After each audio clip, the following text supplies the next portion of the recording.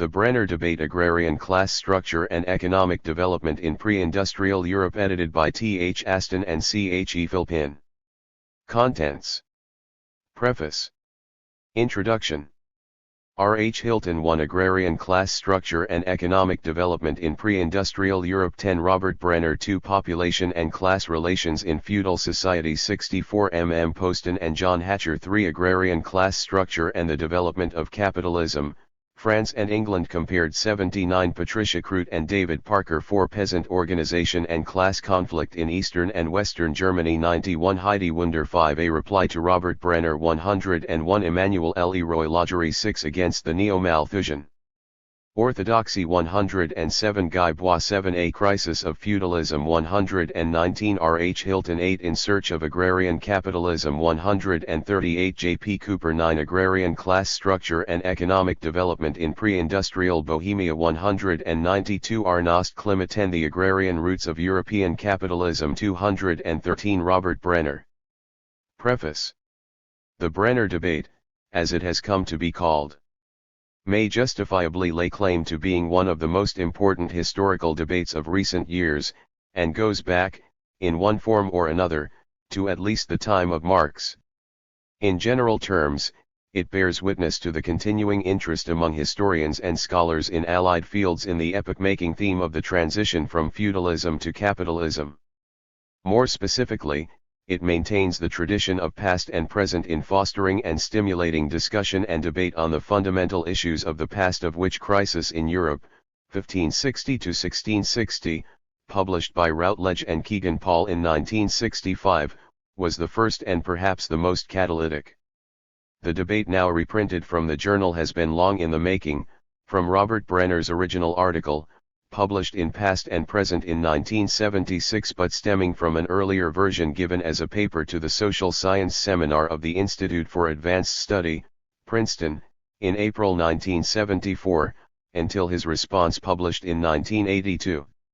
Regrettably, two of the contributors, Professor Sir Michael Poston and Mr. J. P. Cooper, died before the debate was concluded, but their contributions stand as outstanding examples of their own different but equally stimulating approaches to the question.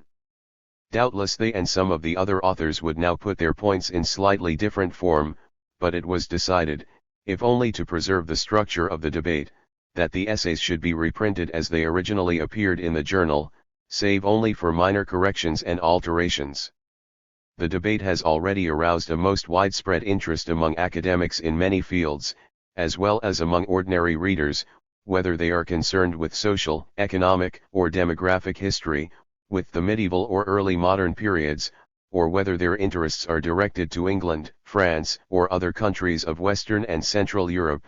It has also had a most welcome readership among sociologists, historians of ideas, historiographers, and students of peasant societies, and indeed of Western civilization as a whole. But it cannot aspire to be definitive, and we would not wish it to be seen in that light.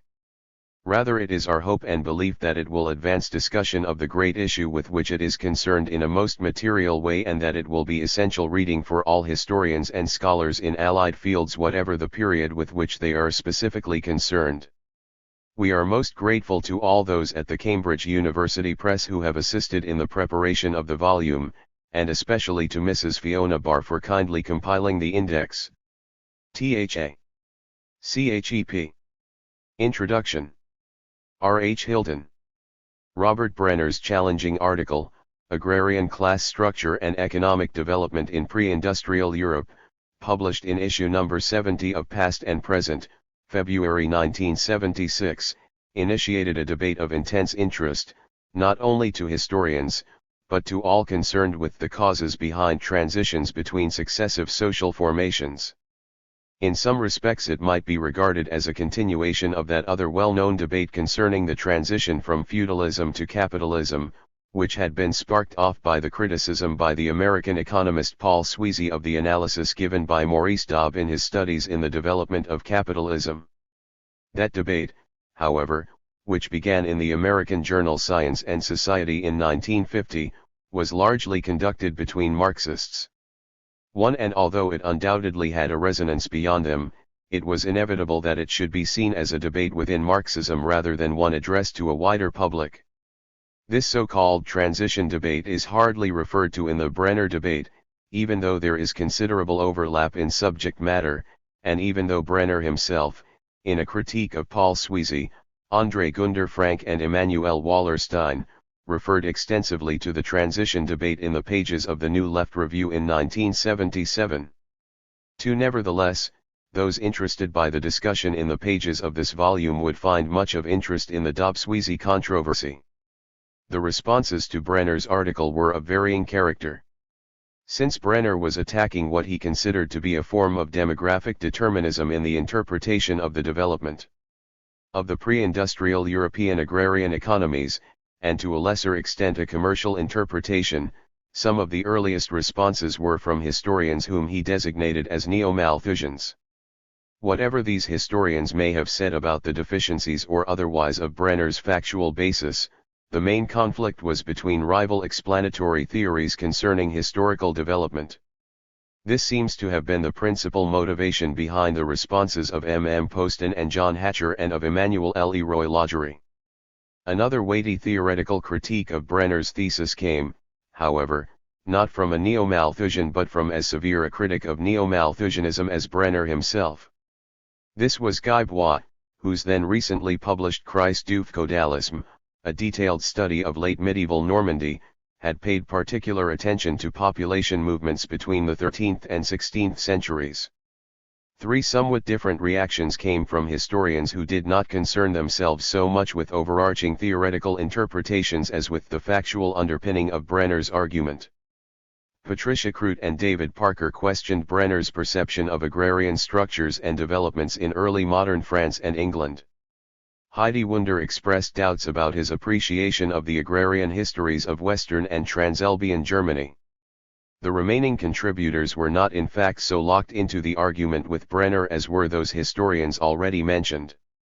My own essay was based on a lecture given in Germany in 1977 and was unrelated to the Brenner debate, but included in the symposium because of the relevance of its theme. J. P. Cooper's article, unrevised because of his death, was, no doubt, influenced by the debate but was a development of his own particular interests in the economic and social history of early modern Europe. It would seem too that Arno St. Klima's article is similarly a development of his own preoccupation with the early history of Bohemian capitalism rather than a specific response to Brenner. As will be seen, then, the contributions to the symposium relate to issues raised by Brenner but in rather different ways.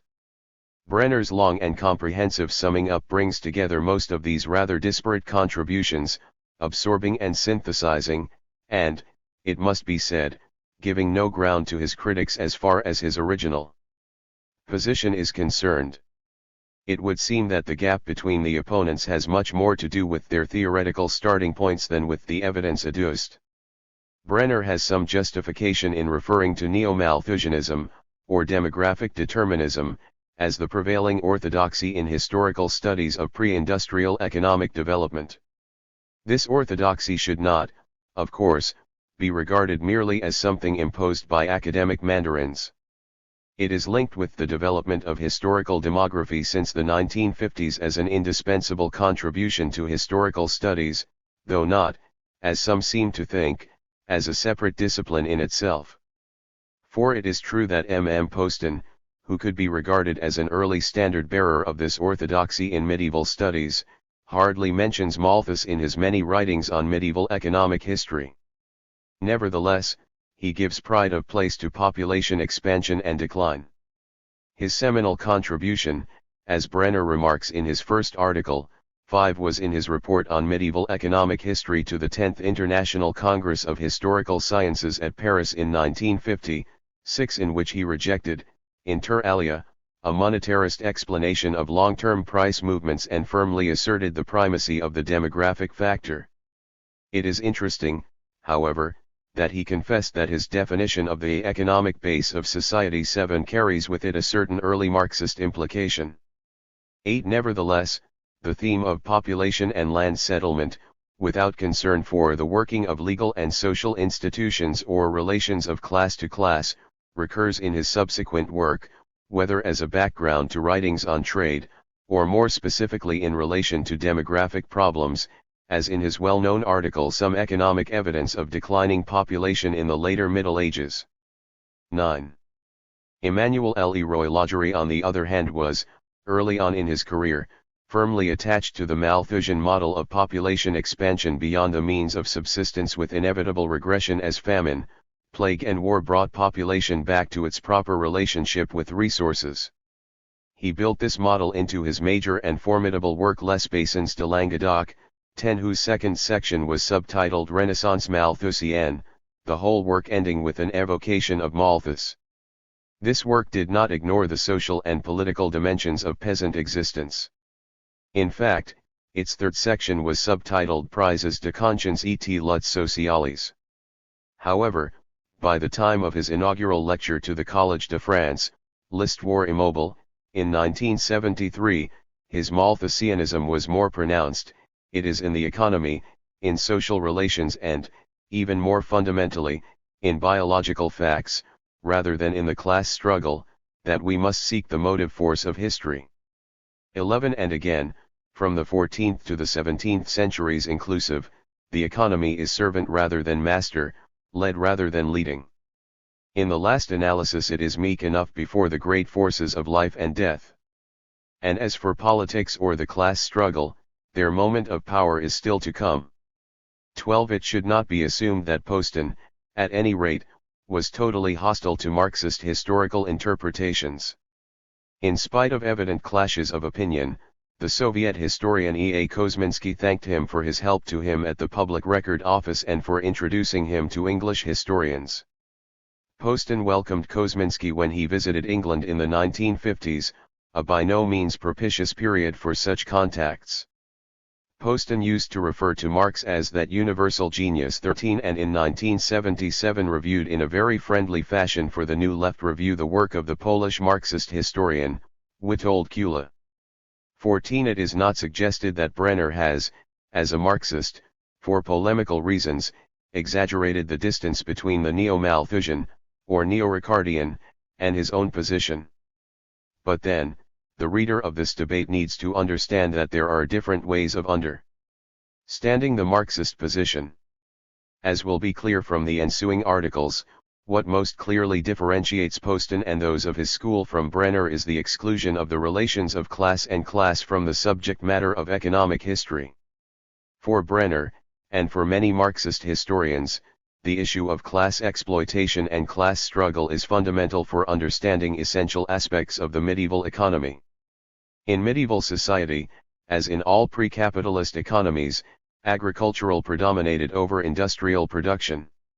The peasants, who were overwhelmingly the principal producers, certainly put some of their product onto the market in order to acquire cash to buy industrial goods and products like salt, and especially to be able to pay rent and tax. But most of their production was for self-subsistence and economic reproduction.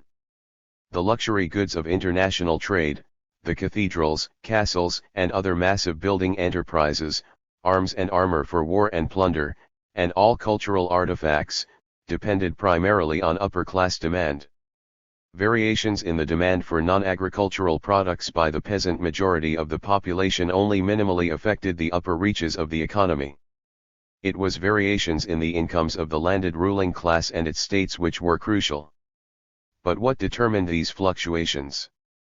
Since the principal component of these incomes was rent, one must inquire what determined the level of rent. It is here that the Marxist contribution becomes relevant. Medieval peasants were not free agents in a market for land which they could take up or leave as they wished.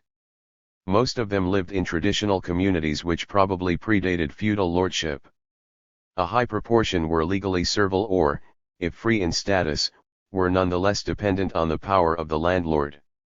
For Marxist historians, whatever may have been the influence of the land-labor ratio or of the technological level of agrarian production, the power of the landlord was a crucial element in determining the level of rent. The relationship between landlord and tenant was political rather than economic, hence the use of the term non-economic compulsion, contrasted by Marx with the free bargaining between capitalist and wage worker in a capitalist economy. Non-economic compulsion was not, however, uniformly successful. The exaction of rent, whether as labor service, in kind, or in cash, would be seen by the peasant producer as an open appropriation of his product.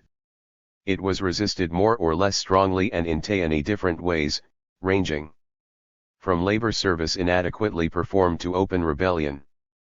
This was the conflict of classes, central to Marxist theory.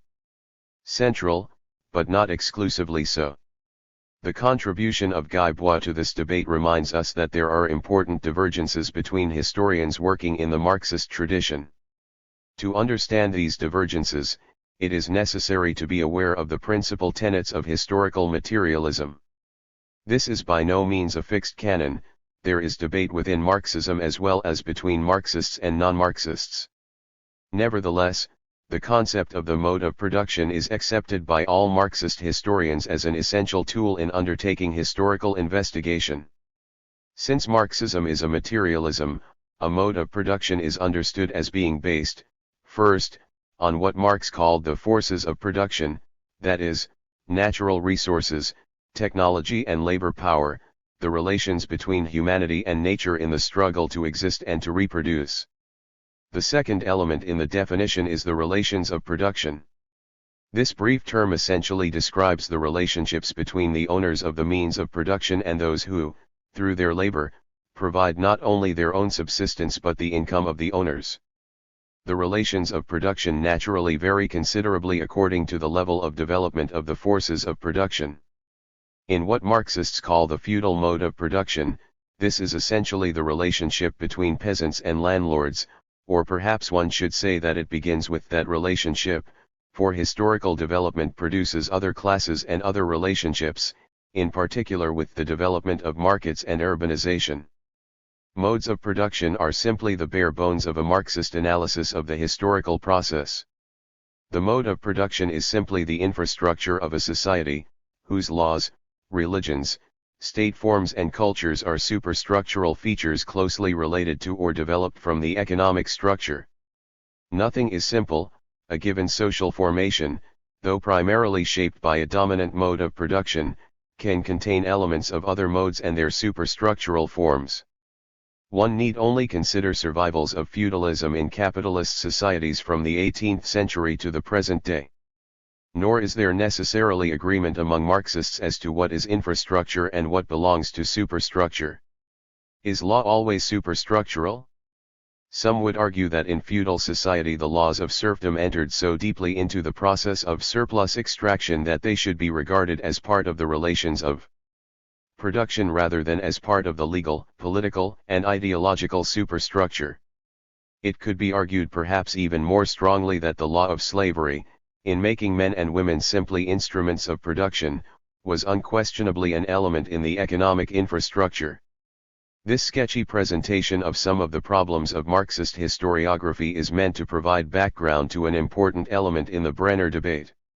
What caused movement in history? For Brenner, the class struggle has primacy.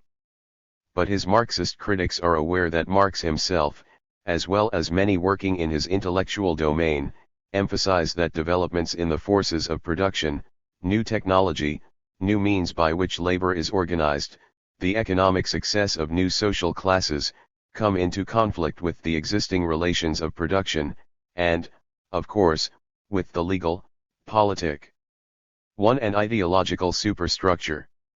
So, to which element in the mode of production do we ascribe primacy in causing movement from one social formation to another? It is possible, somewhat crudely, to give primacy to technological development. The hand mill gives you society with the feudal lord, the steam mill society with the industrial capitalist, to quote an early formulation of Marx. 15. But it is also clear that those who would give primacy to class conflict must recognize that, however crucial in feudal society was the determination of ruling class incomes through the struggle over rent, this struggle by no means occurred in an unchanging context. In particular, as Maurice Dobbs suggested many years ago, the land/labor ratio is of crucial importance in a society where peasant production predominates. It can hardly be doubted that the conflict over rent will result in different outcomes where there is an abundance of land and a shortage of tenants as compared with the situation characteristic of Western Europe around 1300, where land was overoccupied to such a degree that with a shortage of pasture and an overcrowding of infertile arable, the productivity of agriculture was severely reduced. These contradictions cannot be understood without appreciating that labor power is crucially affected by the essential elements in the demographic profile of a society: birth, fertility, and mortality. This, above all, in a society where the basic units of production, the peasant holdings and the artisan workshops, had a labor force based on the family. Brenner, as will be perceived by readers of the debate, strongly emphasizes the class struggle rather than developments in the forces of production as being the determinant of the various historical developments in the countries of late medieval and early modern Europe. This leads, among other things, to the conclusion that a successful struggle by peasants to protect the integrity of the tenancy of their holdings led to a sort of historical regression. This was because small-scale production was by its nature incapable of technological innovation, and that this had to be left to proto-capitalist landowners and well-to-do yeomen, who would lay the basis for fully fledged capitalist agriculture. Whether small-scale agricultural production was incapable of innovation is a matter for debate not only among historians but also among those concerned with surviving modern, especially Third World, peasantries. One might suggest that the question is not necessarily blocked by the fact that England, pioneer of industrial capitalism, did happen to develop, to begin with, an agrarian capitalism based on the destruction of the peasantry. As has been indicated, there are Marxist historians who, without denying the importance of class conflict in feudal society, lay more emphasis than does Brenner on economic factors, which, in Marxist terminology, would privilege the forces of production rather than the relations of production. Some of them, in fact, see an inner logic in the feudal mode of production analogous to an argument of Marx about modern capitalist development which was not linked to class conflict. Marx suggested that capitalist technological progress in large-scale factory production brought about a changing organic composition of capital, an increasing amount of capital invested in machinery and raw material as against labor power, a falling rate of profit and periodic crises of overproduction. Both Bois and Kuhle lay stress, though inevitably in different ways, 16 on a structural contradiction within feudalism between large-scale feudal land ownership and the small-holding peasant unit of production. In medieval feudalism there was a long-term fall in the rate of feudal levy, beginning, according to Bois, during the expansion phase, when increasing numbers of peasant families were forced into the subclass of smallholders without adequate subsistence. This economic logic was by no means identical to that perceived by Marx in capitalist production, but it was not, at any rate totally, determined by the conflict between lord and peasant at the political level, in Brenner's meaning of the term. It may be of interest that the divergence between Marxists who particularly emphasize the role of class conflict and those who rather look at the whole mode of production without privileging the class struggle is not peculiar to this debate. It has, for instance, arisen in discussion among French Marxist historians concerning the crisis of the ancient world. Some accept a view also held by some non-Marxists that the mode of production based on slavery was becoming less and less profitable because of the shortage of slaves and because of the technological backwardness which was a legacy of reliance on cheap slave labor. Others insist that ancient slavery was itself profitable, provided that the control of slave labor could be assured, but that this failed because of the increasing success of slave rebellions in the later Roman Empire. 17 Those emphasizing class struggle accuse their Marxist critics of economism, and these in turn accuse their opponents of politicism. It goes without saying, of course, that each tendency denies the overemphasis of which it is accused. In the same way, the neo-Malthusians deny that they neglect social structure, class divisions, and the realities of exploitation. The readers of this volume will have plenty of opportunity to judge these matters and to retread the paths cleared by Robert Brenner and his critics. 1. Agrarian class structure and economic development in pre-industrial Europe *. Robert Brenner. General interpretations of the processes of long-term economic change in late medieval and early modern Europe have continued to be constructed almost exclusively in terms of what might loosely be called objective economic forces, in particular, demographic fluctuations and the growth of trade and markets. A variety of models have been constructed centering on these forces. But whatever the exact nature of the model, and whether the pressure for change is seen to arise from urbanization and the growth of trade or an autonomous demographic development, a market supply/demand mechanism is usually assumed to provide the elementary theoretical underpinnings. So, the response of the agrarian economy to economic pressures, whatever their source, is more or less taken for granted, viewed as occurring more or less automatically, in a direction economically determined by the laws of supply and demand. In the construction of these economic models, the question of class structure tends to be treated in a variety of ways. Typically, there is the statement that one is abstracting, for the moment, from the social or class structure for certain analytical purposes. The fact remains that in the actual process of explanation, that is in the application of the model to specific economic historical developments, class structure tends, almost inevitably, to creep back in. Sometimes, it is inserted, in an ad hoc way, to comprehend a historical trend which the model cannot cover.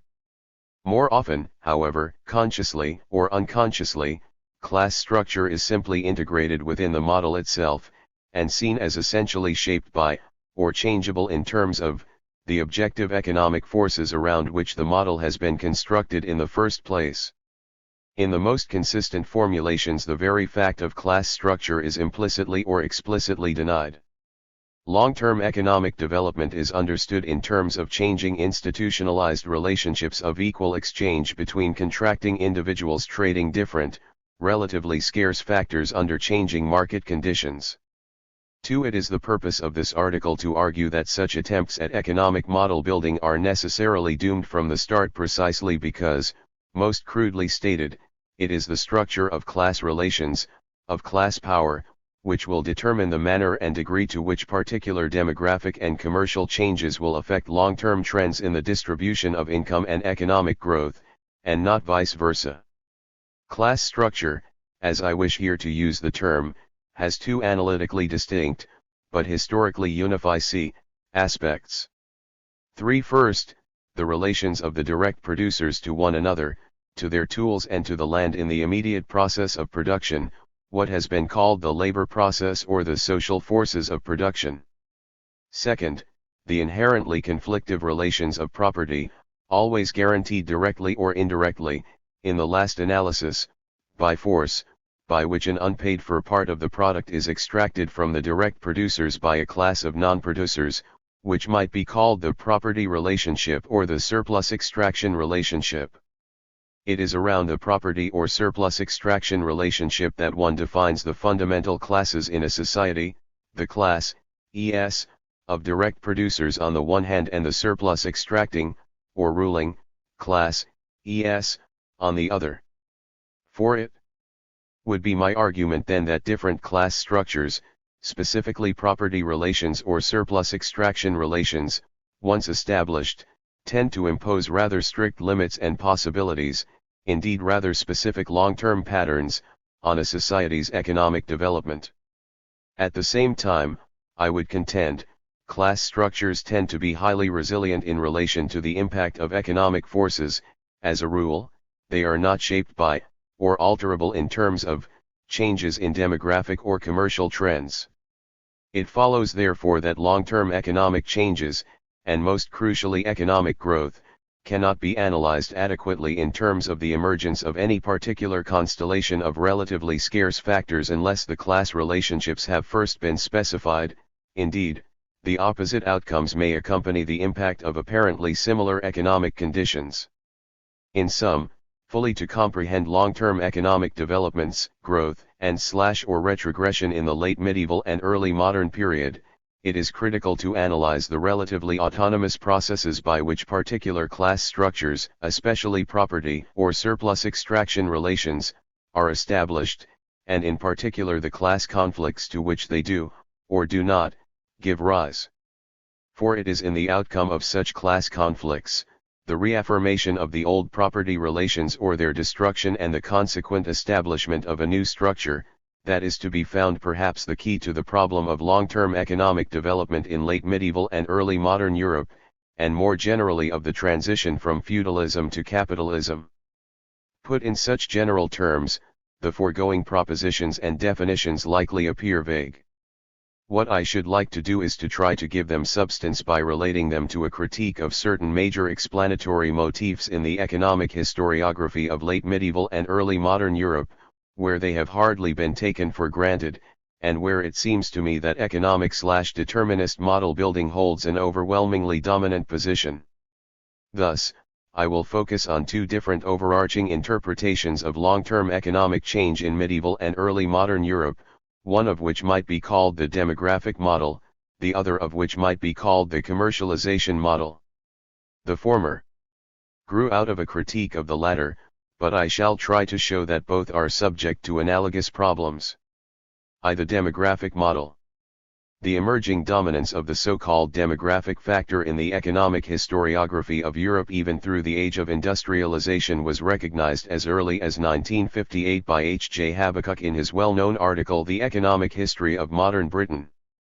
As Habakkuk wrote, for those who care for the overmastering pattern, the elements are evidently there for a heroically simplified version of English history before the 19th century in which the long-term movements in prices, in income distribution, in investment, in real wages, and in migration are dominated by changes in the growth of population.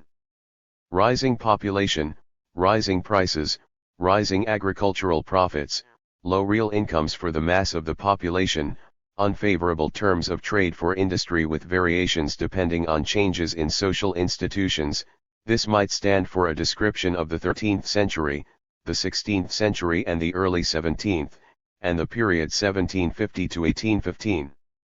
Falling or stationary population with depressed agricultural profits but higher mass incomes might be said to be characteristic of the intervening periods.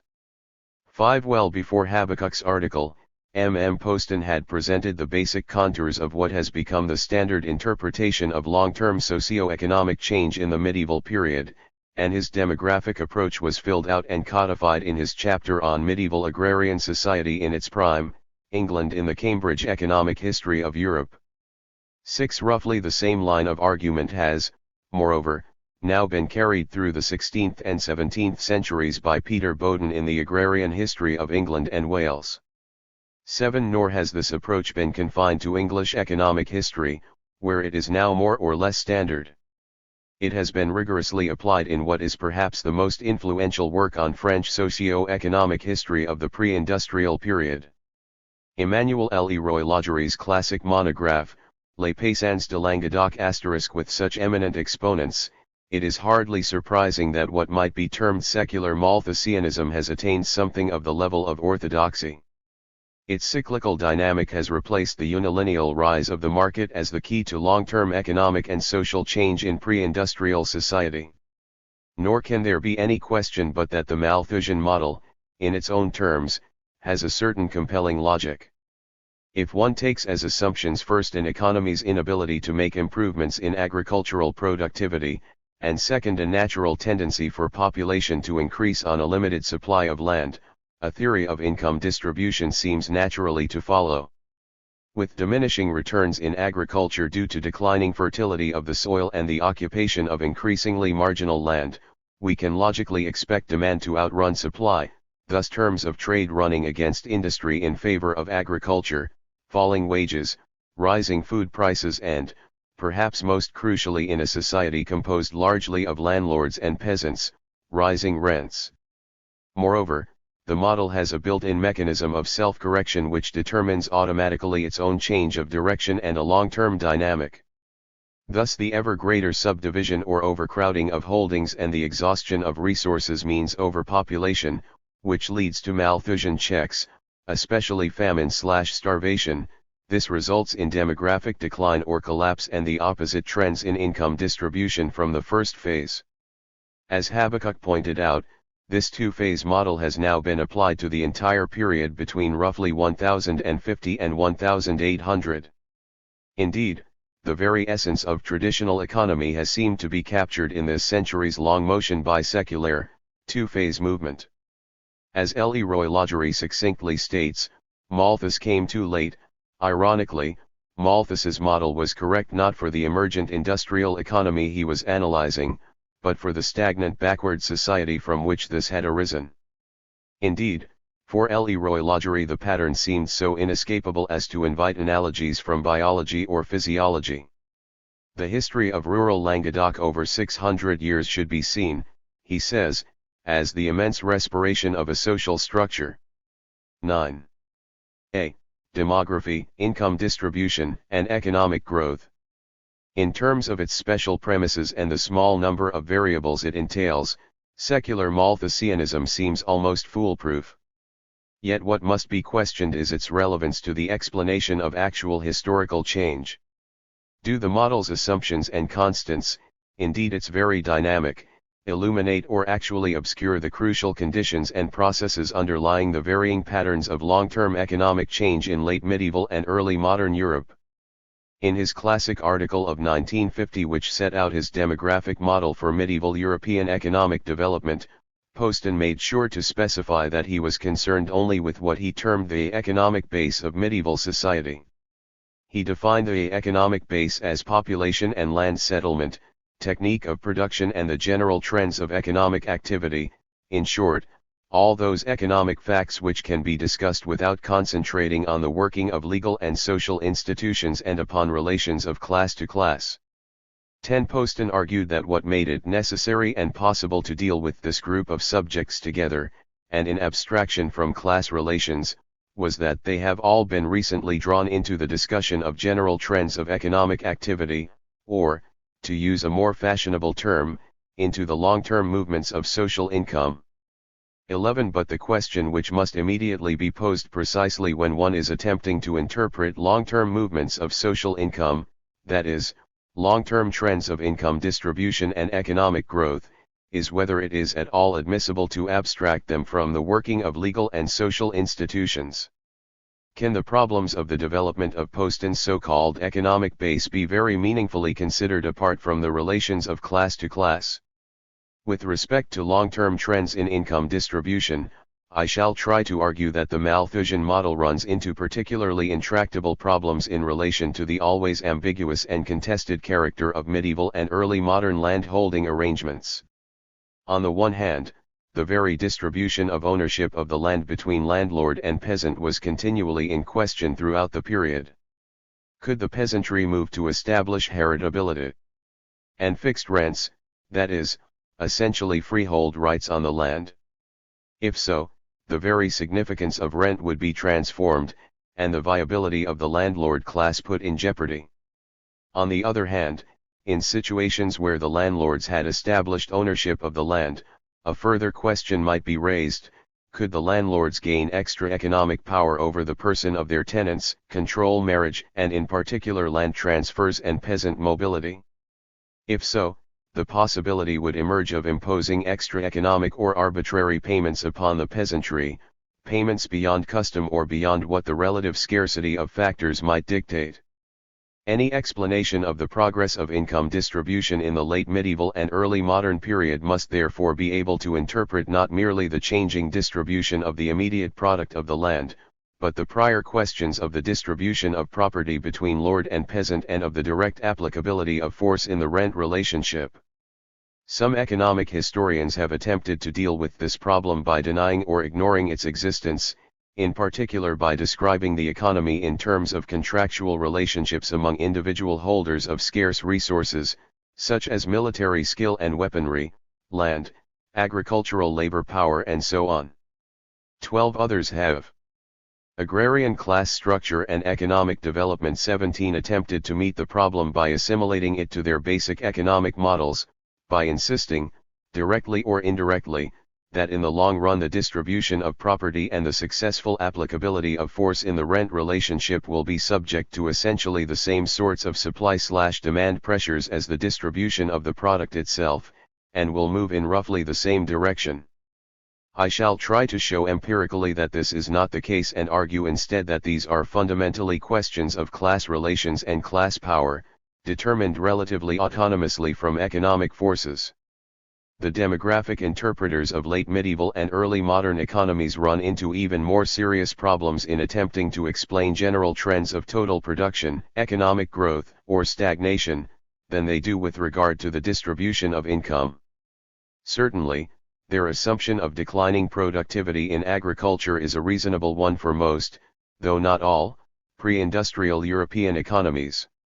Indeed, these economic historians have been able to specify clearly some of the technical and economic roots of long-term falling yields through their researches into the problems of maintaining soil fertility in the face of a shortage of animals and fertilizer, especially under conditions of backward agricultural organization and technique and low levels of investment.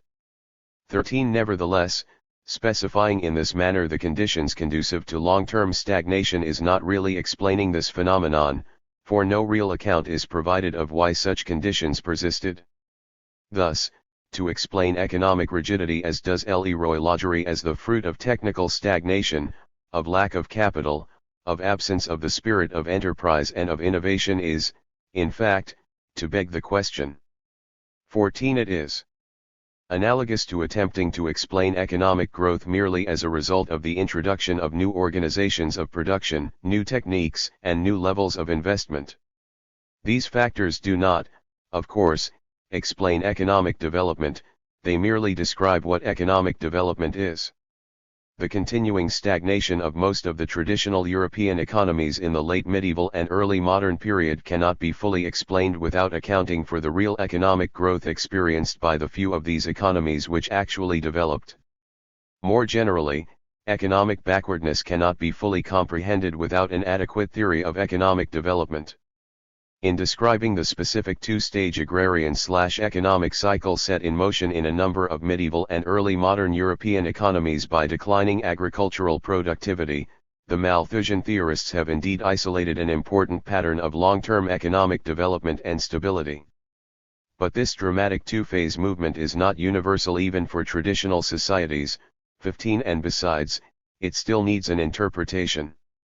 I shall argue that the Malthusian cycle of long-term stagnation, as well as other forms of economic backwardness, can only be fully understood as the product of established structures of class relations, particularly surplus extraction relations, just as economic development can only be fully understood as the outcome of the emergence of new class relations more favorable to new organizations of production, technical innovations, and increasing levels of productive investment.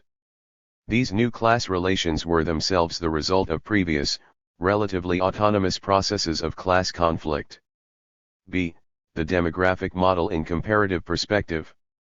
I hope the force of these objections will appear more compelling as they are specified in particular historical cases. My concrete method of critique is exceedingly simple and obvious. It is to observe the prevalence of similar demographic trends throughout Europe over the 600 or 700-year period between the 12th and the 18th centuries and to show the very different outcomes in terms of agrarian structure, in particular the patterns of distribution of income and economic development, with which they were associated. In this way, I may begin to expose the problems inherent in the complementary and connected demographic deterministic models of Poston, for the 12th to 15th centuries, and Leroy Lagery, for the 16th to 18th centuries. Demographic growth, according to Poston, characterizes the 12th and 13th centuries. It leads to the occupation of marginal lands and the decreasing fertility of the soil, in short, a rising demand for a relatively inflexible supply of food and land, thus, rising food prices and rising rents. However, as Poston is of course aware, we are dealing in this period with a very peculiar form of rent. There is very little in the way of direct lease and contract. We have instead a theoretically fixed, but actually fluctuating, structure of customary rights and obligations that define land-holding arrangements. These specify in the first place the regular, ostensibly fixed, payments to be made by the peasant to the lord in order to retain his land. But they often lay down, in addition, a further set of conditions of land holding, the lord's right to impose additional extraordinary levies, tollages and fines, the peasant's right to use, transfer, and inherit the land, and finally, the very disposition of the peasant's own person, in particular his freedom of mobility. Now it is Poston's argument that these latter conditions, which together define the peasant's customary status, his freedom or unfreedom, insofar as they are relevant to long-term economic trends, can be more or less directly assimilated to his supply/demand demographic model. Thus the central point for Poston is that, due to developing pressure of population, the 13th century is a period in which the landlord's position improves vis-a-vis the peasants not only in those few areas where what might be termed modern leaseholding has emerged, but also in the so-called customary sector. Thus competition for land induces the peasantry to accept a serious degradation of their personal/tenurial status in order to hold on to their plots, and this, in turn, exacerbates the generally deteriorating economic situation to which they are being subjected simply by forces of supply and demand. So, in order to retain their land, the peasants must submit in particular to 1. Increasing arbitrary taxes, fines, tollages, levied above and beyond the traditional rent, and 2. Increasing labor services on the lord's domain. These increased payments are part and parcel of the generally increasing ability of the lord to control the peasants and determine their condition. In other words, for Poston, the extra economic relationships between lord and peasant, specifically, those payments which are associated with increasing peasant unfreedom, can be understood in terms of the same form of relative scarcity of factors argument that would apply to purely market contractual arrangements, and indeed conduce to the same effect in terms of income distribution between lord and peasant. As Poston says, for example, at one point, the fluctuation of labor services requires no other explanation than that which is provided by the ordinary interplay of supply and demand for villein service and supply of villein labor. The 14th and 15th centuries witnessed a decline in population as a result of falling productivity, famine, and plague. Ultimately, demographic catastrophe led to a drastic reversal of the man/land ratio. Poston thus argues, consistently enough, that this demographic change brought about precisely the opposite conditions to those which had prevailed in the 13th century. Scarcity of peasants meant a decline not only in the level of rent, but equally in the lord's ability to restrict peasant mobility, and peasant freedom in general. With competition among lords to obtain scarce peasant tenants, one gets, according to the laws of supply and demand, not only declining rents in general, and labor services in particular, but the giving up by the lords of their rights to control the peasantry. Demographic catastrophe determines the fall of serfdom. 17. Leroy Lagery takes up the cycle from the point where Poston leaves it, that is, at the end of the 15th century. Serfdom is now no longer extant in either England or most of France.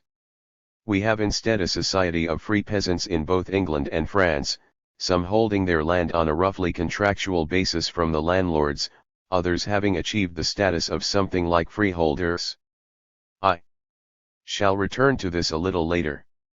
At any rate, as has been noted, we get a repetition of the two-phase movement Poston charted for the 12th and 13th centuries and then the 14th and 15th centuries, that is, first an upward push in population during the long 16th century leading to rising rents, falling wages and the disintegration of peasant holdings.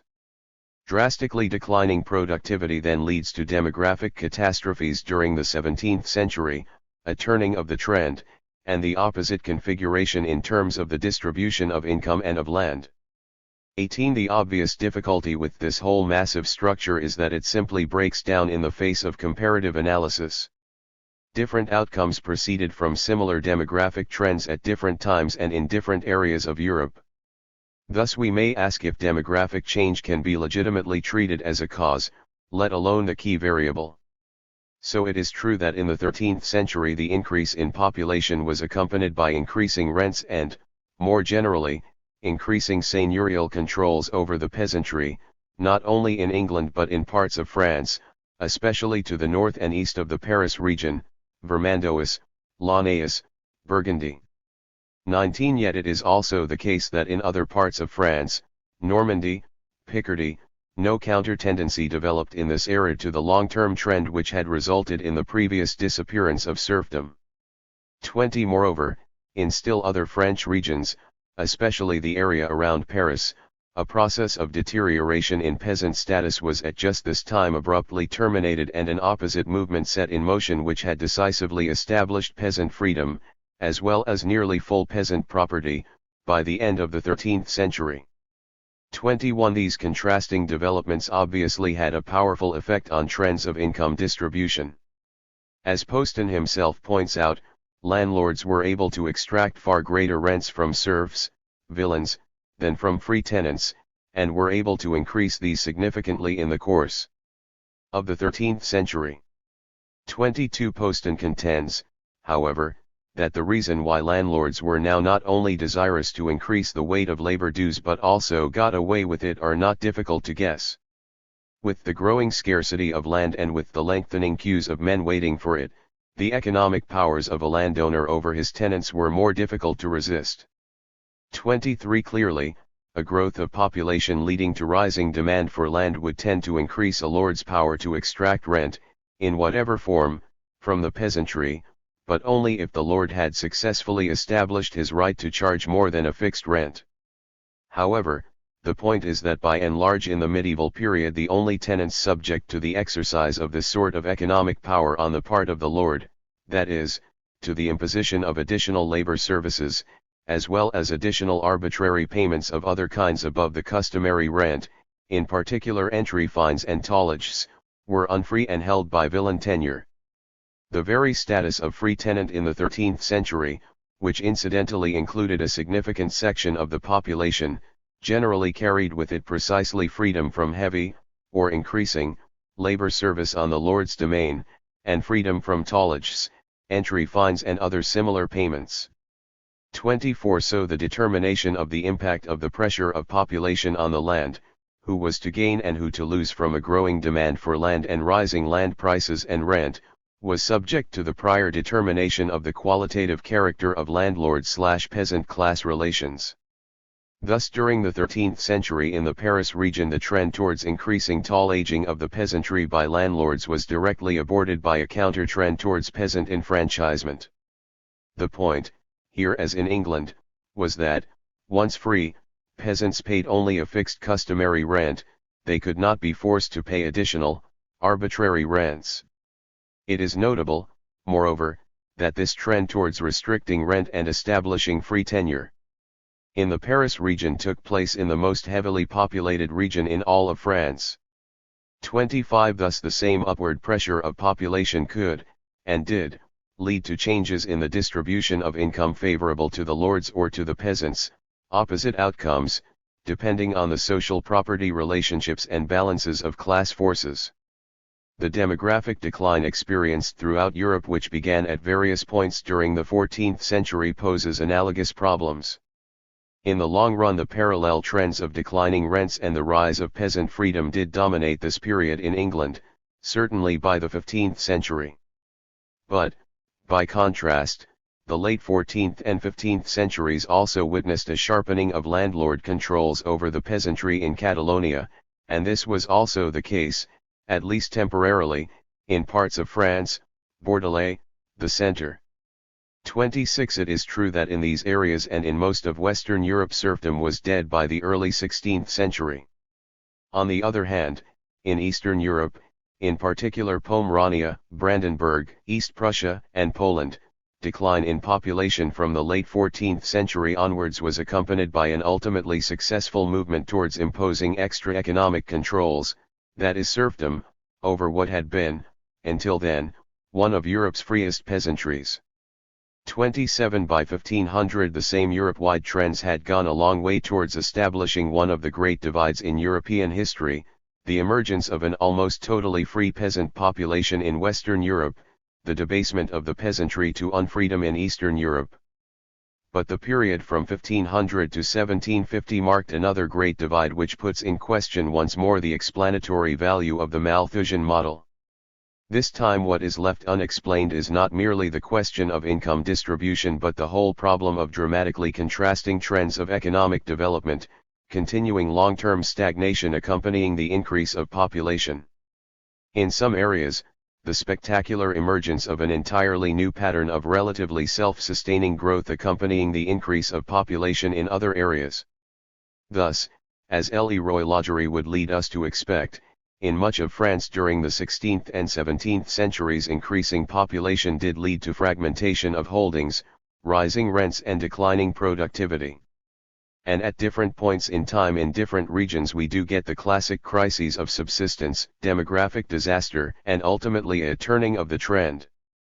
28 Nevertheless, ironically, the parallel growth of population in England in this same period has been used to explain precisely opposite developments.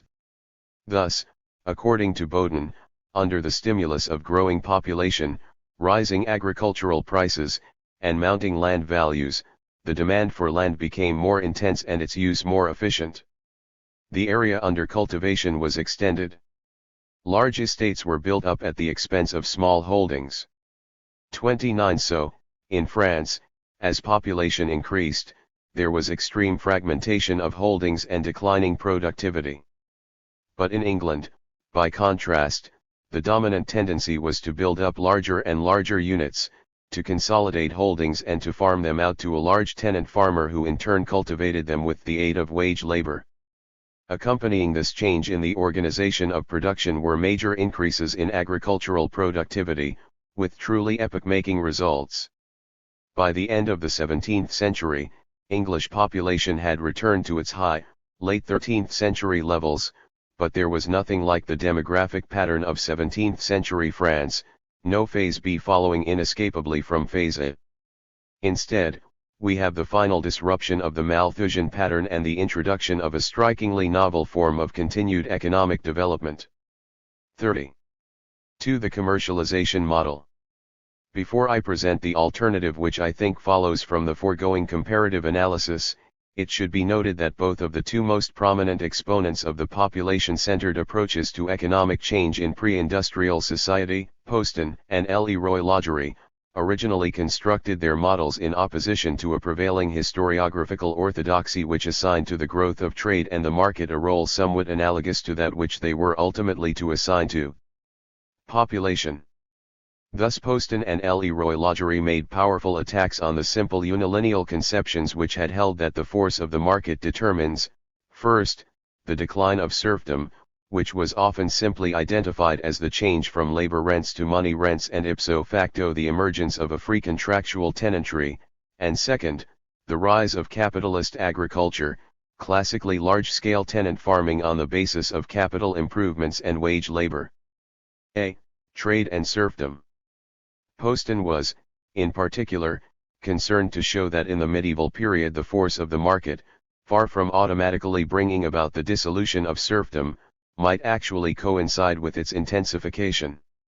He demonstrated, for example, that in some areas most accessible to the London market the trend towards increased labor services and the seigneurial reaction of the 13th century was most intense.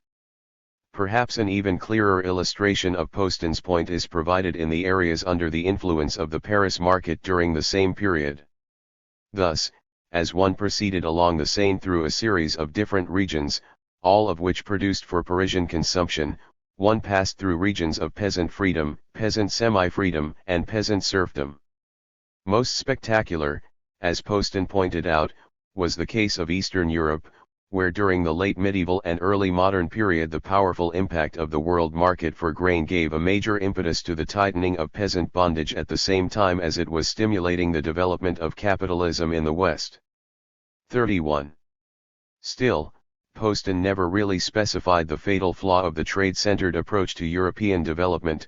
This, in my view, is its tendency to ignore the fact that serfdom denoted not merely, nor even primarily, labor dues as opposed to money dues, but, fundamentally, powerful landlord rights to arbitrary exactions and a greater or lesser degree of peasant unfreedom. Thus serfdom involved the landlord's ability to control his tenant's person, in particular his movements, so as to be able to determine the level of the rent in excess of custom or what might be dictated by the simple play of forces of supply and demand. For this reason the decline of serfdom could not be achieved, as is sometimes implied, through simple commutation, the equal exchange of money rent for labor rent, which might be transacted in the interest of greater efficiency for both parties. 32. What would remain after commutation was still the lord's power over the peasant. Indeed, it is notable that commutation could be unilaterally dictated, and reversed, at the lord's will. Thus, as Poston points out, commutation was an extremely widespread development in 12th century England, but this trend did not signify the emancipation of the peasants, for in the 13th century they were once again made subject to the landlord's demands for services. Indeed, even where the lord did not decide to take labor services, the peasant was still required to pay money fees to buy off his labor dues, and moreover remained subject to those arbitrary exactions, tolliges, entry fines, and so on, which were bound up with his status as a bondsman. 33. What therefore had to be eliminated to bring about the end of serfdom was the type of unequal exchange which was manifested in the direct, forceful, extra-economic controls exerted by the lord over the peasant. Since the essence of serfdom was the lord's ability to bring extra market pressure to bear upon the peasants in determining the level of rent, in particular by preventing peasant mobility and thus a free market in tenants, it is hardly surprising that fluctuations in trade, indeed of market factors of any type, were not in themselves enough to determine the dissolution of serfdom. Serfdom was a relationship of power which could be reversed, as it were, only in its own terms, through a change in the balance of class forces. Obviously, there might be periods when the enormous demand for land, and thus for tenancies, deriving in particular from the rising pressure of population, would allow the lords to take a very relaxed attitude towards peasant mobility, voluntarily easing restrictions on their villein tenants' movements, since they could always get replacements, quite often indeed on better terms. The latter part of the 13th century, as noted, was probably just this sort of period. But evidence from such a period cannot legitimately be used to argue for the end, or the essential irrelevance, of peasant unfreedom. 34. Serfdom can be said to end only when the lord's right and ability to control the peasantry, should they desire to do so, has been terminated.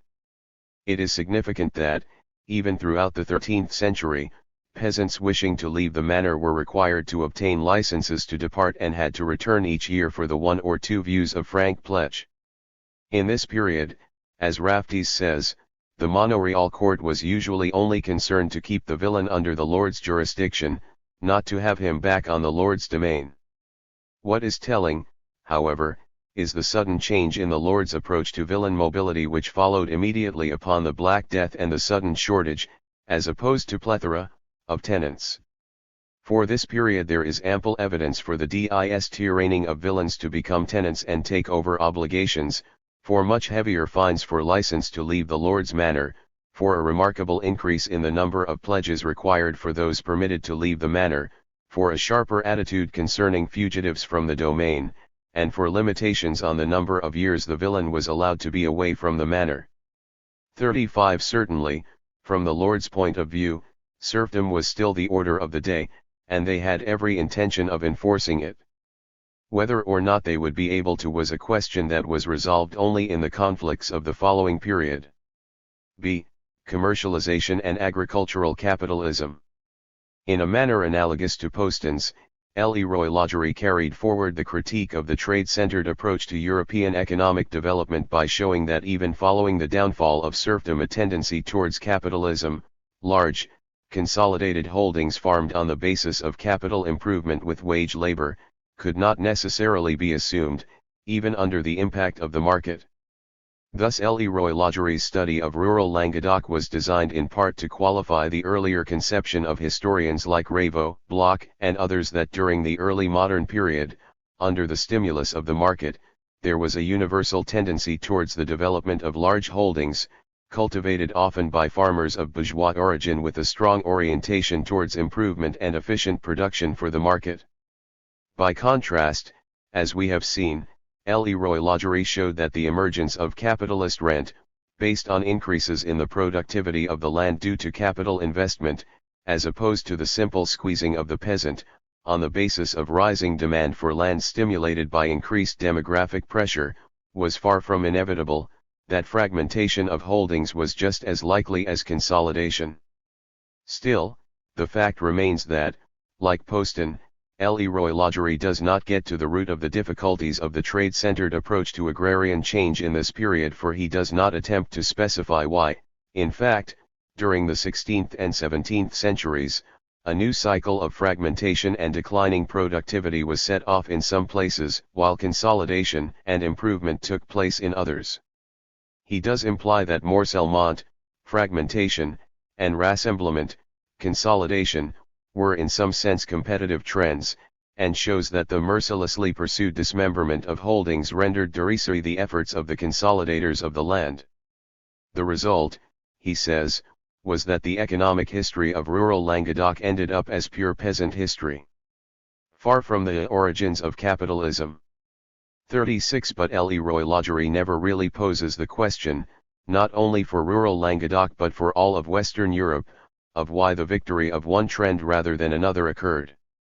37 Nor does he search for an answer, as I am inclined to do, in the emergence of a structure of ownership of land which provided the peasantry in most of France, in contrast to England and elsewhere, with relatively powerful property rights over comparatively large areas of the land. This presented a powerful barrier to those who wished to concentrate land. For whatever the market situation or the price of land, the peasantry would not in general easily relinquish their holdings, the basis of their existence and that of their heirs. It was thus, I will argue, the predominance of petty proprietorship in France in the early modern period which ensured long-term agricultural backwardness. 38 This was not only because of the technical barriers to improvement built into the structure of small holdings, especially within the common fields. It was, as I shall try to demonstrate, because peasant proprietorship in France came to be bound up historically with the development of an overall property or surplus extraction structure which tended to discourage agricultural investment and development, in particular, the heavy taxation by the monarchical state, the squeezing of peasant tenants, leaseholders, by the landlords, and, finally, the subdivision of holdings by the peasants themselves. 39. 3. Class conflict and economic development. In sum, despite the destructive force of their attacks upon the unilineal trade-centered theories of economic change, it may be doubted that either Poston or Leroy Lagery has carried his critique quite far enough. For, rather than searching for underlying differences which might account for contrasting lines of development in different places under similar constellations of economic forces, both Poston and Leroy Lagery have chosen to construct new models largely by substituting a different objective variable, population, for the old, discredited one, commerce. Because, in my view, they have failed to place the development of class structure and its effects at the center of their analyses. Their own cyclical Malthusian models encounter, as we have seen, precisely the same sorts of difficulties in the face of comparative history that they themselves exposed in their criticisms of the trade-centered unilineal approaches. In particular, their methods prevent them from posing what in my view are perhaps the two fundamental problems for the analysis of long-term economic development in late medieval and early modern Europe, or more generally, the transition from feudalism to capitalism. 1. The decline versus the persistence of serfdom and its effects. 2. The emergence and predominance of secure small peasant property versus the rise of landlord/large tenant farmer relations on the land. In historical terms this means, at the very least, 1. A comparative analysis of the intensification of serfdom in Eastern Europe in relation to its process of decline in the West. 2. A comparative analysis of the rise of agrarian capitalism and the growth of agricultural productivity in England in relation to their failure in France. Simply stated, it will be my contention that the breakthrough from traditional economy to relatively self-sustaining economic development was predicated upon the emergence of a specific set of class or social property relations in the countryside, that is, capitalist class relations. This outcome depended, in turn, upon the previous success of a two-sided process of class development and class conflict, on the one hand, the destruction of serfdom, on the other, the short-circuiting of the emerging predominance of small peasant property. 40. A. The decline of serfdom. One can begin by agreeing with Poston that there was a long-term tendency to demographic crisis inherent in the medieval economy. But this tendency to crisis was not a natural fact, explicable solely by reference to available human and natural resources in relation to an ostensibly given level of technique. It was, rather, built into the interrelated structure of peasant organization of production on the one hand, and, on the other, the institutionalized relationships of serfdom by which the lord was able to extract a feudal rent. Thus the inability of the serf-based agrarian economy to innovate in agriculture even under extreme market incentives to do so is understandable in view of the interrelated facts, first, of heavy surplus extraction by the lord from the peasant and, second, the barriers to mobility of men and land which were themselves part and parcel of the unfree surplus extraction relationship. Thus the lord's surplus extraction, rent, tended to confiscate not merely the peasant's income above subsistence, and potentially even beyond, but at the same time to threaten the funds necessary to refurbish the peasant's holding and to prevent the long-term decline of its productivity.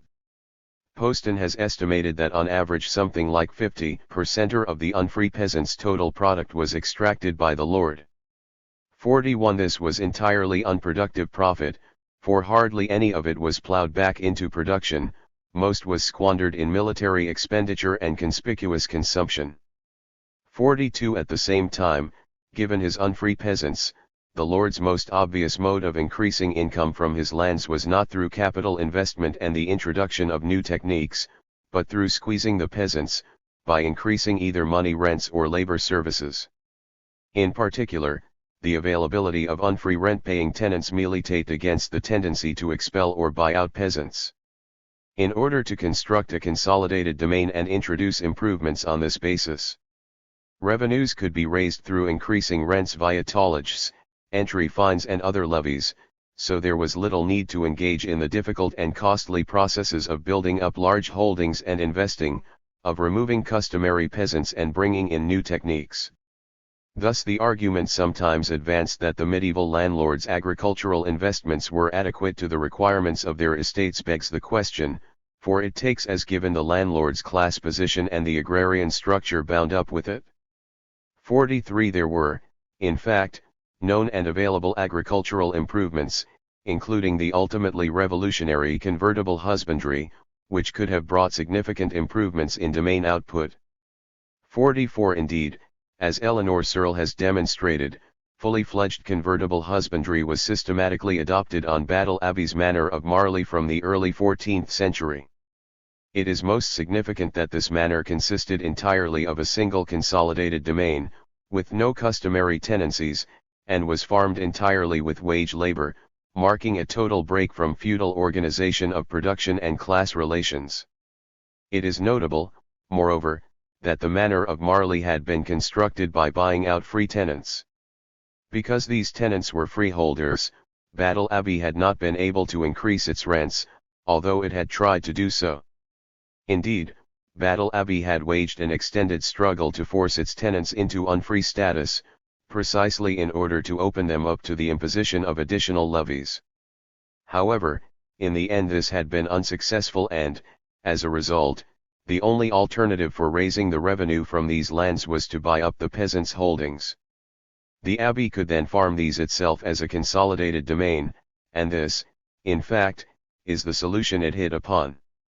45. Of course the methods used on the manor of Marley by Battle Abbey were almost totally ignored by English landlords. They generally did not have to improve, to raise labor productivity, efficiency, and output, in order to increase income. This was because they had an alternative, exploitative mode available to them, the use of their position of power over the peasants to increase their share of the product. At the same time, because of lack of funds, due to landlords' extraction of rent and the extreme maldistribution of both land and capital, especially livestock, the peasantry were by and large unable to use the land they held in a free and rational manner. They could not, so to speak, put back what they took out of it. Thus the surplus extraction relations of serfdom tended to lead to the exhaustion of peasant production per se, in particular, the inability to invest in animals for plowing and as a source of manure led to deterioration of the soil, which in turn led to the extension of cultivation to land formerly reserved for the support of animals. This meant the cultivation of worse soils and at the same time fewer animals, and thus in the end a vicious cycle of the destruction of the peasants' means of support. The crisis of productivity led to demographic crisis, pushing the population over the edge of subsistence. 46. On the other hand, the lord's property relationships to that small group of peasants who had enough land to produce a marketable surplus and thus the potential to accumulate, that is, to concentrate land, assemble a labor force and introduce improvement, was also a barrier to the development of productivity. 47. First, of course, feudal rent itself limited the funds available for accumulation. Second, restrictions on peasant mobility not only prevented peasant movement to areas of greater potential opportunity, but tended to limit the development of a free market in labor. 48. Finally, feudal restrictions on the mobility of land tended to prevent its concentration. Unfree peasants were not allowed to convey their land to other peasants without the lord's permission. Yet it was often in the lord's interest to prevent large accumulating tenants from receiving more land, because they might find it harder to collect the rent from such tenants, especially if they had free status.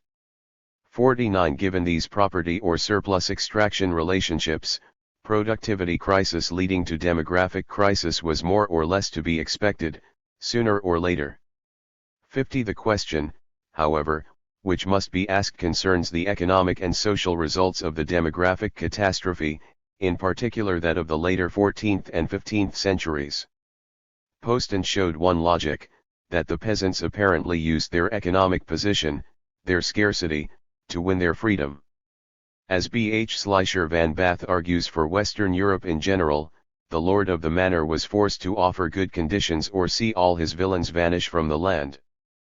51. Yet, curiously, quite another logic has sometimes been invoked to explain the intensification of serfdom in Eastern Europe, viz., that the crisis in seigneurial revenues which followed upon the decline in population and the disappearance of tenants led the lords to assert their control over the peasants and bind them to their lands in order to protect their incomes and their very existence.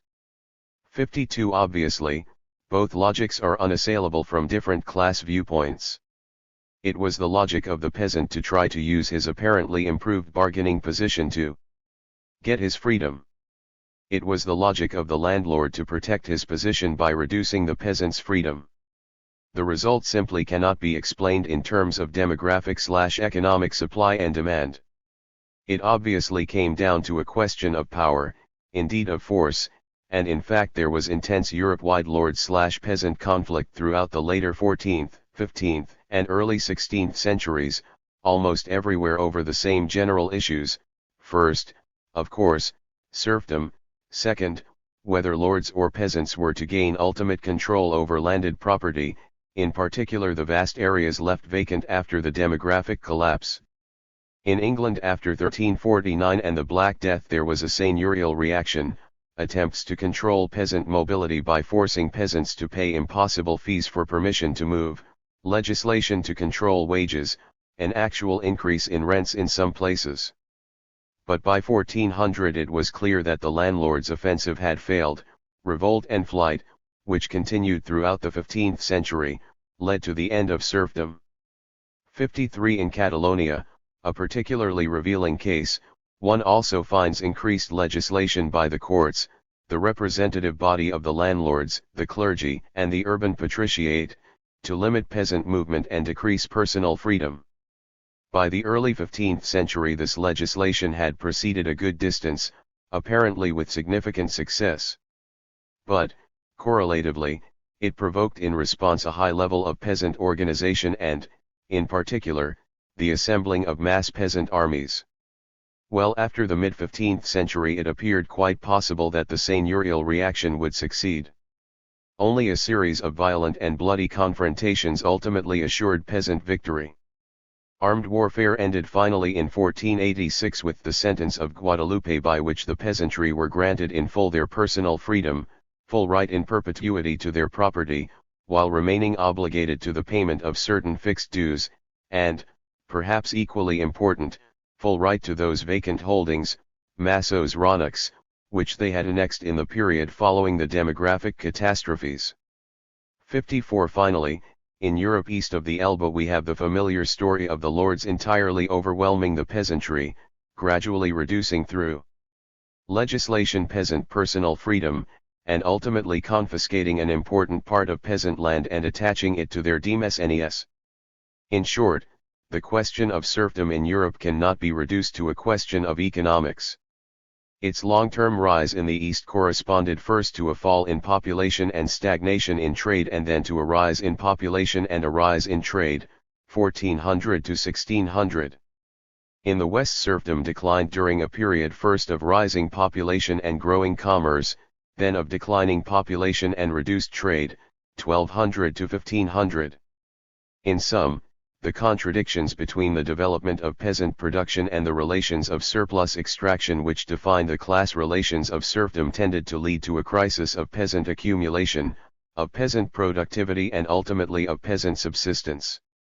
This crisis was accompanied by an intensification of the class conflict inherent in the existing structure, but with different outcomes in different places, the breakdown of the old structure or its re-strengthening, depending on the balance of forces between the contending classes. Thus in the end the serf-based or feudal class structure opened up certain limited patterns of development, gave rise to certain predictable crises and, especially, tended to the outbreak of certain imminent class conflicts. The element of indeterminacy emerges in relation to the different character and results of these conflicts in different regions. This is not to say that such outcomes were somehow arbitrary, but rather that they tended to be bound up with certain historically specific patterns of the development of the contending agrarian classes and their relative strength in the different European societies, their relative levels of internal solidarity, their self-consciousness and organization, and their general political resources, especially their relationships to the non-agricultural classes, in particular, potential urban class allies, and to the state, in particular, whether or not the state developed as a class-like competitor of the lords for the peasants' surplus. Obviously, it is not possible in this compass adequately to account for the differential strengths of lords vis-a-vis peasants and the different patterns of class conflict between them across Europe in the late medieval period. It is necessary, however, at least to pose this problem in order to confront the fundamental question of the success or failure of the seigneurial reaction, which was nearly universal throughout medieval Europe, and thus, especially, the question of the differential outcomes of the later medieval agrarian crises and class confrontations in Eastern and Western Europe, which resulted in totally divergent paths of subsequent social and economic development. It should at least be clear that we cannot find an explanation in the direct impact of forces of supply and demand, whether commercial or demographic in origin, no matter how powerful. Serfdom began its rise in the East, and its definitive downfall in the West. In the period of late medieval demographic decline, it was consolidated during the trans-European increase in population of the 16th and 17th centuries, and it was further sharpened at the time of the demographic disasters of the later 17th century. Nor will the pressure of trade provide a more convincing answer, although, ironically, the rise of large-scale export commerce has sometimes been invoked to explain the rise of serfdom in the East 55, as it has, analogously, the rise of capitalism in the West. It is not, of course, my point to deny the relevance of economic conditions, especially the growth of trade, to the development of class relations and the strength of contending classes. No doubt, in this instance, the income from grain produced by serf-based agriculture and sold by export from the Baltic to the West enhanced the class power of the Eastern lords, helping them to sustain their seigneurial offensive. But the control of grain production, and thus the grain trade, secured through their successful enserfment of the peasantry, was by no means assured by the mere fact of the emergence of the grain markets themselves. In the rich, grain-producing areas of northwestern Germany, the peasants were largely successful in gaining command of grain output in precisely the period of developing enserfment in northeastern Germany, and they appear to have done so after a prolonged period of anti-landlord resistance. In fact, the peasants' ability in this region to control the commerce in agricultural commodities, a share of the Baltic export trade, as well as the inland routes, appears to have been a factor in helping them to consolidate their power and property against the landlords. 56. Indeed, on a more general plane, the precocious growth of commerce in the medieval West has often been taken to explain in large measure the relative strength of the peasantry in Western Europe and thus the decline of serfdom. The growth of the market, it is argued, made possible the emergence of a significant layer of large peasants who, through the sale of agricultural surpluses, were able to accumulate large holdings and, on this basis, to amass power and to play a pivotal role in organizing peasant resistance. 57. So the argument for the disintegrating impact of trade on landlord power appears prima facie to be as convincing as the counter case for its enhancing effects. We are therefore brought back to our point of departure, the need to interpret the significance of changing economic and demographic forces in terms of historically evolved structures of class relations and, especially, differing balances of class power. Perhaps the most widely accepted explanation of the divergence between East and West European development, in particular the rise of serfdom in Eastern Europe, has been found in the weaker development of the towns in this region, which made the entire area more vulnerable to seigneurial reaction. 58. Because the towns were smaller and less developed, they could be more easily overwhelmed by the nobility, thus shutting off a key outlet for peasant flight and depriving the peasants of significant allies. However, this classic line of reasoning remains difficult to accept fully because the actual mechanisms by which the towns had their reputedly dissolving effects on landlord control over the peasantry in Western Europe have still to be precisely specified. The viability of the towns as a potential alternative for the mass of unfree peasantry must be called into question simply in terms of their gross demographic weight. Could the relatively tiny urban centers, which could have surpassed 10% of the total population in only a few European regions, have exerted sufficient attractive power on the rural masses to account for the collapse of serfdom almost everywhere in Western Europe by 1500? 59. The real economic opportunities offered by the towns to rural migrants are also questionable.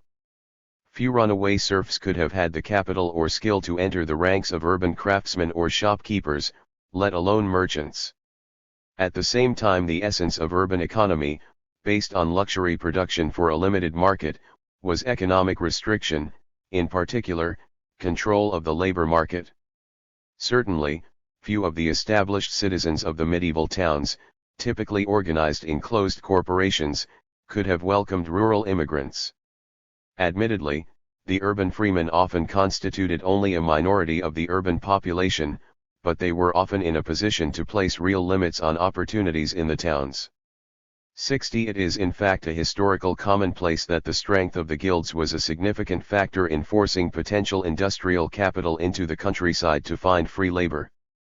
Finally, it is far from obvious that the medieval towns housed the natural allies of the unfree peasantry. For many reasons, the urban patriciate would tend to align themselves with the nobility against the peasantry. Both of these classes had a common interest in maintaining social order and the defense of property and in protecting their mutually beneficial relationships of commercial exchange, raw materials for luxury products. Moreover, the urban patricians were often themselves landowners and, as such, opponents of the peasants in the same nexus of rural class relations as the nobility. 61. It is true that, in contrast, the urban artisans tended to be anti-aristocratic. But this would not necessarily lead them to support the struggles of the peasants, for, again, freeing the peasantry posed a threat to urban controls over the labor market and invited increased competition. In truth, the historical record of urban support for the aspirations to freedom of the medieval European peasantry is not impressive. The large towns of Brandenburg, Pomerania, and Prussia, which were the scene of chronic social conflict throughout the later Middle Ages, offered no apparent objection to the nobility's demands that they legislate against fleeing serfs. 62 Nor did the townsmen of Königsberg come to the aid of the peasant revolt in East Prussia in 1525, the one really large-scale rural rising of this period in northeastern Europe. The town's patriciate positively opposed the revolt. Meanwhile, the remainder of the citizenry, despite their own engagement at this time in fierce struggles against the patriciate, failed to come forth with the material aid which was requested by the rebellious peasants who were threatened by encroaching enserfment. 63 Correlatively, in the large-scale revolt of the later medieval period in which urban/rural ties were perhaps most pronounced, that of maritime Flanders between 1323 and 1328, the peasant element was already free, or had never been enserfed, so there was never a question here of urban opposition to a rural social order of unfreedom. 64 Finally, in perhaps the most significant of the late medieval revolts against serfdom, that of the Catalan remences from the later 14th century, there were no significant link-ups between rural and urban lower classes, and this despite the fact that in Catalonia rural rebellion was accompanied by serious outbreaks of urban class conflict over an extended period. The Catalan peasant revolt was probably the best organized and, despite the lack of support from the urban classes, the most successful in all of Europe. It brought about the downfall of serfdom in Catalonia.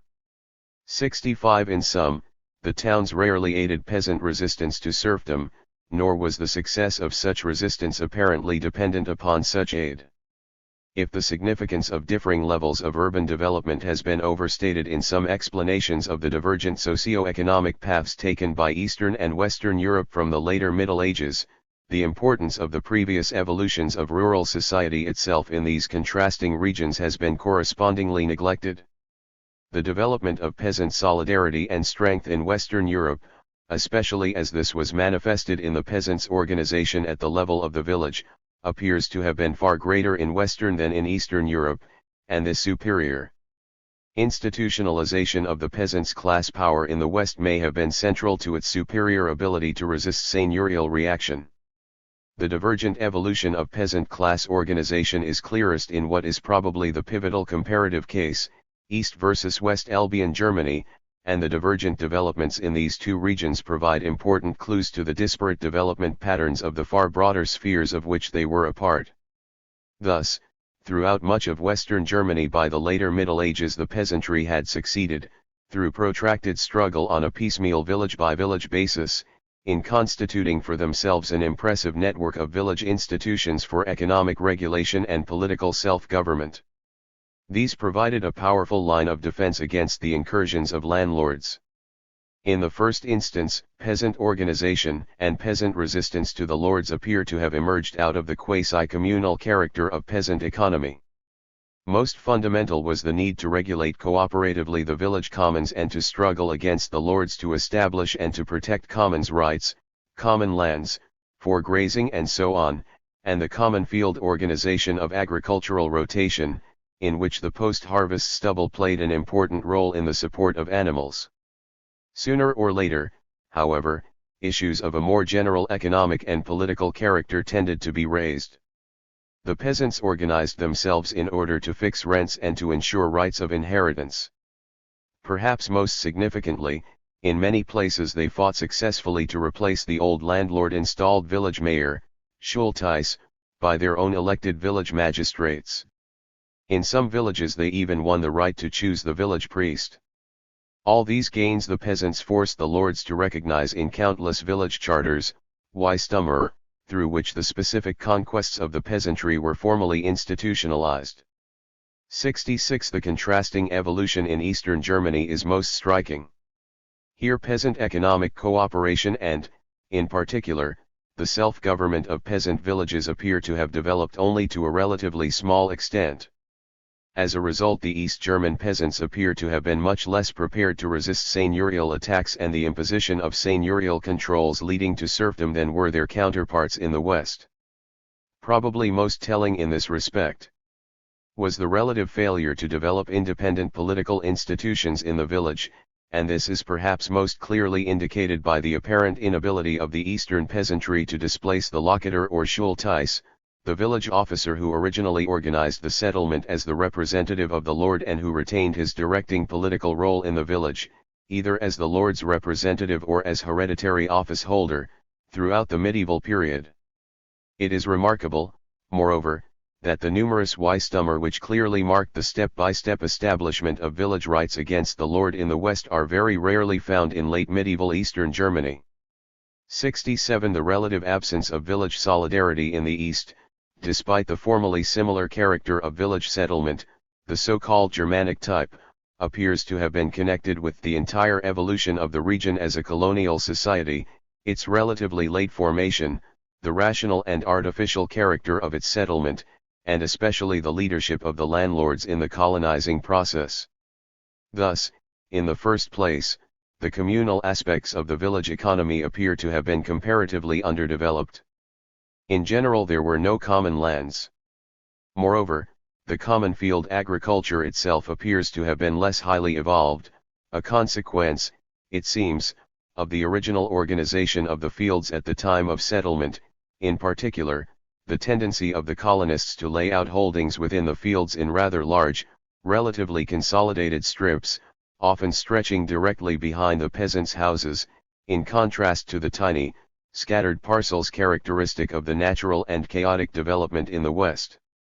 There seems, then, to have been more of a tendency to individualistic farming, less developed organization of collaborative agricultural practices at the level of the village or between villages, for example, intercommoning, and little tradition of the struggle for commons rights against the lords which was so characteristic of Western development.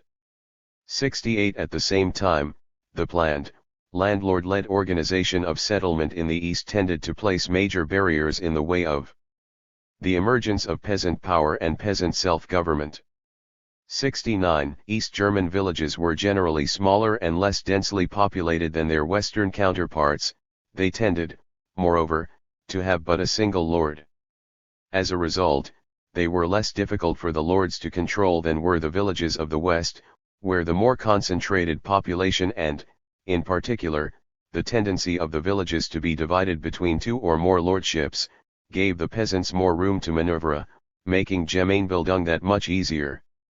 70. As one historian of the German peasantry has stated, without the strong development of communal life in Western Germany, the peasant wars of 1525 are unthinkable. From this point of view, it is notable that the only East German region which experienced peasant revolt in 1525, that is, East Prussia, was marked by unusually strong peasant communities, as well as an, apparently, weak ruling nobility.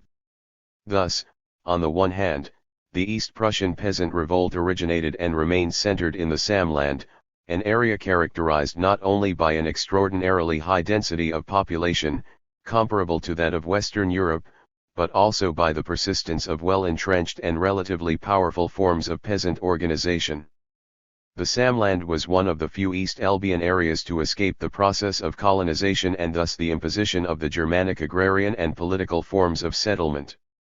In consequence, its original Prussian peasant communities were left largely undisturbed and were allowed to retain their own apparently ancient and distinctive socio-political structures.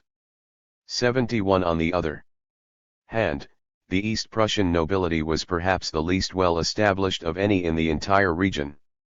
The colonization of the area had been, of course, largely carried out under the bureaucratic administration of the Teutonic Order. At the time of the peasant revolt of 1525, the new Junker ruling aristocracy was only just completing its takeover from the order's disintegrating state. 72. Of course, the peasant wars in both Western and Eastern Germany were largely a failure, as were most of the really large-scale peasant revolts of the later medieval period in Europe. What was successful, however, not only in Western Germany, but throughout most of Western Europe, was the less spectacular but ultimately more significant process of stubborn resistance, village by village, through which the peasantry developed their solidarity and village institutions. It was by this means that the peasants of Western Europe were able to limit considerably the claims of the aristocracy and, ultimately, to dissolve serfdom and forestall seigneurial reaction. 73. Lacking the strength that the Western peasantry had developed in constructing the instruments of village cooperation and resistance, the peasantry of colonized Eastern Europe were less prepared to hold out, and as a consequence they succumbed to seigneurial reaction and the imposition of serfdom. The social property settlements which emerged from the breakdowns and conflicts of the late medieval period had momentous consequences for subsequent European social change. For the pattern of economic development imposed by the now intensified class structure of serfdom in the East, under the impact of the world market, was very different from that which prevailed in the free conditions of the West. Specifically, the newly emergent structure of class relations in the East had as its outcome the development of underdevelopment, the preclusion of increased productivity in general, and of industrialization in particular. First of all, the availability of forced laborers whose services could be incessantly intensified by the lord discouraged the introduction of agricultural improvements. Second, the lord's increasing surplus extraction from the peasantry continually limited the emergence of a home market for industrial goods. Third, the fact of direct and powerful controls over peasant mobility meant the constriction of the industrial labor force, resulting in the suffocation of industry and the decline of the towns. Finally, the landlords, as a ruling class which dominated their states, pursued a policy of what has been called anti-mercantilism. They attempted to usurp the merchants' function as middlemen and encouraged industrial imports from the West, in this way undermining much of what was left of urban and industrial organization. 74. Thus the possibility of balanced economic growth was destroyed and Eastern Europe consigned to backwardness for centuries. Economic backwardness in Eastern Europe cannot therefore be regarded as economically determined, the result of dependence upon trade in primary products to the West, as is sometimes asserted.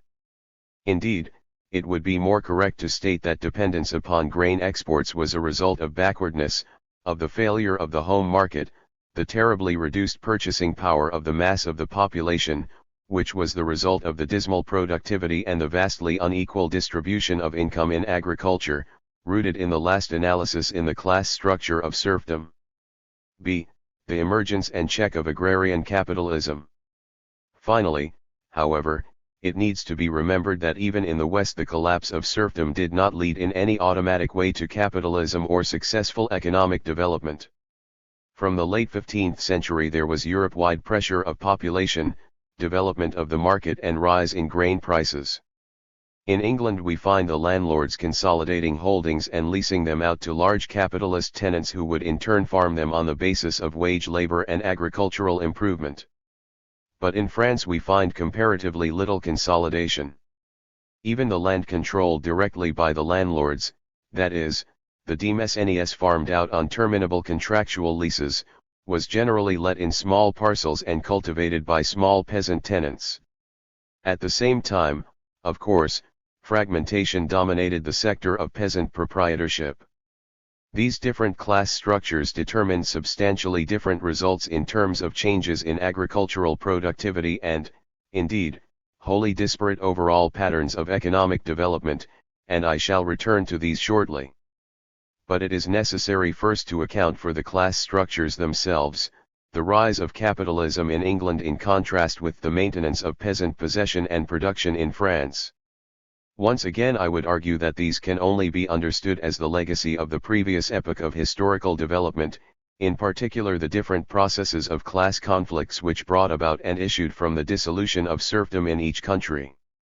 In England, as throughout most of Western Europe, the peasantry were able by the mid-15th century, through flight and resistance, definitively to break feudal controls over their mobility and to win full freedom.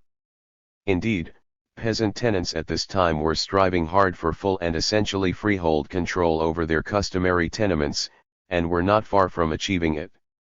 The elimination of unfreedom meant the end of labor services and of arbitrary toll ages. Moreover, rent per esse, redditus, was fixed by custom, and subject to declining long-term value in the face of inflation. There were in the long run, however, two major strategies available to the landlord to prevent the loss of the land to peasant freehold. In the first place, the demographic collapse of the late 14th and 15th centuries left vacant many former customary peasant holdings. It appears often to have been possible for the landlords simply to appropriate these and add them to their demesnes. 75. In this way a great deal of land was simply removed from the customary sector and added to the leasehold sector, thus thwarting in advance a possible evolution towards freehold, and substantially reducing the area of land which potentially could be subjected to essentially peasant proprietorship.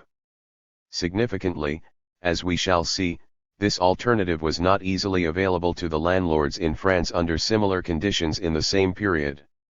In the second place, one crucial loophole often remained open to those landlords who sought to undermine the freehold tending claims of the customary tenants who still remained on their lands and clung to their holdings. They could insist on the right to charge fines at will whenever peasant land was conveyed, that is, in sales or on inheritance.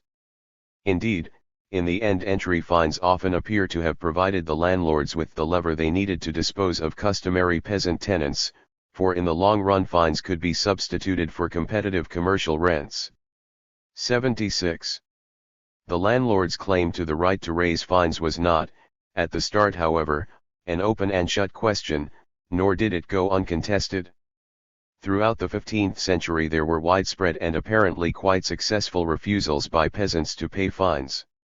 And this sort of resistance continued into the 16th century when an increasing labor/land ratio should, ostensibly, have induced the peasant to accept a deteriorating condition and to pay a higher rent. 77. Ultimately, the peasants took to open revolt to enforce their claims. As is well known, the first half of the 16th century was in England a period of major agrarian risings which threatened the entire social order. And a major theme of the most serious of these, especially the revolt in the north in the mid-1530s and Kett's rebellion in 1549, was the security of peasant tenure, in particular the question of arbitrary fines. 78. If successful, the peasant revolts of the 16th century, as one historian has put it, might have clipped the wings of rural capitalism. 79. But they did not succeed. Indeed, by the end of the 17th century, English landlords controlled an overwhelming proportion of the cultivable land, perhaps 70 to 75% 80, and capitalist class relations were developing as nowhere else, with momentous consequences for economic development. In my view, it was the emergence of the classic landlord/capitalist tenant/wage laborer structure which made possible the transformation of agricultural production in England, 81, and this, in turn, was the key to England's uniquely successful overall economic development. With the peasants' failure to establish essentially freehold control over the land, the landlords were able to engross, consolidate, and enclose, to create large farms and to lease them to capitalist tenants who could afford to make capital investments.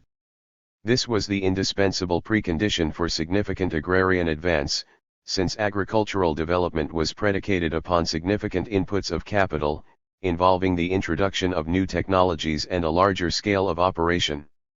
Such higher levels of agricultural investment were made feasible through the development of a variety of different leaseholding arrangements, which embodied a novel form of landlord/tenant relationship. By virtue of these arrangements the capitalist tenants entered into essential partnership with landlords. They were assured that they could take a reasonable share of the increased revenue resulting from their capital investments and not have them confiscated by the landlord's rent increases. 82. They were therefore set free to bring in those key technological innovations, most especially convertible husbandry systems and the floating of the water meadows, as well as to make sizable investments in farm facilities, which were generally far less practicable on small unenclosed farms operated by peasants. 83. That is not to say, of course, that peasant production was incapable of improvement. The point is that it could not provide the agrarian basis for economic development. Thus small-scale farming could be especially effective with certain industrial crops, for example, flax, as well as in viticulture, dairying, and horticulture. But this sort of agriculture generally brought about increased yields through the intensification of labor rather than through the greater efficiency of a given unit of labor input. It did not, therefore, produce development, except in a restricted, indeed misleading, use of the term. Of course, the very spread of this type of husbandry in non-basic agricultural commodities was, as in industry, predicated upon the growth, elsewhere, of basic food, grain, production. And improvements in the productivity of grain were, in fact, best achieved on large consolidated farms with major capital inputs. 84. Even the emergence of large-scale units of farming did not, in itself, guarantee agricultural improvement. As we shall see, in those, relatively restricted, areas where large farms emerged in France, they did not generally bring major increases in agricultural productivity. What proved, therefore, most significant for English agricultural development was the particularly productive use of the agricultural surplus promoted by the special character of its rural class relations, in particular, the displacement of the traditionally antagonistic relationship in which landlord-squeezing undermined tenant initiative, by an emergent landlord-slash-tenant symbiosis which brought mutual cooperation in investment and improvement.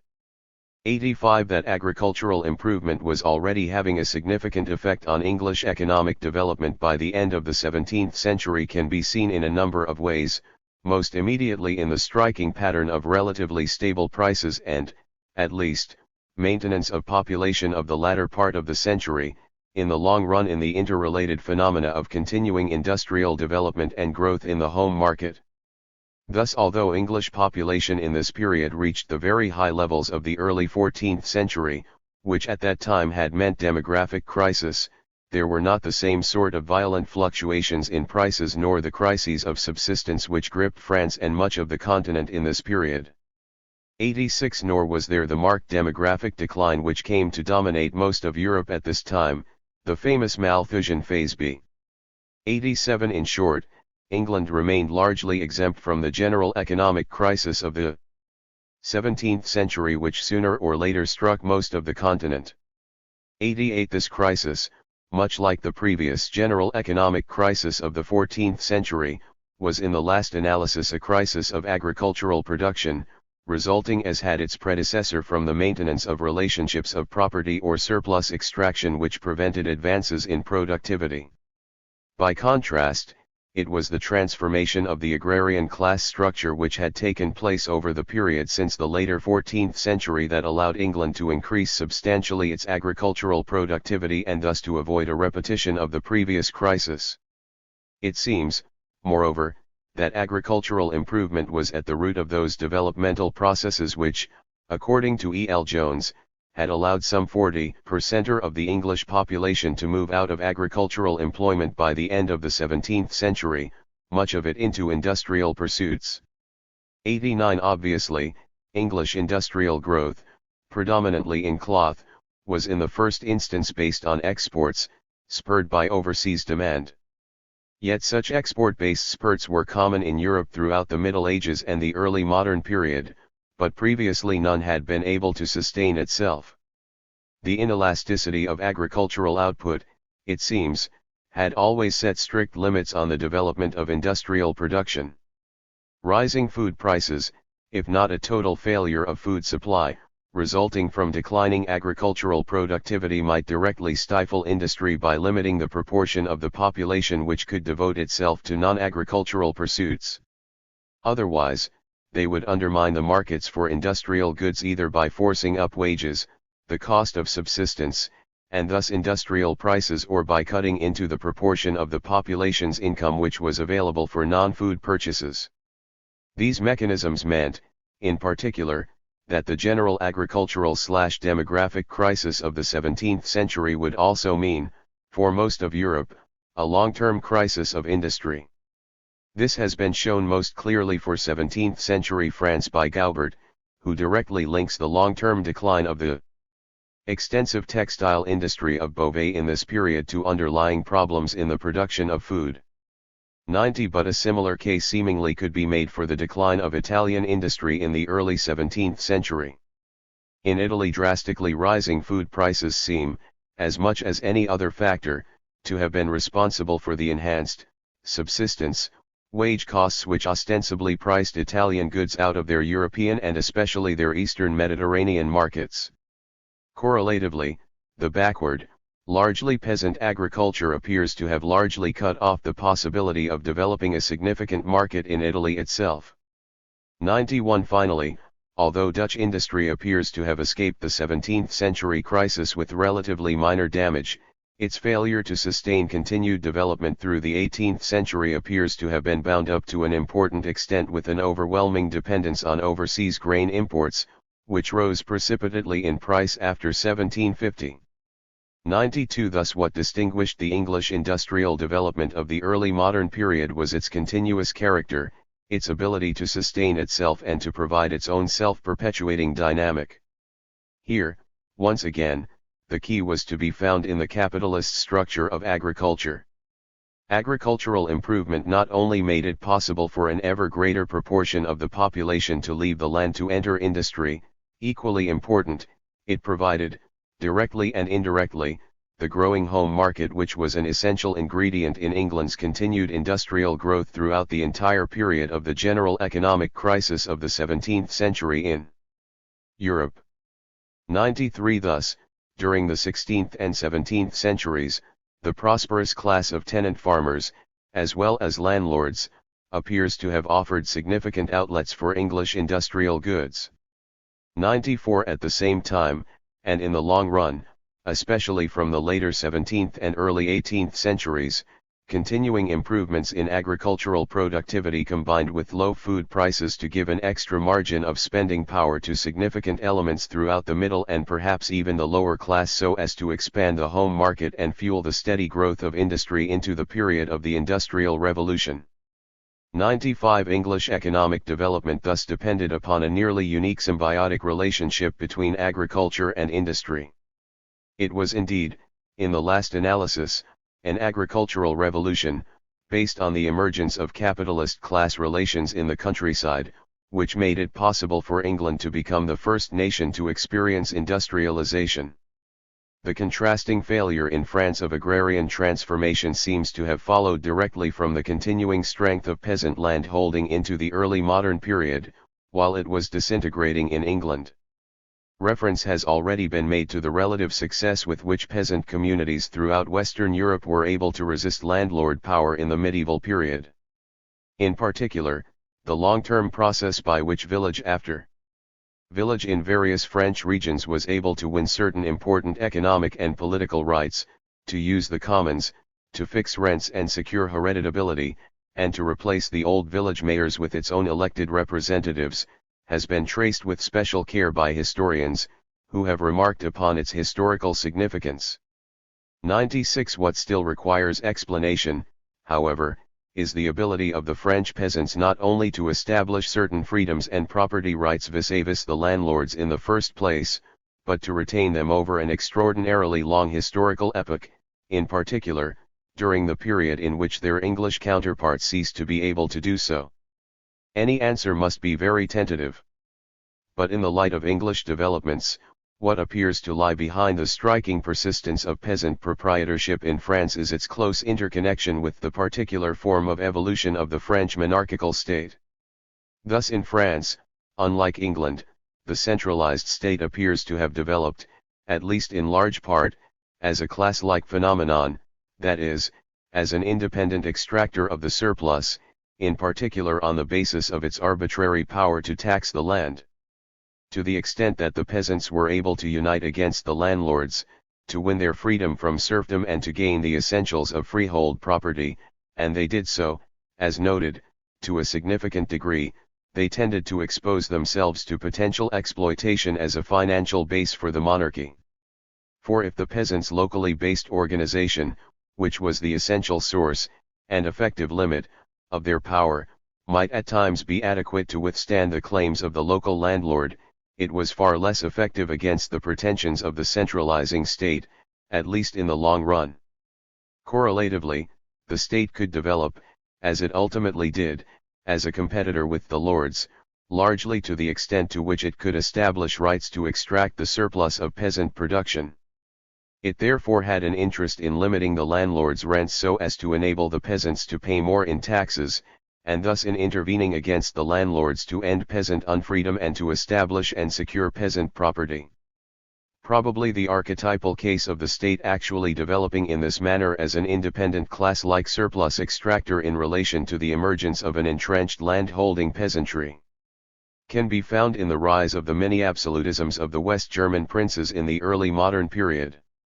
In these states the princes pursued a conscious policy of protecting a peasant proprietorship which, emerging from the medieval period, was already relatively well ensconced. In particular, the princes sought to defend the security and extent of peasant land holding, with the aim of providing their own independent tax base, Bauernschutzpolitik. Thus peasant dues were fixed in law, peasant hereditability was retained or restored, and in some cases land which had formerly been in peasant hands but had then been lost to the nobility was returned to the peasants. At the same time the princes did what they could to reconstitute the scattered parcels of peasant land into unified tenements and, on the other hand, acted to prevent the peasants from subdividing their holdings. In the end the princes succeeded in turning the peasant holding into a unified fiscal unit for taxation. 97 But, correlatively, by the 17th century the West German peasantry appears to have been able to gain control of up to 90% of the land. 98 The stages in the corresponding process in France by which the peasantry were able to consolidate their own powerful, if far less extensive, grip on the land in relationship to monarchical development are far from clear. One turning point does seem to have occurred, at least in the Paris region, during the middle part of the 13th century in what turned out to be decisive conflicts between peasants and landlords over the landlords' attempts to extend the seigneurial taille, tallage. It was around the question of the taille, as we have noted, that the question of peasant unfreedom in this region came to be decided. The lords aimed to consolidate their right to tax their customary peasants at will. Their success would have established the peasants' unfree status, exposing them to further arbitrary seigneurial levies. However, the peasants of the Paris region resisted with force and in great number. What seems to have turned the tide in their favor was the intervention of the monarchical state against the landlords. When the crown agreed to consider the case, it recognized by implication the peasants' free legal status, paving the way for fixed rents and effective proprietorship. Perhaps even more decisive in the long run were certain actions taken by the state during the 15th century. At this time the monarchy seems to have generally confirmed the integrity of the cens, peasant hereditary tenure. It thus remained legally difficult for the landlords to appropriate to their own demesnes the large number of holdings subject to this tenure which had been abandoned as a consequence of war and demographic decline. The result was the preservation of the area of land under peasant proprietorship. It is notable that it was at just this time that the monarchy also was taking decisive steps formally to organize the peasant community around village assemblies with elected syndics, in order to administer and collect the dramatically increasing royal taxes. 100 Certainly, by the early modern period the consolidation of peasant property in relationship to the development of the French state had created a very different sort of class structure in the French countryside from that which had emerged in England.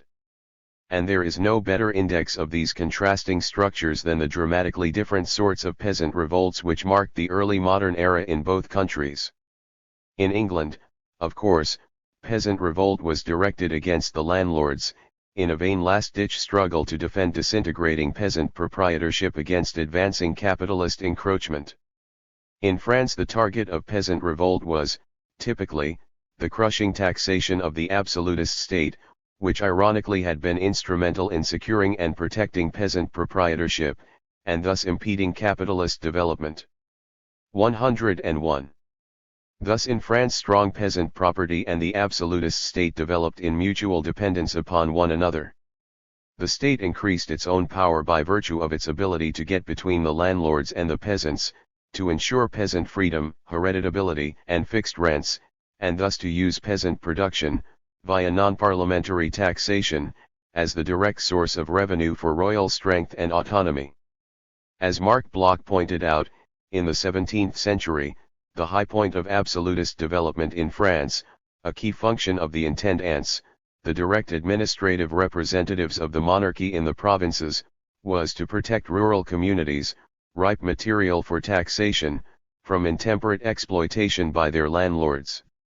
102 Correlatively, the landlords waged a fierce defensive struggle throughout the period to protect their peasants from the encroachments of a royal fiscal machine which sought systematically to extend its scope within the countryside.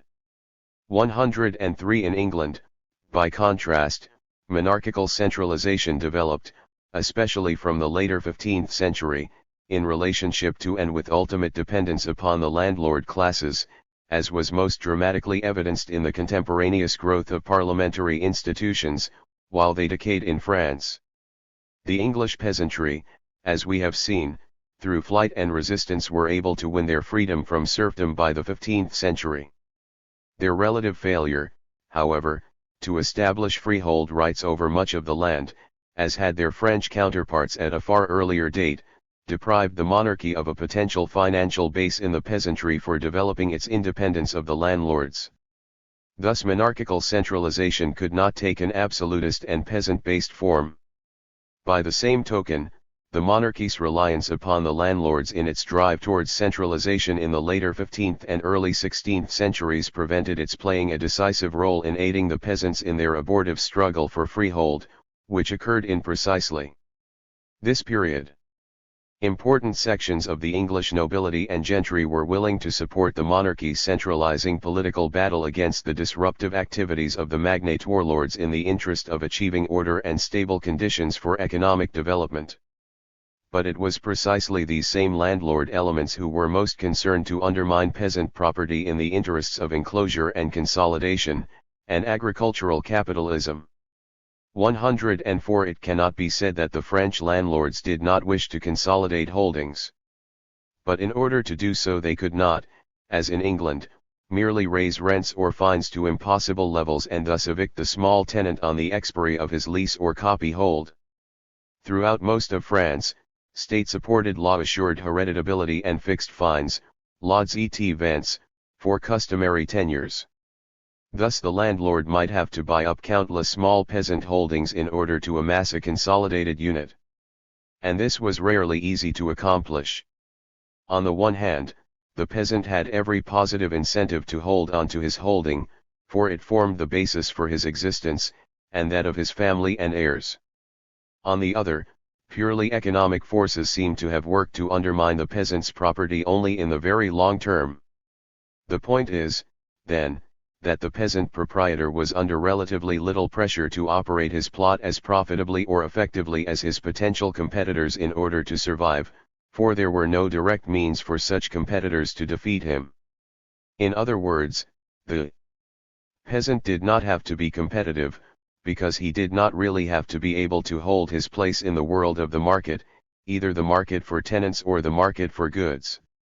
Unlike a tenant, the peasant proprietor did not have to provide a level of rent equal to what the landlord might get from any other tenant, or else be evicted on the expiry of his lease. Unlike the independent artisan, he did not have to be able to produce cheaply enough to sell his goods profitably at the market price, or else go out of business. All that was necessary for survival for the peasant proprietor, assuming of course that he was a food producer, was sufficient output to provide for his family's subsistence and to pay his taxes, and generally fixed customary rents, and this could often be supplemented through wage labor. Of course, merely maintaining subsistence was rarely easy for the peasantry, especially the large numbers with relatively small holdings. Demographic growth and the subdivision of holdings diminished the size of the peasant's productive base, either relatively or absolutely. Meanwhile, the growth of taxation, especially consequent upon war, meant that greater production was necessary merely to survive. Thus, ironically, the state which in the first instance provided the primary support for peasant proprietorship was indirectly perhaps also the major source of its disintegration. Finally, rising prices throughout the period lowered the value of the supplementary wage often required to make the peasant's holding viable. Throughout the early modern period many peasants were indeed forced deeply into debt and were ultimately obliged to sell their holdings. 105 It was no accident, moreover, that the greatest number of casualties appears to have occurred in times of war, especially the wars of religion and the Fronde, and of dearth, particularly the subsistence crises of the later 17th century, and to have been concentrated in the zones immediately affected by military action, for example, the Paris region and Burgundy. 106 Yet even such long-term pressures and short-term catastrophes seem to have worked their undermining effects on peasant proprietorship relatively sporadically and slowly over the whole of France. The continuing strength of the French peasant community and French peasant proprietorship even at the end of the 17th century is shown by the fact that some 45 to 50% of the cultivated land was still in peasant possession, often scattered throughout the open fields. 107 In England, by contrast, the owner-occupiers at this time held no more than 25 to 30% of the land. 108 Given the French property structure, it is hardly surprising that the rising population, markets, and grain prices of the 16th and 17th centuries did not lead in France to agricultural improvement, but merely to a renewal of the old Malthusian cycle of underdevelopment.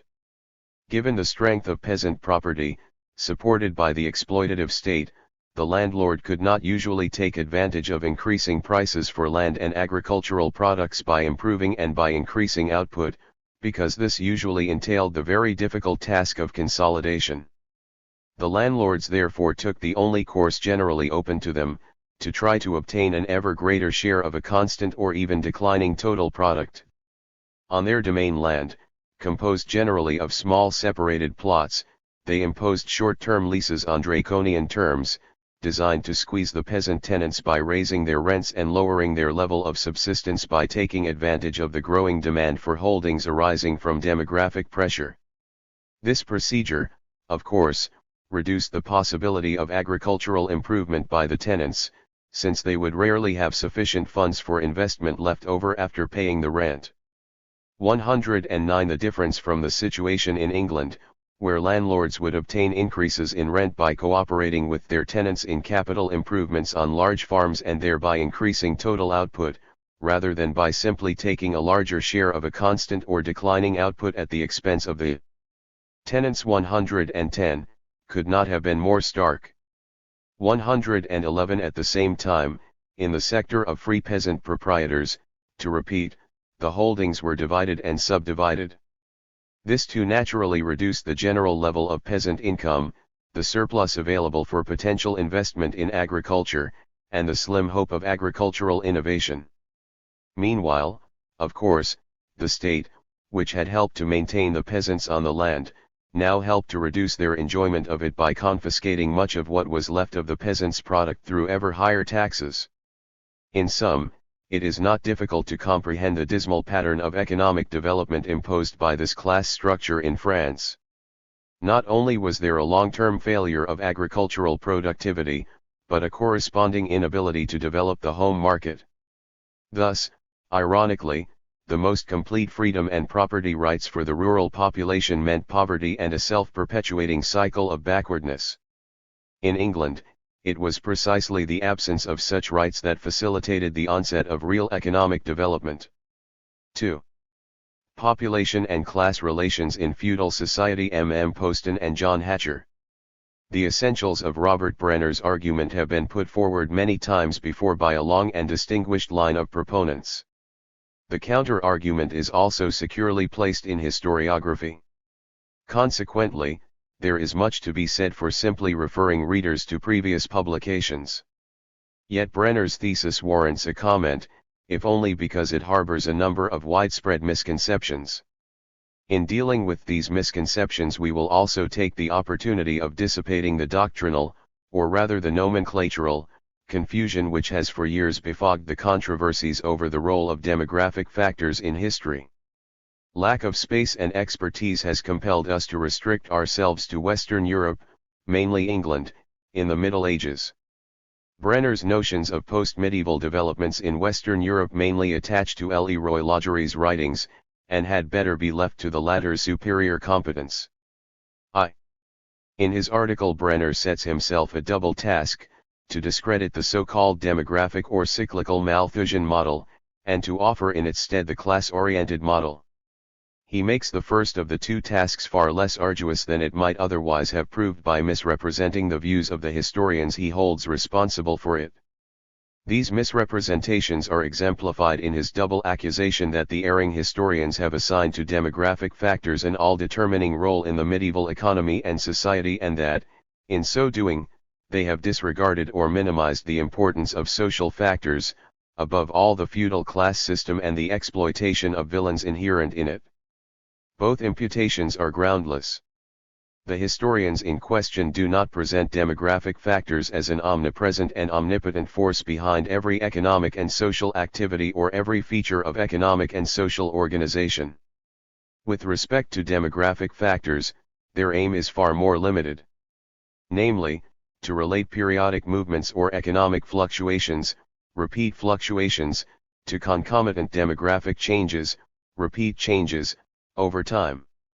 The imputation of neglect of social factors, which was originally formulated by Kosminski, reiterated by such reputable Marxist medievalists as Malowist and Barg, and recently given official sanction in the Soviet Historical Encyclopedia, is equally unwarranted. 1. The erring historians have not attempted to account for the abiding features of the medieval economy and society, its structure, institutions, or attitudes, by demographic factors alone. 2. In fact, when examining or describing an economic situation, they have almost invariably tried to fit it into its social situation. More particularly, they have attached to feudal rent much of the blame for the villains' impoverishment and for their inability to invest in their holdings or even to keep their land in good heart. 3. This, however, is not the only social factor they have commonly invoked. Family structure, inheritance customs, attitudes to technological discovery and innovation, communal facilities and restraints, the prevailing hierarchy of economic objectives and consumption needs, the special rank which the possession of land occupied in that hierarchy, the burdens and penalties of war, the vicissitudes of government and the rules of law, all these and many other realities of medieval life have been commonly drawn by the same historians into their general view of economic and social processes in the Middle Ages. 4. In this view there is more in the Middle Ages than the feudal system, and more to the feudal system than the class relations within it. In other words, where the historians in question differ from Brenner is not in their neglect of social factors but in their range of social reference, a range too wide to be squeezed into the old Marxist concept of class conflict. So much for the twofold accusation. This accusation, however, does not exhaust Brenner's case, since he also tries to dispose of the demographic hypothesis in substance. His argument against the demographic hypothesis is largely based on instances of different outcomes proceeding from similar demographic trends at different times and in different areas of Europe. 5. Does Brenner mean that no causal factor can be proved true unless it can be shown to produce identical results in totally different circumstances? The deficiencies in Brenner's argument are not confined to its logic, but overflow into its historical evidence. The major example he cites of similar cause and dissimilar effect is that of Eastern Europe. Whereas, he argues, serfdom declined in many Western countries when population was falling, Eastern Europe at the same time and with the same demographic situation experienced the rise and spread of serfdom. This is not the right place and we are not the right persons to deal in full with Brenner's East European references, but they loom so large in his critique that some comment is unavoidable. So we shall confine ourselves merely to reminding the reader that the rise of serfdom beyond the Elbe largely postdates the late medieval fall in population. It was, in the main, a post-medieval development, spreading widest in the 16th and 17th centuries and culminating in rather different circumstances in 18th century Russia. For Hungary this chronology is clearly demonstrated in the work of Z.P. Patch, who has maintained that until the end of the 15th century labor dues played a merely subsidiary role, and that in Hungary, until the end of the 15th century, the trend of development of medieval rural economy was fundamentally concordant with that of the West European countries. Similar conclusions have emerged from Bohemian and Polish sources, and are contained in the works of Kula, Graus, Malowist, and others. 6. However, The main weakness of Brenner's East European example is its conceptual confusion of declining population with scarcity of manpower relative to the other factors. The inducement behind the action of East German governments and nobles in their expropriation of peasant holders, Bauernlegen, and compulsory recruitment of laborers, Gesindezwang, was not the absolute decline in population. The decline had begun at the turn of the 13th and the 14th centuries and was eventually arrested by the 16th and 17th centuries, but the expansion of the international market for grain between the 15th century and the 18th, and the stimulus which it gave to large-scale grain production. The consequent demand for labor, which the population of peasants well provided with land could not and would not meet, induced landlords to seek a solution in the expropriation of peasant land and obligatory labor services. Needless to say, this solution could not have been imposed had the Junkers' position in the East German states been less powerful than it was, but it was also powerful in the earlier centuries, when the East European peasantry were still prosperous and free. The use which Brenner makes of this particular example is mistaken in both fact and sense. He could have found better examples of contradictory processes. The lessening of servile burdens in 12th century England and the purchase of charters of enfranchisement by French villages in the 13th century took place while population was increasing. 7. He might also have noted that the widespread post-plague seigneurial reaction was not everywhere doomed to failure. But even had he done so, Brenner would still have been tilting at windmills. Historians who attach importance to demographic factors have not maintained that a rising population invariably led to an intensification of serfdom and a falling population to its demise. Last, but not least, Brenner's discussion of demographic factors displays a certain misconception as to the doctrinal origins and affiliations of the views he criticizes. The misconception is largely one of names, and the name in question is that of Malthusianism. We do not regard the label as libellous as it may sometimes appear to old-fashioned Marxists. In the genealogy of economic theory, Malthus occupies the position of a father-founder, and his ideas still enter into the main body of modern development economics. Our quarrel with Brenner's use of the name is that the historical hypothesis he criticizes, more particularly the medieval one, cannot be described as Malthusian except in the sense in which all references to demographic factors are Malthusian. Had he taken a closer view of Malthus, he would have noticed how imperfectly the name fits the views of Poston and others of the same persuasion. In the first place, the main preoccupation of these historians is not quite that of Malthus. Their concern is with economic activity and economic development as well as standards of life, whereas Malthus was interested not in economic development or economic activity in the aggregate, but almost entirely with the well-being or income per capita of individuals. Second, Malthus presented the link between population and economic well-being as an exclusive relationship, an equation into which other variables do not enter. In the third place, changes of population and well-being, as defined by Malthus, are intermittent, or reciprocating, in the engineering sense of the word. In this intermittent action, the phase of increasing population and falling incomes is automatically succeeded and counterbalanced by the phase of falling population and rising incomes. This two-phase rhythm of the Malthusian mechanism is the one feature of the doctrine Brenner takes into account, but in doing so he sadly misapplies it. It may superficially resemble the version of demographic change represented by Leroy Lagery, but it certainly differs from the demographic movements implied by the medievalists Brenner criticizes. One of their main propositions is that the fall of population in the 14th century did not wholly reverse the preceding trends, as it should have done in the Malthusian scheme, and that the higher per capita incomes of the later period did not lead to commensurate increases in population. Indeed, the reason why the recovery was so belated and so sluggish is still one of the incompletely resolved difficulties inherent in the medieval hypotheses Brenner disagrees with. Anyone anxious to fit these hypotheses with a doctrinal cap would be advised to look for it elsewhere, and in the first place to Ricardo. It will be remembered that the essence of the Ricardian theory of rent is the continuous trend of diminishing returns in agriculture which manifested itself in the declining productivity of older lands, the extension of cultivation to new lands of lower quality, and the consequent fall in output per head. In the course of subsequent discussion, Ricardo's theory was criticized and corrected by several people, more particularly by Carey, Mill, and Marshall, who argued or assumed that investment and technological progress could, and in fact did, reverse the tendency of diminishing returns. 8. Thus corrected and supplemented, the Ricardian system provides a better matrix than Malthusianism for the historical views Brenner criticizes.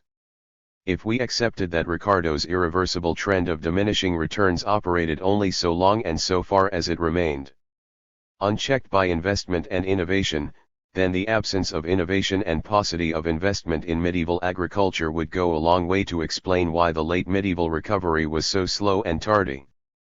This is in fact the explanation implied in the views of medieval history which Brenner rejects.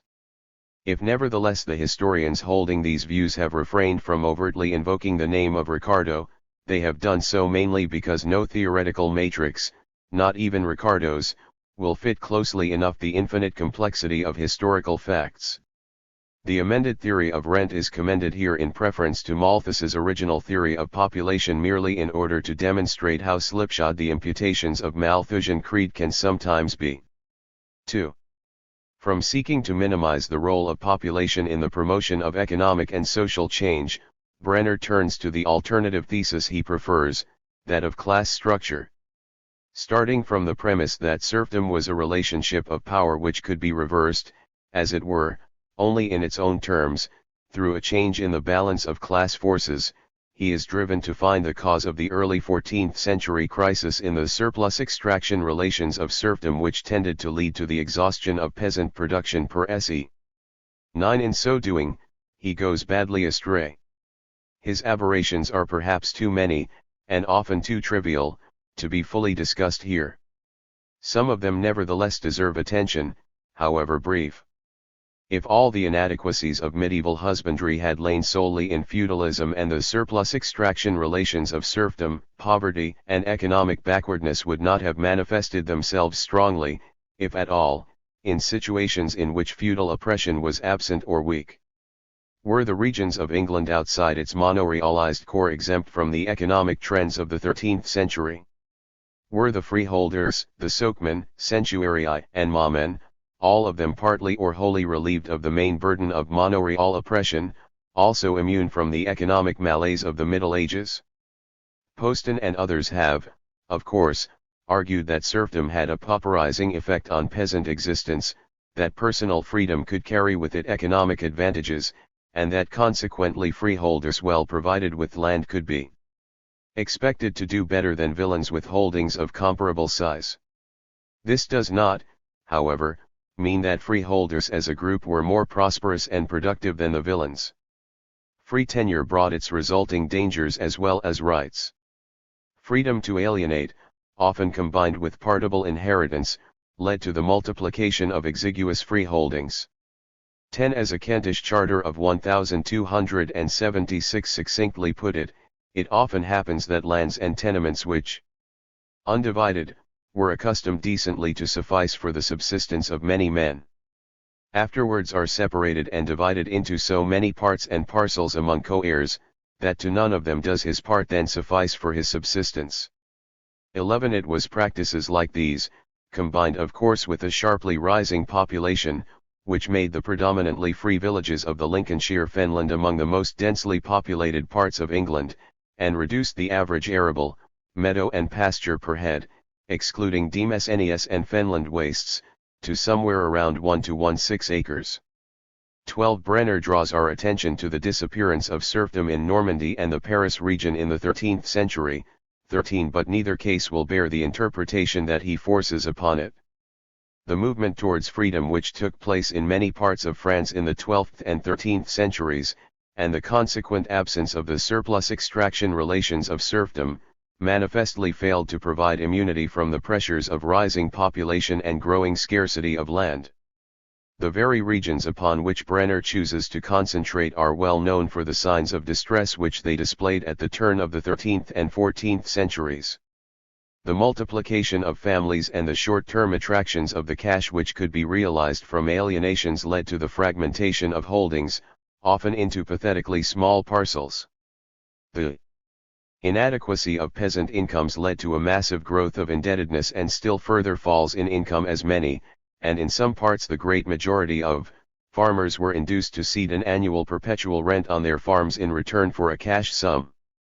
But even if the new rent charges upon peasants' farms are disregarded and an impression is formed simply from the ratio of men to land, the conclusion must be that in Normandy and the Paris region around 1300 there was a severe pressure on resources and the prevalence of near-famine conditions even in years when the harvest did not fail.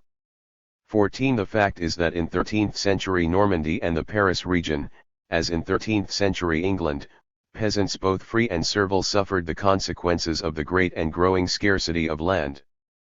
The consequences as a rule expressed themselves in prices, the cost of land to buy and the burden of payments weighing upon it.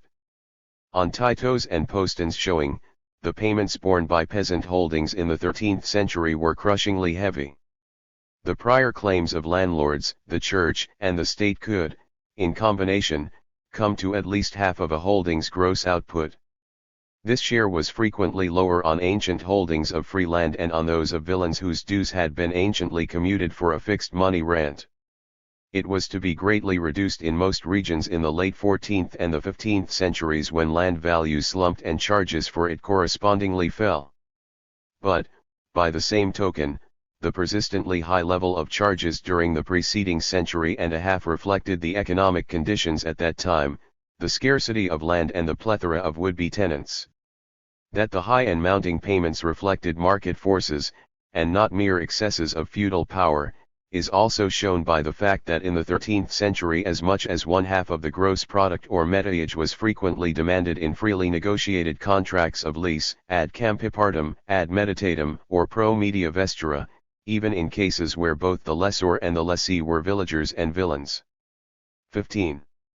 Brenner's exclusive regard for the surplus extraction relations of serfdom distorts his view of the landlord as well as that of the peasant. If, as he assumes, feudal exploitation was the sole morbid cause of medieval agriculture, why then should the exploiting lords themselves have been afflicted by it? And afflicted they certainly were. Needless to say, in this as in other respects, no two landlords were alike. Historians could easily cite the instances of progressive landlords busily improving their estates, Henry of Eastry of Christ Church Priory, Richard of London and one or two other abbots of Peterborough, Michael of Amesbury of Glastonbury, and the Earl of Lacy. Most of these instances belong, of course, to the time in the 13th century when the very economic conditions Brenner disparages happened to favor the enterprising landowners. Yet, even on these estates, domain husbandry was by comparison with other times and places exceedingly poor. Some demesnes may have had a larger share of the good soils than the holdings of villagers, some of them were better provided with pasture and could lay preferential claims to the village folds. Yet on many, perhaps most, of the demesnes, yields were abysmally low and falling. 16. In our view to be recapitulated later, the low standard of domain husbandry reflected the backwardness and stagnation of prevailing technology and, above all, the insufficiency of monoreal investment. In Brenner's view, the insufficiency of the lord's investment resulted from the lord's powers over their peasantry. Their unlimited ability to squeeze ever higher rents from their villeins relieved them of the necessity to engage in the difficult and costly processes of building up large holdings and investing, of removing customary peasants and bringing in new techniques. 17. This proposition begs questions too numerous to be answered in a short contribution like this. However, some of the questions begged here by Brenner lie too near the crux of the problem to be left unanswered. In the first place, his theory carries the implication that rents invariably formed the main source of lords' revenues in the 12th and the 13th centuries.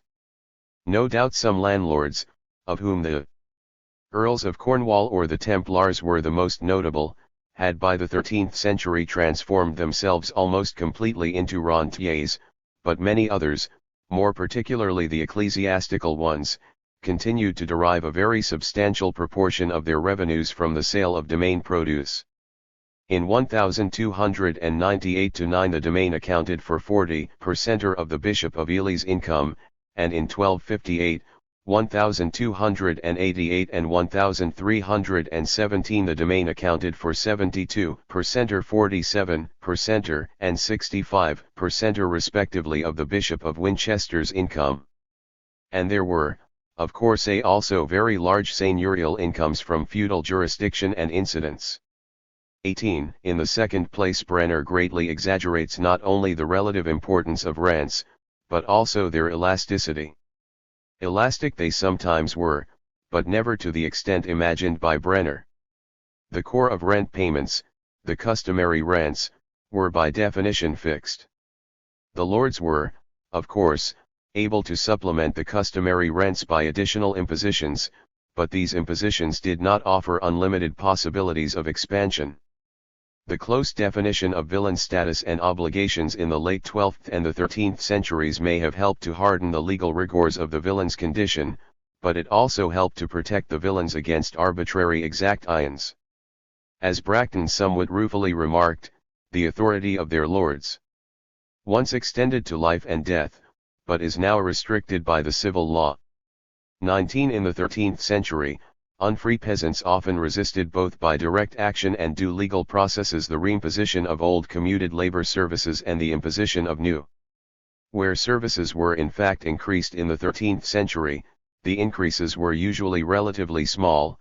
The bishops of Ely, for example, managed to increase the total week work due to them only by around 10% or between 1222 and 1251. 20. Tallage, theoretically arbitrary in incidence and amount, was on very many manors converted into a regular impost. Where this happened, entry fines assumed a special significance, for they could reflect market forces more accurately than other charges, and this is why they increased in many parts of the country during the 13th and early 14th centuries. Yet even entry fines will not bear Brenner's interpretation of exploitation through the surplus extraction relations of serfdom. The high fines seem to have been supported by market forces.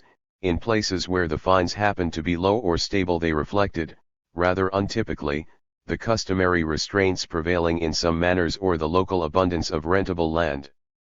21. Most significantly, we find that heirs within the family tended to be charged lower fines than outsiders, and that wealthier villagers, frequently freeholders, who took on additional holdings, tended to be charged the highest fines of all. 22. Thus suggesting once again that it was market forces which lay behind the rising price of land. In general, the fines paid by those over whom the lord could exercise in full his manorial compulsion were often lower than the fines paid by those who were under no such compulsion. In fact, the high payments borne in the 13th and early 14th centuries by holdings leased without the constraints of manorial custom were usually higher than the payment from holdings in villenage. 23. Brenner's insistence on feudal relations as the prime mover behind higher rents also accounts for his misrepresenting the reasons why general increases in feudal rent incomes took place. Had these increases occurred mainly as a result of the lord's feudal power over his villein, we would expect them to have been largest and most widespread in earlier centuries when this power, and the manorial economy, were at their peak. In fact, the proportion of seigneurial incomes derived from rent rose fastest in the later Middle Ages when demesnes and labor services were in dissolution. In places where aggregate proceeds of rent also grew in earlier centuries, this growth came very often from new tenures, mostly additions to rentable land through reclamations or through leases of domain lands. Undoubtedly, on many 13th century estates rents or rent-like charges on older holdings also tended to rise, but the stimuli behind the rises and the conditions which made them possible did not come from the lord's increased powers as feudatories, since these were relatively constant, but from the economic changes of the pre-plague period which made it easier and more profitable for lords to make fuller use of their powers. 24. Finally, even at their highest, these powers did not as a rule enable the landlords to add to their wealth or income by dispossessing their villeins, as the German Junkers were to do in the 16th and 17th centuries. Indeed, Brenner betrays a certain lack of acquaintance with the age when he implies that mass eviction of villains was a practice in which landlords could regularly engage. Apart from the well-known evictions by new Cistercian foundations, there were remarkably few instances of arbitrary dispossession. The usual punishment for a villain defaulting on his rent or services, or neglecting his house or holding, was a fine. Small wonder that villains came to assume a hereditary interest in their holdings which rivaled that enjoyed by free tenants. To sum up, in order to prove that the 13th and early 14th century subsistence crises were caused by the prevailing class structure, and in particular by the excessive exploitation of serfs by their lords, rather than by a shortage of land, Brenner would have to demonstrate inter alia that seigneurial power was greater in the 13th century than in the 12th or the 14th, and that the personal or legal disabilities of peasant tenure were correspondingly worse. All in all, it is probable that, even though serfdom exposed peasants to greater exploitation by landlords than that suffered by free men, villain tenure in the 13th century could often provide a measure of protection against the rigors of the market in a period of increasing inflation and land hunger, protection which many a 16th century English peasant must have wished he possessed. Exclusive preoccupation with the lord's supposedly unlimited powers over his villains is also responsible for Brenner's confused view of monoreal investment. He invites this confusion by his very formula of the difficult and costly processes of buying up land and investing, which lumps together purchase of land with productive investment. In the language of modern economics, purchases of land represent merely extensions in width of individual enterprises, whereas additions to productive capital or investment in depth come only from expenditures on improvements.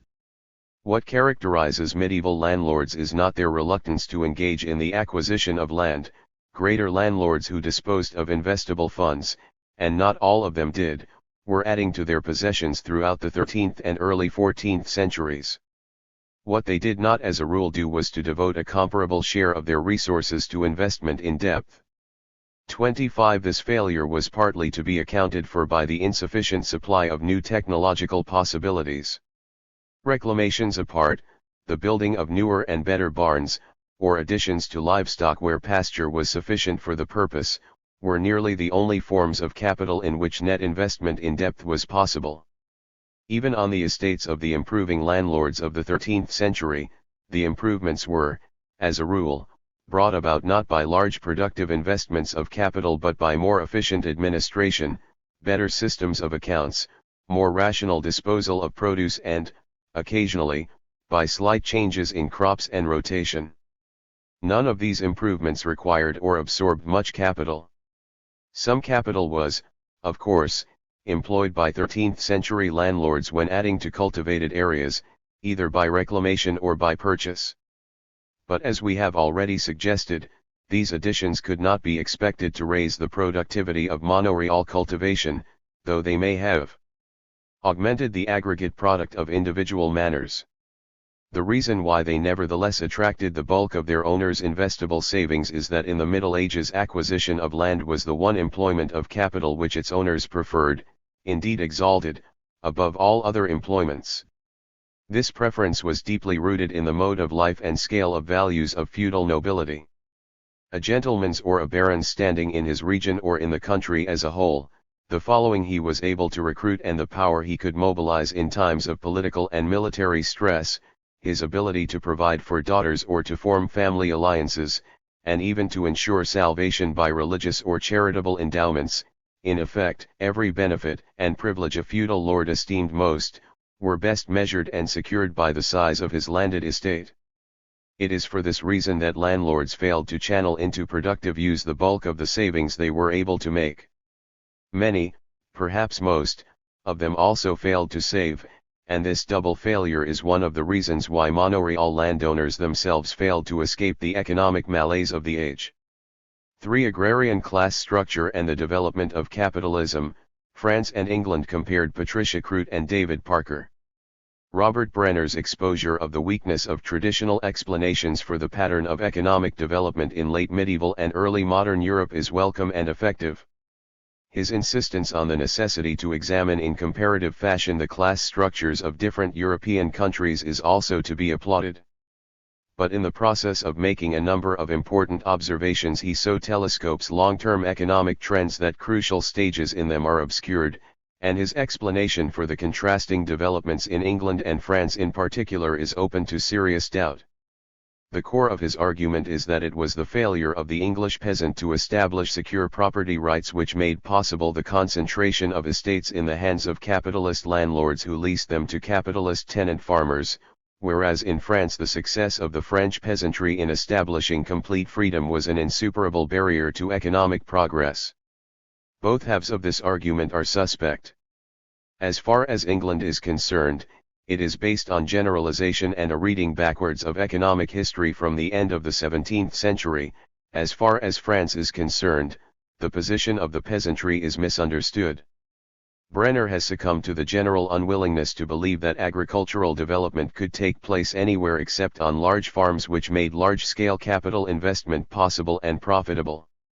Any examination of the development of capitalist farming from the point of view of large, consolidated holdings farmed on the basis of capital improvement with wage labor, one besides referring more to 18th century developments, must necessarily concentrate on large landlords.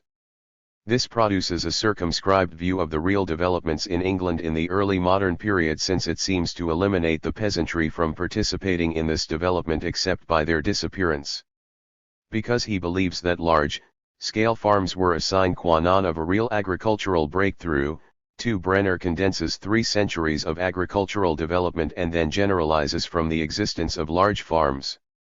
While important reclamation schemes and the floating of water meadows did require heavy financial resources, other improvements, such as manuring, new crops and even convertible husbandry, could be undertaken on holdings of any size, financed by the farmer himself either from profits or by loans. 3. The real agricultural revolution was a long continuing process of good husbandry, hard to detect where farmers left no records, but careful scrutiny of inventories left by the sheep and corn farmers in Sussex or those of Openfield, Oxfordshire has revealed significant improvements made with lees, a concern with increasing livestock to give more manure, and the introduction of clovers and pulses in a longer rotation to reduce fallowing and increase wheat production. 4. The object was plainly to take advantage of better prices, since grain gave a better return per acre than sheep, especially for the small farmer. And such an adaptation to market demands and an awareness of profit is apparent wherever farmers have left accounts or diaries. 5. While fundamental improvements were carried out by all levels of farmers, 6. They were vital for the survival of the small, vulnerable sheep and corn farmers who lacked the acreage or capital for large sheep flocks. In fact, the overriding need for flexibility to permit the adoption of new crops could bring them into conflict with their landlords. In Norfolk, tenants enclosed their strips and sowed turnips, thus interfering with the fold course system in which many landlords had a greater economic interest and which required extensive grazing. 7. The peasant, far from being an obstacle to economic development, may actually have supplied its impetus by adopting new practices or new crops or just by showing landlords the profits that good husbandry could bring. 8. In the same way, the changes in land holding and agrarian structure in England are usually given a lord-centered explanation. Looked at from the monoreal viewpoint, customary tenants are seen as the bottom rung of the farming ladder, destined to become wage laborers if they fail, but little is said of the customary tenant as landlord, or the unknown number of landless husbandmen without the freehold interest of the customary tenant, who leased small parcels mainly on a very short-term basis. Customary tenants with fixed rents, even though fines might be increased, were in a position to capitalize on the demand for land and rising rents. 9. This subletting was, of course, a purely economic relationship, with no elements of feudalism or compulsion in it, unlike customary tenure. 10. On the other hand, leasing of domains sometimes still carried a feudal connection in the form of monoreal perquisites and did not necessarily open up the capitalist perspective suggested by Brenner. One reason why Brenner inflates the role of the large capitalist farmer at the expense of the part played by the peasant is that he correspondingly underestimates the latter's legal position. Though he admits that the ability of monoreal lords to get rid of their customary tenants is still a matter of controversy, 11. He accepts wholesale Tawney's conclusions that variable fines were more common than fixed fines and that, unless custom of the manor prevented unreasonably high fines, the courts would not support the tenants' appeals against them. 12. In fact, by the early 17th century the courts had developed principles concerning the admission of copyhold custom in common law courts, and an unreasonable custom was considered void. 13. The courts also developed their own idea of what constituted an unreasonable fine. Manorial custom did not necessarily come into it. However, even if a manorial lord could raise the fines and, in fact, did so to a considerable degree, this does not in itself prove that the higher fines drove the peasants off the land. There is also a difficulty here in using the term peasant to refer to all customary tenants, or even all those who worked the land, since economic variations within these groups were very large. Consequently, however high fines became, there was usually someone with the capital to buy the copyhold. Indeed, in some manors, vacant holdings were open to the highest offer with the implication that the lord was obliged to accept the highest bid. 14. Brenner attributes the relative freedom of Western peasants in the late medieval period to the strength of their communal village institutions in resisting their lords' encroachments. Why therefore does the same argument not apply in the 16th century when the institutions were still there in common field manors? The cases that were taken beyond the manor to the central courts show that cooperative action was indeed being carried out, and with some success. Furthermore, the number of cases cited where action by manorial lords was responsible for removing most or all of the tenants, customary or otherwise, is rather small considering the number of manors, and seigneurial action does not seem to be the prime factor in the change in the agrarian structure and economic development. Just as Brenner passes over the contribution of the English peasant and minimizes his independence, so he exaggerates the independence of the French peasantry. This is not to deny that the rights of the French peasantry were an obstacle to more rational farming, particularly communal rights, but these would not have been an insuperable obstacle if the economic incentives and determination to override them had existed. Indeed, during the course of the 16th and 17th centuries the majority of peasants were so squeezed that they could not survive on the income from their land alone and were forced to seek supplementary employment. 15. A significant minority became totally dispossessed and, if they could not find more than intermittent employment, joined the vagabonds that caused such problems for the urban authorities. This process did not only take place in regions devastated by warfare, but also in the vicinity of the great towns, where the urban bourgeoisie was buying up the estates of destitute peasantry and nobility alike, and in regions where transport facilities offered access to markets. It appears to have reached exceptional proportions in the Toulousain and Lorraguais, where the parlementaries were consolidating their grip on the land and where, by the 18th century, peasant ownership was reduced to something like 20% of the land Oregon less. 16. Here there was also a tendency to farm by using wage labor direct rather than through the intermediary of a fermier. 11. Around other towns it was apparently more common to lease the estate to a fermier, but the same steady expropriation of the peasantry occurred, with the less accessible, and frequently the less fertile, areas being left to them to cultivate. 18. The system of métayage, based on the payment of rent in kind and constituting the predominant form of exploitation, also contributed to the dispossession of the peasantry. The tenants became increasingly dependent on the landlord for material, equipment, and finance. Most leases, both under the system of métayage and oifermage, were limited to between 5 and 9 years, and, as Brenner somewhat contradictorily recognizes, could be renewed to the disadvantage of the peasant. 19. Whole communities were driven into debt, and evidence of a seigneurial reaction is to be found in more than one region of France.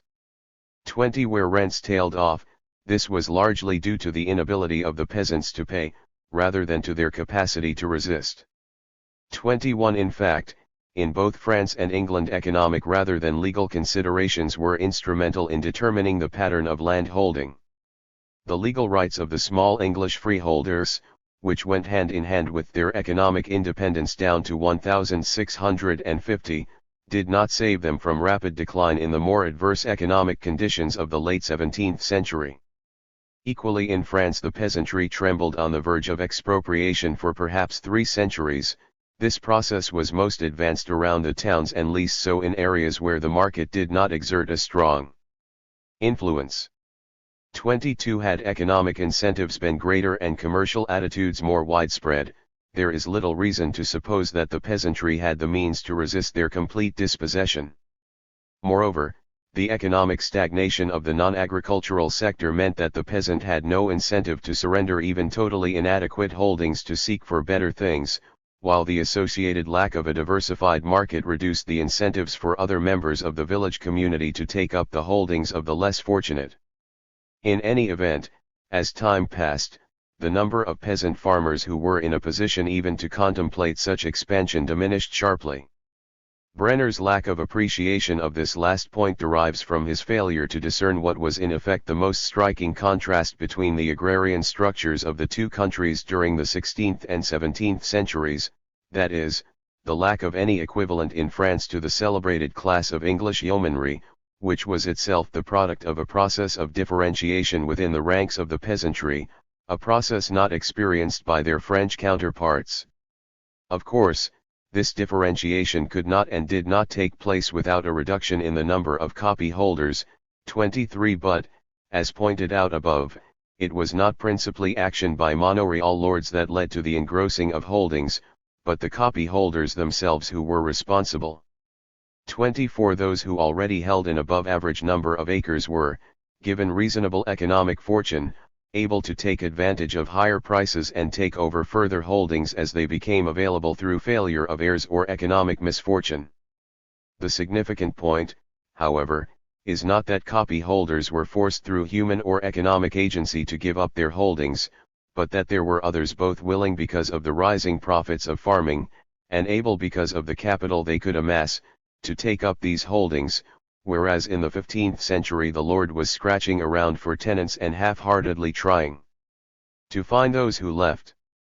25. The increasing value of land is also reflected in the amounts men were prepared to pay for a copy hold, and meant that only villagers with resources, or wealthy outsiders, could take advantage of vacant holdings. Landless husbandmen were prevented from acquiring a secure stake in the land they farmed. 26. The same applied to large leasehold farms, only a man with some capital could afford to take up the lease. By contrast, in France this period is characterized not by a differentiation within the ranks of the peasantry but, on the one hand, by their depression into a uniform, poverty-stricken mass whose holdings grew ever smaller and, on the other, by the growth of some, by English standards, very large estates consolidated by those lay and ecclesiastical landlords in a position to take advantage of the peasants' desperate plight. The growth of substantial middle-sized holdings, which could be detected at the end of the 15th century, was arrested and never resumed. 27. Indeed, in some regions the proportion of independent labourers to humble manoeuvriers continued to decline until 1789. 28. Those who did hold their heads above water were invariably receivers or fermiers, but in many areas seigneurs had difficulty in finding fermiers who could afford to take on the domain estates. 29. A problem which did not arise in England. To compare, as Brenner does, the peasantry who possessed 45 to 50% of cultivable land in France with owner-occupiers who held about 25 to 30% of the land in England, as though they were the same sort of animal, is quite misleading, as a comparison of the acreage of individual peasant holdings in the two countries shows. In Ile-de-France, for example, the vast majority of the rural peasants held less than 10 hectares, most less than 5 hectares, and similar figures from all the regional studies show that 90% of the peasantry, after meeting the claims of church, state, landlord, and seigneur, were left with insufficient for the sustenance of their families, let alone reinvestment. 30. In England, on the other hand, by the mid-17th century, despite some regional variations, there was a far greater range of holdings with a significant proportion in the middle range, 31 using some wage labor and producing a surplus for the market. In a very real sense, these enterprises were the economic heirs of the pioneering capitalist farmers who had begun to emerge in the 14th and 15th centuries. 32 Not until the last half of the 17th century did the concentration of landed property characteristic of the 18th century really get underway, and by then agricultural capitalism was well established. The existence of substantial leasehold farmers also made possible a degree of economic cooperation between landlord and tenant which the depressed French peasant was less and less able to sustain. 33 Merely describing the agrarian structure, however, does not explain why there was a movement towards capitalist farming in England, rather than just a squeezing of the peasantry as in France. Though the development of large consolidated holdings, in France ruthlessly exploited, has been seen perhaps rightly as a transitional form between feudal and capitalist farming, 34 Their exploitation never managed to break out of the old seigneurial/rentier framework, despite the existence of a potential labor force and despite the way in which they cut across old jurisdictions. Large estates did not necessarily lead to capitalist farming. Though it is hard to estimate what effect the presence of the yeomanry in England had on economic development, it probably went further than the creation of a significant home market. Would it be too far-fetched to suggest that it was the example of substantial copy holders and the like, with their strictly commercial attitude to their land and produce, that gave lords the idea of adopting commercial rather than feudal relationships, when the former became more promising? As far as the peasantry were concerned, the leasing of domain to one or two villagers in the 15th century, rather than its distribution among all the customary tenants, 35 broke up what uniformity medieval peasant communities had maintained and provided an encouraging example of individual wealth and enterprise, particularly when these farmers could take advantage of 16th century price rises. In France, on the other hand, the entrepreneurial attitudes of the middle peasantry, detectable here and there, succumbed to the rentier mentality of the bourgeois purchasers of the land. However ruthless they were in exploiting their estates, their attitudes were always tempered by a desire to bolster the seigneurial system and to become true seigneurs themselves. They extracted every ounce of profit from seigneurial justice and used it to retain their domination over the peasantry. 36 Thus, while we agree with Brenner that the poor economic performance of France in the early modern period is directly related to the agrarian class structure and that conversely it was the development of capitalist relations in English agriculture which was the key to economic advance here, the explanation offered for the emergence or non-emergence of such relations is unconvincing. Indeed, his concept of capitalist relations is narrow and cannot do justice to the perhaps decisive role played by the small capitalist farmer at least from the early 16th to the mid-17th century. The root of the difficulty is the assumption that petty peasant tenure was in itself an obstacle to the development of capitalism and that this explains the French tragedy. For what a comparison with England in fact reveals is that petty proprietorship was a major element in capitalist relations in the period of their formation and breakthrough. The real crime of the French monarchy was not that it bolstered up petty peasant ownership but that, together with the church, seigneurs, and landowners, it depressed it so brutally. The consequence was that the countryside lost its most dynamic force, a class of truly independent peasants. Lastly, although we concur with the view that a comparative analysis of class structures is a prerequisite for a full understanding of economic development, it is surely true that at any given moment the possibility of a change in class relations and the balance of forces is related to a plurality of factors ranging from the exigencies of foreign policy to social attitudes. It is difficult to deny, for instance, that the interminable warfare in which France was involved for most of the 16th and 17th centuries did not profoundly modify the balance of class forces to the disadvantage of both the peasantry and the bourgeoisie by virtue of the insupportable burdens which they were compelled to shoulder. The prodigious scale on which offices were sold by the crown as it endeavored to finance its wars also diverted capital from productive investment and created a welcome channel of upward mobility for those who wished to flee the uncertainties of commercial life and integrate themselves into the existing social hierarchy. By contrast, the virtual immunity of the English people from taxation in the century or so before the Civil War facilitated the emergence of an interdependent group of prosperous yeomen, artisans, and traders, thus contributing to the formation of a domestic market whose resilience and dynamism the French, from the mid-16th century, were unable to match. The sequence of foreign and civil wars in which France was involved also prolonged the survival of the military/feudal ethos which so inhibited the development of a capitalist one. Of course, it is possible to see the warfare of this period as an aspect of the crisis of feudalism or as part of a wider European conflict of civilizations generated by the rise of capitalism, and thus incorporated within a Marxist framework. 37 But this involves going beyond the theoretical position expressed in Brenner's formulation that class structures, once established, tend to impose rather strict limits and possibilities, indeed rather specific long-term patterns, on a society's economic development, and that the processes by which the structures arise are relatively autonomous. 38 As generalizations, such statements are not unreasonable, but the inclusion of the qualifying words rather and relatively immediately indicates the problem which is raised, and Brenner does not come to grips with it. His basic contention that the impact of particular phenomena such as demographic change can produce radically different results depending on the character of the class structure is acceptable. But unless he wishes to take the unlikely step of claiming that the conjuncture of circumstances and relatively short-term phenomena cannot affect in any significant way the pre-existing structure, his recognition of their interaction, far from demonstrating the autonomous nature of the evolution of class structures, actually calls it into question.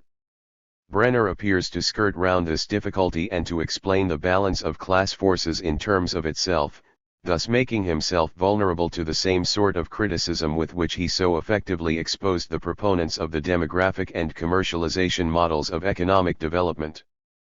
4 Peasant organization and class conflict in Eastern and Western Germany *. Heidi Wunder.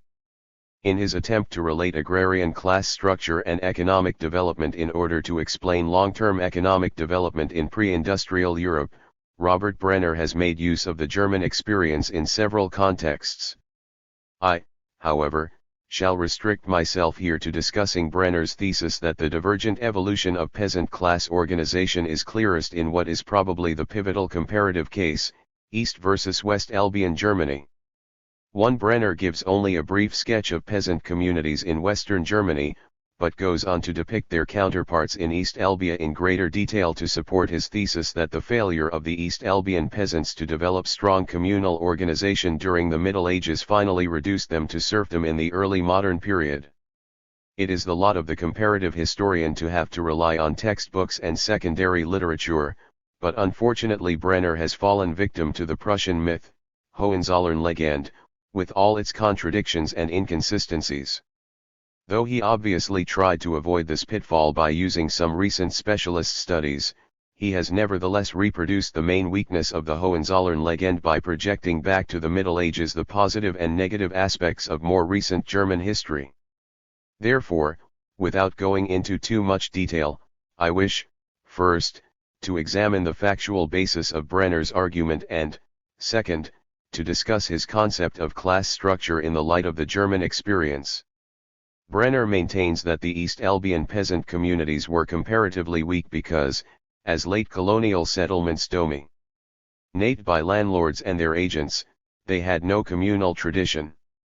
Their sense of community was weak, because there were no common lands and little cooperative agriculture in the colonial type of Waldhöfen or ribbon settlement, and also because villages were small and sparsely populated. The lack of Weistummer, declarations of custom, is taken as additional proof of this. Nevertheless, Brenner has characterized the East Albion peasants as one of Europe's freest peasantries.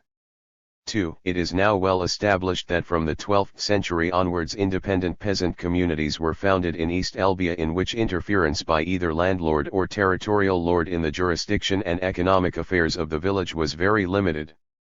3. While the basic elements of communal independence and personal freedom had been developed in Western Germany, corporate peasant communities are first documented in East Albia. The peasant's favorable position was surely no gracious gift offered by the landlord, but rather the result of economic efficiency, communal organization, and a strong bargaining position. Such a degree of communal independence and individual freedom was only attained in some of the territories of Western Germany. The expression of peasant and seigneurial interests in a dual set of institutions, which was typical of the early development of peasant organization, was transferred to the Middle Elbe region by settlers from Thuringia and Lower Saxony and transformed in the process of planned colonization. The locator, contractor, who organized and often financed this colonization attained in the village he had founded a position of considerable privilege and influence, that of Schultz. The land holding of the Schultz was larger than that of the ordinary peasant and was exempt from seigneurial dues. He was granted rights of public authority, Bonelite, and also the hereditary office of Schultz/Richter, judge, which meant that he presided over the village court and received 1/3 of all fines exacted there. At the same time he acted as rent collector, and also supervised the compulsory services performed for the landlord. However, it would be wrong to conclude that the Schultz, by combining communal and seigneurial authority, impeded the development of independent political institutions at village level. It was his hereditary status alone which enabled him to resist becoming a mere agent of the lord. On the contrary, Schultz and peasant community appear as a unit in which the Schultz acted as the spokesman of peasant interests and the leader of peasant protest, not only during the Middle Ages but also in the early modern period up to the Age of Reform. For the lack of Weistummer in most parts of East Albion Germany is easily explained. During the period of colonization, legal instruments had been developed which dispensed with the need for Weistummer to record local customs and usages and to declare peasant and seigneurial rights. The Act of Foundation was recorded in a document called the Handfest, Village Charter, which defined the extent of the village, the legal status of the peasants in relation to their holdings, their dues and labor services, tithes, communal rights, the village court, and the position of both Schultz and parish priest. These village charters became the accepted point of reference in the event of any dispute between peasant community and lord. In those regions which were settled before the Charter of Foundation became common form, the first written document establishing the existence of a peasant community is frequently that recording the settlement of a dispute between lord and peasants or the community's acquisition of additional land for communal use. The second component of the Weistummer, village bylaws, did exist in East Albion territories as well, but were there called by the alternative names of Willkuren, Belebungen, and Dradingordnung. 5. The arguments drawn by Brenner from geographical and demographic evidence also need correction. 6. In fact, two regions with characteristic types of settlement should be distinguished in East Albia, one which was restricted to parts of Saxony and Silesia where Waldhöfen settlements predominated, and it is these Brenner seems to have in mind, and another of far greater extent where nucleated villages predominated. The nucleated villages had open fields whereas Waldhöfen settlements had consolidated fields. But both were generally organized on the lines of a three-course rotation system. 7. It is true that there were no common lands, Allmend, in Waldhöfen settlements, but nevertheless the peasants here had to organize the grazing of their animals on a communal basis because the Schultz and often the landlord enjoyed certain grazing rights. Even if close cooperation in the fields had not been essential, institutions existed which would have facilitated the development of a communal spirit, namely the village court and the church. In the open field villages, peasant cooperation worked along the same lines as in Western Germany, as is demonstrated by the existence of identical articles in the bylaws of both East and West Albia. 8. As to the size of villages, there were usually marked differences between the smaller villages of the indigenous Slavs and the larger German villages. In East Prussia the native Prussian peasants also lived in larger villages as a result of seigneurial administration, while the Prussian freemen preferred hamlets. Even allowing for the great local and regional variations in both Eastern and Western Germany, the latter was without doubt the more densely populated region, because more intensive forms of cultivation, horticulture and viticulture, could be practiced there. Also, more industrial production was possible because of the existence of natural resources not to be found on the plains of northern and eastern Germany. The crucial test of peasant solidarity is, of course, the strength of peasant resistance to seigneurial influence and exploitation. The two best-known examples of peasant action in East Albia, the rising of the Warmian peasants in 1440 and the Samland rising of 1525, do not fit the colonial situation as conceived by Brenner. To him they appear exceptional and therefore to be regarded as deviations from the general pattern, explainable by the high density of population in both regions and, in the Samland, by the persistence of comparatively powerful forms of Prussian peasant community undisturbed by German colonization. This view requires modification.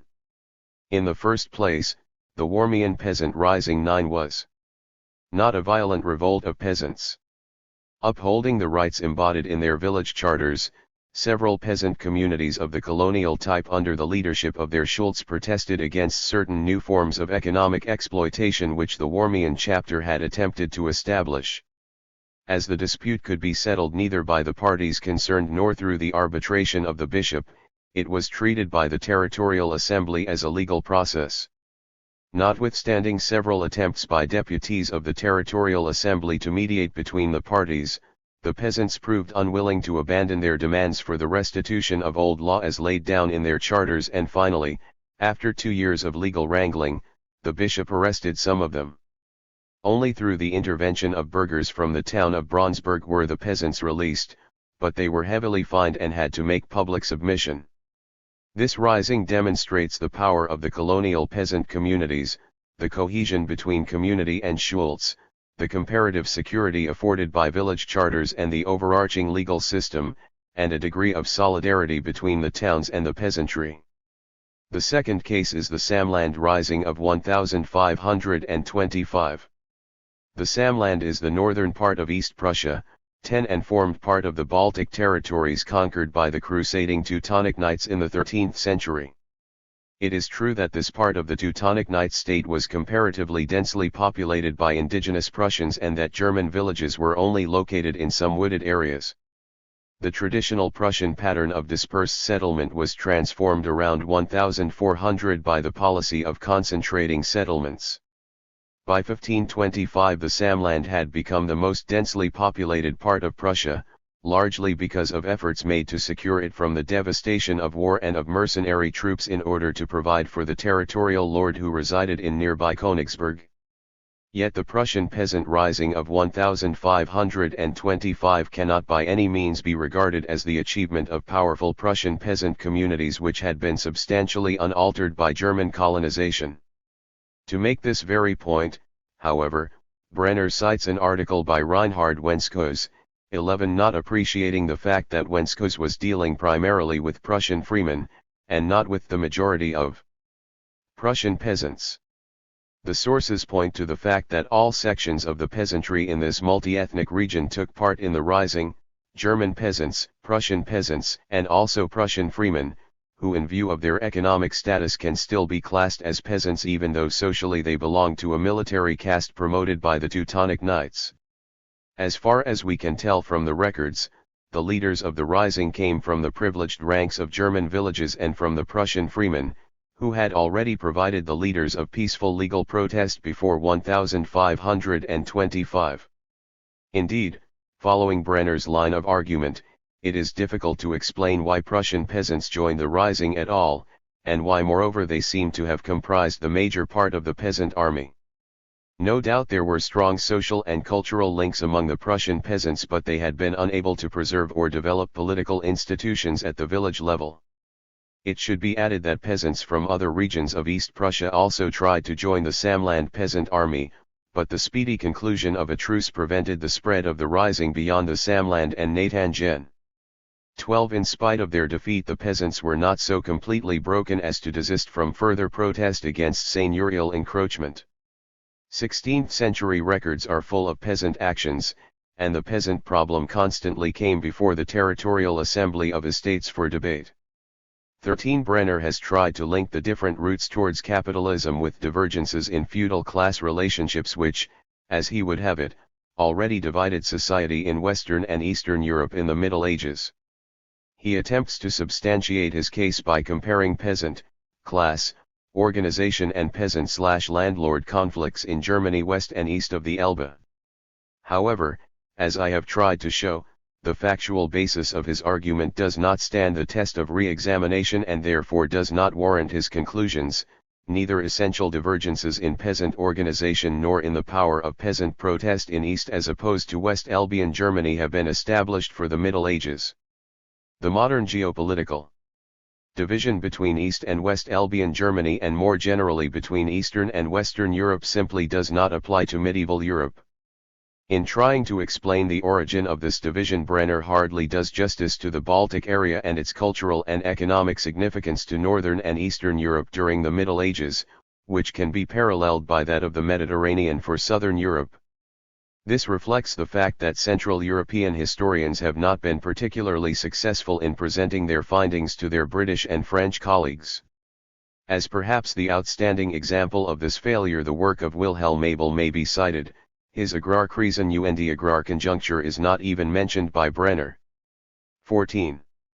It is also difficult to follow Brenner's argument on the more theoretical level because, first, he does not consider sufficiently seriously the two analytical aspects of class structure which he himself distinguishes at the very beginning of his article, namely, the labor process or the social forces of production and the property relationship or surplus extraction relationship.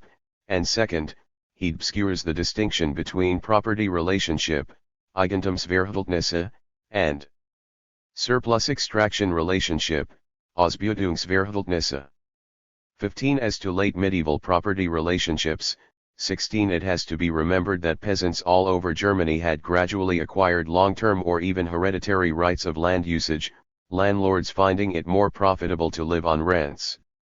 These property relationships remained essentially unchanged up to the 19th century, even in large parts of East Albia. 17. Economic changes, however, affected the surplus extraction relationships and the labor process.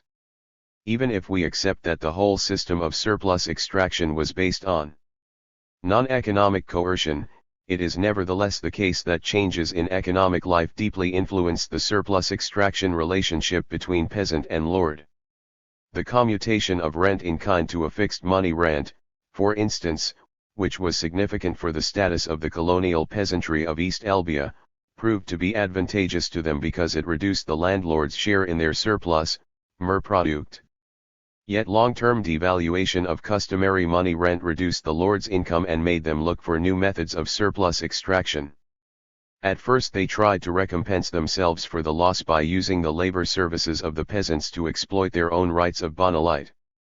This is illustrated by the Warmian peasant rising of 1442, where the peasants were reacting to attempts to increase seigneurial income by the intensified exploitation of woods and lakes, which to them meant additional services in transporting honey, floating timber, and fishing.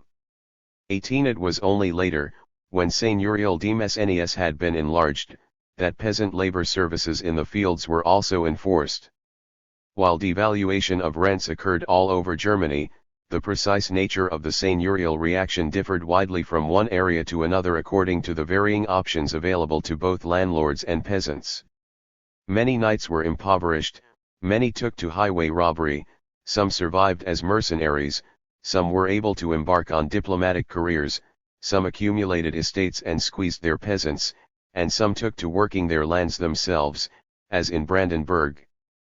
In light of the impact of grain exports on the East Albion gentry and the lack of any major agrarian incentives to the class of landlords in the more central parts of Germany, Brenner's statement that class structures were highly resilient in relation to the impact of economic forces 19 must be questioned.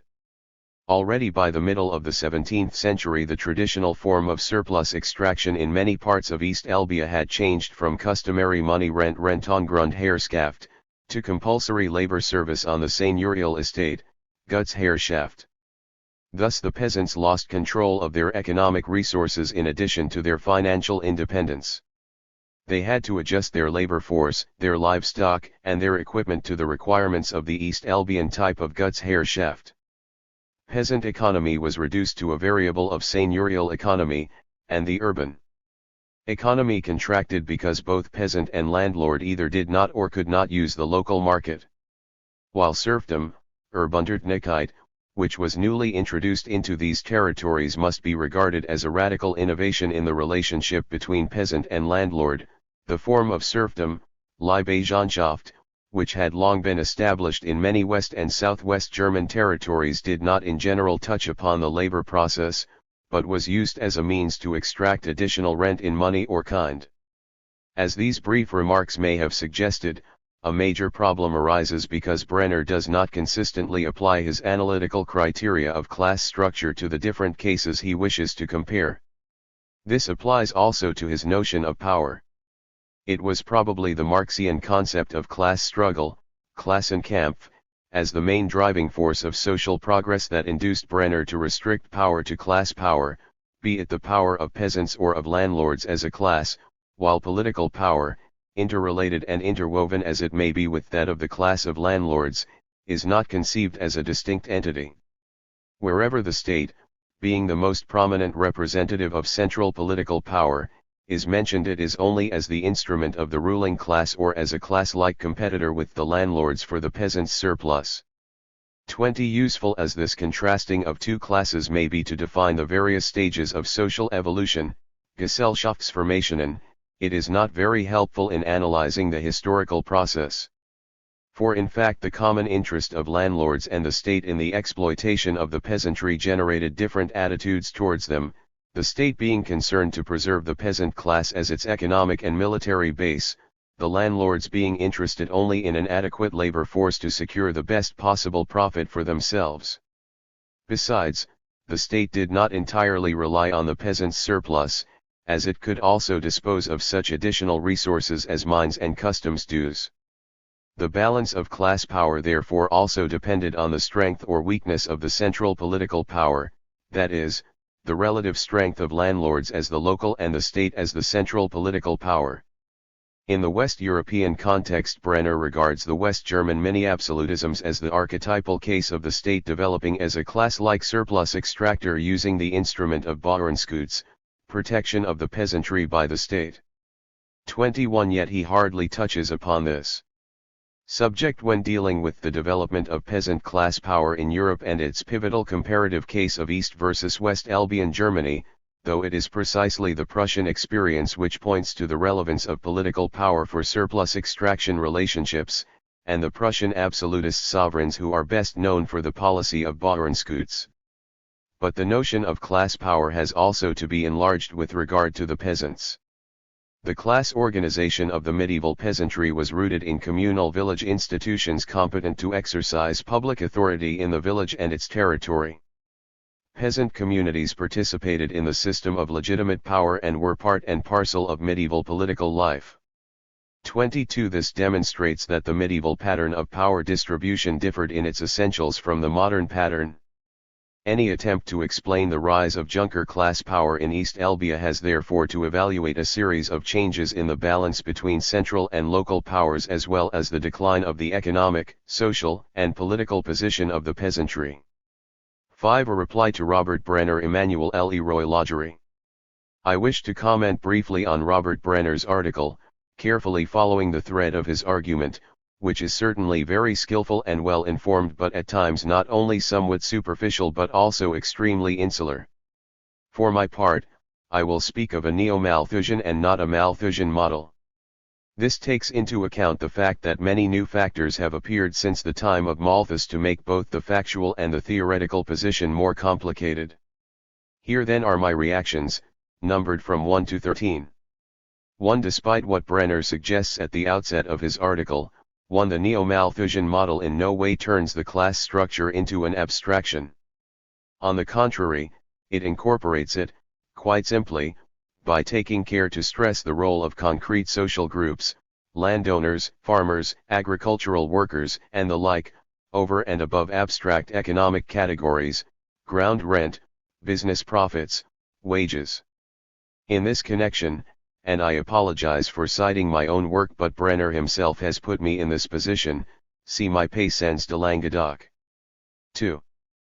Brenner criticizes both Poston's work as well as my own, but he neglects to mention, and this is curious on the part of a scholar with such an impressive command of the sources, the extensive research into European, and particularly German, rural history undertaken many years ago by Wilhelm Abel.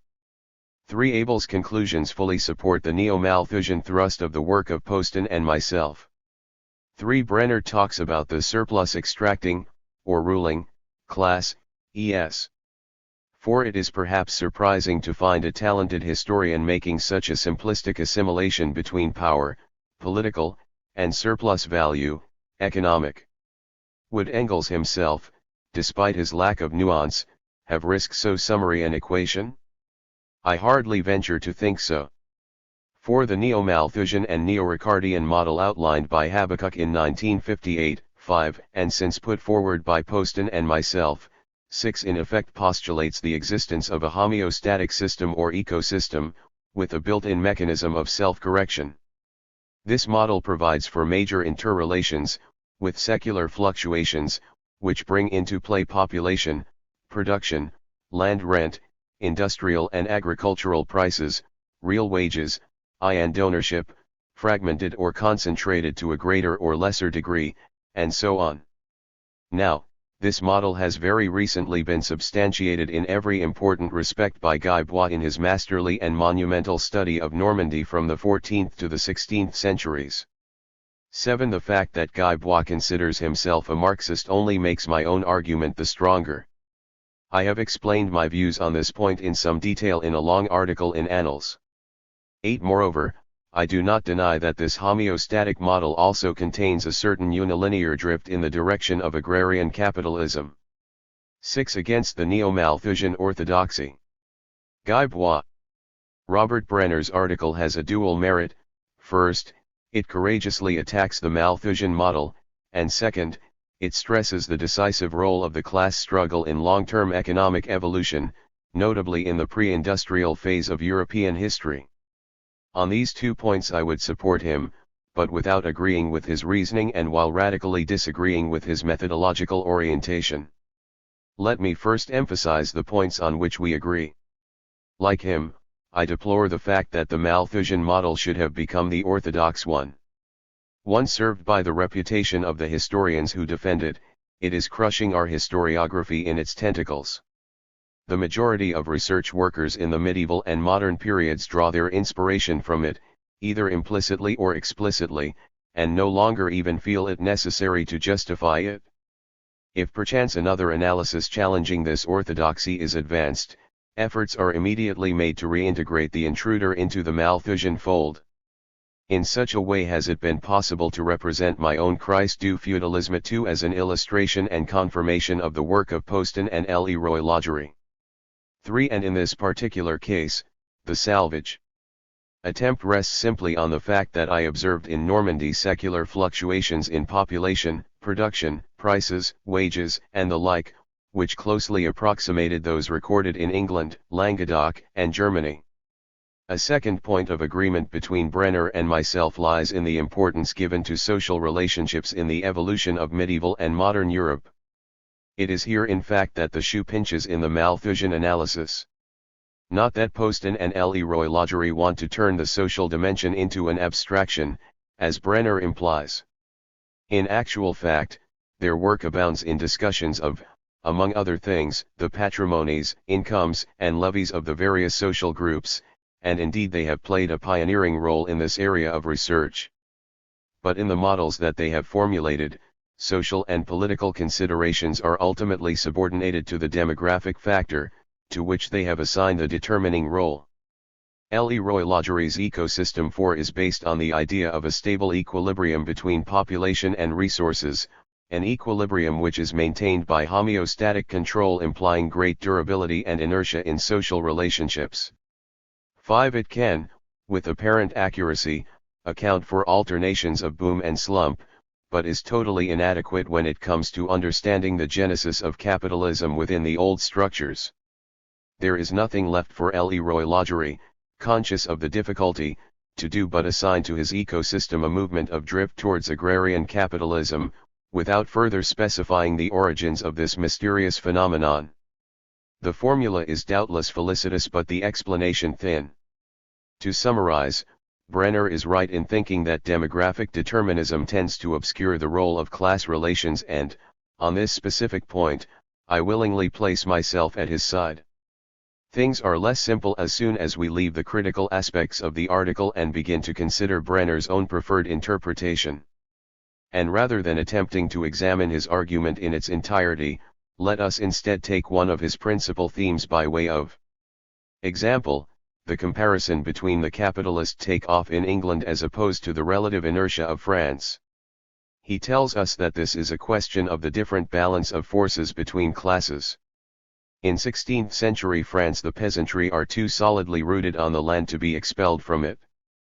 Conversely, on the other side of the Channel, the peasantry prove incapable of resisting seigneurial pressure. Hence the movement of expropriation favoring the emergence of capitalist relationships in the countryside which, in their turn, create the conditions for a process of industrialization. For the moment we may pass over the fact that it is not very clear from his analysis why the same upsurge of agrarian capitalism, though of variable intensity, appeared throughout Western Europe at about the same time. 6. It remains true that the hypothesis put forward by Brenner is worthy of very serious consideration. What I was able to observe in Normandy fully accords with his analysis. From 1520 to 31 can see the beginnings of a tendency towards the expulsion of tenant farmers, a faint echo of the British enclosure movement, which in the end encountered fierce peasant resistance, and the complex development of which would need to be followed right through the wars of religion. This is the same class struggle as occurred in England, but the result is different because the peasantry in France proved to be very strong. 7. Unfortunately, from this point on, Brenner's analysis deteriorates. Having at the outset presented the hypothesis of an inequality in the relationship of social forces in both France and England, he must then find a satisfactory explanation for this phenomenon. What does he suggest?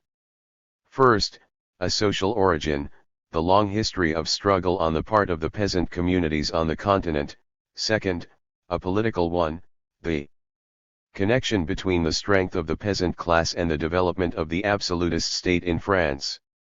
Naturally, here again, there can be no question of denying the reality and the importance of these two phenomena.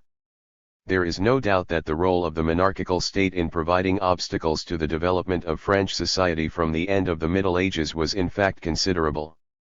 But why should this factor be isolated? Why is it alone thus favored?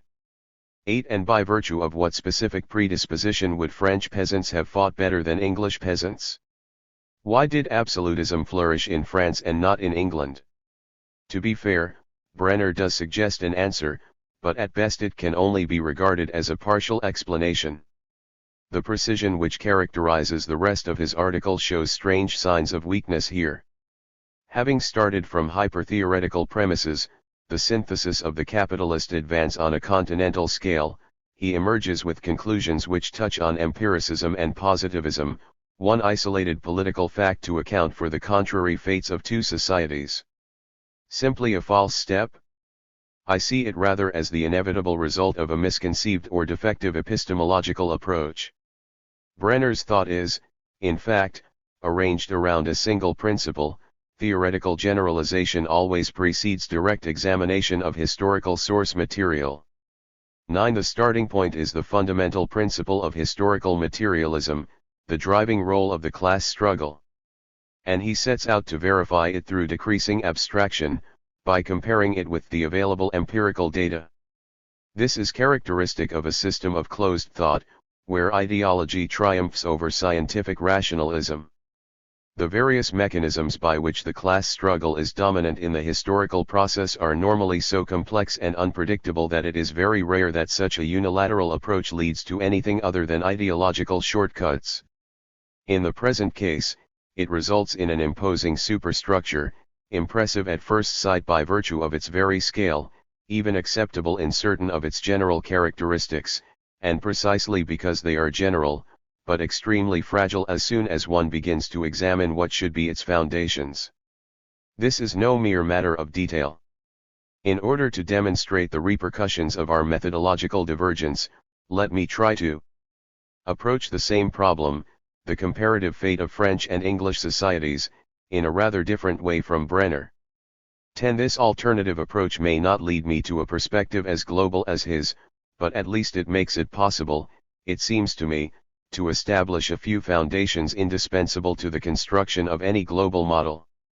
I will here summarize the principal propositions resulting from an investigation which, starting with the example of Normandy, bears on the very functioning of feudalism as a socio-economic system or a mode of production.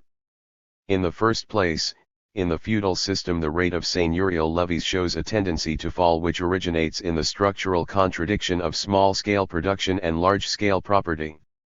When economic expansion draws to an end, around the middle of the 13th century, the fall in the rate of levy is no longer offset by the establishment of new tenures, with the result that seigneurial income in its turn tends to decrease. The crisis of the feudal system is bound up with this phenomenon. The dominant class does not succeed in maintaining the economic basis of its hegemony. This takes place against a background of social and political confrontation, the results of which are, on the one hand, the strengthening of the middling peasantry and, on the other, the hypertrophy of the machinery of the state, royal absolutism. The consequence is a radical rearrangement of the production relationship, characterized by the addition to direct seigneurial levies of a centralized levy organized by the royal administration to the almost exclusive advantage of the seigneurial class. 11. There are secular movements, specific to the feudal economy, causing the alternation of economic, or demographic, growth and stagnation or recession, and also originating from the structure of feudalism, hegemony of small-scale production and extensive character of growth. Constant economic and social phenomena are linked to these movements, the upsurge of agricultural prices and the relative fall of industrial prices, wages, and productivity during movements of growth, and vice versa. This is indispensable to an understanding of the origins of agrarian capitalism because every movement of growth creates economic conditions which are ever more favorable both to the expansion of the dimensions of the unit of production and also to a wider recourse to the wage-earning labor force, while at the same time it increases the pauperization of the day laborers. In short, there is an original dynamic of the long term, a dynamic which carries within itself, in each of its phases of growth, a movement of land accumulation opening the way to new production relationships, as in the 12th to the 13th, and the 16th to the 18th centuries. Third, the first half of the 16th century is marked by a sudden upsurge of agrarian capitalism in Western Europe. This is the period when the seigneurial class, which had for centuries made great efforts to tie the peasantry to their plots, decided to increase the domain at the expense of holdings and to recruit hired labor. Why? Because, quite simply, of the very low level of the various rents levied on those holdings, the long-term tendency referred to above had reached a critical point. The result was that the accumulation of landed property, associated with the onset of the Renaissance, was further increased. These three propositions, which do not follow from any pre-established schema but purely from strict examination of the facts, in my opinion constitute the basis from which can be formulated a hypothesis, and I deliberately say hypothesis, on the divergent evolution of France and England. The hypothesis is as follows: it is inequalities in the world of feudal production, and not this or that political or social factor, which are at the root of the divergence. At the end of the 13th century, northern France was the region where feudalism was most advanced.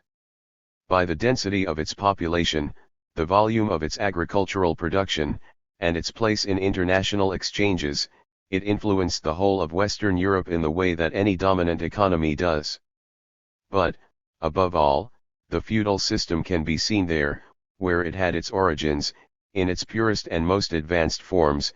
Small-scale production had irresistibly established itself at the expense of seigneurial demesnes, and the erosion of seigneurial levies was most marked, decline or disappearance of forced labor, weakening of the real value of fixed money rent, and so on.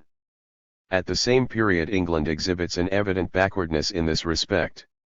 In England, where feudalism had come later, and was partly imported, there are numerous archaism, the larger role of forced labor and of the monoreal economy, the more recent and weaker assertion of the rights of landholders, finally, backwardness at the level of growth itself. In these circumstances it can readily be appreciated that, generally speaking, the crisis of feudalism, though of course still having a European dimension, actually has its epic entrée in the Kingdom of France. It was there that the blockage to growth and the decline in seigneurial revenues took their most acute forms.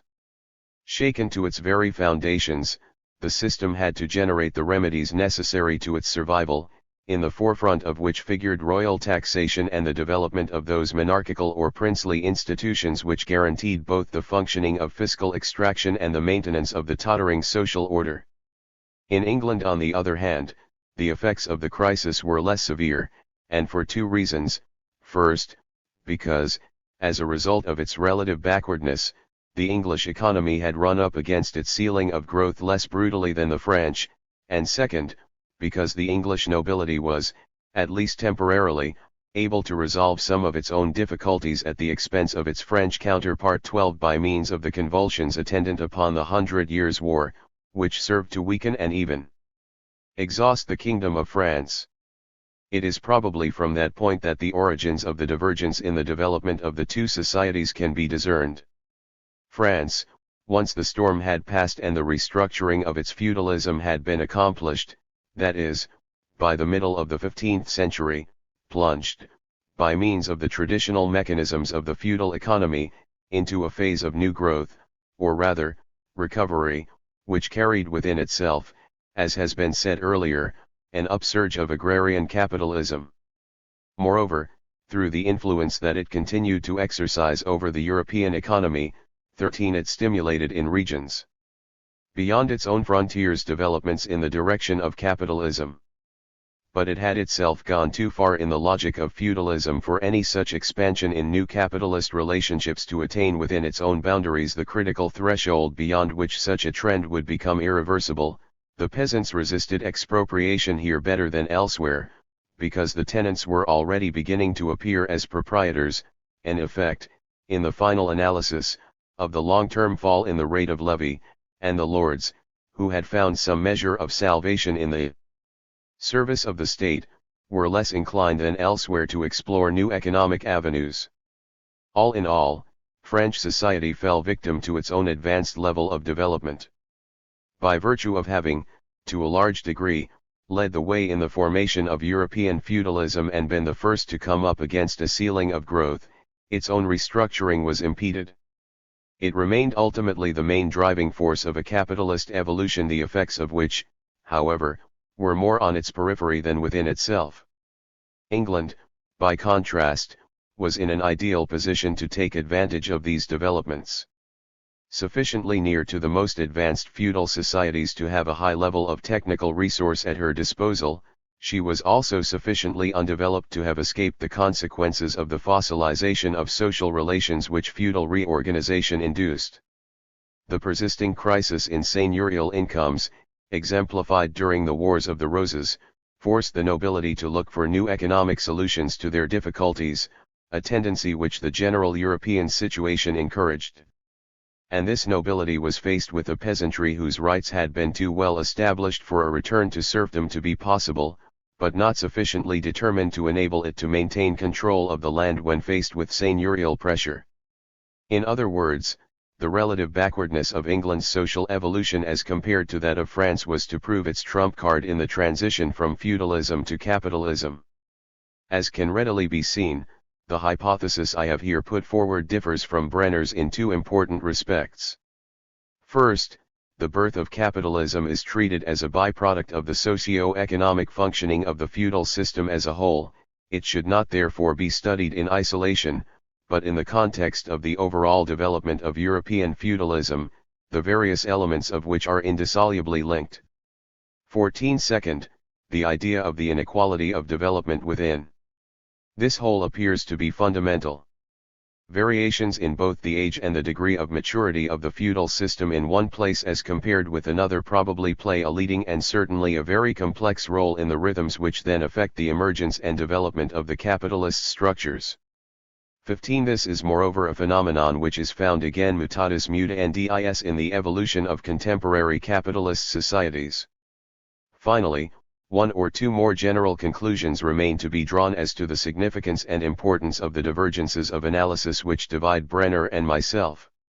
It might be tempting to minimize them by emphasizing the many points on which we agree, and where our two analyses coincide, and even to defend the idea that the two hypotheses, although proceeding by different methods, interlock and complement one another. This would, however, be misleading.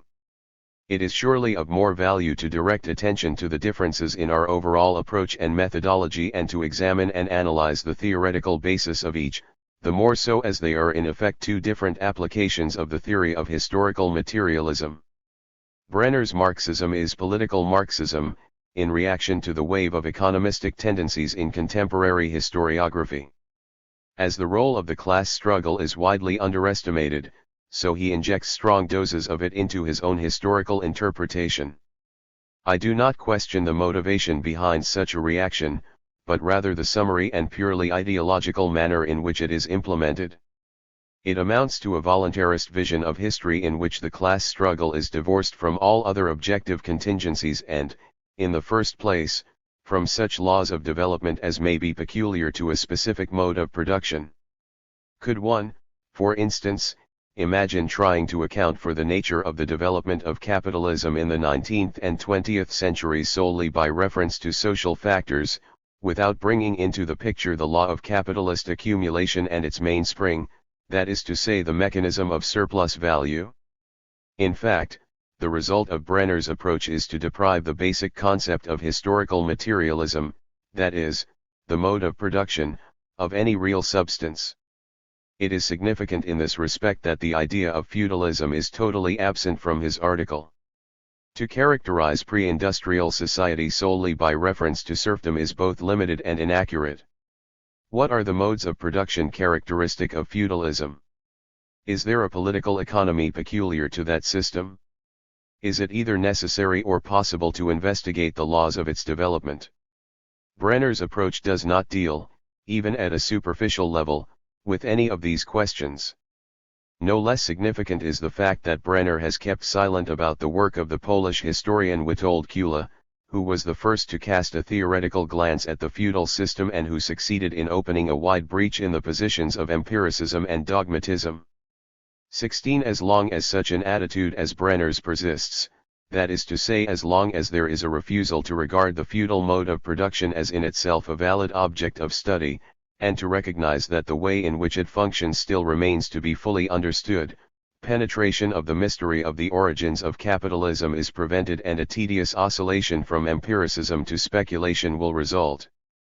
The error of such political Marxism lies not only in its neglect of the most operative concept of historical materialism, the mode of production.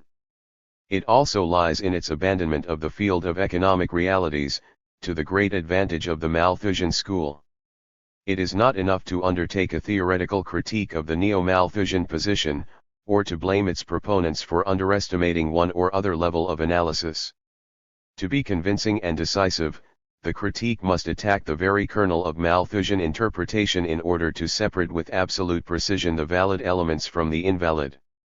The whole strength of this model derives from the fact that it is amply confirmed by detailed research, the importance of the demographic factor, the succession of long-term trends, the existence of ceilings of growth, and so on. By what strange perversion of Marxism is it possible to refuse to take such firm data into account on the absurd pretext that another theoretical construction rests upon it? Let us take the example of the demographic factor. It is true that a tendency to determinism, with clear ideological adaptations, has characterized many historical works. It is nonetheless true that demography is essential to an understanding of the development of feudal society as a whole, for reasons which are implicit in the very nature of the feudal mode of production, namely that small-scale family production is the basic economic unit and that reproduction takes place on that scale according to an economic/demographic process. Poston or Leroy Lagery should not be criticized for giving too much importance to the demographic factor. They should on the contrary be criticized for stopping themselves in midstream and for not integrating the demographic factor into the all-embracing whole that is the socio-economic system. The same point applies also where secular trends are concerned. The Malthusian historians have cited in evidence a series of correlations, prices, population, product, and the like. Their error, it seems to me, lies in not having followed this path still further in order to comprehend the functioning of another variable which, whatever the socio-economic system, profoundly impregnates the forms of growth, namely the productivity of labor. It would appear, here also, that a movement specific to the productivity of labor, it diminishes in phases of economic growth, and vice versa, necessarily corresponds to the structural characteristics of feudalism, hegemony of the small family producer on a stable technological base, and that this movement is capable of clarifying that of other variables, prices, wages, and so on. Thus it is by the progressive elucidation of the mechanisms of the feudal economy according to a process of increasing abstraction and generalization that a global vision of the system can be achieved. And it is by this course alone that we will finally come to understand by what subtle mechanisms the class struggle plays a driving role in the development of feudal societies. In other words, to avoid undue emphasis on economic aspects, it is necessary paradoxically to make not less of the economic factor, but more. The flight into politics resolves nothing, on the contrary, it simply allows economic or demographic determinism to occupy the field uncontested. One final comment. The approach I offer as an alternative to that of Brenner leads me to integrate some elements of the Malthusian analysis, such as the concept of the population/resources scissors. 17. This can make the various demarcation lines between the Malthusian and Marxist approaches more difficult to discern. It can even, when temptation to polemic gains the upper hand, lay me open to the charge of neo-Malthusianism. This is, however, ultimately of little consequence, because sooner or later the integration of these elements into a global model, stripped of all demographic determinism, will deprive them of their former ideological weight. Such, in brief, are some observations that Brenner's article suggests to me. His great virtue is to have revived discussion and to have challenged a large number of accepted ideas. In so doing, he has invited a frank response. I have therefore tried to show that, beyond the few points on which we are in agreement, there is a methodological gulf that divides us. The problem exceeds, and exceeds considerably, the subject dealt with in his article. It touches on the very nature of historical materialism.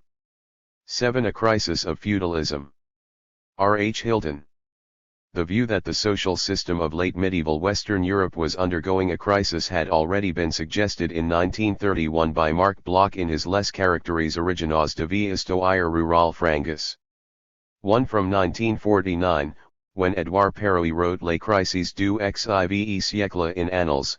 2. The usefulness of the concept as a means of explaining a stage in the history of that system became well established. Interpretations varied considerably. For some, this seemed to be a crisis resulting from a maladjustment of the factors of production. A demographic collapse, followed by an agricultural depression characterized by low grain prices, had already been presented in 1935 by Wilhelm Abel as the most fundamental element. 3. This view or variations on it, has since become the prevailing orthodoxy, of which Robert Brenner is simply the latest critic. 4. Other historians and economists, while not disputing the importance of the demographic, monetary, and other aspects of the crisis to which Perroy, Poston and others drew attention, considered that the crisis was one of a whole socio-economic system. This was primarily a Marxist view, already sketched by Maurice Daub in his studies in the development of capitalism. 5. It was further explored in the American journal Science and Society and became known as the debate on the transition from feudalism to capitalism. 6. The latest contribution from the Marxist point of view is Crise du Feudalisme by Guy Bois, a profound working out of theoretical issues on the basis of detailed empirical research. 7. The concept of a general crisis of a social system was, of course, by no means far removed from the experience of historians from about 1930 onwards.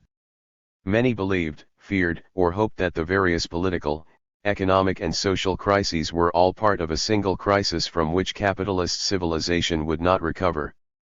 The vision was somewhat apocalyptic and in this resembled some aspects of thought in late medieval Europe. However, as we now know, Well-established social systems have considerable powers of survival through adaptation. Crises by definition are turning points in the history of a social as well as of a natural organism. The organism may die, it may also survive, more or less intact, or it may survive having undergone sufficient changes to enable it to cope with changing circumstances. After the first crisis in the 14th and 15th centuries, feudalism had a long and tortured subsequent history with various suggested terminal dates, 1640-1789, 1917. If the first crisis of the social system did not end in its demise, we need not therefore pretend that the crisis did not happen. If we are to discuss intelligently the crisis, or crises, of a social system, we must know what we are talking about, not only in the sense of having the empirical data but in the sense of agreeing on the definition of the system. I do not mean simply a description of its apparent contours at any given time, but rather a definition of its fundamental structure. Having defined the structure, we must then establish what is its internal dynamic, if it has one. I say if it has one because, as is well known, some historians think that medieval feudalism was a stagnant system which required external stimuli to get it moving towards capitalism. It should be added too, that if we are able to establish the internal dynamic, we may well also be able to establish how that dynamic breaks down. 8. The analysis of the structure of feudalism must begin with the agrarian base. However great at any particular time was the degree of urbanization in medieval Europe, the vast majority of the population, 80 to 90%, was engaged in arable or pastoral farming, and in terms of numbers those engaged primarily in tillage vastly outnumbered the pastoral specialists. In our analysis of structure, therefore, the basic unit of production is to be sought in the arable, or better, the mixed farming sector of the economy, since arable production, at the stage reached in the Middle Ages, would have been impossible without a minimum number of animals. It is within the agrarian base, therefore, that we must seek that fundamental element in the structure of the feudal mode of production which determined its health, growth, and decline. It can hardly be doubted that the basis of the rural economy throughout the whole of the Middle Ages was the holding of the peasant family. No doubt it fluctuated considerably in size according to the prevailing land/labor ratio, according to geographical conditions, according to the level of technology, and according to the character of the family which constituted the basic labor force. Many of these questions are still under debate, in particular, family structure. It is also the case, of course, that at most times there was considerable inequality in the size of family holdings. The basic core of family farmers, those with enough land, equipment, and labor to sustain the family and its helpers, to provide for the reproduction of the economy and to pay the rent, usually had above them a few more prosperous families, freeholders, litiarii and the like. More important, there was below them a fluctuating periphery of small holders inevitably thrown off from the main mass of peasant producers when births exceeded deaths and the surplus population was not absorbed by industrial occupations, urbanization, or war. 9. It hardly needs emphasizing that it was the product of this peasant economy, or rather that part of the product which the peasant household was not able to retain within the holding, whether in labor, kind, or cash, which provided the necessary support for the whole social and political superstructure of nobles, clergy, towns, and state. Consequently, this superstructure depended in the first place on the relationship at any given time of the peasant household economy to nature. But this was a changing relationship. At one stage the successful transfer of surplus from the peasant economy was no doubt aided by certain technical improvements, especially between the 10th and the 13th centuries. But, on the whole, agricultural technology did not keep pace with increasing population. Even with a population increase of xh% per annum under conditions of stagnation or slow-moving technology, the only solution within the bounds of the peasant household economy was the lateral expansion of holdings into hitherto uncultivated land. This resulted in a decline in the average size of the main family holdings, an increase in the number of small holdings, and almost certainly an overall decline in the productivity of labor. Given the enormous forest areas in most European countries which existed at the height of population growth, it might seem that the lateral extension of the peasant economy need not have resulted in any deterioration in conditions. But of course the peasant economy did not exist in a social vacuum. The institutional restraints, such as forest law, on the natural growth of this economy were decisive. Furthermore, the lack of technical development which could have improved yields was also socially determined. 10. Can the fatal tendency of a peasant household economy to enter into a self-destructive cycle of demographic expansion and impoverishment give us the answer to our historical problem? Some historians have thought so, and indeed we cannot ignore this feature of peasant economic history. But if we are to analyze, not a self-contained peasant economy, which has probably never existed, but the feudal economy of the Middle Ages, we must consider other elements in the social structure. After all, the economy of the peasant family household was incomplete. The individual arable holding with its family labor force was never an economically self-sufficient unit. It was not simply that there were various products which had to be acquired from outside, like alt, metal objects, and so on, but that it depended for its existence on natural and human resources outside the boundaries of its house plot and its cultivated land. Meadow, grazing land, wood, and turfs for fuel and building. Stone from quarries, and fisheries were not normally individually appropriated. Mutual help between neighbors may seldom have involved co-operation, but family labor was normally supplemented by that of a full-time servant taken from the young of other households, not to speak of part-time supplementary labor at difficult periods, especially at haymaking and harvest. Access to these extra resources was organized through the agency of another element in the structure, at one stage above the individual household, namely the village community. Village or hamlet communities varied considerably, of course, in the scope of their collective activities and control over the resources mentioned. Tightly integrated common field arable communities had a greater range of collective powers and responsibilities than small hamlets or scattered pastoralists, but at the least organized level some degree of collective access to resources that were not individually appropriated had to be organized. Furthermore, when one considers the relations between the peasantry on the one hand, and other social classes, not to speak of the institutions of state and church, on the other, it was normally the village or other local community representatives, usually the richer heads of households, rather than individual peasants, who faced the outside world. When we consider the peasant household economy, which was recognized as early as the 11th century by the Bishop of Laon as that without which no free, that is, noble man could live, 11, or as late as the 15th century by an anonymous poet as that which maintains this world, 12, it is clear that a necessary part of the explanation of the dynamic of feudalism was located there. Given, too, the tendency of the household economy to over-reproduce itself in relation to available resources, we also have a necessary explanation of the weakness of the feudal economy. At the higher level in the structure, it is again clear that the solid articulation of peasant communities by the local elites, or on the contrary the disintegration of these communities, are necessary features of our analysis of the wider horizons of this peasant-based social order.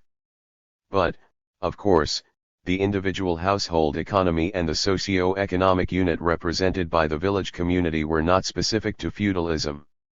They are found as parts of other social formations, more recent as well as more ancient than feudalism. And though they are necessary elements in a description of the dynamic of feudalism, they are not in themselves sufficient.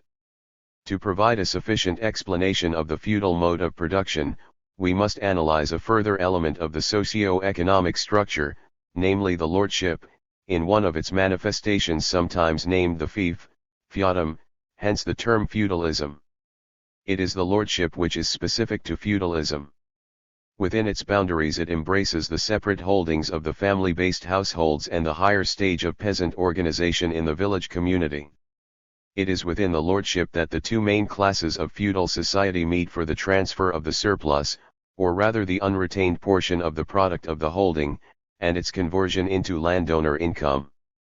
Owing to the limited competence of feudal officialdom and the problems of communication, the lordship even had an element of regularity in character in spite of much fragmentation and reconstitution of its territorial elements. Hence even the great landed estates of kings and magnates tended to be congeries of smaller lordships.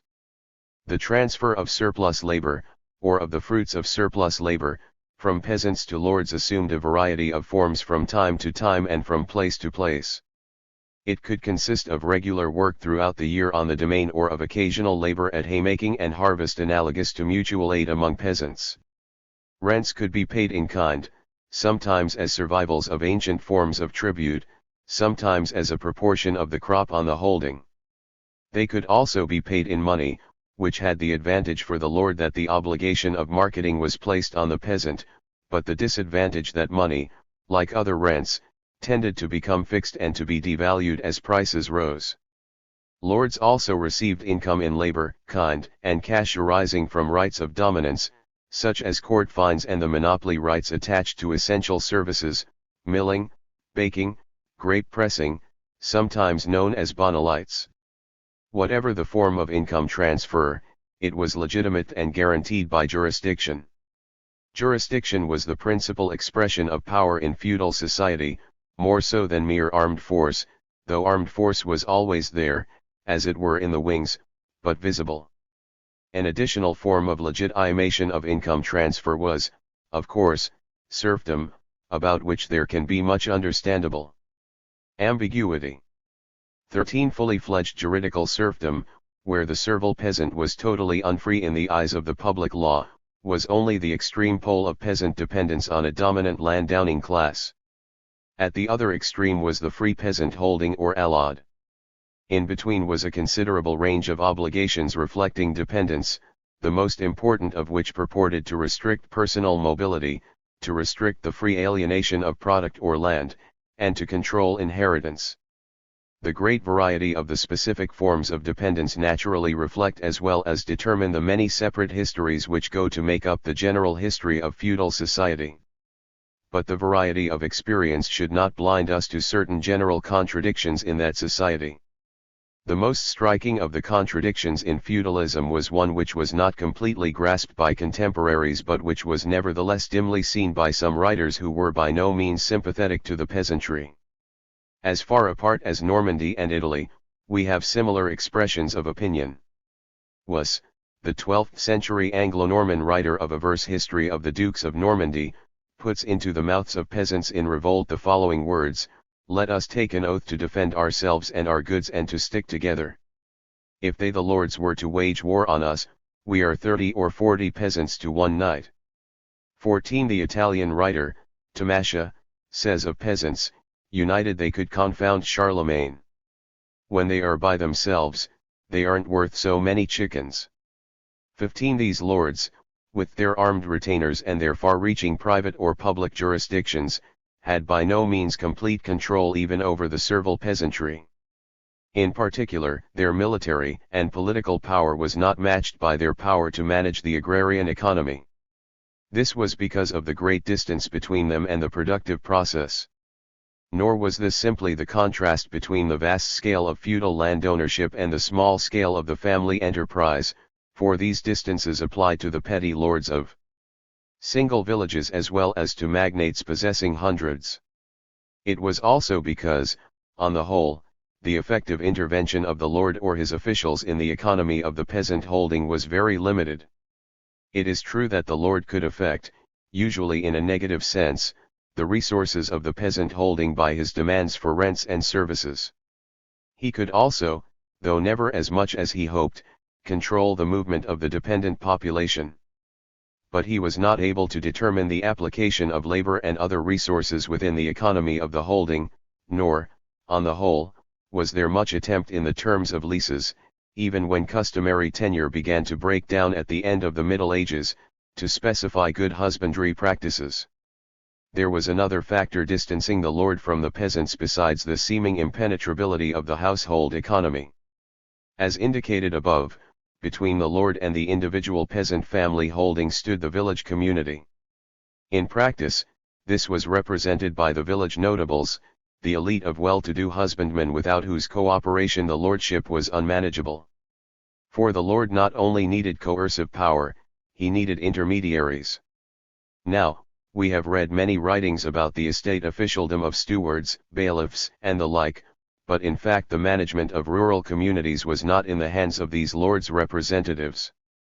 The manorial or seigneurial courts were largely in the hands of the well-to-do villagers, who declared custom, adjudicated in disputes, formulated communal regulations, promulgated bylaws, kept out strangers, and generally speaking provided the essential lines of communication between the estate officialdom, or the lord himself, and the community of peasant householders.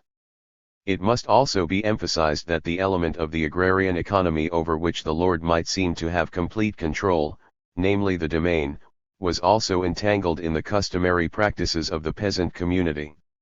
Although there might be a group of professional farm servants, free or servile, such as ploughmen, carters, herdsmen, dairymaids, and the like, important labor resources on the domain were transferred straight from the household economy, such as ploughmen and plough teams, haymakers, harvesters, smiths, even building workers. The domain, therefore, was reduced to the work rhythm of the peasant holding, or worse, since labor services were badly and unwillingly performed. In any case, the domain was almost certainly a minority feature of the medieval agrarian economy. Its importance is to a certain extent a documentary illusion because the best records of rural life during the period are almost always those produced by the great estates, while great stretches of country not involved with the domain economy but dominated by peasant farms remain relatively undocumented. We therefore have a landowning class whose very existence depended on the transfer to it of the surplus labor and the fruits of surplus labor of a class which was potentially independent of it, over which it exercised political, military, and juridical power, but in relation to which it fulfilled no entrepreneurial function. Given the scattering of the immobile rural communities, compared with the noble retinues, which could be relatively easily mobilized, the compulsion of agricultural routine, the domination of custom and the powerful ideological influences from the priests, monks, and friars to accept the rightness of the social order, it is not surprising that politically the position of the ruling class was strong. Nevertheless, changes in the peasant economy at the base always had reverberations up to the top of the social structure, precisely because landowner income depended so intimately on the productivity and the exploitability of the peasant economy, and because it was in the nature of feudal landownership to be passive rather than active. These reverberations from the base were felt not only in the agrarian sector of the economy. The landed aristocracy, whether lay or ecclesiastical, constituted at all times the principal market for a range of products, mainly luxuries, which entered into international trade. These were the spices, the fruits, and the silks which were imported from the eastern Mediterranean westwards, the high-price luxury cloths which were the products of the Low Country and central Italian cloth industries, the wines of the Mediterranean, Bordeaux, the Rhineland, Burgundy and the Paris Basin, and furs from Eastern Europe. International trade, of course, dealt also in bulk commodities like grain and timber, but the demand for these was mainly urban and probably depended ultimately on the health of the international trade in luxuries. The landed aristocrats also provided an important, if not the principal, demand for armaments and building. International trade was largely run by merchant capitalist urban elites, to support whose activities and consumption needs there existed a considerable urban service sector. State and state-like formations existed on resources which came either from direct taxation, mainly of the rural producers, or indirect taxation, which fluctuated according to the volume of trade. In other words, the urban and commercial sectors of the economy largely and directly depended on the purchasing power of an aristocracy whose income was more or less directly derived from peasant production. These contradictions of feudal society are at the heart of the crisis of the 14th and 15th centuries. It seems almost certain from the evidence at our disposal that the per capita productivity of agriculture was stationary or falling towards the end of the 13th century. This was not simply the result of the increasing population, which pressed on institutionally restricted landed resources, resulting in a reduction in the average size of the family subsistence holding, the proliferation of smallholders and landless laborers, and the reduction in the pasture/arable ratio. It was also the result of the pressure of landowners for rent, jurisdictional fines, death duties and entry fines, and of the state for taxation and purveyance, pressures which had been growing during the 13th century, which removed all cash surpluses and prevented even the most elementary investment. Not that the landowners gave much of a lead in the improvement of domain agriculture.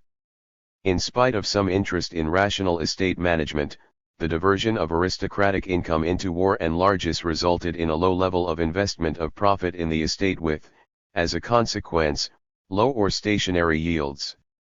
16. This pessimistic interpretation of the trends of the agrarian sector of the economy at the end of the 13th century is not unchallenged. But from the point of view of landowner income there was another factor, social rather than economic in origin, the declining exploitability of the peasants. The struggles by peasant communities to retain as much as possible of the product of their holdings and to gain as much access as possible to common woods, pastures and fisheries date back many centuries. But there seems little doubt that in the 13th century, and especially in the second half of the century, this struggle had intensified and was by no means unsuccessful. The geographical distribution of these successes was of course uneven, as were the immediate aims. In northern and northeastern France success went as far as the formation of rural communities with elements of self-government. In eastern France and western Germany, with the issue of rapports de droits and Weistummer, rents and services were stabilized, a fixity which in the long run benefited tenants rather than landowners. The same degree of success cannot be claimed for England. Conflicts about rents and services between lords and customary tenants raised the larger issue of free as against villain status. But these conflicts were quite frequent, and even where the plaintiffs did not achieve free status, or prove the privileges of ancient domain, the tendency here too was for the stabilization of labor services and arbitrary exactions such as tallage. 17. The conflict over feudal rent must be understood as taking place within the framework of a society where production for the market was well developed, a society where simple commodity exchange was widespread, but where the bulk of the product, at any rate of grain, was consumed within the family economy. Quantitatively, it was the peasant family economy which held back most of the grain, and livestock, from the market for its own consumption, precisely because of the numerical superiority of the peasant producers. But it must be remembered that the family economy of the lords also retained large quantities of domain produce, even though, according to convenience, much might be bought and sold. The obligation on the part of the peasant producer to pay money rent, fines and taxes, and evidence of occasional cash accumulations by rich peasants, implies of course that they had to market a proportion of their product. We must not, however, imagine that these were small-scale capitalist farmers. Very little cash was retained after the payment of dues, and inputs of labor and materials were largely provided from within the family economy. Nevertheless, that appropriated part of peasant production which became the income of the landowners, including the church, and the state, was largely paid over in cash. Similarly, that transferred effort of peasant labor by which the demesnes were cultivated was, as we have mentioned, to a considerable extent realized in cash. Now, there are good reasons for supposing that the cash incomes of many estate owners were stationary or declining by the early decades of the 14th century, whether because of a crisis in domain profits or because of difficulty in sustaining rent levels. Or both. In spite of variations, this seems to be the general pattern over much of England as well as in such areas of France as Normandy, the Paris Basin and the North. Yet this stationary or declining estate income had to sustain growing demands on it, unavoidable because they arose from the built-in tendencies of contemporary feudal society. 18. Although difficult to quantify, like all medieval population distributions, it seems likely that during the century there had been a growth in the proportion of the population not engaged in food production.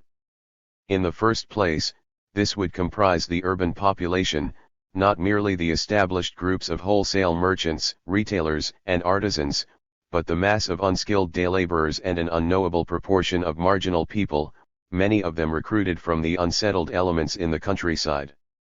The increasing complexity of state and church administration resulted in a growth of officialdom, though admittedly most of these would come from families at the consuming rather than producing end of the food chain. More important than a possible decrease in the proportion of food producers was, however, a general increase in the expenses of the political superstructure. Royal and seigneurial households laid out a large quantity of cash on display, largesse, and retinues, an expenditure which, given the aristocratic ethos and the competitive element in feudal politics, was likely constantly to increase and itself contribute to rising prices. War also was becoming a heavier burden at this time. It was not because there was more actual fighting in the later Middle Ages than during earlier periods, but that it was becoming more costly. Campaigns tended to be longer and more sustained, more and more soldiers of all ranks were being paid cash wages, and the equipment, from horses to fortifications, was becoming more expensive. And given the slow cash flow in rents and taxes from the agrarian base, these costs were usually paid for out of high-interest loans made by merchant bankers. These were the principal uses of surplus derived from agricultural production. Apart from any other characteristics, it is to be noticed that from none of them was there any significant feedback in the form of investment which would increase production. There was no productive spin-off from military technology, elaborate armor, complicated fortifications or clever siege machines provided no lessons which would help agricultural production or cheapen the costs of artisan production. Taxation was almost entirely absorbed by military expenses and the costs of government, including the largesse and patronage provided by royal households. The profits of merchant capital, even though some might be spent on the purchase of lordships and feudal landed property, were certainly not invested in such a way as to improve agricultural production. Nor was there any significant investment in industrial production, largely because this was organized on the basis of the family enterprise, which was as impenetrable by merchant capital as the peasant family enterprise was impenetrable by the feudal landowner. Mercantile profits remained almost entirely in the sphere of circulation.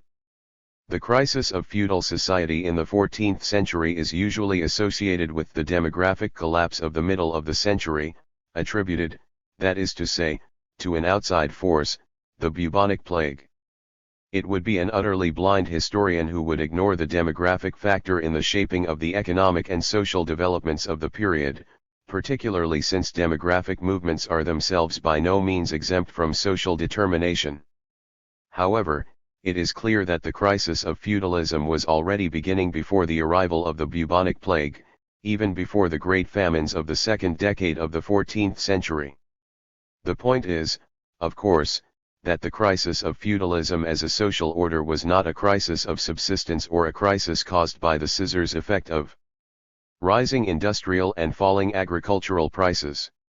However important these features of the situation might be, and there can be no disguising their significance, the central feature was a crisis of relationships between the two main classes of feudal society, which had begun before the demographic collapse and continued, even if in somewhat altered forms, during and after it. If there had been a stagnation of landowner income derived from peasant rent before the demographic crisis, this became much more serious afterwards.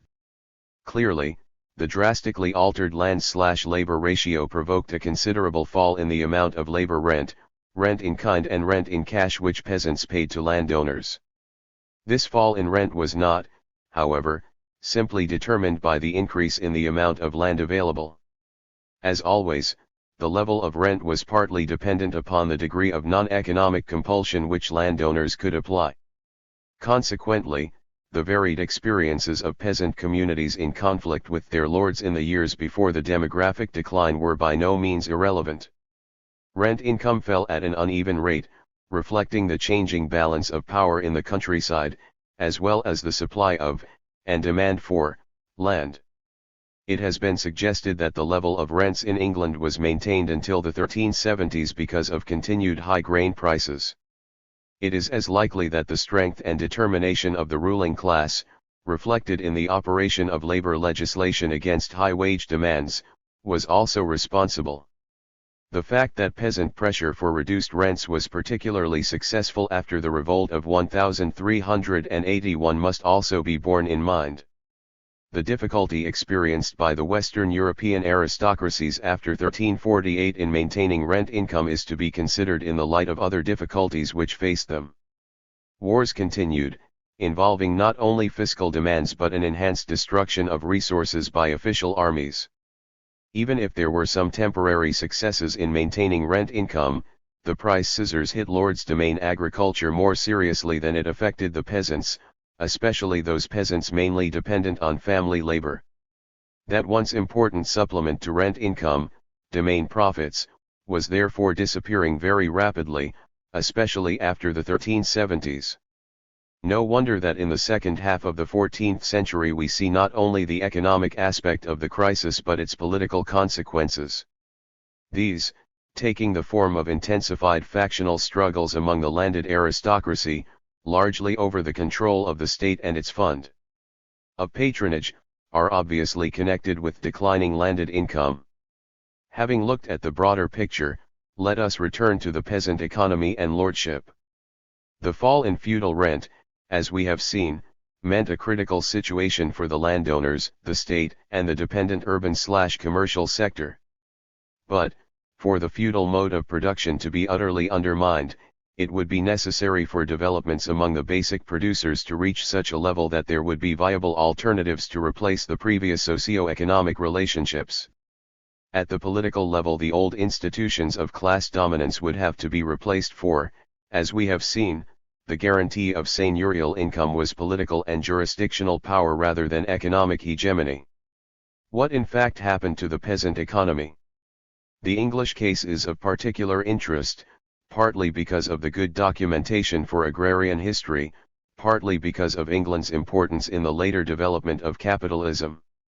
Let us emphasize again that one of the most striking features of English peasant history, especially after the 1380s, was the successes which manorial peasantries, customary tenants, had in pressing for reductions in rents, especially rents of an obviously feudal type. This success was reflected juridically in the virtual disappearance of servile villenage. But equally important, it allowed the retention of surplus on the peasant holding. The lightening of the burden of rent was accompanied by other developments which resulted in a considerable degree of prosperity in the peasant economy. It is clear that there was a regrouping of settlement, both within and between villages, so that the worst land from the point of view both of natural fertility and convenience of access, to the farm and to the market, would be abandoned to pasture. As is well known, this meant a considerable expansion of animal husbandry, and a bigger livestock element in arable farming, producing meat and wool for the market as well as dropping manure on the cultivated land. These favorable conditions for production were accompanied, as one would expect, by a considerable reduction in the proportion of small holders and an increase in the average size of the arable holdings of the middle peasantry. At the top end of the peasant social scale, we see the appearance of holdings of considerable size, both for arable farming and for livestock. Conditions were evidently favorable for increased production. At a time when the rent charges on the producer were diminishing. There are obvious indications of this, including the fall in grain prices and rising real wages. No doubt demand factors were an element in both cases, but improvements in agricultural productivity must have played a significant part. Shortage of labor was obviously a factor in rising wages, but the fact that a high level of real wages was sustained for so long suggests a real increase in the productivity of labor. It must also be borne in mind that the amount of family labor was diminishing as replacement rates dropped, 19 so that indications of increased productivity when less labor was available overall are quite remarkable. Dare one suggest that this was an aspect of that opportunity for relatively untrammeled petty commodity production which was discussed in the Dobbs-Weezy debate in the 1950s? Was England alone in these developments? The evolution of the French rural economy was similar, though the devastation caused by the English invasions held back parts of the country for many years. One fact is certain. The fall in rents which affected the revenues of the English landed aristocracy can also be traced in France. The need of landowners to restore devastated villages made it all the more necessary for them to offer advantageous terms to tenants, the flow of immigrants to the entre-deux-mers being the classic example. 20 But since one of the most serious aspects of the war was the killing off of livestock, it is also certain that French agriculture did not enjoy, to the same extent as in England, the same improvements in the livestock component of arable farming. It is perhaps for this reason that real wages in France did not increase to the same extent as in England. Nevertheless, in spite of all the difficulties, the mid-15th century in France has been seen as a favorable period for the middle peasantry, but always within the framework of the seigneurie, an institution which had recovered its strength by the end of the century. While it would be a mistake to exaggerate the decline of the manor in 15th century England, readers of manorial court rolls cannot fail to be struck by the relative lack of life in the institution after the middle of the century. How significant was this apparent drainage of the powers of lordship as far as the relations between lords and peasants were concerned? How typical was that piece of extraordinary self-assertiveness by which the tenants of the powerful Earl of Warwick, almost within the shadow of his castle on the River Avon, successfully insisted on a rent reduction which long outlasted the Beauchamp dynasty. 21 We will not know until more work has been done on the strangely obscure history of the lords and their customary tenants during this period.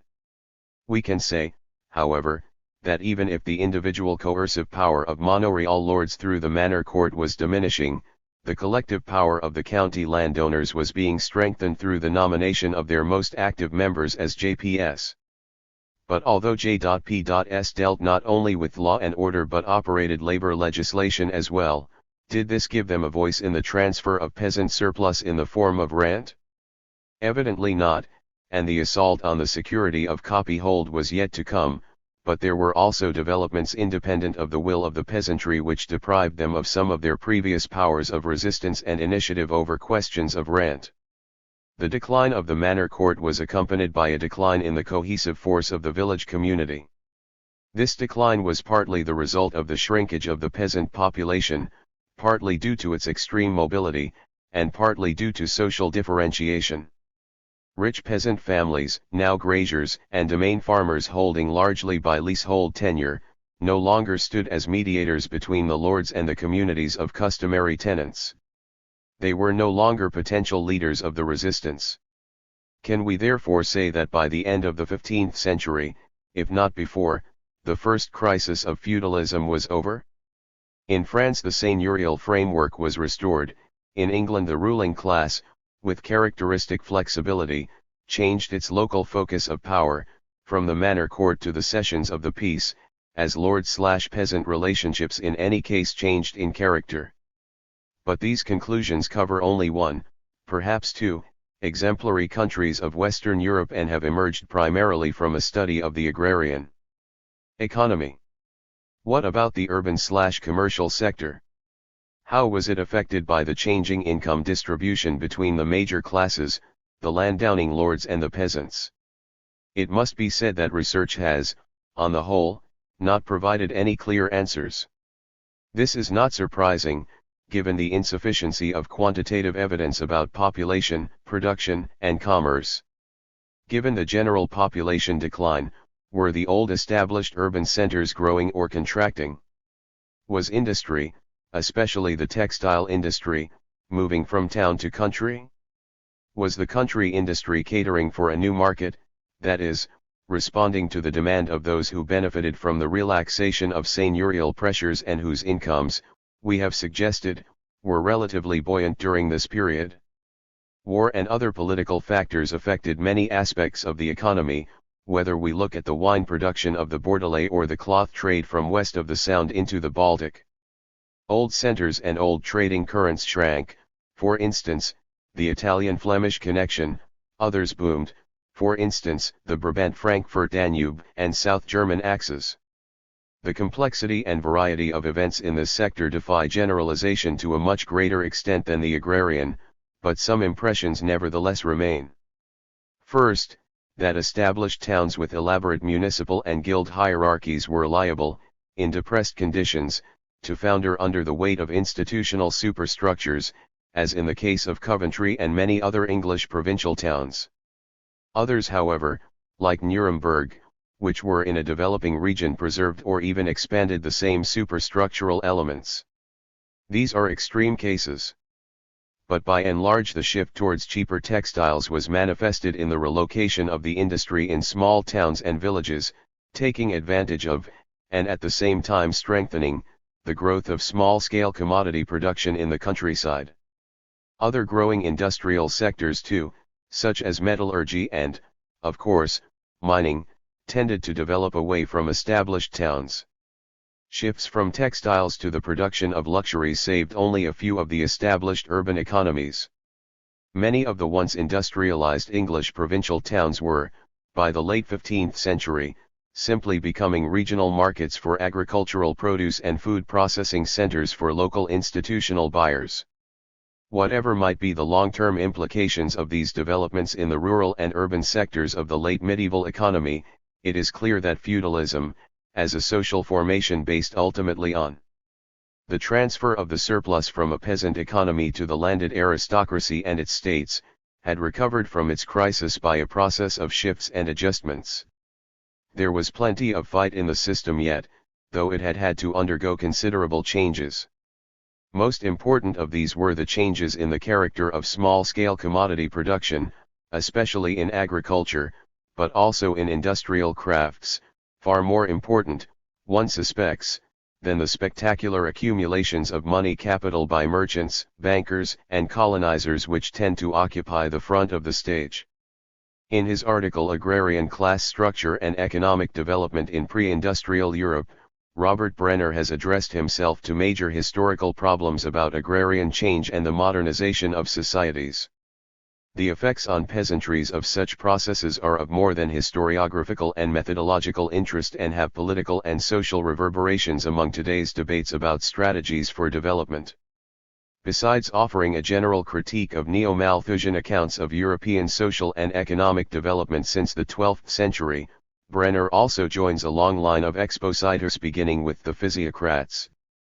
These found the essential cause of differences in growth between France and England in differences in agrarian structures and productivity, due mainly to the dominance of large farms in England. Insofar as Brenner's argument suggests that demographic constraints and cycles have often been taken as the main determinants of economic and social developments, or at least have occupied so much attention and exposition as to have left little room for consideration of other factors, I sympathize with him. It has become a favorite axiom of French historians that a population of some 20 millions provided a ceiling in medieval and early modern France beyond which it was impossible to go, given existing agrarian techniques. Braudel believes that this figure around 1,600 meant that France was too densely populated and had become a vast emigration zone. Yet on his own figures Italy, with a far greater area of mountain, had a population density of 44 persons to the square kilometer against France's 34. 1. As a quarter or more of France was forest.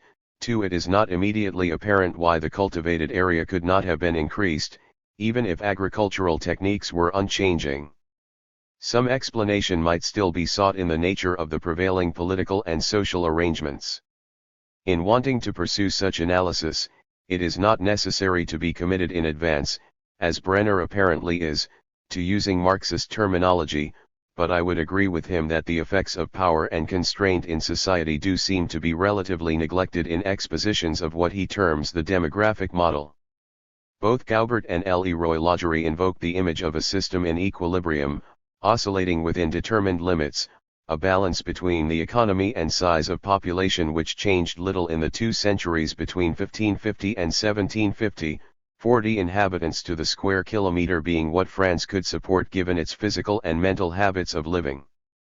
3. According to Leroy-Ladurie, the Malthusian curse had fallen on Languedoc in the 16th and 17th centuries. It had invested a great agrarian cycle, after a vigorous starting phase, with the character of an inexorable fluctuation. It was a society without growth, because no one was interested in economics. This is symbolized or demonstrated by the failure of Protestantism in France to reach the peasants and the countryside. The capital of human energy in the 16th century was not invested in the economy, it was dissipated in the religious wars. After 1600, the victory of Catholicism became more and more inseparable from a certain revival of feudal society. In the broad sense in which the philosophers of the 18th century used the term. The military, social, and theological objectives of Bourbon absolutism were approved by the French elites and imposed fiscal burdens which made economic recovery and true growth impossible. Such general conclusions, and still more the invocation of feudalism, seem similar to Brenner's. The system invoked excludes increased production and the bringing about of agrarian capitalism on a large scale, and so would presumably exclude the emergence of capitalist class relations in the countryside which Brenner believes distinguished English from French developments.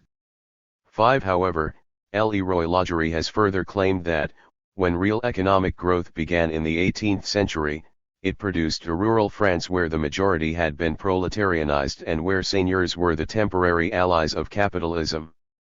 6. Thus Brenner's objections are less to Leroy Lagerie's categorization of the French economy and society than to his attempt to explain their nature as the product of mental elites and of cultural blockages which could only be changed when the mental elites changed, a change which Brenner would presumably prefer to see arising from changing class relationships and conflicts. The whole conception of mental elites as inherited from Febvre stresses the absence or impossibility of certain concepts and attitudes existing in given periods. In so doing, it tends to create a uniformity which hides or denies the capacity of individuals and societies to hold contradictory and incompatible ideas and ideals simultaneously. It also implies that change must come as some total mental and psychological transformation, which Leroy Lagerie locates in the Enlightenment, with the peasants becoming political and religious nonconformists after 1760. 7. One may still wonder how agricultural progress and rises in productivity were possible in Flanders, Lodigiano, Catalonia, or Brescia before any transmutation of mental elites. The great strength of Leroy Lagerie's work on Languedoc was the demonstration of the impact of war through fiscal pressures, instead of treating these as secondary to the long-term trends of conjuncture, yet in explaining them as the result of cultural blockages or attitudes, he seems to make them epiphenomena of the long-term trend of the mental elites of those who willed them. An acceptance of inevitability prevails, comparable to Musnier's sense of the nation and state-building mission of absolutism to which no viable alternative existed. Brenner would base his explanation of the differences between French and English development on the absence of capitalist class relationships in the French countryside. The amount of reification involved might seem as great as in Leroy Lagerie's invocation of mental elites. If all explanations which attempt more than mere description involve some degree of abstraction and reification, they need not become a glass darkening the analysis of actual developments.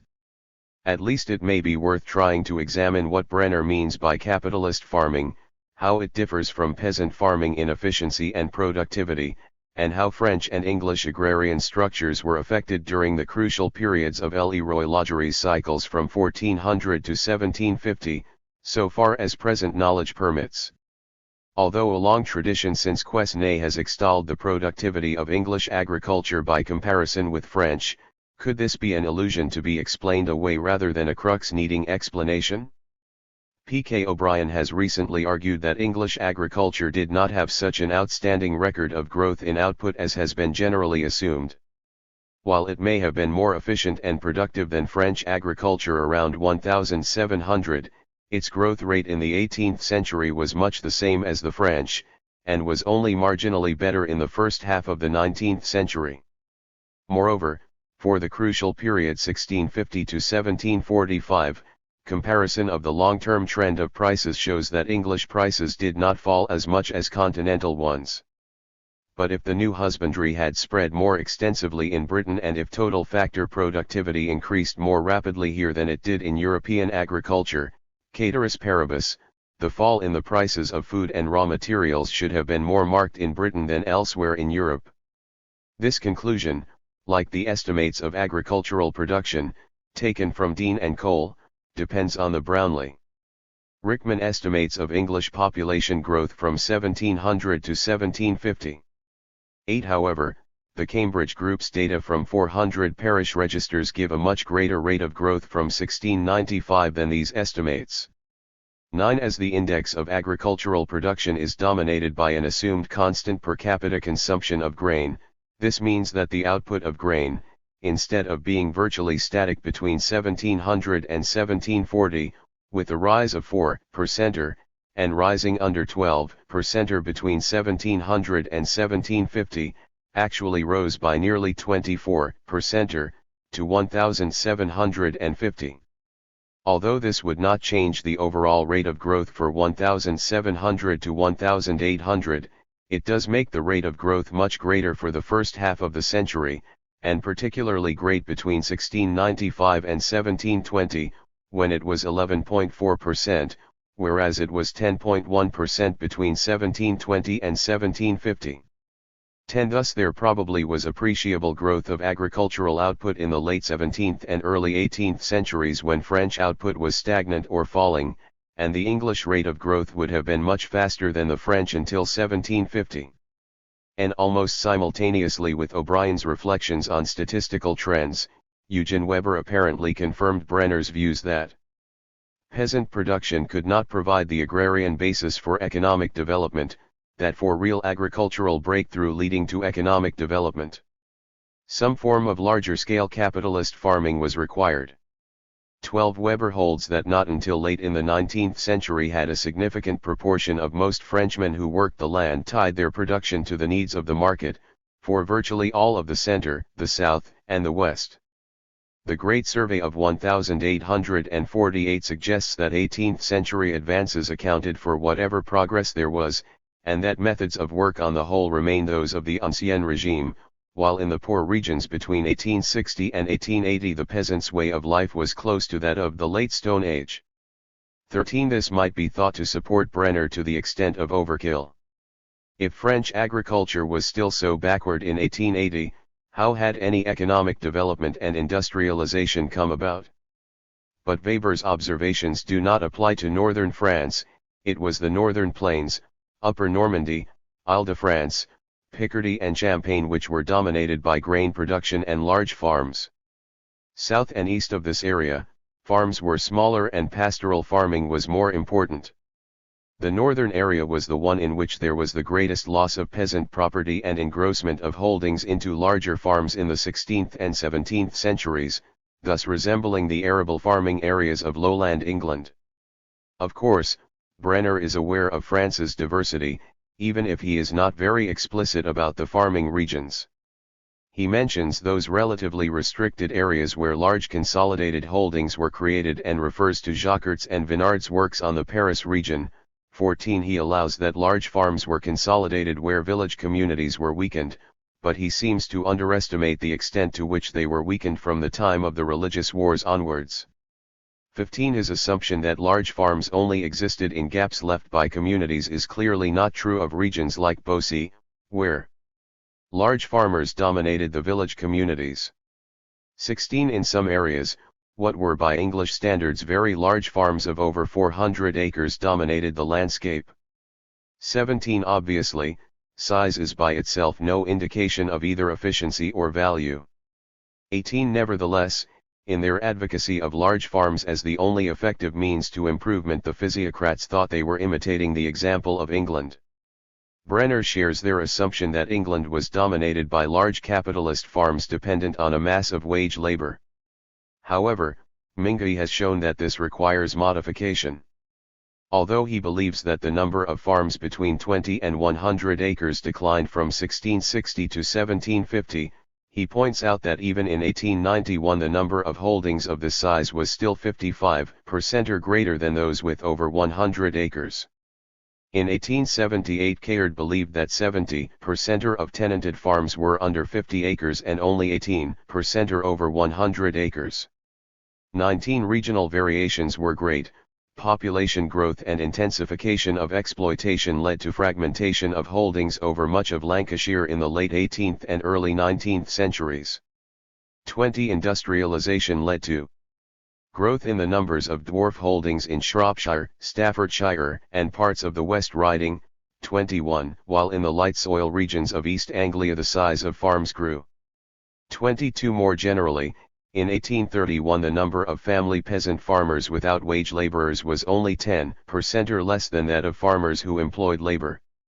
23 Calhoun in 1801 thought that there were 160,000 farmers in England and Wales, 10,000 more than King's estimate for 1,688, and put their average income at £120, implying an average farm nearer 100 than 200 acres. 24 It was Cantillon who first claimed that English farmers were generally more prosperous than in other countries where the farms are small. He also saw the farmer as a risk-bearing entrepreneur using capital. 25 Quesnay, inspired by English examples, saw large-scale cultivation carried on by rich farmers, able to make advances from capital, as the only way to ensure increased production, while poor peasants and small-scale cultivation will produce a net product which is almost zero. 26 Turgot generalized the notion of capitalism by clarifying Quesnay's conception of advances in agriculture and extending it to commerce and manufacturing. For the present occasion, Turgot's enunciation of historical stages of social, economic, and tenurial evolution is even more important. He sees societies in general passing from the hunting to the pastoral and then to the agricultural stage.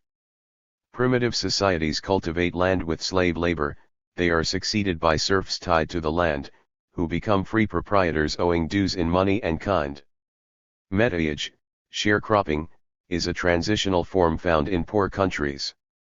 The final stage, found in wealthy countries, is leasehold tenant farming, where the advances are made by the tenant.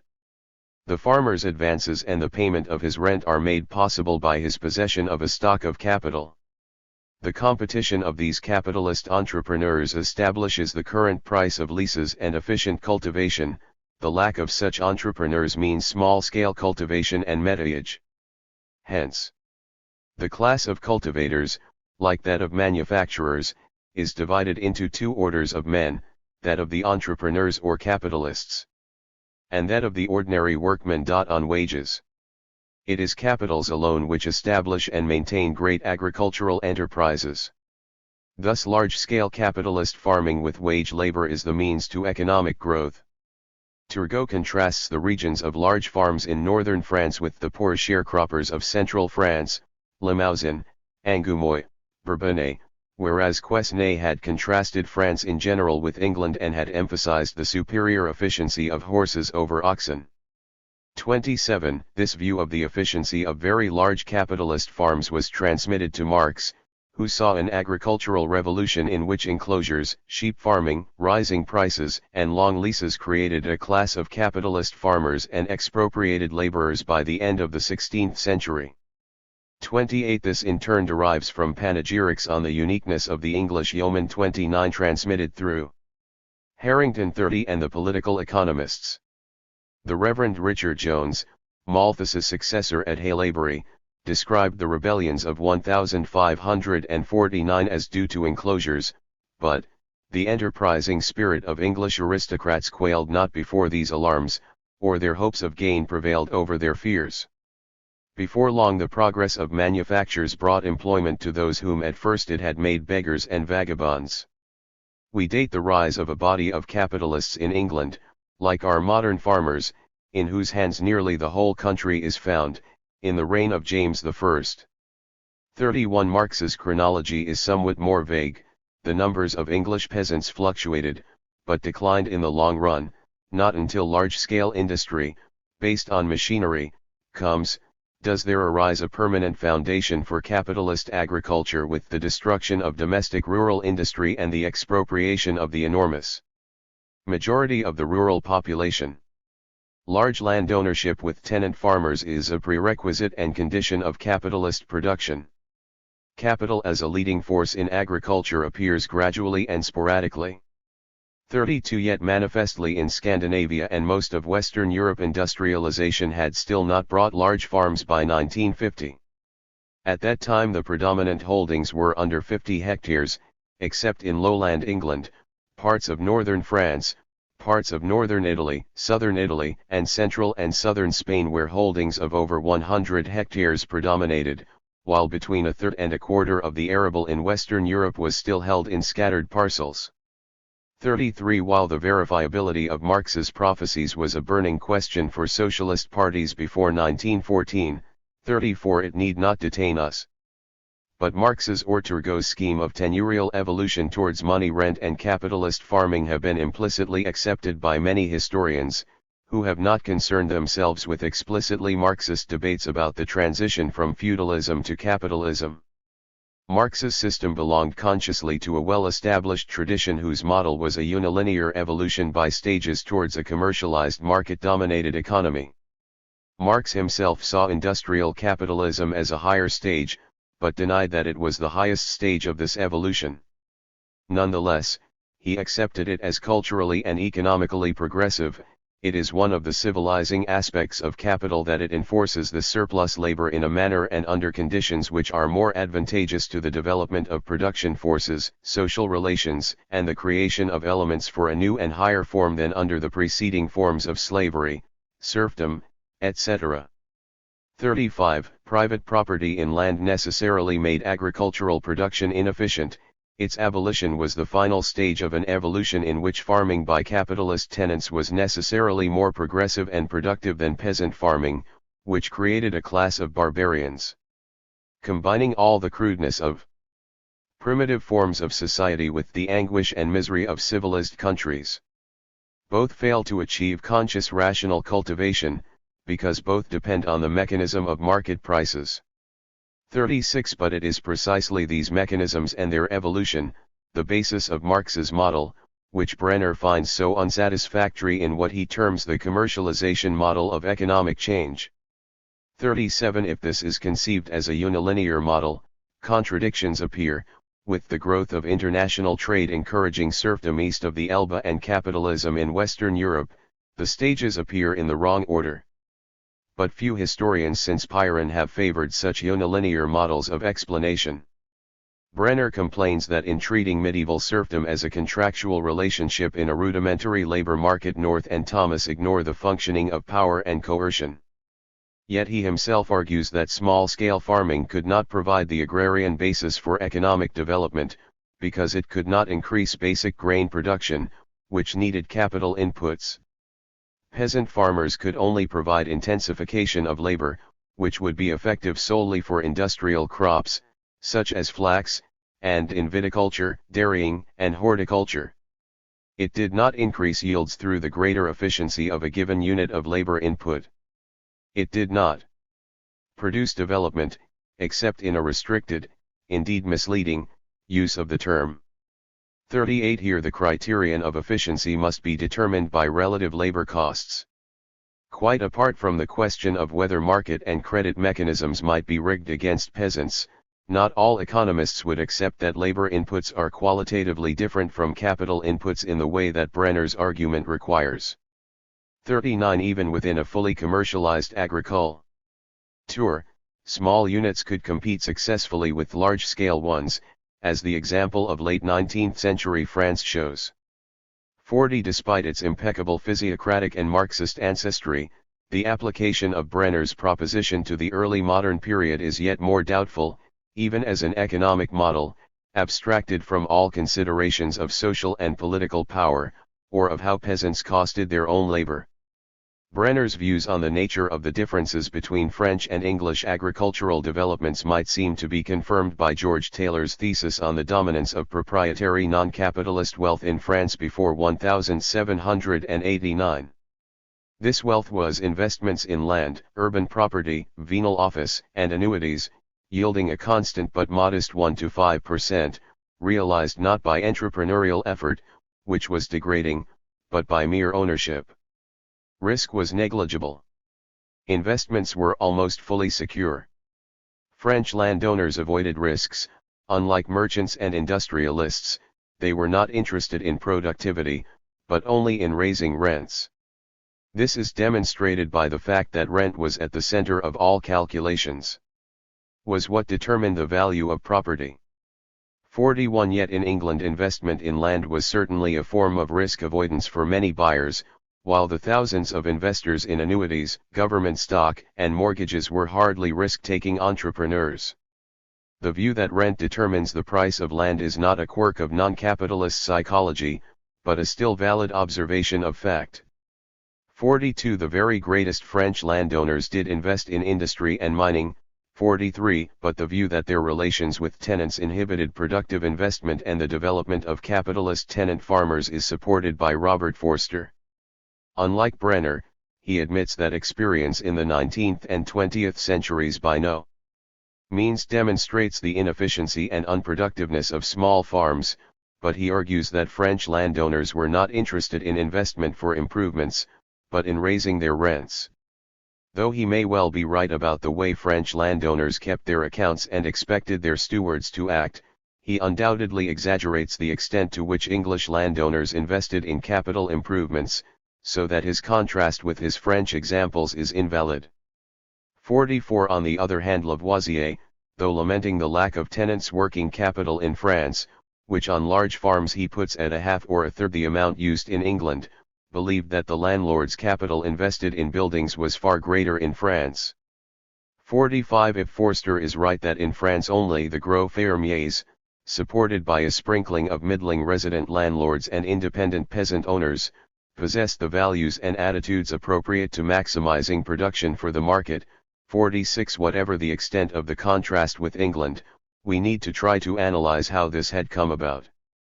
First, we might try to see how the distribution of land ownership differed in 18th century France and England. A currently accepted estimate for France is that some 40% of the land belonged to the peasants around 1780, but that in the north, the average was about a third. 47 Estimates or guesses based on Gregory King suggest that freeholders held about 30% of England and Wales with an average of some 50 acres of arable each. 48 According to Brenner, the failure of peasant revolts in 16th century England meant that by 1700 English landlords controlled an overwhelming proportion of the cultivable land, perhaps 70 to 75%. 49 But this is much the same proportion as that held by non-peasant proprietors in northern France. More important, King's average arable acreage of the larger farms was apparently 75 acres, well within the range of Jacquart's middling peasant farm south of Paris with one plough team and 10 to 40 hectares. 50 This hardly seems to fit well with Brenner's larger-scale capitalist farming. Necessary for real agricultural breakthrough leading to economic development in this period, or, if this is what was meant, the size of farm was common in northern France and growing in numbers. Brenner sees the only real alternative to the classic English landlord/large tenant/wage laborer form of capitalist agriculture as an equally capitalist system based on large-scale owner-cultivators, as in Catalonia. 51 Large farms of this kind were important there, but a large if unquantifiable part was played by sharecropping in the progressive agriculture of Catalonia. 52 This is of interest since sharecropping was regarded by the physiocrats, Adam Smith 53 and Arthur Young, as incompatible with improvements. It has been suggested that demographic and subsistence crises were much more severe in France than in England in the 17th century. If demographic and economic fluctuations were also much greater from the 14th century, is this part of the explanation of long-term differences in agrarian and economic structures? In fact, little is known with any certainty about English population movements before 1600, but, if we accept Hatcher's hypotheses, the long-term changes were similar to those in France, though the impact of war was greater there. 54 On this view, both countries experienced demographic and economic growth from the late 15th century, but in France this was faster, down to about 1560, especially in the early 16th century. Can changes in land holdings be related to these fluctuations? Cicely Howell argues that, in Midland England, population pressure by 1300 tended to reduce customary holdings to half-yard lands, about 12 acres, or 4.8 hectares. By 1500 such holdings were becoming rare, by 1700 they had all but disappeared in Leicestershire. The numbers of commercial family farms of 50 to 60 acres grew. 55 in Chippenham, Cambridgeshire. In 1279 the dominant holding was the half virgate. In 1544 there were only 6 such holdings and 60% of the land was in holdings of over 50 acres. By 1636 there were no half virgates and 69% of the land was in holdings of over 90 acres. A similar pattern of growth of large farms prevailed in the chalk country of Wiltshire. In the cheese country the small holding and family farm continued into the 18th century. In the fenlands of Lincolnshire and Cambridgeshire small holdings survived or multiplied. 56 freeholders were numerous in Leicestershire and Warwickshire. In Leicestershire in the 15th century some of them built up larger holdings than the customary tenants. By 1500 a small class of rich peasants had consolidated itself. Men able to cultivate an arable area of 60 to 80 acres, whereas in 1341 the largest peasant holdings were not greater than 30 arable acres in extent. Instead of producing a more homogeneous distribution of land among the peasants, the falling in of customary tenements and the leasing of demesnes since 1349 had produced larger holdings using some wage labor in arable farming. Wholesale conversion to pasture produced even larger farms, often led to rising yeomen. 57 In order to compare the course of agrarian change in France, we need first to relate it to Leroy-Ladury's cycle derived from Lower Languedoc. This also starts from a situation of overpopulation and even more drastic fragmentation of peasant holdings around 1300. The fall of population in the 14th century and the beginnings of recovery in the 15th accompany a building up of middling yeoman holdings of about a dozen hectares, about 30 acres. Roughly comparable to an English yard land, though much larger holdings also existed. These middling properties were eroded again, as population and rent rose in the 16th and 17th centuries, by the increasing numbers both of very large and, to a lesser extent, of large properties. With the depression of rents and population in the later 17th century, there was another rebuilding of larger properties, but this time by urban elites, not by rural yeomen. 58 Bois, whose Christ du feudalisme did not appear until after Brenner's article, has seen a similar pattern in eastern Normandy for the period 1300 to 1520. This is of interest both because of the region's resemblances to open-field England and because Bois has constructed a Marxist model of feudalism in crisis around his findings. At the beginning he finds extreme fragmentation of peasant tenures with most holdings of 2 hectares or less, though a few very much bigger holdings existed. He argues for a very rapid increase of rural population in the second half of the 15th century, and also that the number of middling peasant proprietors, censitaires, increased between 1397 and 1477 while the number of very small ones decreased. By 1527 continuing population growth had produced a proliferation of small properties and a decline of middling ones. However, this 15th century expansion of middling properties is much less marked than in Languedoc, or in that of larger holdings in Midland England, and it disappears altogether if another definition of middling is used. 59. For Bois, the middling peasant holding of one plough team is the basic form of production, the foundation of feudalism. Multiplication of these units means the expansion of production, its decline means the reverse. Prices fall when this peasant production rises and vice versa. The repetition of the cycles and mechanisms of growth, blockage and regression demonstrates the existence of a system. 60. The system would through its own contradictions generate the cycles of growth and regression to which epidemics, war, climatic changes, and stagnation of techniques contribute without actually being determining causes. Such causes arise from social relationships, the domination of lords over peasants and their levying of tribute, and the appropriation of surplus. A falling rate of appropriation 61 encourages peasants to expand production and consumption. Given static agricultural techniques, growth in production means expansion of the cultivated area and the eventual use of marginal land. This is accompanied by rising agricultural prices, relative to industrial ones, and by population growth. This leads eventually to fragmentation of holdings and fall. productivity, as does the use of marginal land. Hitherto, growth has meant that the falling rate of appropriation can still give the appropriators greater returns, because the volume of production is rising. Now falling productivity reduces the volume, while the peasants are cutting their consumption and inputs to precarious levels. The appropriators try to maintain their takings and so increase the rate of appropriation and thus turn growth into regression by ruining the basis of peasant production.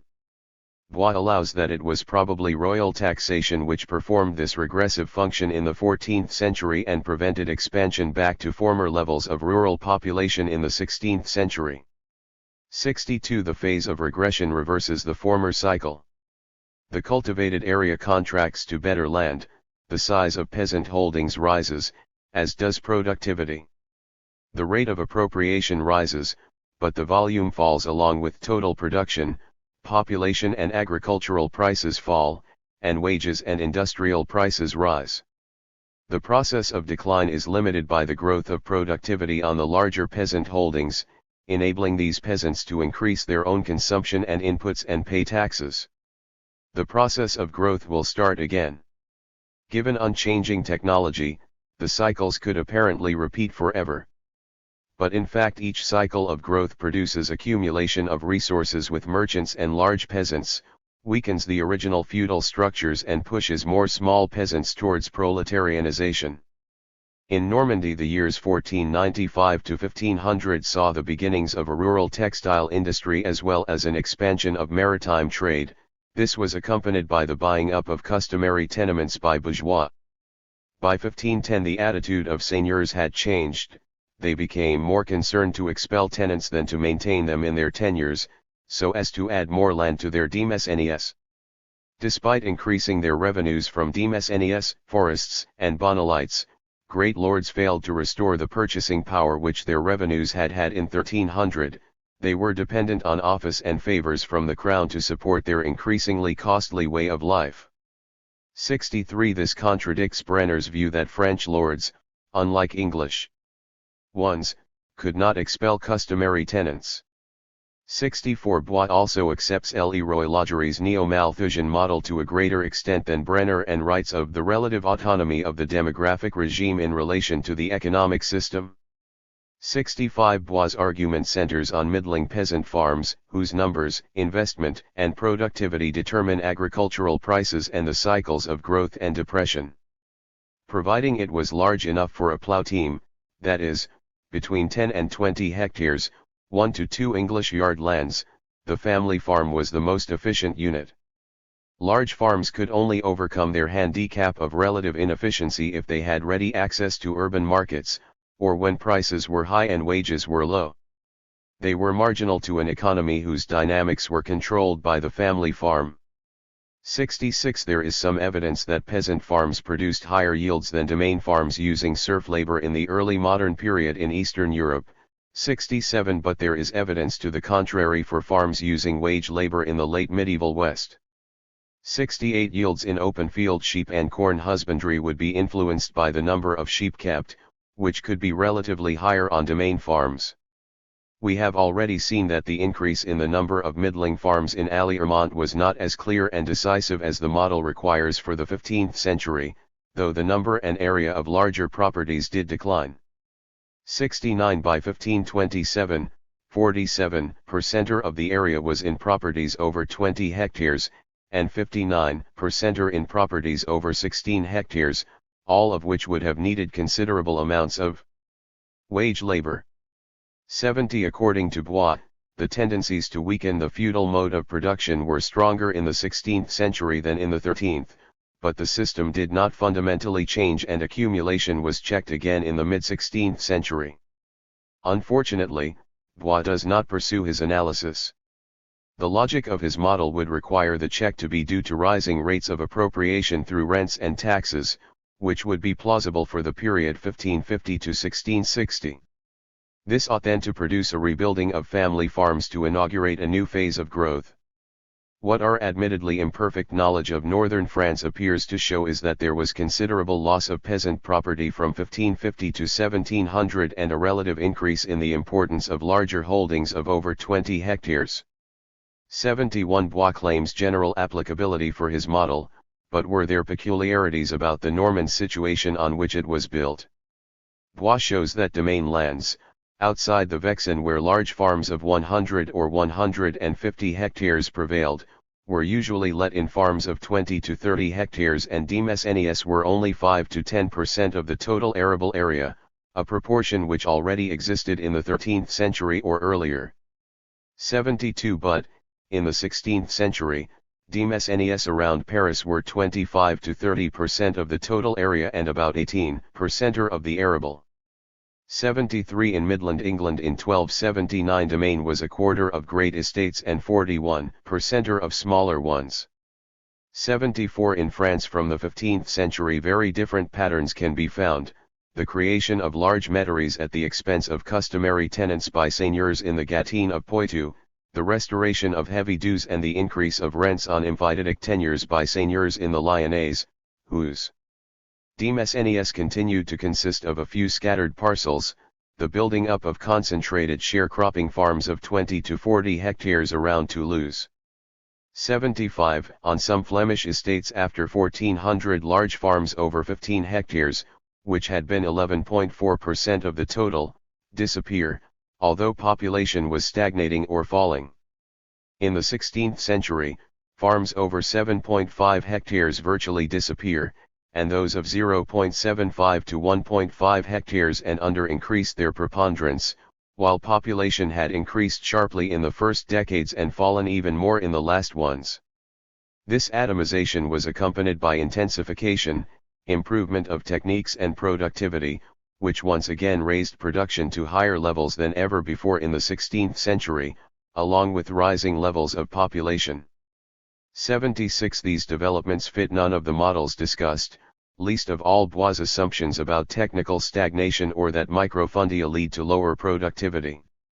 Leroy Lagerie sees it as a green revolution, which is aberrant from developments elsewhere in the period 1400 to 1600, except for parts of Lombardy. 77 Everywhere as a result of depression landlords had to make concessions to get or keep tenants.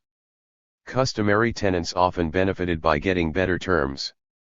78 Where customary dues and rents were high, tenants might prefer to convert hereditary customary tenures into terminable leases at lower rents. 79 The 15th century undoubtedly saw an increase in customary leases for years and lives on several English monastic estates. 80 Whether or not they came about for similar reasons, this process meant that the amount of leasehold land could increase during depression to the eventual profit of lords when prices and rents rose again. At Neubourg and Alliermont, although vacant customary holdings were leased in the 15th century, they had reverted to customary tenures by 1500. In England domain parcels leased to customary tenants could become assimilated to customary land, while in France in some cases domain or leasehold was converted into hereditary, long-term, or perpetual tenures. The relative amounts of such changes and the extent to which they were legally or economically lasting needs investigation. If there was a difference in these sorts of developments between France and England and the Netherlands, the 15th century would seem to be the decisive period. However, we are chiefly concerned with the leasing of Demesnes, where advances, greater capital investments and longer leases were the main inducements offered by landlords in France and England. The most important difference seems to have been that in England the terms of leases remained more favorable to tenants when the price rise was underway. In both England and France the evidence of how and to whom Demesnes were leased comes overwhelmingly from ecclesiastical estates. Initially, leases of domain were usually stock and land leases. From the tenant's point of view, the stock was an advance of working capital; from the landlords, it kept open the option of resuming direct farming. 81 What seems the logical development happened on Westminster Abbey's estates, as the terms lengthened from 12 years around 1400 to 30 or 40 years around 1450, they ceased to include stock, while tenants continued to do repairs. However, one domain out of 20 remained on a stock lease until 1525-82 and such leases still existed on the estates of many of the larger monasteries, while options to take grain instead of money rents became more frequent. 83. On some estates leases only became longer in the early 16th century. This was particularly marked on the estates of the Archbishop of Canterbury, where terms of 5 to 10 years before 1500 lengthened to 15 and then in the 1520s to 30 or 40 years. 84. But the bishops of Worcester were leasing their demesnes for 40 years or more by the mid-15th century. By then, or at latest by 1500, terms of 40 years or longer were common on monastic estates. 85. In the West Country, leases for lives were common, and by the early 16th century the lease for 3 lives determinable on years was making its appearance. During the 16th century this became the predominant form of tenure in Wiltshire and the West Country. These leases remained at low old rents, but high entry fines were taken when a new lease was granted or when new lives were put into a lease. The leasing of demesnes did not necessarily perpetuate large holdings. In some cases demesnes were fragmented, or led to a group of customary tenants, or even eventually turned into perpetual fee-farm holdings. Nevertheless, the majority of ecclesiastical demesnes which have been studied were let as large, often very large, holdings, and the majority of those who leased them, from Kent or Devon to Yorkshire, were either substantial peasants, or aspiring or actual yeomen, though there was also a minority of gentry. In Leicestershire these yeoman farmers often leased monastic tithe as well, but ecclesiastical landlords did not usually farm out whole manors. Nevertheless, in Leicestershire leases to the gentry had become more numerous in the decades before the dissolution. In Leicestershire they were replacing yeomen, who seemed to have monopolised the leases of domain and tithe in the late 15th century. 86. This raises the question as to how far these gentry lessees sublet to peasant farmers. In many cases the presumption is that they did not. Yeoman lessees who prospered further would rise to gentry status. Evidence about the results of leasing English lay estates, and even about the prevailing length of leases, is much scantier. However, it seems likely that most were 21 years or longer in the early 16th century 87, and that 21 years and 3 lives were the dominant terms for the 16th and 17th centuries. Further consideration of this later phase can be postponed. The immediate point is the one made by Thorold Rogers that English leases in the early modern period were long ones. He saw this in the context of 18th and 19th century advocacy of long leases as essential to encourage tenants to invest in improvements. We must look at it in relation to the position in France. Their landlords offered even more lavish inducements, though of the type already discussed, in order to encourage tenants to take up holdings on war-devastated or run-down land. In general, great landlords had to advance capital for rebuilding and stocking both domain leases and customary holdings. 88. Another form of advancing working capital, rarely found in England, was metayage. This did occur both in Upper Normandy and in the Paris region, but, except in the form of leasing livestock, bale a cheptel, it did not survive beyond 1500, whereas in the south and west of France metayage probably increased in the 15th century and certainly did so in the 16th. 89. Some farmers in the Paris region and elsewhere had enjoyed leases for 3 lives, or for long terms of years, up to 99. But in the later 15th century the great majority of leases were for 6 to 9 years, and these were the normal terms in the 16th century. In Picardy and Normandy 9 years was the common term, though longer ones are found in the Soissonnais and Beauvaisis. 96 to 9 years was normal in Languedoc and probably much of the south. In the Paris region and Normandy the relative areas of domain and customary tenures had changed little between 1350 and 1500, but from the late 15th century there was increasing acquisition of customary tenures by merchants and officers from Paris and other towns. In the Paris region after 1500 seigneurial dues and domain lands, sometimes including tithe, were increasingly leased together. The takers were mostly rich peasants, but also included officers and bourgeois. 91. Comparing France and England in the early 16th century and recalling that most of the evidence comes from ecclesiastical estates, the contrast in length of leases is striking. The trend in France was towards shorter leases after Reconstruction. In England, if it was not everywhere towards longer leases, there was certainly no general trend to shorten them down to 1,530. The other difference seems to be that in northern France rents rose faster in the first half of the 16th century, though they had probably fallen to much lower levels in the mid-15th century. In some places, such as Hurepoix, the levels of rents of large farms around 1,550 were not surpassed in real terms for some 200 years. The evidence for England is poor for the first half of the 16th century, but there is no doubt that the fastest increases of rent were from the later 16th century, reaching a peak around 1640. This resembles the pattern in Lower Languedoc, where there were few great increases of rent until after 1692. Another difference in France is the greater predominance of corn rents. Fourquin has argued that along with the reconstruction and repeopling of the countryside there was a rebuilding and reinvigorating of the rural seigneury, so that he sees a basic continuity of rural structures from the 13th century through the Ancien Regime. 93. This would, of course, fit in with the views of Bois and Brenner and would make another contrast with England, where it has usually been assumed that manorial courts suffered uninterrupted decline from the later Middle Ages. However, Leroy Lagery has claimed that in the 16th century rural society at least begins to take on a new complexion, precisely because of the relative weakness of the seigneury. Except in a few exceptional areas, notably Burgundy and Brittany, what is happening is a process of deseigneurialization and a feudalization of society.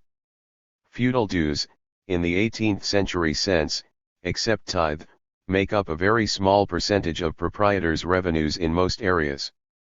In rightly stressing this, he underemphasizes the considerable part played by seigneurial justice in the lives of many peasants. The dominant class is a class of proprietors in the physiocratic sense, in which urban elites and markets play an increasingly important part.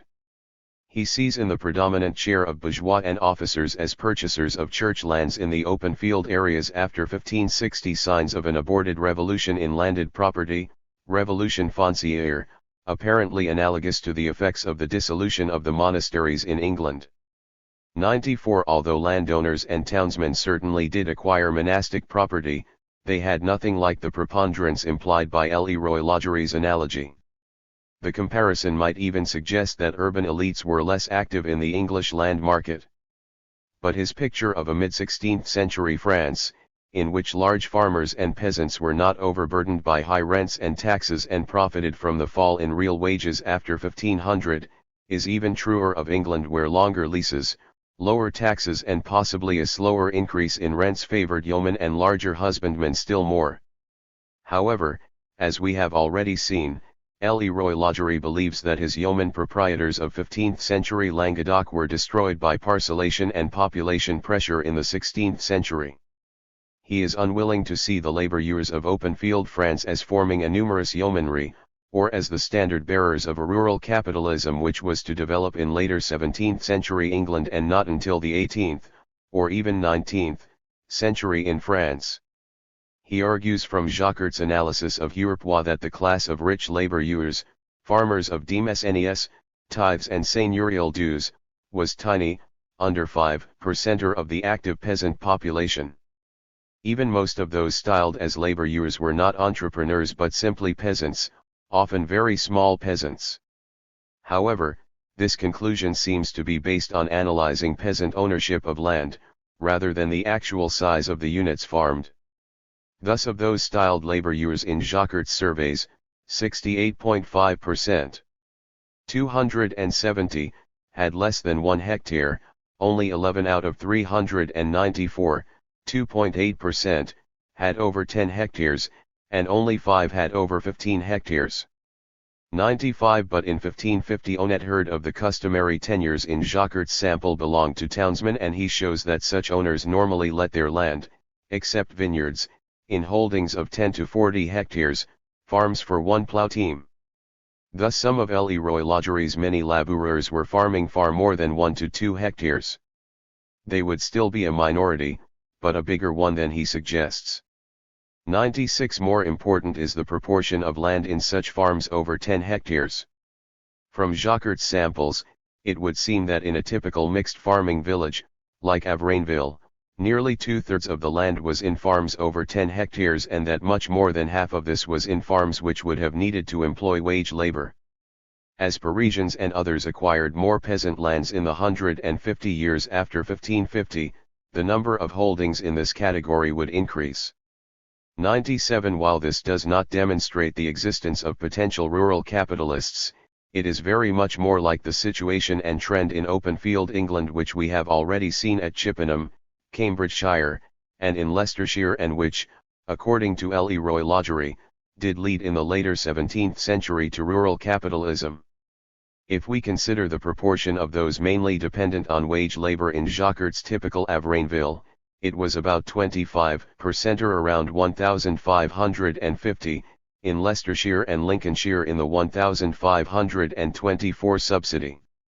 It was 20 and 33% respectively. 98 What does seem different from England is the extent to which urban elites owned land and were involved in making advances to their tenants, particularly of livestock by Boa Cheptel. Potentially, this could be either productive investment of urban capital or usurious exploitation of peasants by townsmen. However many and minuscule its peasant proprietors, the fact that they were the majority of country dwellers does not prove it to be a peasant-dominated economy in Chayanov's or Thorner's sense, any more than the presence of bourgeois landowners or large farmers makes it a capitalist-dominated one, but it was a market-dominated one, with trends and potentials not obviously and qualitatively different from those in England in the 16th century. Brenner rightly points out that the French crown was concerned to acknowledge the legal identity and collective responsibility of village communities by using their assemblies and elected officers in levying taxes. Insofar as he implies that the village community was in consequence stronger and better organized to resist landlords than in England, this seems doubtful. 100 In England, if some villages were to end as closed villages dominated by one landlord, or with select vestries, still parish and village meetings, leet and monoreal juries actively sustained communal consciousness and interests in many villages well into or beyond the 17th century. 101 Again, if tithe was a much heavier burden than seigneurial dues over much of France, in England it was levied at a higher rate than was general in France and 18% was still collected in kind in 1813. 102 Although friction over collecting tithe was perpetual, the 16th century does not seem to have seen the widespread resistance and wholesale withholding of tithe which occurred in many parts of France from the 1520s. 103 It is difficult to believe that the transfer of much of the monastic tithe to lay ownership made it any more popular with the tithe-payers. Although the burden of direct taxation was more constant and heavier in France, in England in the 1520s it reached more people than ever before and the amounts raised then and in the 1540s were greater than ever before and seemed to be becoming a regular annual event. There had been more widespread rebellions triggered by resistance to taxation in England than in France down to 1548. Rural revolt in England in 1549 was concerned with religion, rents, the sheep tax, enclosures and stocking of commons, and there was a general animus against the gentry in both the Western Rising to defend the old religion and in Ket's Protestant-orientated rebellion in Norfolk. In France in the 1560s tithe was the general target of Huguenots and Catholic peasants, though in parts of the southwest seigneurial rights and dues were also attacked. The discrepancies in fiscal burdens, in political developments and in the effects of rising rents and prices became much greater after the mid-16th century. The agrarian divergencies culminate in the later 17th century. The first divergence came after 1560 when rents and agricultural production in France fell as a result of civil war, and rural population and rents ceased to grow and then fell. Bad harvests and high prices affected both countries severely in the 1590s, but whereas in France it was a culmination of depression and disasters, in England it was a disturbance in a phase of rising population and rents, without any serious popular or political rebellions, compared with those before 1550. Though in England the costs of foreign war were high in the 1590s with significant political repercussions, they were lower than those of the 1540s and much lower than the cost of civil war in France. There a new phase of reconstruction had to be undertaken. Round Paris and elsewhere landlords had to encourage tenants to take up farms by offering better terms, as they had done in the 15th century. These mainly took the form of lower rents, advances either of money or of seed and stock, and rebuilding by the landlord. In some cases longer leases were given, but this seems to have been exceptional. Most of Jacquard's dynasties of large farmers, who also dealt in grain, cattle, or timber, survived the devastations and some even increased their own wealth. 104 However, although recovery and population growth in France north of the Loire continued down to about 1,640, Jacquard believes that neither production nor population had returned to the levels of 1,560 in most areas when they were again reduced by the crisis of the Fronde. 105 In the south, growth continued through the years of the Fronde to 1,670 and rents continued to rise, reaching levels in grain equivalents around 1,650 which were double those of the 16th century. In the Paris region most big farmers again survived the crisis years, though much less securely than before, and rents recovered until the 1680s. There seem to have been differences to the south of Paris where in real terms rents did not exceed the level of around 1,560, whereas north of Paris they did, by 14% or in 1680 for grain rents per acre. Record levels were also reached in Picardy after 1662. 106 Moreover, the rents of small pieces of land around Paris rose much more, by about 70% or measured in grain equivalents, comparing 1,560 and 1,675 for arable, and even more for meadow. 107 The demand for small parcels of land was always high enough to make their rents per acre higher than for larger holdings. But more significant for comparison with England is that for both large and small holdings the rents did not fall with prices after 1663 until after 1690, or even 1,700 in the case of small parcels. Even more important is the decline in the amount of land owned by peasants and the increase both of démécénies and of urban ownership. At Avrainville peasant property had fallen from 47% to 20% from 1560 to 1670, in villages further from Paris and other towns the fall was less.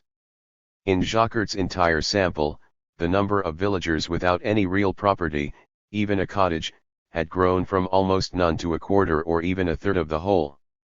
108 Over half the land was now in farms of over 50 hectares at Avrainville and in other villages. 109 From the later 16th century there was indebtedness of village communities leading to the sale of communal lands, aggravating still further the plight of poorer peasants who in turn were forced to sell land. Engrossing by seigneurs and townsmen was certainly not confined to the Paris region. In Burgundy it led to the building up of sharecropping farms, and also in the poor regions of the Sologny and of the pastoral Haute-Auvergne. In Burgundy this was accompanied throughout the 17th century by reassertion and extension of seigneurial rights and a progressive weakening of the village communities. In Beaussy in the 16th century the farms engrossed from customary tenures had averaged 40 hectares, and in 1696 they averaged 73 hectares. Here, as around Paris, local merchants had been active in the 16th century and were replaced by officers in the 17th. 111 In open field France there was a trend to larger farms and the pauperization and proletarianization of small peasants as marked as anything claimed for England. In England rents rose faster than prices from 1560 to 1641, though there were interruptions, notably in the Depression of the 1620s. The rate of increase was probably faster after 1590 than before, and with arable rising more than pasture. 112 The Civil War caused a drop in the rents reaching landlords, with irrecoverable arrears piling up, but rents recovered again quickly after the war and were back to pre-war levels by 1650. 113 There may have been some increases down to the early 1660s, but by 1668 there were universal complaints about the decay of rents. In most areas they stagnated or fell, in some areas by as much as a quarter by 1682, with some recovery after the late 1690s. 114. An exception to this trend is Northumberland and Durham, where rents increased substantially from the 1650s to 1700 and again to 1750. 115. From 1550 to 1700 and beyond, the prevalent terms of leases by great landowners were 21 years and 3 lives, usually determinable on 99 years. Certainly, shorter leases and longer ones can be found, but they were usually the result of special circumstances. 116. While generalizations about covenants in leases are even more uncertain, it seems likely that by the later 16th century repairs to buildings were done at the expense of the tenant. 117. Though the landlord provided timber and stone which was carted by the tenant. Hedging and ditching were done by the tenant and he was often required to plant a specified number of trees a year. When new buildings or rebuilding were needed, the tenant often provided them and was given an allowance in his entry fine, or rent. The tenant was bound to leave the farm in good repair. Obviously, landlords did invest in costs of enclosure and reclamation and in some new building, but this type of estate management seems to have aimed at making tenants provide advances which the landowner himself would have borne in the 18th century. Although leases were concerned to ensure good husbandry, covenants well into the 18th century often included seigneurial obligations, to grind at the lord's mill, do boon works, especially carting, to do suit of court, give rent capons or geese, or not to destroy game. 118. The inclusion of such covenants, especially for carting services, was common in France. However, the position about repairs there is less clear, but on large farms in the Paris region major repairs were normally done by the lord. Some lay lords spent more on repairs than English magnates. 119. In sharecropping leases, labor for roofing and repairs was provided by the tenant, and materials, though not their carriage, by the owner. 120. The process of engrossment of customary tenures and the building up of larger farms necessarily involved a good deal of investment in farm buildings. Apart from the rebuilding after the devastations of the Ligue and the Fronde, the 17th century saw investment of urban wealth in the great stone-built courtyard farms of open-field France, as well as in the country residences and chateaux aux fishers and financiers. This remodeling of landed property did not happen in the bocage, areas of dispersed settlement and stronger peasant proprietorship. It was the changes in open-field France in the 17th century which Leroy Lagerie sees as the foundation for the growth in production of the 18th century and for development along the lines conceived by Quesnay.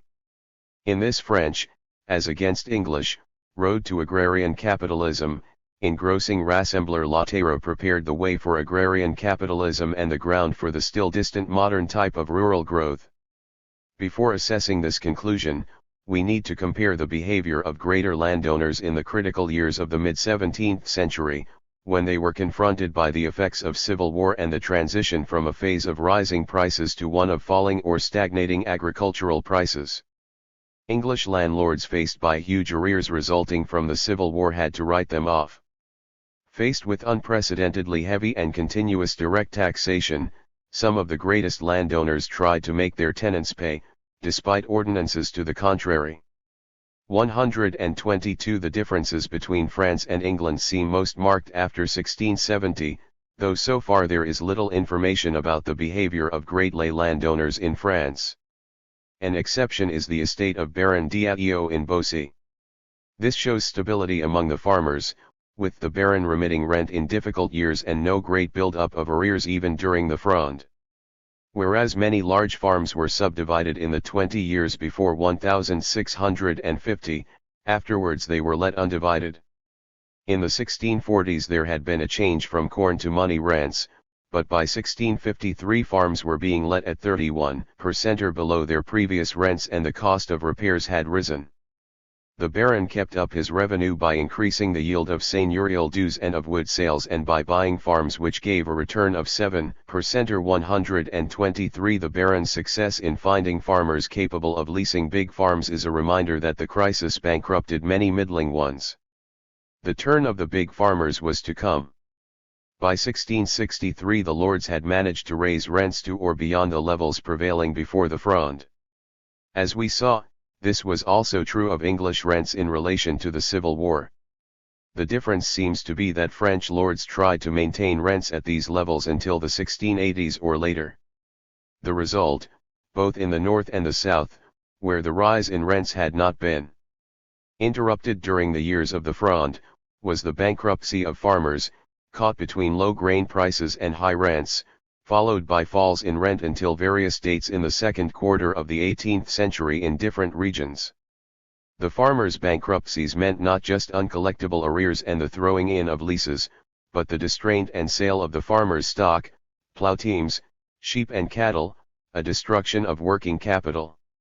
124 The result was that many farms had to be kept in hand for lack of tenants, some were divided into smaller units, while others were concentrated in the hands of the biggest farmers, who were also farmers of seigneurial dues and tithe, money lenders and merchants.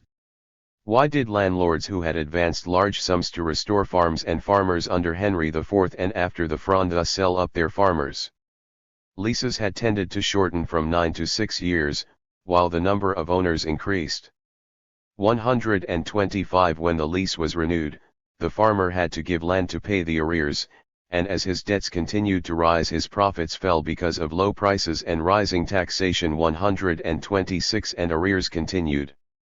The lord's only way to restore some current income seemed to be to seize the farmer's stock before his arrears far exceeded its value. Where corn rents survived, the lord's revenue fell immediately with low prices. It has been argued that in the Soissonnais even before the Fronde there was considerable indebtedness and lack of continuity in renewing leases among big farmers. 127 In Marxist terms, the whole process can be seen as the triumph of feudal rent and social order over incipient rural capitalism, and is so interpreted by Postel Vinay, whereas Brenner overestimates the extent to which peasant property especially in northern France was able to survive the pressures of debt and engrossers. Such interpretations implicitly or explicitly demand comparison with England. Brenner sounds like a Tory defender of the Corn Laws in his account of the fruitfulness of the partnership between capitalist farmers and beneficently far-sighted landlords. 128 Preachers had long denounced covetous landlords, that stretch their rents on the tenterhooks of an evil conscience, and swell their coffers by undoing their poor tenants. 129 Landlords aspired to live without injury to any man, or pressure of my tenants. So I know I have their affections.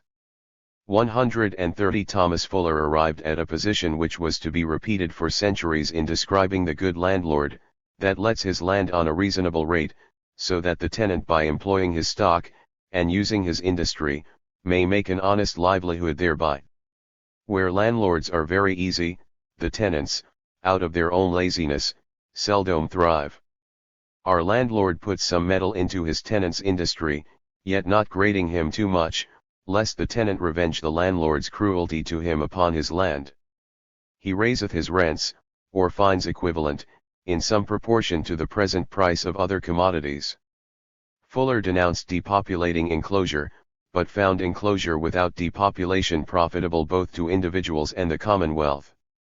131 He wrote at a time of rising prices, but his principle was invoked by Dudley, Lord North, for the abatement of rents in 1669. 132 More immediately, Fuller's precepts were cited and repeated by the agricultural improvers around Hartlib under the Commonwealth. Blyth and Hartlib also called for legislation to compensate tenants for improvements. 133 This was not forthcoming, instead the duty of landlords to make their tenants industrious improvers continued to be stressed and the convention grew up that corn land should produce treble the rent exclusive of the seed corn. But in fact opinion seems to have differed as to whether or not average land produced 2 rents or nearer 4 around 1,700. 134 Actual behavior and injunctions by great landowners show that they did tolerate large accumulations of arrears in times of difficulty.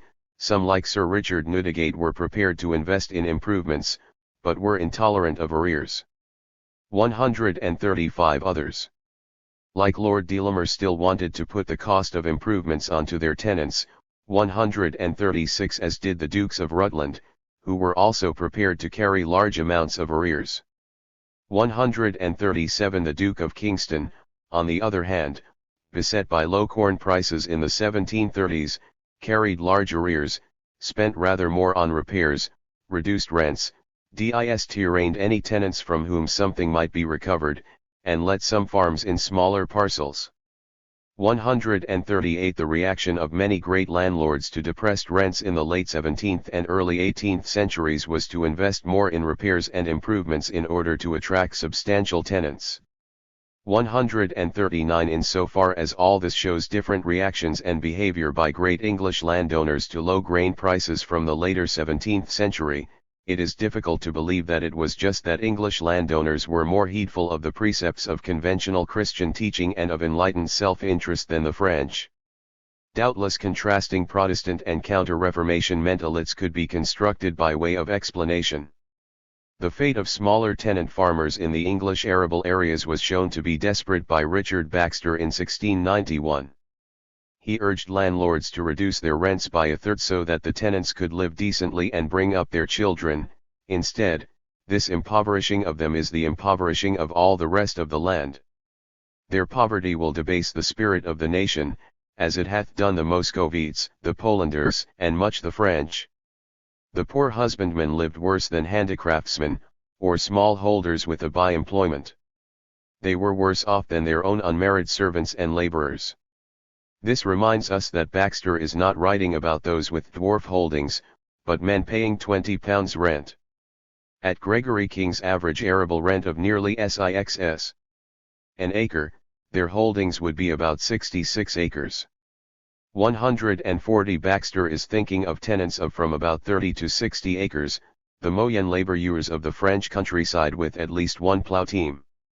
To take a specific example, of nearly 26,000 acres of the Belvoir estate surveyed around 1692, 300 holdings were under 21 acres, and 297 over 21 acres, of the latter, 191 were between 21 and 80 acres, and occupied 45% of the total acreage, another 40% of which was in farms over 100 acres, and 53% was in farms of 81 acres and above. 141 Baxter argued that competition for smaller holdings pushed up their rents, by implication it was landlords who competed for the big farmers. Joan Thirsk has argued that in the pastoral regions peasant farmers were relatively prosperous and increased in numbers during the 17th century, while the tendency in most of the corn-growing regions favored larger farms. 142 This is the same sort of contrast between corn-growing regions, still much of them open field, and pastoral regions which Leroy Lagerie makes between the corn-growing open field regions of northern France and the backward, peasant-dominated bocage regions. 143 One difference lies in the amount of investment in improvements in the English arable areas, such as the floating of water meadows and the increased numbers of livestock. Another difference is the development of rural textile industries in the French arable areas in the later 17th century, in contrast to England where rural industries were more associated with pastoral regions. Postel Vinet and Leroy Lagerie argue that the level of rent in France inhibited investment and growth, which is also Baxter's argument about farmers who by Flemish standards were large ones. Leroy Lagerie argues that rent of arable around Paris in 1650–70 was equivalent to nearly half the grain produced per hectare. 144 But we have seen that there was doubt as to whether English farms produced much more than 2 rents, while Gregory King's global figures of rent and agricultural production suggest that rent was about half the product. 145 Thus it is not clear that excessive rent alone was a crucial difference. An area where there was an apparently important difference was in the amount and nature of rural credit. Unfortunately, the information available is not strictly comparable. French studies have concentrated on peasant indebtedness, using sources which show borrowing by creating rent charges, or pledging stock leading to sale of land, or distraint and forced sales of goods. So far, English studies have concentrated on evidence from probate inventories, which are much richer in information about credits owned than about debts. All the French studies so far show a growing burden of indebtedness among small peasants and a transfer of lands from them to urban elites and to seigneurs during the whole period 1560 to 1720 and particularly after 1640. The analogous process in England was the buying up of freeholds around great estates. Jacquart's inventories for 1580 to 1664 show numbers of poor peasants, vignerons, and a few large farmers heavily in debt. The real troubles for the large farmers came after 1670. 146 more generally, they show lack of livestock owned by the villagers. Holderness's findings in southeast Lindsey show farmers increasing their wealth, livestock, and lending in the 1690s after the depression of the 1670s and 1680s, at the very time when many farmers in Ile-de-France and the Soissonnais were going under. On the other hand, periods of low prices did see a contraction of lending by farmers and a number did go bankrupt in the years 1723 to 1745. A large part in providing credit was played by widows, who seem to have been excluded from Jacquart's sample, single persons, and clergy. Most borrowing in England was for consumption, even that on mortgages, rather than for productive investment. In this there seems a resemblance to France. The differences seem to be in the lesser dependence on urban elites, or on a few great farmers, and in the relative abundance of credit on simple bonds at the village level, though of course much did come from towns, especially through attorneys who used mortgages to acquire land. 147 The diffusion of money lending in English village society was significant in preventing the growth of usurious monopolies. The arrangements were short-term, unlike the constitution of rents. The 18th century had no need to create a money market in order to provide low-risk capital. It already existed.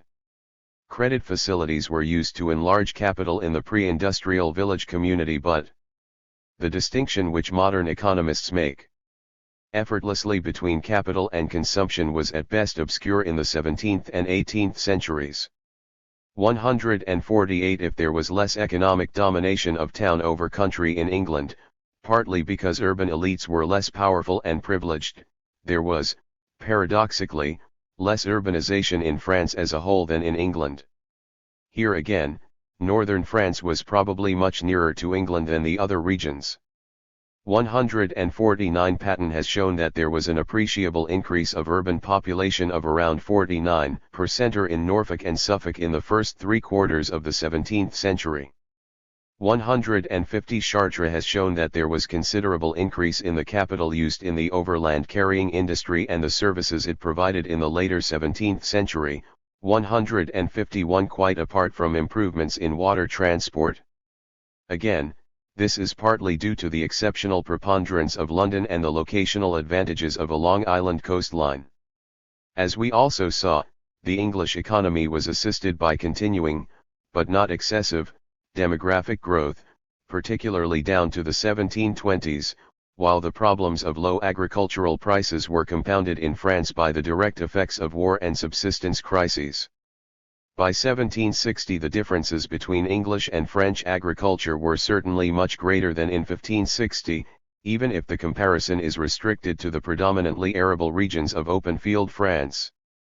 The divergence came in the 17th century and perhaps especially between about 1670 and 1720, when in England agricultural stocks and output were maintained and in some cases increased, while in France they may well have diminished. If markets, communications, demand, and agricultural production were growing in late 17th century England to a greater extent than in France, is this no more than reiterating the old cliché that rural Englishmen, especially farmers, were better off than rural Frenchmen? Despite Baxter, this still seems plausible. The will of French landlords to invest in recovery had been apparent, just as new crops had been used in the Paris region in the early 17th century. But the French had to provide for 2 phases of recovery and reconstruction, while the English had only one. For them continuous direct taxation only existed from 1641 to 1661 and was to be resumed in the 1690s. In France there was continuous fiscal pressure.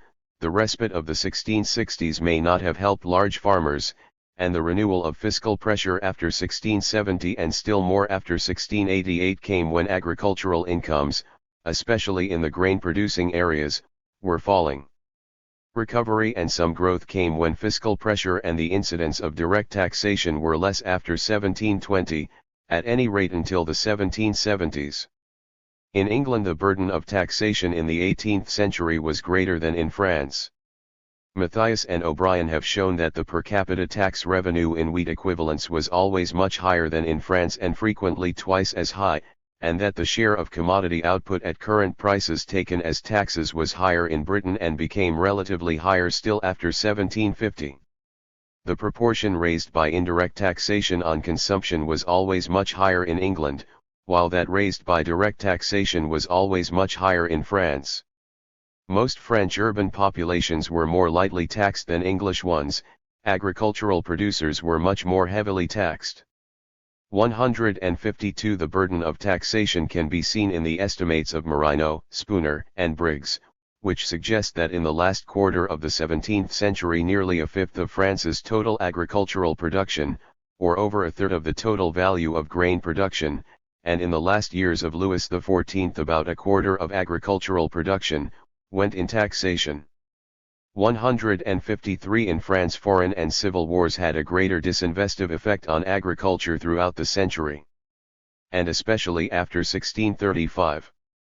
After 1693 Boisguilbert, the precursor of Quesnay, and Vauban attacked the French fiscal system for inhibiting mass consumption and the growth of agricultural output and investment for most producers, except farmers of magnates. 154 The fiscal burdens of the wars of William and Anne produced prophecies of woe for the landed interest and certainly worsened the lot of lesser landowners, but tenants were supposed not to pay the land tax. Taxes were about a fifth of agricultural production in England in 1694-7 and perhaps nearer a quarter under Anne, but even then they constituted about 11% of the national income, to which agriculture contributed about 40% and commerce 12%. There was even a modest redistribution in favor of mass consumption. The poor rates were about 22% of the land and assessed taxes in 1694-5, and about a third in 1748-50. 155 In Marxist terms, the tax burden can be taken as part of the feudal levy, as Bois does for the earlier period.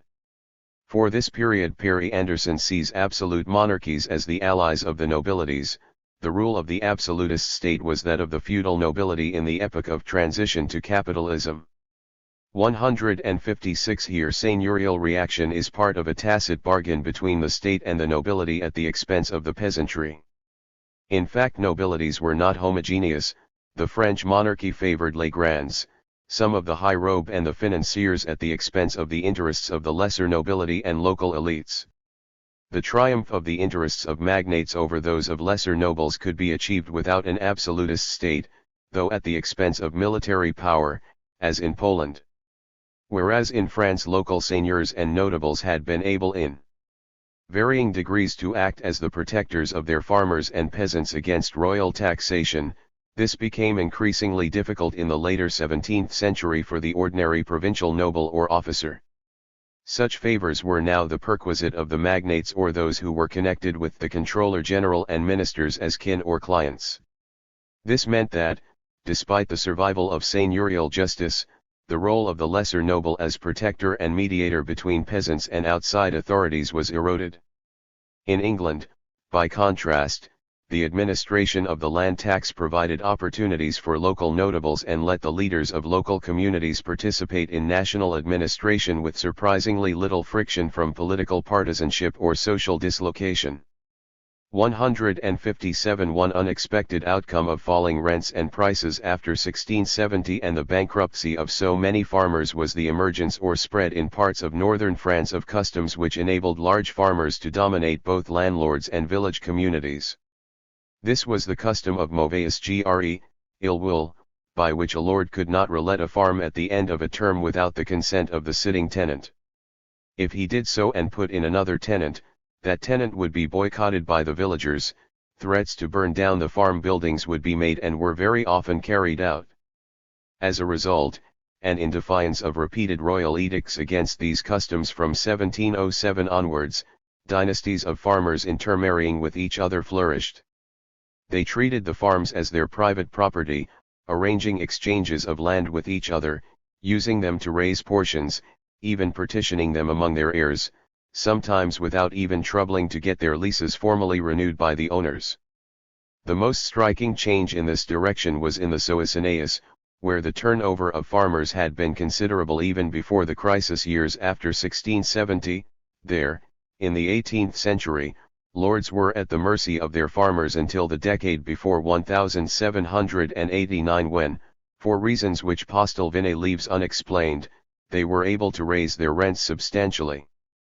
Postel Vinay also sees a mechanism for promoting the domination of capitalist farmers, whereby middling and small peasants were subjected to heavier unit rents than the farmers in order to create a semi-proletarianized labor force for their farms.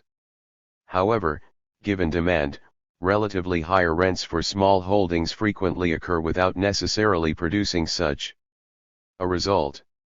Jacquard believes that in Ile-de-France Great Fanus enjoyed a similar oligopoly, because there was no real competition for leases as only a handful of families had the necessary wealth.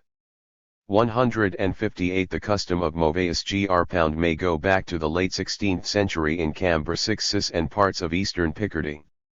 There and in the neighboring parts of the Walloon provinces of the southern Netherlands the censeurs, farmers of lands, dues, and tithe, already dominated the villages.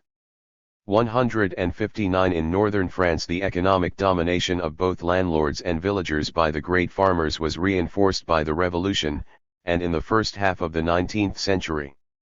160 Thus the economic and social preponderance of capitalist farmers became greater in much of northern France than in England.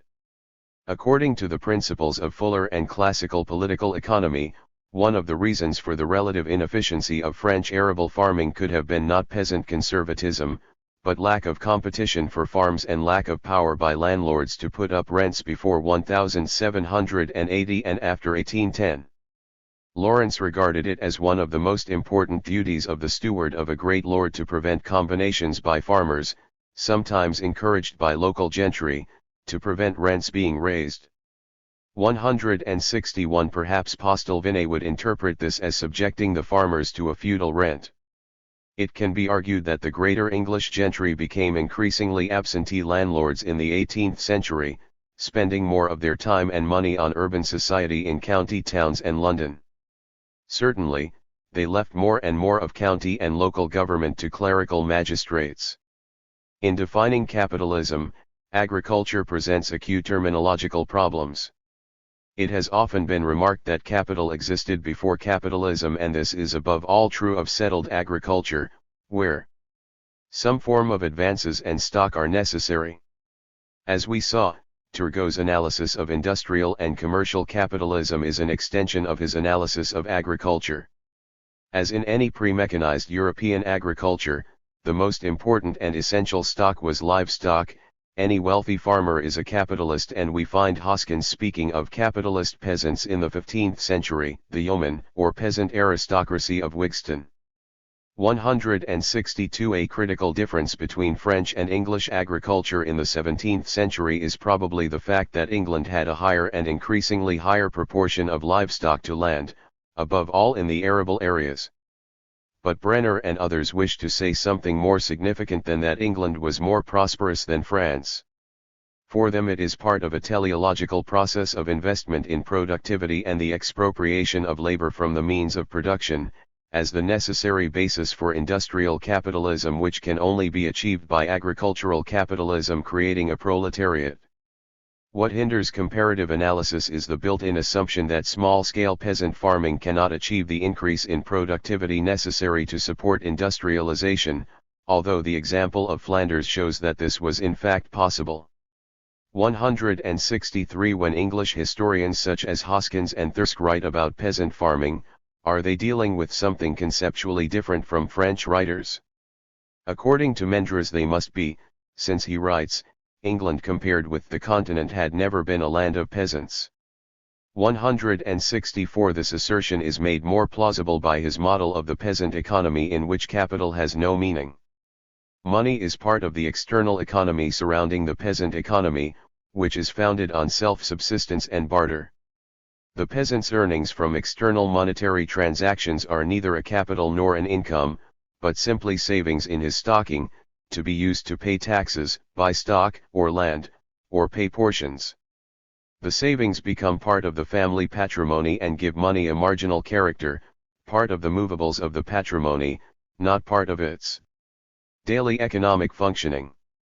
165 Yet as peasant communities were subjected to levies and taxes in money, it would seem that money, even though external to the autonomous aspirations of the peasant economy, was still fundamental to the system within which peasant households functioned.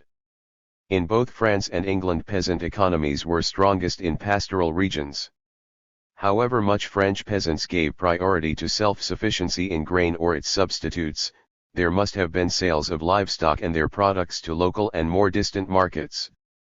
It may be that rural industries dependent on distant markets were more important in the English pastoral regions, while the French ones produced more migrant labor. Not surprisingly, except to some rural sociologists or connoisseurs of proletarian consciousness, the English farm laborer in the 19th century, given access to land, gave the same priority to self-subsistence as the French peasant. 166 As the marketing network in England was by 1700 already more developed and less localized than in France, the English peasant family farm was more market-orientated, while the French one may have needed money primarily to pay taxes. Agrarian capitalism has sometimes been taken to exist when land is regarded as a factor of production, as a capital having a return like any other factor of production, or form of capital. Such a commercialized agriculture dominated by large capitalist farms would not necessarily have the magical powers of increasing productivity which Brenner attributes to agrarian capitalism, as the example of 19th century Andalusia suggests. 167 On the other hand, Flemish agriculture in the period 1750 to 1860, though dominated by peasant capitalist farming, did show such powers.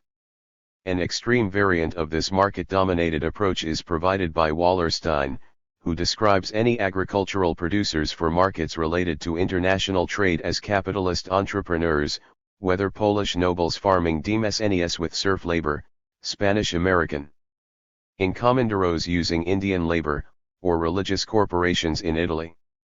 168 Mendres argues that to identify land with capital is to obstruct analysis.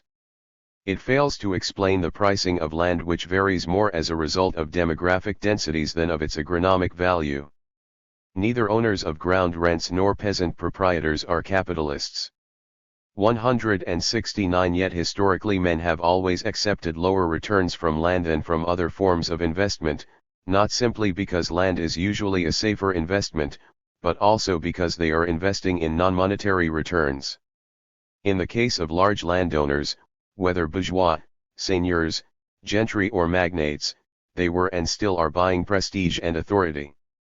At the other end of the scale, peasants were buying or seeking independence by procuring the means to self-subsistence. While this shows that the return on land cannot be measured exclusively in money, it does not necessarily indicate either that landowners or peasants were non-capitalist or pre-capitalist, or that they were excluded from developing a commercialized agriculture by such behavior. If peasants allowed their desire for self-subsistence to impede the pursuit of commercial rationalization and maximization of profit, so did 19th century English landowners in preserving game and the amenities of fox hunting. Other problems are created by the concept of capitalism as the pursuit of profit and economic rationality. De Vries has remarked that the constant fall in interest rates in the 17th and 18th centuries might suggest that shortage of capital was not a major constraint. 17 If Sir Richard Newdigate is at all typical of late 17th century improvers in being content with a rate of return as low as 5%, or how far was he investing in non-monetary returns? Were French urban notables who often got higher returns from investing in sharecropping farms being economically irrational? In England it was not until FML Thompson's second agricultural revolution that something like half the farmland and half the farm output, though undoubtedly a good deal less than half the individual farmers, came under the sway of a system of commercialized farming, in which farmers regarded their activities as a business that required them to purchase raw materials in the cheapest market, process them in their factories, and sell the final products in the dearest market, just like any cotton lord. 171 We know that landlords' returns on capital invested in all this productivity were extremely low. We do not know what tenants got on their growing investment. If we did, it might then turn out that the enterprise shown by tenants was quite often equally unprofitable or misdirected. 172 Like the notables of mid-19th century lions whose sharecroppers performed more personal services than most seigneurs had ever exacted under the Ancien regime, 173 English landlords were still investing in authority and a social system in the 19th as they had done in earlier centuries, and had if anything become more interested in maximizing their returns in that direction than in the pursuit of profit. 9 Agrarian class structure and economic development in pre-industrial Bohemia * Arnost Klima. With one exception, all the other contributors to the symposium on Robert Brenner's article have concentrated on developments in England and France. If they have mentioned the situation in Central and Eastern Europe et al., it has been merely to make general assertions. The single exception is Heidi Wunder, who drew the conclusion that Central European historians have not been particularly successful in presenting their findings to their British and French colleagues. 1 In the context of the Brenner debate, the development of Bohemia is of particular significance, first, because of its central geographical location and its consequent economic importance to pre-industrial Europe as a whole, second, because it provides the example of a variant case of development, in marked contrast with the economic and social evolution of England and France. From the mid-17th century onwards, Bohemia developed along very different lines from the countries of Western Europe. It is thus a useful corrective to any stereotype of the transition from feudalism to capitalism, and offers fresh perspectives on the various issues and problems involved. In their contribution to the symposium, M. Poston and John Hatcher cite the observation of Z.P. Patch that in Hungary until the end of the 15th century labor dues played a merely subsidiary role and that the rural economy was fundamentally concordant with that of the West European countries. 2. They further express the view that similar conclusions have emerged from Bohemian and Polish sources, and are contained in the works of Kula, Graus, Malowist and others. 3. This is certainly correct. But it is important to emphasize that the 30 Years' War played an absolutely crucial part in the social and economic development of Bohemia and that, as a direct consequence of the war, the mid-17th century marked a major turning point in the country's history. Largely for this reason, any attempt at a general assessment of the transition from feudalism to capitalism in Bohemia cannot be confined solely to the events of the Middle Ages. Instead, the emphasis must be shifted to much later developments. It is indeed the 17th and 18th centuries which constitute the real pre-capitalist phase of Bohemia's history. In his own contribution to the symposium, Guibois writes that in Western Europe in the first half of the 16th century the seigneurial class decided to increase the domain at the expense of holdings and to recruit hired labor, because of the very low level of the various rents levied on those holdings. This, he asserts, led to a sudden upsurge of agrarian capitalism in Western Europe. For in Bohemia, however, from the mid-17th century onwards, the very opposite happened. True, Bohemian lords also enlarged their demesnes, but not at the expense of peasant holdings, as in Western Europe, because at the conclusion of the 30 Years' War so much of the country's land already lay fallow. A further legacy of the war was a serious shortage of labor, with the inevitable consequence that whatever labor was available was also exceptionally costly. Instead of hiring labor to work their demesnes, therefore, lords opted instead to burden their serfs with additional labor services. Thus, whereas in Western Europe the extension of the demesnes served, through the employment of hired labor, to strengthen the impetus towards capitalism, in Bohemia on the other hand, because of the chronic shortage of manpower, the extension of the demesnes led instead to the consolidation of serfdom. The economic and class structure of Bohemia during this period rested, of course, on the fundamental economic relationship of feudal lords and their serfs. The various features stressed by Kula in his works on Poland from the 16th to the 18th centuries hold true for Bohemia also. 5. And this fundamental economic relationship was reinforced and strengthened by the fact that, in Bohemia as elsewhere, the serf was also subject in political and legal matters to the jurisdiction of his lord, who was thus empowered to coerce and constrain the serf as and when circumstances required. 6. The greater part of the population of Bohemia in the 17th and 18th centuries, that is, approximately 80%, lived in the countryside and was engaged in agriculture, the remainder lived in the towns. These figures correspond to those given by Paul Berwick as being generally valid for the period. 7. But many town dwellers too were involved in agriculture. According to the Cadastre, Land Survey, of 1748, those who lived in towns in Bohemia owned approximately 123,825 hectares, or 10.3% of all the arable land in the country. 8. And in some regions, towns had a completely agrarian character.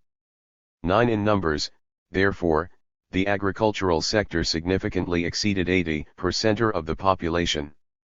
According to the renewed land ordinance, Vernuurtlandsordnung, of 1627, the vast majority of the population of rural areas and tributary towns were tied to the soil and unable to move without the agreement and sanction of the lord.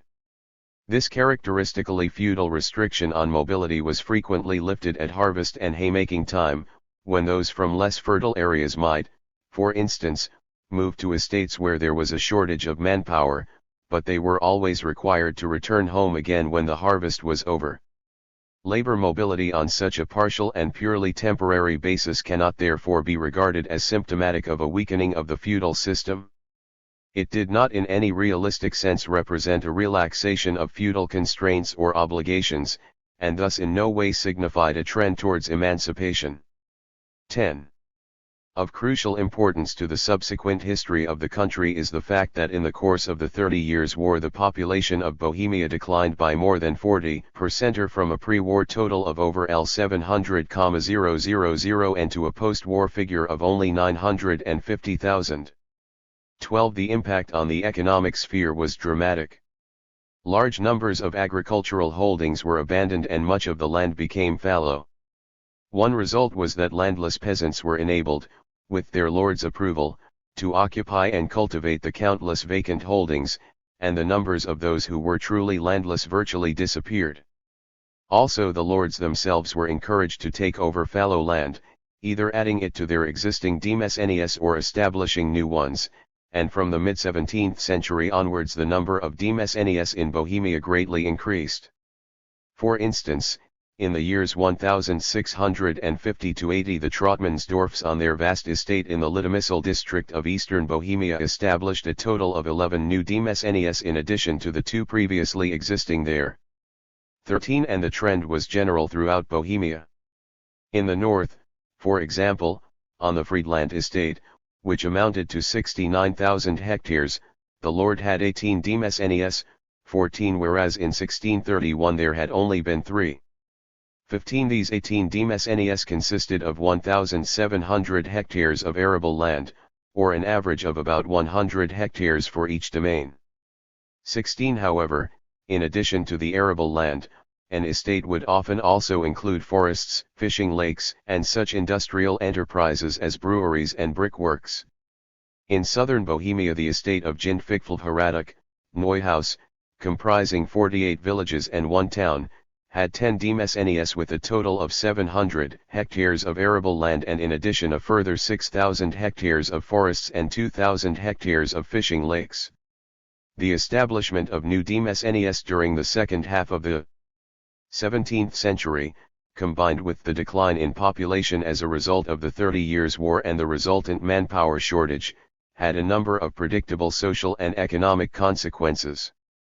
The landless peasants who settled on fallow land after the war were no longer obliged to rely on wage labor to make a living, and this both further aggravated the already acute manpower shortage and also contributed to the general rise in wage levels for such labor as continued to be available.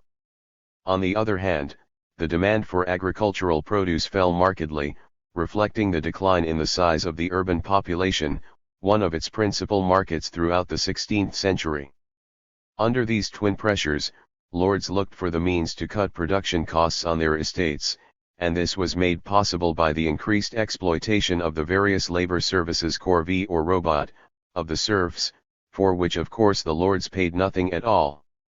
The extension of labor services on their demesnes enabled the lords to sell their produce cheaply both at home and on the international market, and accordingly labor services were increased considerably from the mid-17th century onwards, facilitated by the lord's political and legal jurisdiction over the serf and the considerable powers of non-economic coercion at his disposal. The increase in the incidence of labor services in Bohemia was great. According to the Feudal Labor Services Decree Robot Patent, of 1680, a serf was obliged to perform labor services on the domain of his lord for 3 days a week, but at haymaking and harvest time, and also at the fish harvest, the number of days could be increased by the lord at will. 17. There are numerous examples during the 18th century of lords requiring as many as 6 days of labor service a week. 18. In Bohemia in the mid-17th century, land was owned mainly by the nobility, in turn subdividing into upper and lower nobility. These, together with the church, the towns, and the crown, owned practically all the available land. Even in 1757 the freeholders owned a mere 0.5% of the total. Those who actually worked the land were of course the serfs, who can be divided into 3 groups according to the size of their holdings. Those whose holdings were up to 4.5 hectares in size and who paid taxes of 14 guilders 15 kreuzers or more per annum were classed as serfs who performed labor services with draft animals, Zugrobot. Those with small holdings who paid no more than 9 guilders 30 kreuzers in taxes per annum performed manual labor services, Handrobot. The third group comprised the landless. In 1656 the figures for feudal land ownership in Bohemia were as follows: upper nobility, 59.5%, lower nobility, 9.6%, towns, 13.1%, the church, 12.3%, the crown, 5.0%. 19 Almost exactly a century later, in 1757, the corresponding figures for feudal land ownership were: upper nobility, 62.4%, lower nobility, 6.1%, towns, 12.2%, the church, 13.6%, the crown, 5.0%, with freeholders holding a mere 0.5%. 20. Furthermore, contemporary reports show that in 1654 Prince Eggenberg had on his estates a total of 5,540 serfs holding land, Count Trottmannsdorf 4,094, Count Bucquoy 3,100 and Count Gallas 3,066. No figures are available for the numbers of landless serfs. 21 According to the Tertian Cadastre, there were 215,270 holdings in Bohemia in the first quarter of the 18th century. Of these, 5.5% were holdings of over 17.5 hectares in size, 17.4% of between 8.5 and 17.5 hectares, and 20.4% between 4.5 and 8.5 hectares. 21% were small holdings of between 1.5 and 4.5 hectares, while 35.7% were held by cottagers with less than 1.5 hectares. 22 These figures show that, even in the first quarter of the 18th century, smallholders and cottagers together constituted the largest section of the agricultural population of Bohemia.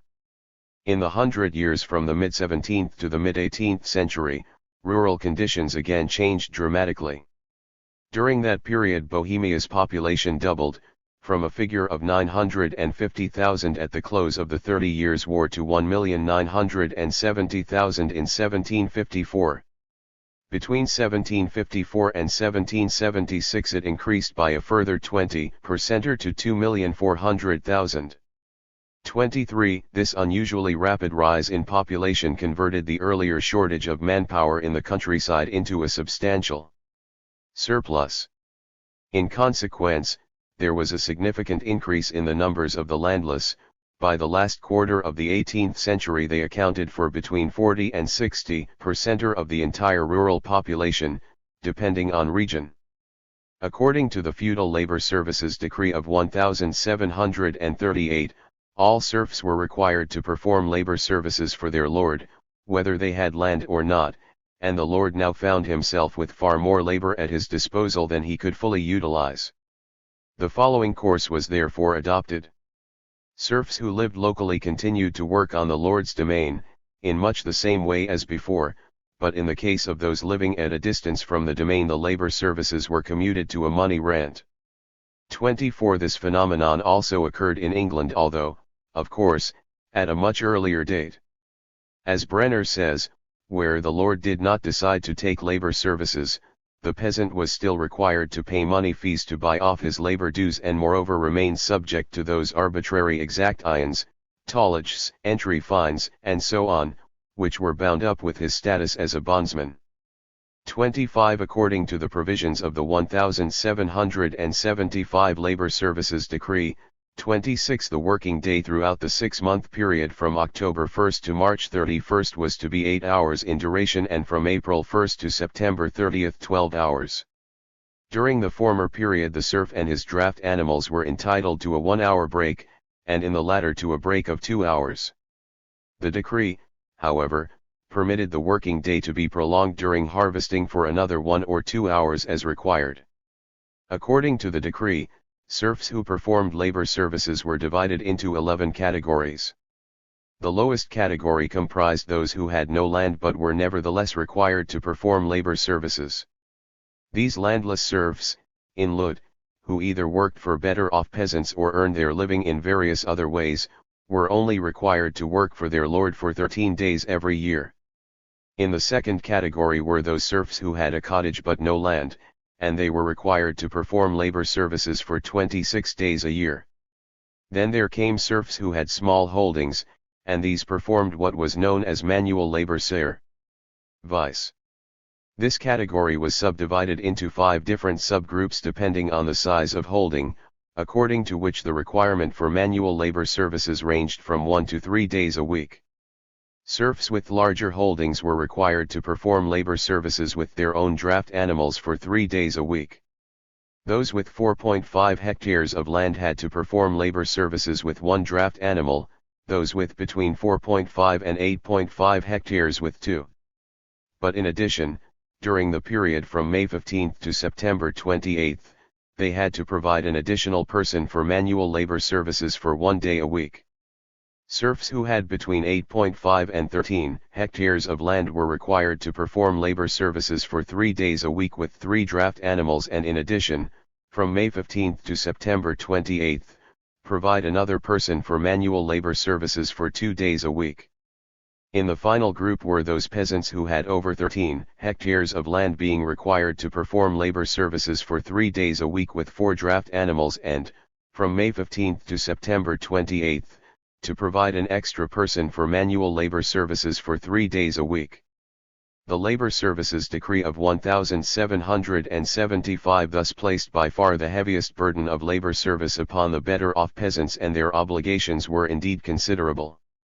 On the other hand, it greatly reduced the obligations of small holders, cottagers and landless serfs, their requirement for labor service being relatively moderate. There were several reasons for weighting the incidence of labor services in this way, but in particular the state was anxious to free some of the labor in rural areas for work in domestic industry and the manufactories. The decree in no way endangered the economic viability of the demesnes, because of the general manpower surplus. The heavy burden of labor services with draft animals arose largely from the fact that lords had few draft animals of their own on their demesnes, and the greater part of all field, forest, and other carting had thus to be apportioned elsewhere. For many, labor service obligations were in practice not as burdensome as might at first appear. Peasants with large or medium-sized holdings were often comparatively well off, with laborers of their own. In consequence, they themselves did not personally perform the labor services required of them, rather devoting themselves to their own holdings and sending a laborer in their place. Article 1, Paragraph 15 of the Labor Services Decree of 1775 stipulated that serfs had no entitlement to any reward either for labor services with draft animals or for manual labor services. Only those peasants who were required not only to perform 3 days' service a week with draft animals, but also to provide another person for manual labor services from May 15 to September 28, had the right to some recompense, this being in the form of 3/4 of a kilo of bread a day. The decree further stipulated that, as and when the lord required, serfs who did less than 3 days a week labor services were required to work for pay, loan tag, to make their time up to 3 days a week. The decree laid down pay scales for this work, 7 kreuzers a day if the work was done in the period from October 1 to February 28, 10 kreuzers a day from March 1 to June 30, and 15 kreuzers a day from July 1 to September 30, the working day varying in length from 8 to 12 hours. The various labor service obligations which prevailed in the mid-17th century were without doubt very considerable. At first, lords demanded unlimited labor services, whenever the lord so orders. After the promulgation of the first labor services decree in 1680, labor services of 3 days a week were required, but at haymaking or harvest time this increased to as many as 5 or even 6 days a week. This requirement remained in force until the new Labor Services Decree of 1775. The unprecedented exploitation of the serfs in the period prior to 1680 had in many places caused them to withhold labor services, to run away, and even to participate in organized uprisings. The vast majority of these revolts were small-scale, confined to particular estates, but in both 1680 and 1775 a wave of revolt spread throughout the country. In the 1680 uprising 129 estates in Bohemia were affected. The rebels demanded the abolition or reduction of labor services, attacked the castles and demesnes of the nobility, and withheld their labor services.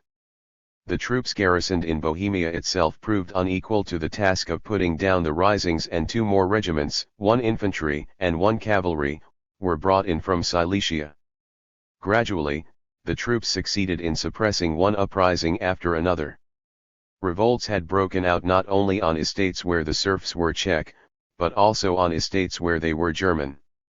27 on the latter, 99 leaders of the uprising were sentenced to death, with 55 of them actually being executed. 28 The 1680 uprising led directly to the issuing of Bohemia's first labor services decree by the Emperor Leopold I on June 28. With this decree the state intervened for the first time in relations between serfs and their lords.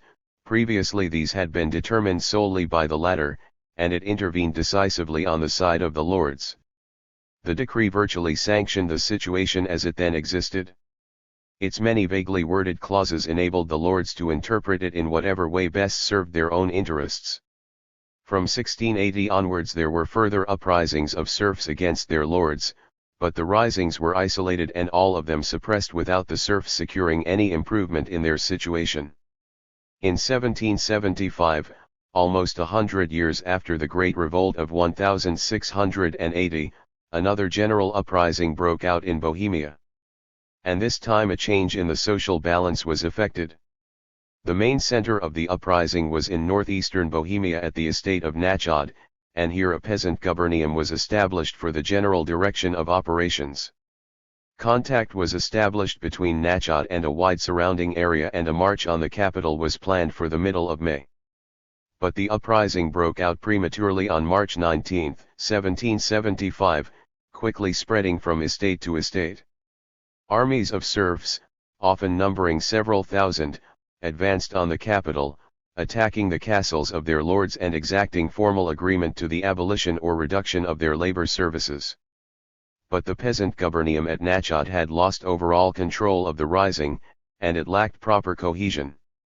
After numerous minor engagements, an army 40,000 strong was sent against them, and finally, at the very outskirts of Prague, the defeat of the rebel armies was achieved.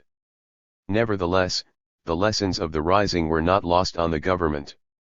The issuing of the Labor Services Decree of August 13, 1775 was its direct result.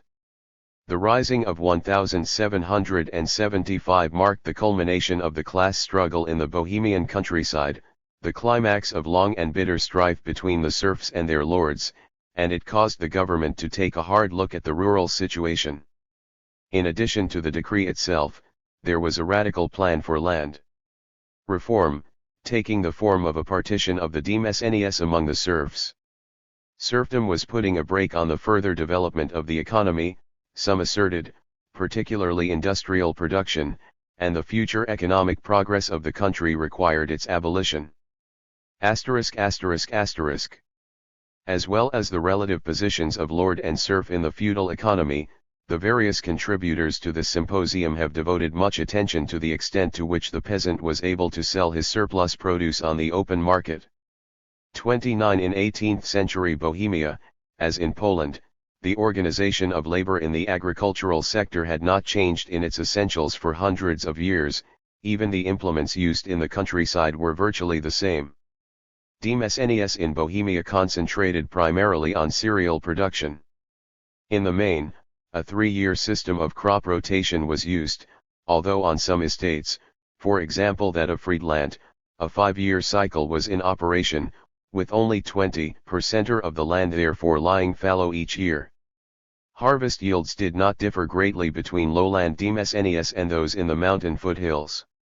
For example, on the Friedland estate, which was in a mountain foothill area, harvest yields per hectare were as follows: wheat 10.7 centners, rye 9.5 centners, barley between 9.5 and 10 centners, and oats between 7.5 and 8.5 centners, 30. While on the Raudnice estate, lying in the fertile lowlands of the Labe, Elbe, valley, harvest yields per hectare were roughly the same: wheat 10.2 centners, rye 8 centners, barley 10.7 centners, but oats, however, only 5 centners.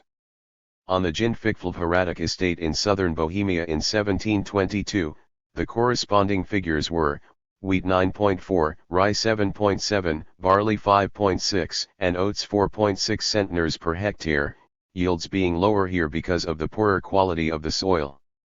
Calculations show that on the Friedland estate the raising of cereal crops on 1 hectare of land required approximately 80 working days in terms of labor services, but in the lowland Mpound-LNFK estate only 60 days. On the Friedland estate the production of 1 centner of cereals required approximately 15 days of labor services, whereas in southern Bohemia the figure was only 10.8 days and in the lowlands of central Bohemia only 10 days. Regarding the general effectiveness of serf labor services in Bohemia during the 18th century, it appears that, on demesnes where labor services with draft animals were used in addition to the lord's own draft animals, the performance of the former was only half that of the latter. 31. Indeed, Article 11 of the Decree for the Abolition of Labor Services for Payment of March 4, 1849 went so far as to rate serf labor service at only one third the value of free manpower.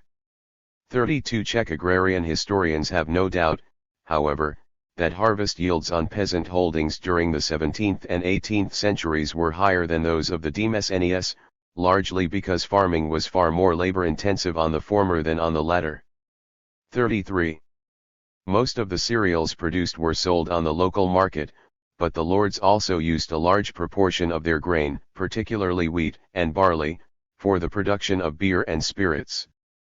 The breweries belonged to the lords, and they had an assured market for their beer as their serfs were only allowed to purchase beer brewed on the estate. Also, every brewery could count on all the inns in its area taking large amounts of beer depending on the size of the local villages and townships. Revenue from the breweries formed a substantial proportion of the lord's income from the estate. At the beginning of the 18th century 26% of the total income of lords in Bohemia came from fees and payments from serfs. Receipts from the demesnes constituted 69%. Of this, a third came from the sale of cereals, 1/3 from the sale of beer, and 1/6 from livestock rearing. 34 in the mid-18th century, according to the Dominical Cadastre, land survey of the nobility, of 1,757, receipts from breweries represented no less than 43.1% of the entire income of lords. 35 in some places the domains' own cereal production proved insufficient to keep the breweries supplied, and in such circumstances the lord either obtained the necessary wheat and barley from the serfs as a rent in kind or purchased supplies on the open market. This brings us to the question of Bohemia's export of cereals abroad. A number of historians have asserted that in countries to the east of the Elbe serfdom was actually caused by the export of cereals, especially to Western Europe. 36 Brenner does not share this view, pointing out that the export of cereals was caused simply by insufficient outlets on the home market. This was because of the low purchasing power of the population, which was in turn due to a general economic decline. 37 It is certainly the case that some of the grain produced in Bohemia was sold on foreign markets, particularly to those neighboring countries whose own cereal production was insufficient to meet internal demand, for example, Austria, the Tyrol, and Salzburg, the Upper Palatinate, Nuremberg, 38 Meissen and Upper Lusatia. 39 And there is evidence that cereals from Bohemia were exported as far afield as Hamburg. 40 As one would expect, it was the lords who were primarily involved in the export of grain. However, serfs too, on occasion, sold their surplus produce on the open market, where it was sometimes purchased by merchants and exported from the country, but any surplus the serfs might have at their disposal was, of course, primarily destined for local consumption. It is moreover highly probable that in Bohemia, as in Poland, the export of agricultural produce represented only a very small proportion of total production, and that only a tiny section of the population played any part in it, just as only a similarly small section of the population was in any way involved in the importing of produce from abroad. 41 It should perhaps be remembered that even in the Low Countries, which imported relatively large quantities of cereals, imports still amounted to only 13 or 14% of total consumption, while the inhabitants there constituted a mere 3% of the total population of Europe. Imports of wheat into England at the beginning of the 19th century represented only 3% of total consumption. 42 Paul Barrick drew the conclusion that before the 18th century less than 1% of total cereal production went into international trade. 43 The enserfment of the rural population of Bohemia was a long and involved process for which there were many causes. 44 To speak of the export of grain to foreign markets as the sole cause would be drastically to oversimplify an important problem. In the livestock sector the lord relied on sales at the local market. Stock rearing was not practiced to any great extent on demesnes in Bohemia in the 17th and 18th centuries, but whatever was produced for sale was sent to butchers in towns and townships on the lord's own estate, not further afield. The shortage of home-reared meat in Bohemia was met by the import of bullocks from Hungary and Poland. A significant proportion of the country's total livestock came from the peasants, who reared both beef cattle and pigs on their holdings and sold them at the local market. On some estates there were large flocks of sheep. On the Friedland estate, which had 18 demesnes, for instance, there were 3 large flocks with a combined total of some 3,000 sheep. On the Ginfigfeld estate, where there were 10 demesnes, there were 4 flocks with 6,364 sheep. Sheep, of course, were kept both for their meat and for their wool. On the 18 demesnes of the Friedland estate there were 770 milch cows, 136 oxen, 26 bulls, and 346 calves and bullocks. The relatively large number of oxen on the Friedland estate was, however, exceptional, and demesnes in the more fertile areas of central Bohemia had far fewer draft animals. Thus, for example, on the Raudnice estate, With 14 demesnes and 2,200 hectares of arable land, there were only 42 oxen. It follows, of course, that lords on estates such as these had a far greater need for labor services with draft animals. On the Friedland estate, with its 770 milch cows, or about 38 per domain, most of the milk, butter, and cheese that was produced was consumed locally on the estate, only a small proportion of the butter and cheese being available for sale as surplus. At Friedland each cow was expected to give an annual yield of 1,000 to 1,200 liters of milk, 20 to 30 kilos of butter and 35 to 50 kilos of cheese. 45 Most of the work on the demesnes, especially in the fields, was undertaken by serfs in the form of labor services. For the smooth running of a domain, particularly in cattle and poultry farming, there were 10 laborers under the direction of a steward. These laborers lived in their own quarters on the domain and as well as their food received a small wage. In addition to these teams of laborers, there were also paid threshers, who threshed grain from the beginning of October to the end of April. On the estate of Jinfikfeld, where 560 hectares were under cereal crops, there were 91 threshers, working throughout the season and receiving wages in kind amounting to 1/16 of the total cereals they threshed. All other work on the demesnes was in the form of labor service. At harvest time the working day totaled some 15 hours, from about 4 a.m. to 9 p.m. Even longer than was laid down in the Labor Services Decree of 1775. Virtually all serfs on an estate were under some obligation to perform labor services for their lord, and owners of individual estates of course knew exactly how many days of labor service they were entitled to. For example, after the promulgation of the Labor Services Decree of 1775, the estate of Jinfikfeld had at its disposal nearly 110,000 days of labor service with draft animals and more than 51,500 days of manual labor service. The Friedland estate could draw on more than 24,000 days of labor service with draft animals and over 83,000 manual labor service days. These amounts were far more than either estate actually required, and the situation was similar on other estates.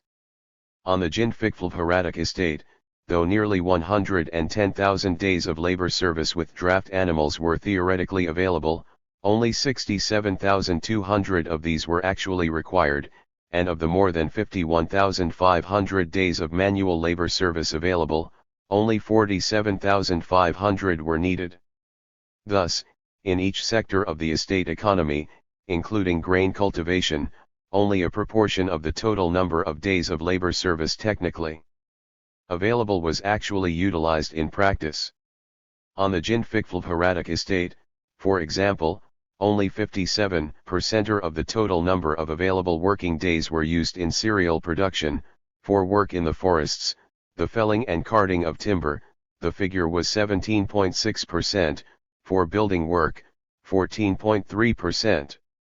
The considerable amounts of labor services at the disposal of the lord enabled him to supply all manpower requirements on his estate without difficulty. But any sort of surplus naturally constituted a wasted resource. One way of utilizing this resource was to commute various surplus labor services to a money rent, and development in this direction is much in evidence on many estates in Bohemia during the 18th century. The extent of this trend is well illustrated by the example of the Litomysl estate where in 1732, in place of their labor services, serfs paid money rent totaling 5,069 guilders 15 kreuzers. In 1773 the amount had increased to 12,329 guilders 2 kreuzers. 46 By the middle of the 18th century a proportion of the labor service requirements of serfs in Bohemia had been commuted to a money rent on about 20% of all estates. This replacement of feudal labor services by a feudal money rent was of the greatest significance for the development of agriculture in Bohemia.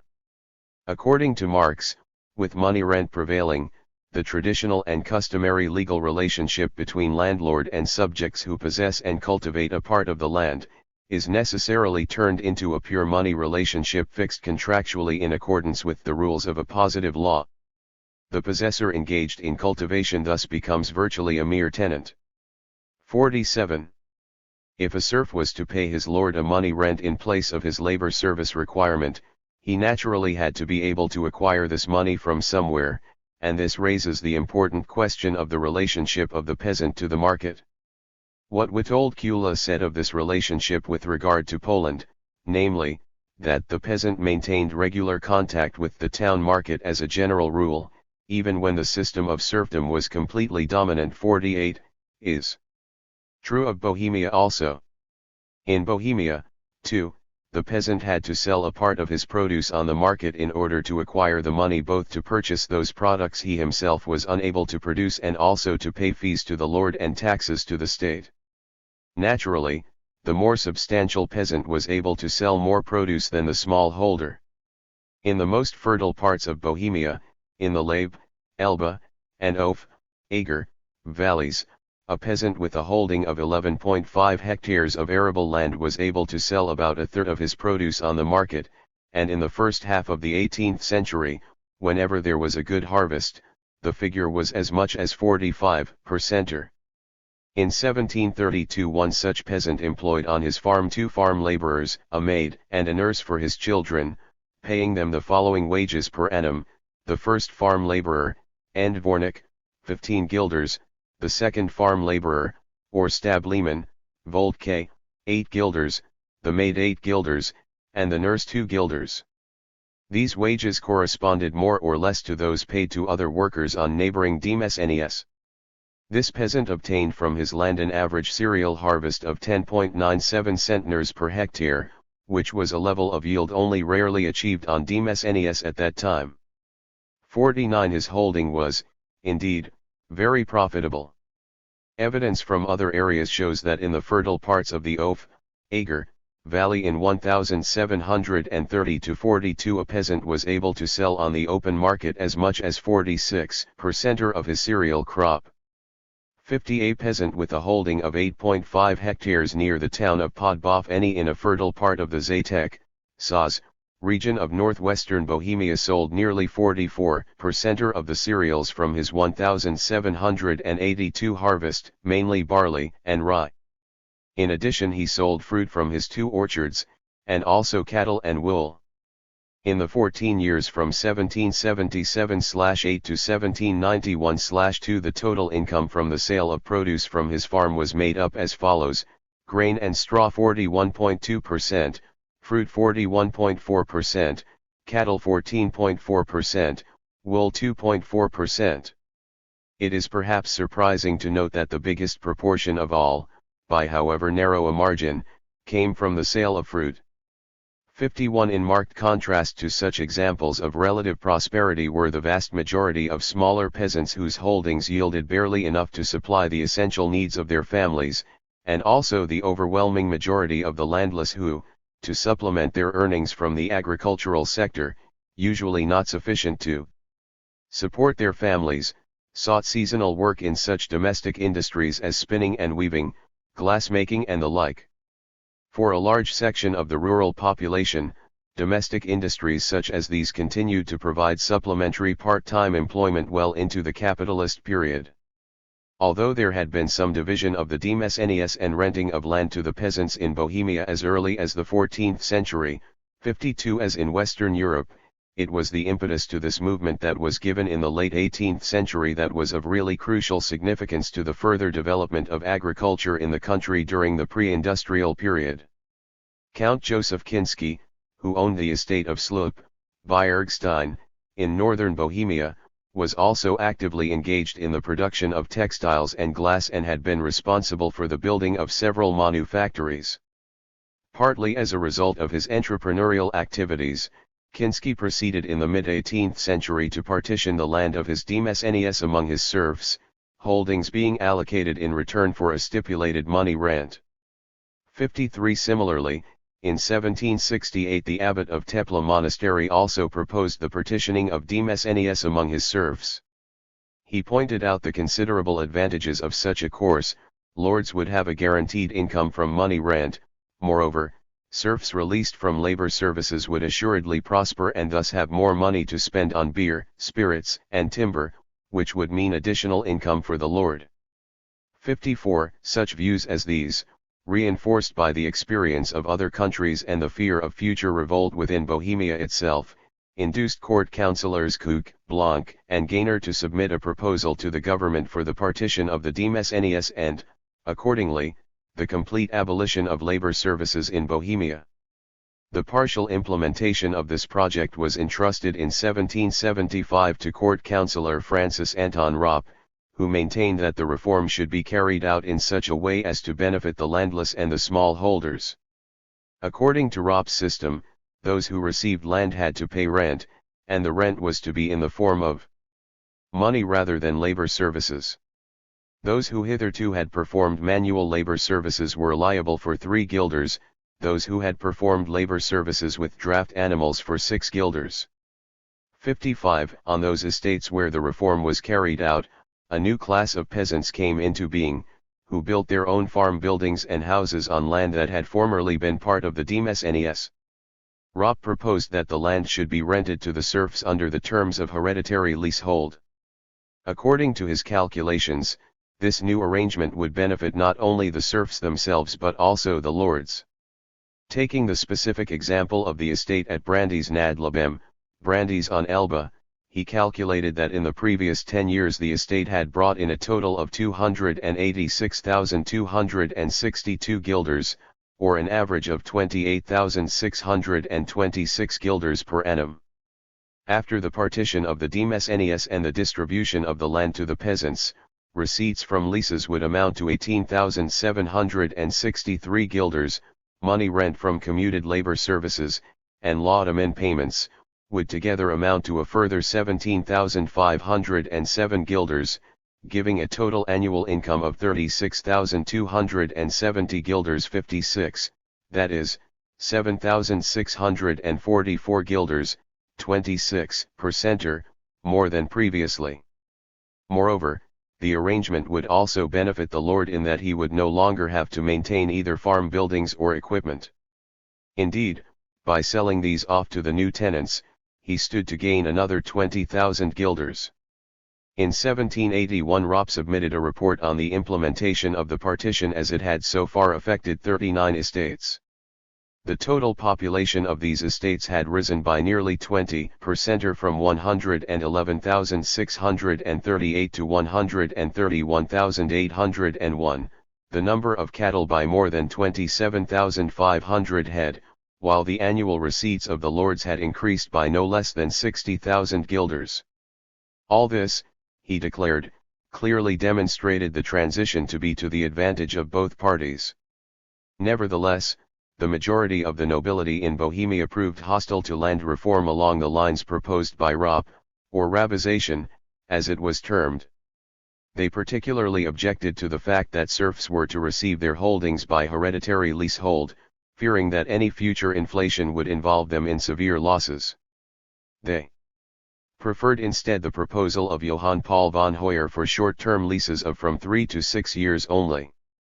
57. The partition of the Demesnes into smaller holdings had been effected at a much earlier date in England 58 and France.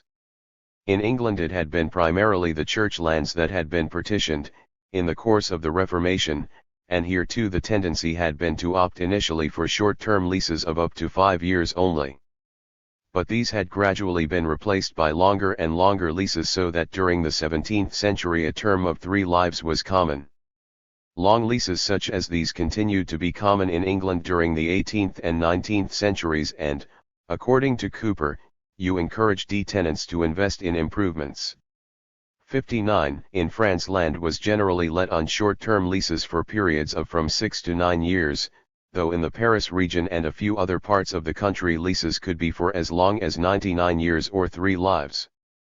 It would be unwise to draw too close a parallel between conditions in England and France and those in Bohemia, because the position of tenants in the latter was substantially different. In Bohemia the vast majority of tenants still retained the status of serfs, subject in all political and legal matters to the jurisdiction of their lords. Nevertheless, there were similarities, for in Bohemia as in England and France, and notwithstanding the continuing burden of his feudal obligations, the tenant now produced both for himself and for the market. The transition from feudal rent in the form of labor services to a money rent undoubtedly provided new incentives for the peasants, rewarding initiative and encouraging hard work. The freeing of the landless rural population from the agricultural sector as a result of the Labor Services Decree of 1775 met the growing demand for manpower in the various industrial enterprises that were coming into existence, and gave a much-needed boost to their development. Coercion of the serf by his lord was, in the course of time, replaced by a contractual relationship between worker and entrepreneur, based on agreement rather than non-economic coercion. Symptomatic of this important change was the attitude of the government as expressed in a pronouncement of July 17, 1779, when it declared that in order to ensure a sufficient labor force for the textile manufactories it was necessary to have voluntary agreements concluded on the basis of bilateral agreements binding both parties. For no unilateral agreement could be imposed on the serfs. In industry there must always be the least possible coercion. To subordinate many thousands of serfs to a single entrepreneur, Fabriksunternehmer, would not be consistent either with the natural freedom of the individual or with the interests of the state. 60. Although in theory retaining their status as serfs, workers in the developing industries tended in practice to secure an economic relationship with the entrepreneur which was contractual in nature and based on bilateral agreement. Industrial development was conducive to the removal of the remaining feudal restraints, and the transformation of hitherto tied manpower into a free labor force. After the government's pronouncement of July 17, 1779, it could not be long before serfdom was completely abolished in Bohemia and serfs permitted to move freely about the country, seeking work wherever they liked. And the step was actually taken with the enactment of the decree for the abolition of serfdom on November 1, 1781. 61. This decree was of immense and lasting significance for the future development of Bohemia, with wide social and economic implications, a major milestone on the road from feudalism to capitalism. Introduction. In my original article I began from the idea that social property systems, once established, tend to set strict limits and impose certain overall patterns upon the course of economic evolution. They do so because they tend to restrict the economic actors to certain limited options, indeed quite specific strategies, in order best to reproduce themselves, that is, to maintain themselves in their established socio-economic positions. On this basis I argued that those long-term demographic and commercial trends, which hitherto have formed the foci of the standard interpretations of long-term economic development in pre-industrial Europe, acquired their economic significance for the distribution of income and the development of the productive forces only in connection with specific, historically developed systems of social property relations and given balances of class forces. Under different property structures and different balances of power, similar demographic or commercial trends, with their associated patterns of factor prices, presented very different opportunities and dangers and thus evoked disparate responses, with diverse consequences for the economy as a whole. Indeed, as I tried to show, under different property structures and balances of class forces in various European regions, precisely the same demographic and commercial trends yielded widely divergent economic results, not only with respect to long-term trends in the distribution of income, but to overall patterns of the development or non-development of the productive forces. For this reason the relatively autonomous processes by which class structures were established, developed, and transformed have to be placed at the center of any interpretation of the long-term evolution of the pre-industrial European economy. My argument thus started with the assertion that the feudal social property system established certain distinctive mechanisms for distributing income and, in particular, set certain limits on the development of production, which led to economic stagnation and involution. It did so, most crudely, because it imposed upon the members of the major social classes, feudal lords and possessing peasants, strategies for reproducing themselves which, when applied on an economy-wide basis, were incompatible with the requirements of growth. In particular, reproduction by the lords through surplus extraction by means of extra economic compulsion and by peasants through production for subsistence precluded any widespread tendencies to thorough specialization of productive units, systematic reinvestment of surpluses, or to regular technical innovation. The system-wide consequence of this structure of reproduction, especially given the tendency to long-term demographic increase, was a built-in secular trend towards declining productivity of labor and ultimately to large-scale socio-economic crisis. I argued, correlatively, that the original breakthrough in Europe to a system of more or less self-sustaining growth was dependent upon a two-sided development of class relations. First, the breakdown of systems of lordly surplus extraction by means of extra economic compulsion. Second, the undermining of peasant possession or the aborting of any trend towards full peasant ownership of land. The consequence of this two-sided development was the rise of a novel social property system, above all on the land, in which, for the first time, the organizers of production and the direct producers, sometimes the same persons, found it both necessary and possible to reproduce themselves through a course of economic action which was, on a system-wide scale, favorable to the continuing development of the productive forces. Because in this system the organizers of production and the direct producers were separated from direct, non-market access to their means of reproduction or subsistence, especially from possession of the land, they had no choice, in order to maintain themselves, but to buy and sell on the market. This meant that they were compelled to produce competitively by way of cost-cutting and, therefore, that they had as a rule to attempt to specialize, accumulate, and innovate to the greatest extent possible. They were, on the whole, able to succeed in this because the collapse of the system of surplus extraction by extra economic compulsion, in connection with the separation of the direct producers from their means of subsistence, freed labor power, land, and the means of production to be combined in the most profitable manner.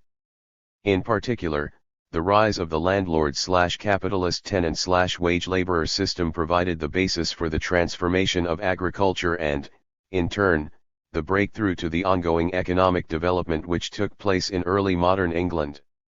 On the other hand, throughout most of the continent in the same period, the perpetuation, in various forms, of social property systems characterized by peasant possession and surplus extraction by extra economic compulsion, the tax/office structure in France, serfdom in Eastern Europe, was at the root of continuing agricultural stagnation, involution, and ultimately general socio-economic crisis.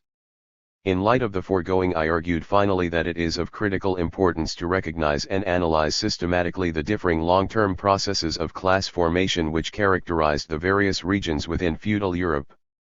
For, in my view, these divergent processes critically condition the different forms and outcomes of the lord/peasant class conflicts which were endemic to later medieval Europe in the wake of the generalized crises of feudal production and seigneurial revenues.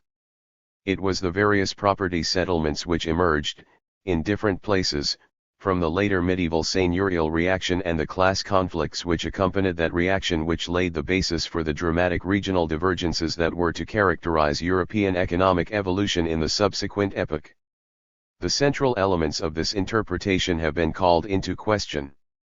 First, my view of what might be called the internal dynamics of the European feudal economy has been challenged.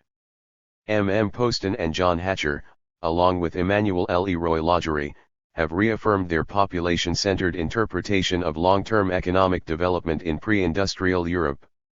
Guy Bois, while critical of the demographic interpretation, has found my accounts of feudal economic development and class formation to be essentially arbitrary, especially in the absence of a fuller presentation of what he would term the economic laws of motion of feudalism, in particular, his own organizing conception, the falling rate of feudal levy. Second, doubts have been registered as to my account of the divergent developments, out of the later medieval crisis of seigneurial revenues and associated class conflicts, of different systems of property relations in various European regions. Heidi Wunder, as well as Poston and Hatcher, has challenged my explanation of why serfdom arose in Eastern Europe while it declined in the West. In parallel fashion, Bois and Patricia Crute and David Parker have questioned my explanation of the divergent evolutions of property relations in England and France, the rise of agrarian capitalism versus the consolidation of peasant property in connection with absolutism. Finally, my view of the way in which diverse property systems, once installed, structured qualitatively different long-term patterns of economic evolution in various European regions during the early modern period has been sharply debated. My view that the imposition of serfdom had deleterious consequences for the long-term evolution of the East European economy is, I believe, widely accepted. My argument, however, that the strengthening of peasant proprietorship in connection with absolutism in France was significantly less favorable for the development of agricultural production than was the rise of capitalist social property forms in England has been questioned, from different angles, by Crute and Parker, by L. E. Roy Laughery, and by J. P. Cooper. In what follows, I will take up each of the foregoing objections in the course of presenting a more fully developed interpretation of the problems of European feudal evolution and of the transition to capitalism. In section I will attempt, once again, to lay bare what I believe to be the faulty foundations upon which the demographic interpretation has been constructed. In section II, I will try to sketch a general approach to long-term feudal socio-economic evolution, and then to demonstrate that this approach can better grasp the actual course of medieval economic development, income distribution, and feudal crisis in the different European regions than can either the demographic interpretation or Bois' falling rate of feudal levy approach. Finally, in section 3, I will, in direct response to the criticisms that have been raised, lay out what I take to be the origins of the different property systems which emerged in different regions of Europe during the early modern period, and explain why these property systems were in fact central in determining the subsequent paths of economic development. I. The demographic model and class relations.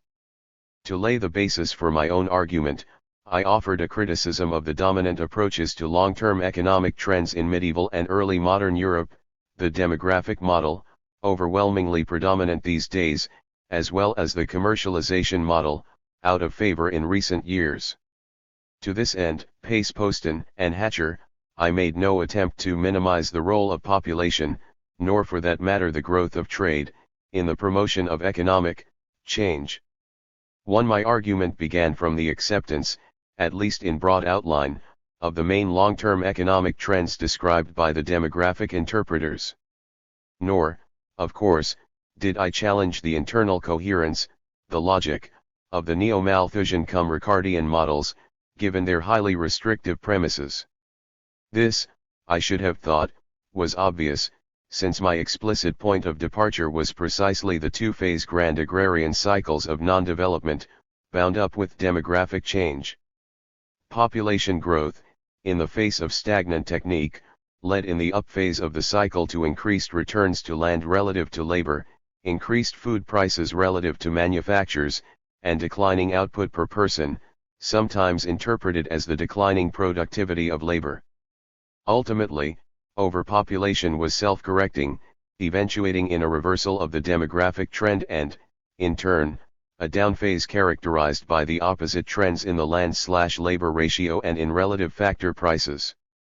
This two-phase cyclical pattern prevailed in the economy of most of Europe in the later medieval period, 1100–1450, and continued to predominate over large parts of it into the early modern period, 1450–1700.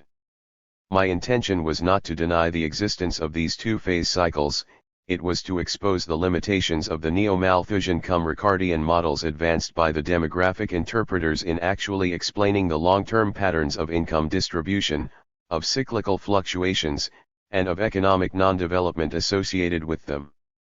2. Demographic change and income distribution. No one would deny, concerning income distribution, that in an economy where the potential for increases in the productive forces is limited, population growth will tend to bring about rising returns to land relative to labor, and rising prices of food relative to manufactures, and vice versa. Poston and Hatcher pile fact upon fact to prove that these relationships held in medieval Europe, as if I had argued the contrary, which of course I did not. My point was that the demographic interpreters have erred in attempting to use this model of demographically determined returns to factors to explain the distribution of income between classes. In order to do so they have been compelled to assimilate, illegitimately in my view, the evolution of class relations to the demographic model. On the other hand, where they have avoided this pitfall, they have been obliged to introduce class relations in an ad hoc manner to cover trends in income distribution which their model cannot explain, but to do this is, of course, to beg the question.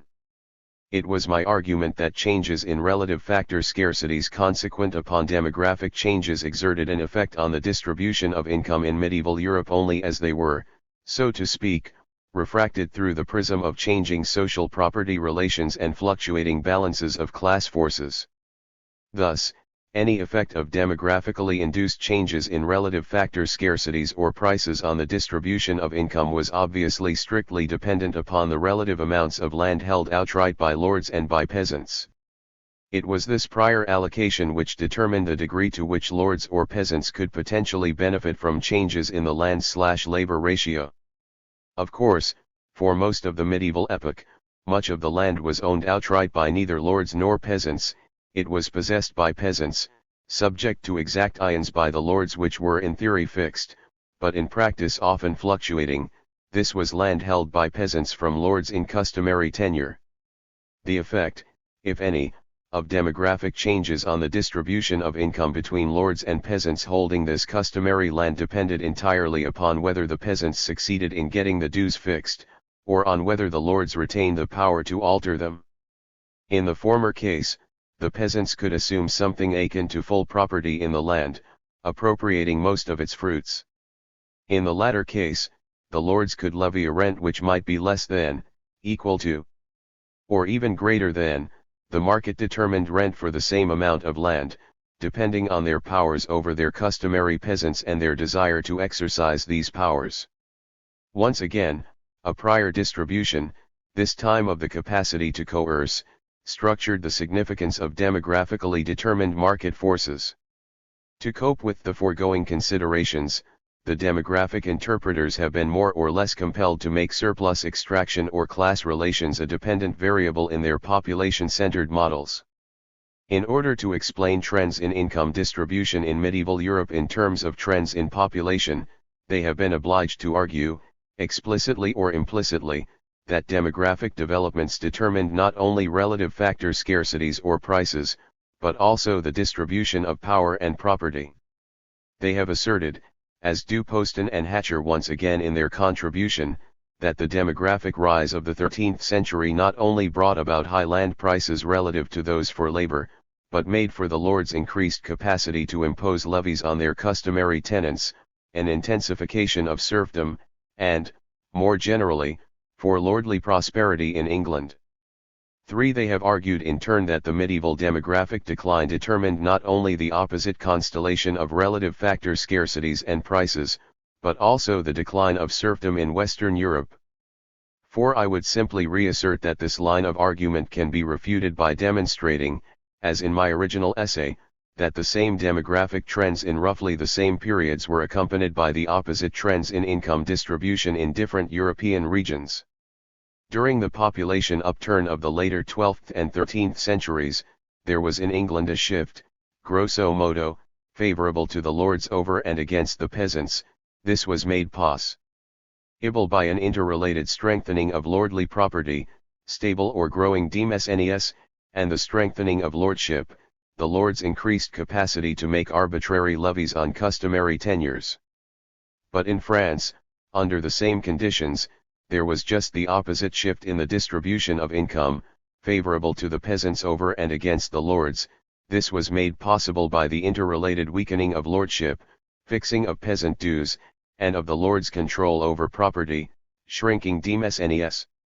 During the population downturn of the later medieval period, there was in Western Europe a shift in the long run favorable to the peasants over and against the lords, manifested in the decline of serfdom.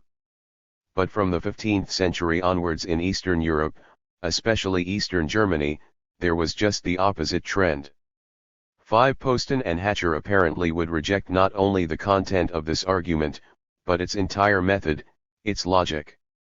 They ask, rhetorically, does Brenner mean that no causal factor can be proved true unless it can be shown to produce identical results in totally different circumstances? 6. But they can easily be answered in kind. Do Poston and Hatcher really wish to argue that a historical explanation can be counted adequate when the factor imputed to be cause, demographic increase/decline, can be shown to produce the opposite effects, in terms of income distribution, in very similar conditions? Can Poston and Hatcher deny, in particular, that the French and English countrysides of the later 12th and 13th centuries are inappropriate objects for the comparative analysis which I suggested, when their rural structures were so very similar and when their evolutions were so closely intertwined? Apparently not, for in their contribution Poston and Hatcher, somewhat curiously, it is true, seek to refer me to precisely the contrast between the decline of lordship in 13th century northern France and its consolidation in England in the same period, in the face of similar population trends, as one of the better examples of contradictory processes, better, that is, than those I invoked.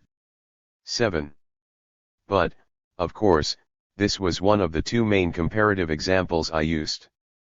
8. Similarly, can Poston and Hatcher consistently assert that the late medieval West German society where serfdom declined and the East German society where serfdom began its ascent in the 15th century are too different to be fruitfully compared?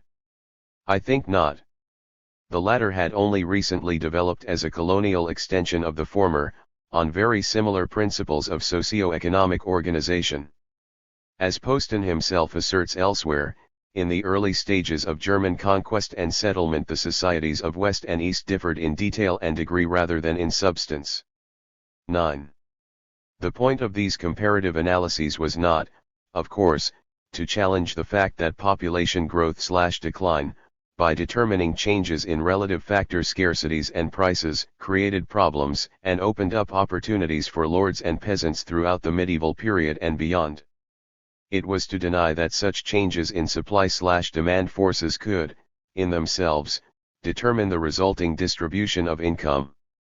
The demographic interpreters are, at times, obliged to grant this, if only implicitly. For they do, on occasion, refer to the unexplained development of class relations to account for trends in the distribution of income inexplicable in terms of trends in population. Indeed, in their contribution Poston and Hatcher disarmingly assert that the demographic interpreters have not maintained that a rising population invariably led to an intensification of serfdom and a falling population to its demise. 10. But, if not, the question naturally arises, under what conditions the rise/decline of population did or did not so lead? Merely to ask this question is, in my opinion, to acknowledge that demographic forces in themselves led nowhere as far as the distribution of income is concerned. It is to pose the problem of systematically accounting for the divergent evolutions of agrarian class relations in pre-industrial Europe. 11. 1.2 The Grand Agrarian Cycle. The difficulties faced by the demographic interpreters in accounting for their long cycles of economic stagnation are perhaps as intractable as those concerning the distribution of income. No one would deny that continuing demographic increase in the face of declining labor productivity sooner or later leads to an imbalance between population and resources, ultimately to poverty, famine, and death.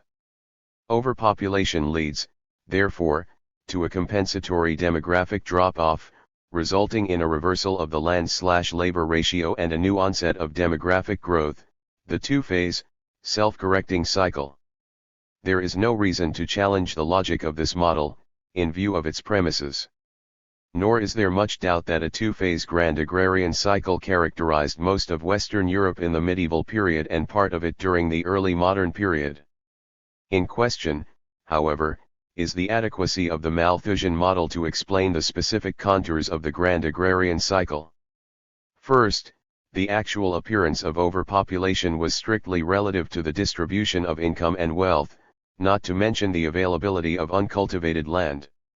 To the extent that the lords owned the land and extracted a surplus from the peasants, the so-called population ceiling was lowered in two ways: directly, as a result of the immediate subtraction from peasant consumption for the lord's unproductive use, and indirectly, as a result of the loss of potential funds for the increase of the peasants' forces of production through investment and innovation. Poston and Hatcher view such references to the class-relative character of the population ceiling as so much obfuscation, since overpopulation tended to occur eventually in any case, under medieval conditions. Nevertheless, as shall be seen, under different balances of power and property between lords and peasants in different regions, demographic growth appears to have led to overpopulation at very different population densities, at different points in time and with quite different socio-economic effects. 12. The Malthusian mechanism is supposed to have operated as a process of homeostatic adjustment, to bring the laboring population into line with the society's potential resources, given existing technology. But, in fact, it could not necessarily accomplish this in pre-industrial Europe, because production and distribution were so profoundly shaped by the surplus-extracting relationships between lords and peasants. Thus the workings of the socio-economic system did not merely tend to match the producing population and its needs with the potential output, at the same time. It tended to match the surplus appropriated from the direct producers with the needs of the non-producing ruling class. All else remaining constant, a decline of the producing population in response to overpopulation would have tended to bring it into line with potential output. But all else could not remain constant. A decline in the number of direct producers tended simultaneously to reduce the income of the lords, for the level of the lords' income was a function of the number of peasant producers, tenants, given a particular rate of surplus extraction. In consequence, in order to maintain or increase their income, in the face of declining population, the lords tended to be obliged to attempt to extract a greater amount from each peasant, as well as to try to take more from one another, via brigandage, warfare, and the like. The result, at least in potential, might be the disruption of production leading to further demographic decline, rather than a return to equilibrium. In fact, throughout much of Europe from the middle of the 14th century, population drop-off failed to re-establish the conditions for economic revival in accord with Malthusian principles. Hit by declining incomes, the result of fewer rent-paying peasants, the lords resorted to increasing levies, through rents and taxes, and to intra-feudal warfare, in this way undermining the peasants' productive forces and causing additional demographic decline. The outcome was a downward spiral rather than Malthusian adjustment. At least in some places, moreover, population remained at a low point for quite an extended period, long after stable economic conditions had finally been restored. It was this long-term failure of adjustment in the later medieval period which gave to Leroy Lagery's grand agrarian cycle its dramatic contours, but which seems to place it beyond the power of the Malthusian model to explain. 13. 1.3, From Malthusian stagnation to economic development. Finally, because the demographic interpreters do not root their accounts of the grand agrarian cycle in a theory of economic backwardness and economic development, they cannot provide a satisfactory explanation of either the specific form of stagnation they have isolated, or the forces which made for a break beyond it to regular economic growth, ongoing specialization, capital investment and technical change. They cannot, in other words, tell us why their Malthusian premise of the non-development of the productive forces essentially held true throughout a whole epoch, but then ceased to do so.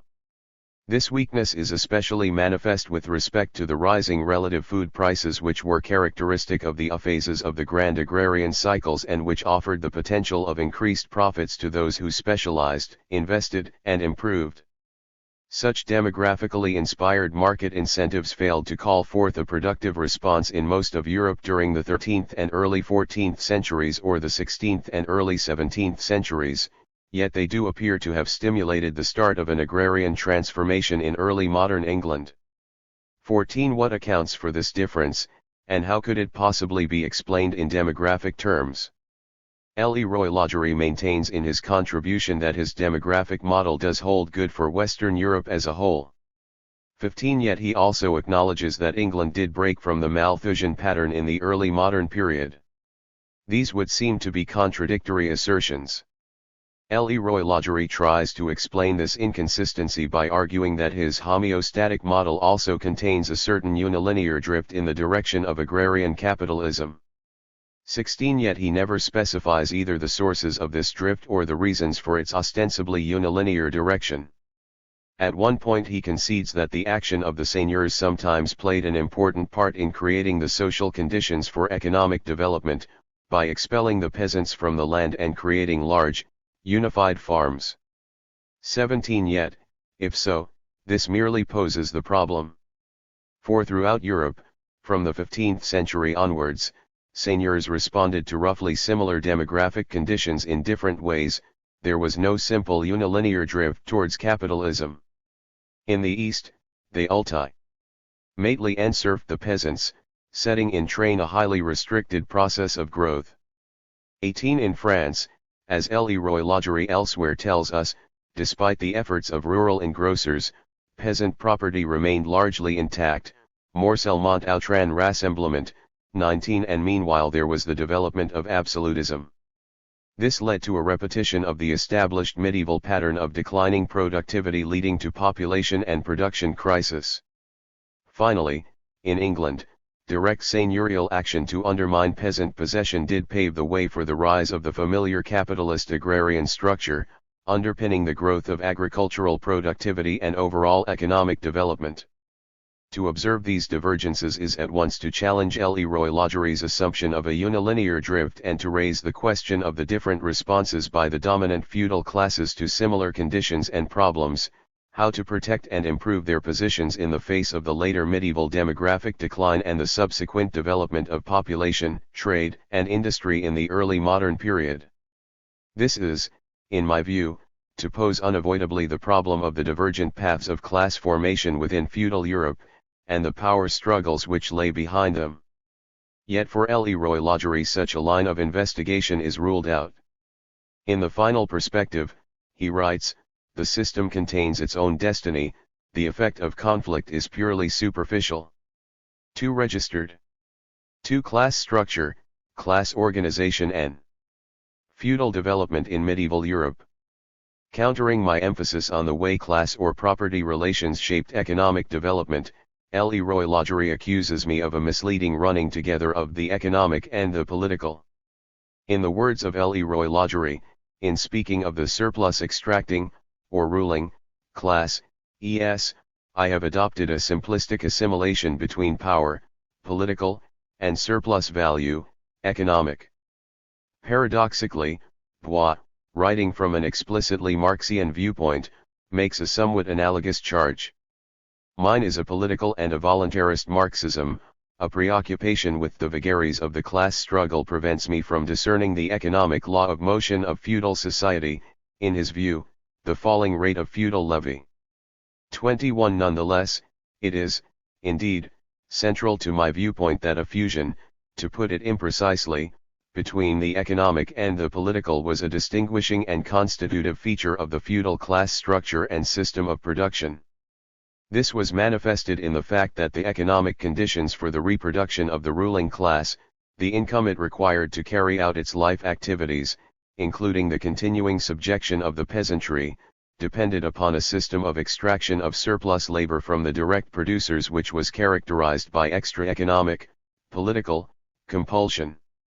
In turn, the varying forms of development of the system of surplus extraction by extra-economic compulsion, in connection and in conflict with the development of the productive forces by peasant possessors of the means of subsistence, land, tools, and so forth, provide an indispensable key to the evolution of the European feudal economy, to its specific patterns of agricultural and demographic development which resulted in declining labor productivity, to its characteristic types of unproductive industrial production and exchange, dominated by luxury goods to fill the political needs of the lordly ruling class, and to its particular forms of crisis, manifested in the exhaustion of the productive forces, including the producing population itself, the decline of lordly revenues, and the seigneurial reaction, as well as the ways in which the system was or was not superseded in different regions by different types of social productive systems. 228 Robert Brenner. 2.1, Feudal Development and Feudal Crisis, Some Generalizations. IL 1.1, peasant possession and surplus extraction by extra economic compulsion in the economy which characterized most of medieval Europe, and much of it during the early modern period. Production was, as a rule, carried out by peasants in possession of the land and tools required to produce their subsistence.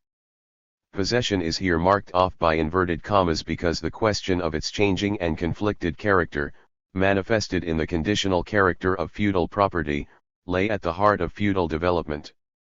Because peasants actually did hold relatively stable and relatively uncontested possession of their means of subsistence, their reproduction required no economic intervention or productive contribution by the lords. As a result, mere ownership of other land, domain, by the lords was not sufficient for them to realize a surplus from the peasants, for the peasants were under no economic compulsion to work for a wage on the lord's land or to pay an economic rent to lease it. In order to secure a rent, that is, to get the peasants to hand over part of their labor or their product, the lords had to be able to exert a degree of control over the peasants' persons. This was made possible by virtue of the lord's capacity to exercise force directly. 22 Peasant possession tended to be secured, on the one hand, through the growing strength of peasant communities and the peasants' opportunities for mobility, especially to the extent that there was free, unsettled land. It tended to be realized, on the other hand, as a result of the divided sovereignty which characterized lordly rule, that is, the autonomy and the mutual separation of the individual lordships, their political self-sufficiency, which was the obverse side of their direct access to the means of coercion. Divided sovereignty made for competition among lordships and impeded collaboration.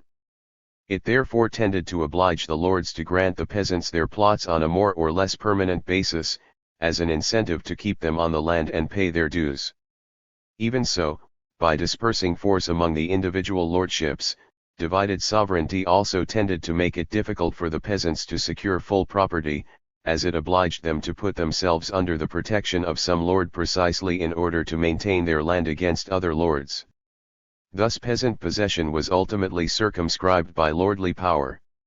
Indeed, to the degree that the individual lordships were able to amass force, and especially to the degree that the lords, as a class, were able to lessen the competition among themselves and to increase their collaboration, thereby overcoming the effects of divided sovereignty, they were able to intensify their domination, and even threaten peasant possession. It may therefore be understood why the changing manner in which and degree to which the lords, as individuals and as a class, were able to apply power in the rent relationship, typically expressed in the changing character and effectiveness of their politico-jurisdictional authority over the peasants, was central to their formation as a ruling class and, in turn, profoundly marked the development of the whole system of production.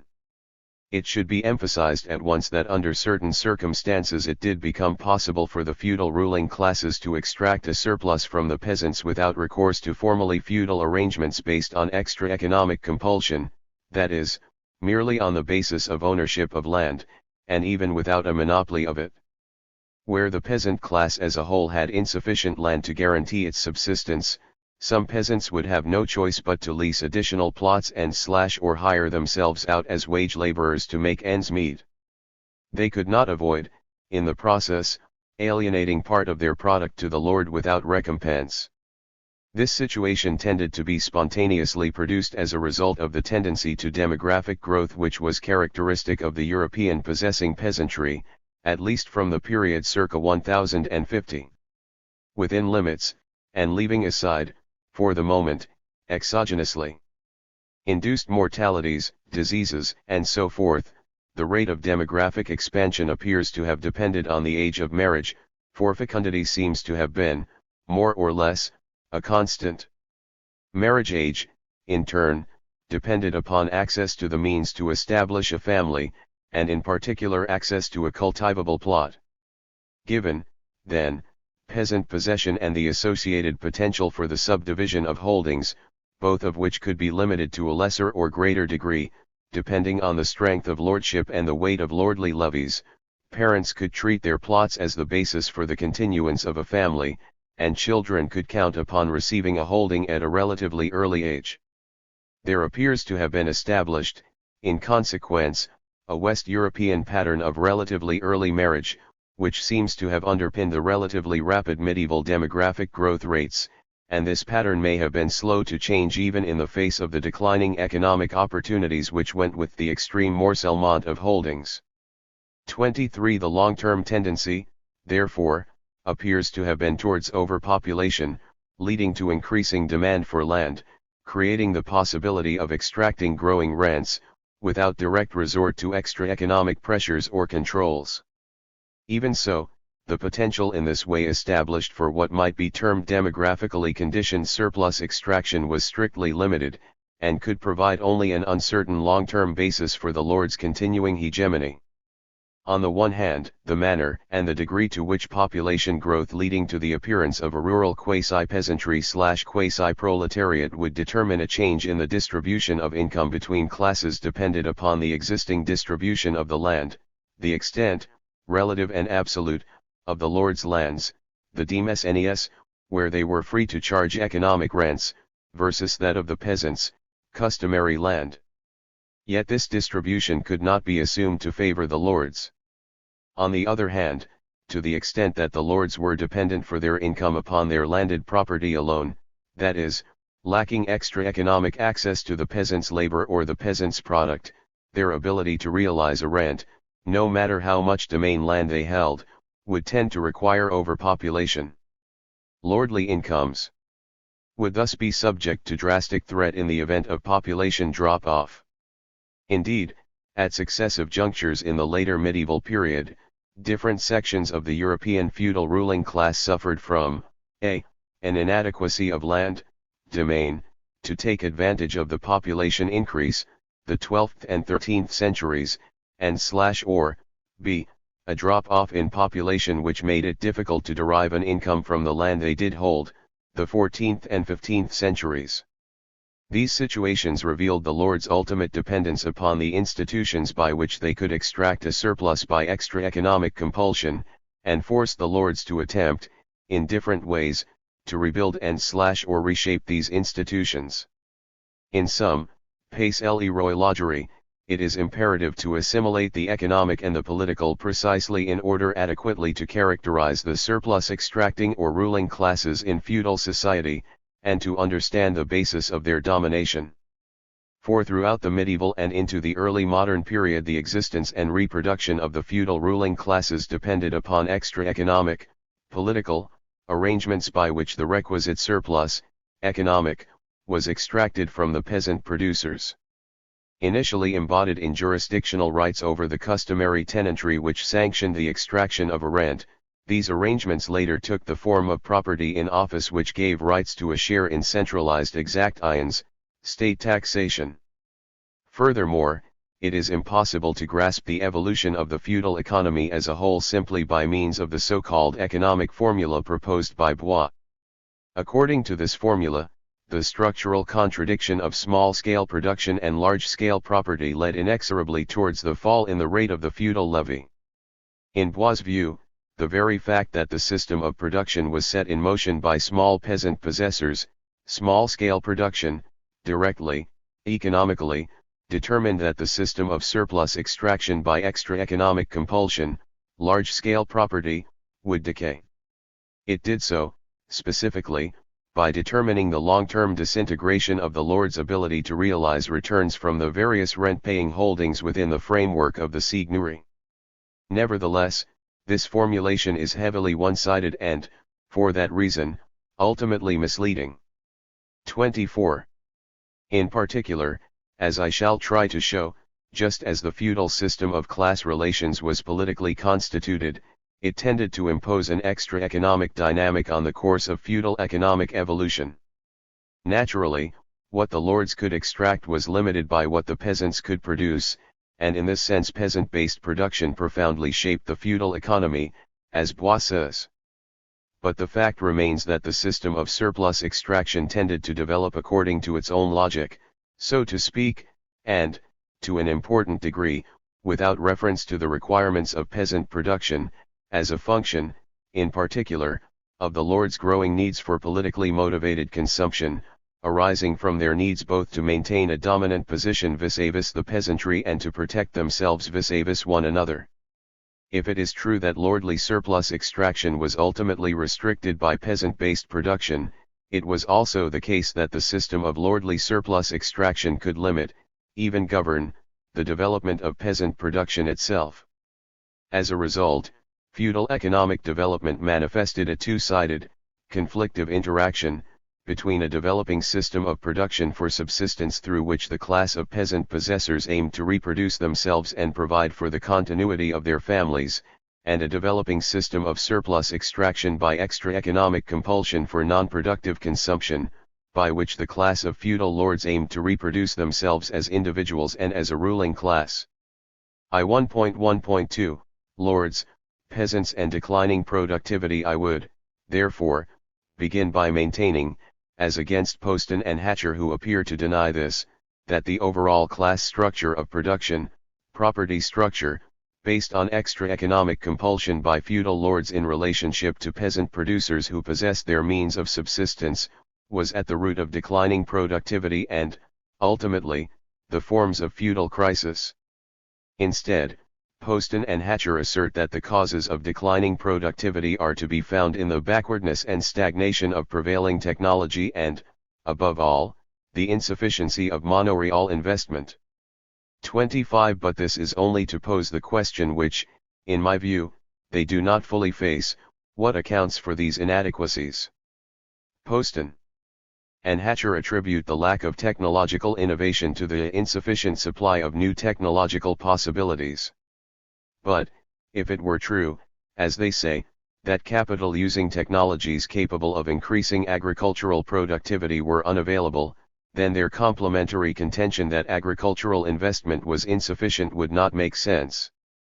For, in that case, even a low level of investment would have been sufficient to maintain production at the highest possible level. This is, indeed, the position of J.Z. Tito, who argues that lordly investment, though low in proportion to their total income, was adequate to the low level of existing technology. 26 Nevertheless, it has been convincingly shown by Eleanor Searle and others that technologies capable of significantly raising agricultural productivity by means of relatively large-scale investments were indeed available in medieval Europe, and they included some of the main components of what was later to constitute the agricultural revolution of the early modern period. What is more, these technologies were actually used, on at least some occasions, during the 13th and 14th centuries, even in England. The question which needs to be asked, therefore, is why were they not more widely applied? The problem, in other words, was not, as Poston and Hatcher contend, the insufficient supply of new technological possibilities, but rather the feudal economy's inability to make use of the possibilities which existed. Given the low capacity to apply existing capital using technologies, the low level of investment in agricultural production is immediately understandable. 27 How, then, did feudal property or surplus extraction arrangements limit the capacity for the adoption of more productive methods and in this way reduce the potential for productive investment, thereby turning the economy towards extra economic or political forms of development? To begin with, they did so, like other pre-capitalist economic arrangements, by making the direct producers, both lords and peasants, independent, to an important degree, from the imperative to respond to market opportunities by maximizing returns from exchange. The economy thus remained patriarchal in its central aspects. In general, peasant producers possessed, more or less, direct, non-market access to their means of subsistence, land, tools. This meant that they were not compelled to sell on the market to acquire the means to buy what they needed to subsist and to produce.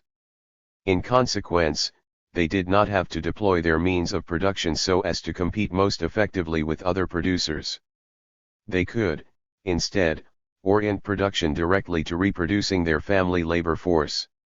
Similarly, since the lords had immediate access to their peasants' surplus, thus direct access to their means of reproduction, they were under no directly economic compulsion to produce competitively on the market and therefore were relieved of the direct pressure to cut costs.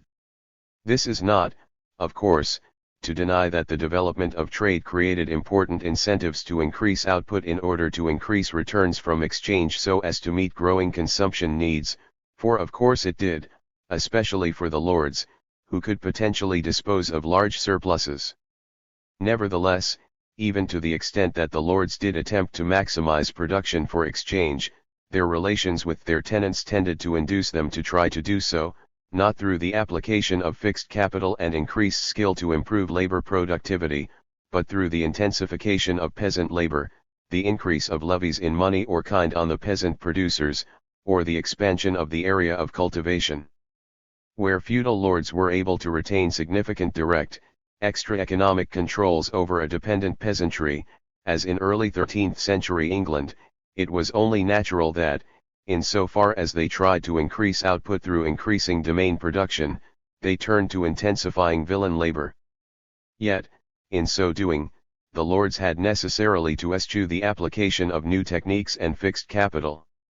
For labor by villeins, in possession of the means of subsistence, was necessarily forced labor, and such non-dismissible labor was notoriously difficult to adapt to methods of production requiring the careful application of fixed capital or high skill, or necessitated very high supervisory costs. Thus, the lords' reliance on their costless labor made economic sense, but this labor could not be combined with investment in new techniques to provide the basis for agricultural transformation.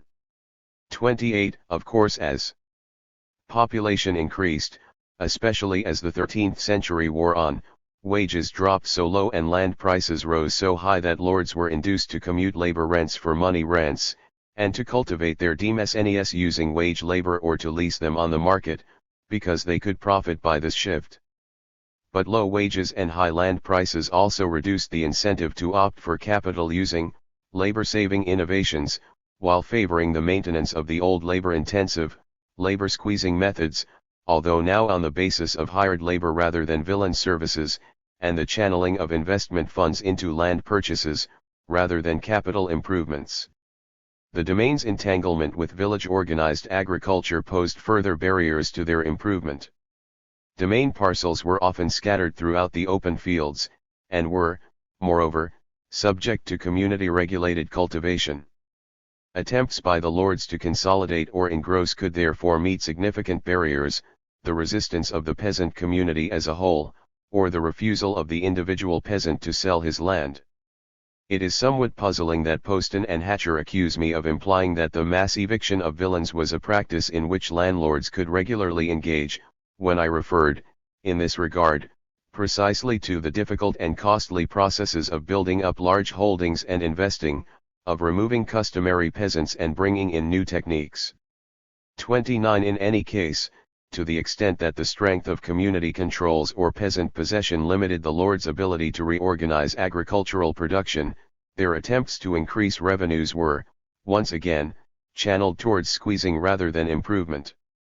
Where the lords tried, and succeeded, in increasing their income through increased levies on the peasants in money or kind, rather than in labor, they undercut the chances for development on lands possessed by peasants, through reducing the peasants' funds for investment. In England such levies appear to have increased during the 13th century.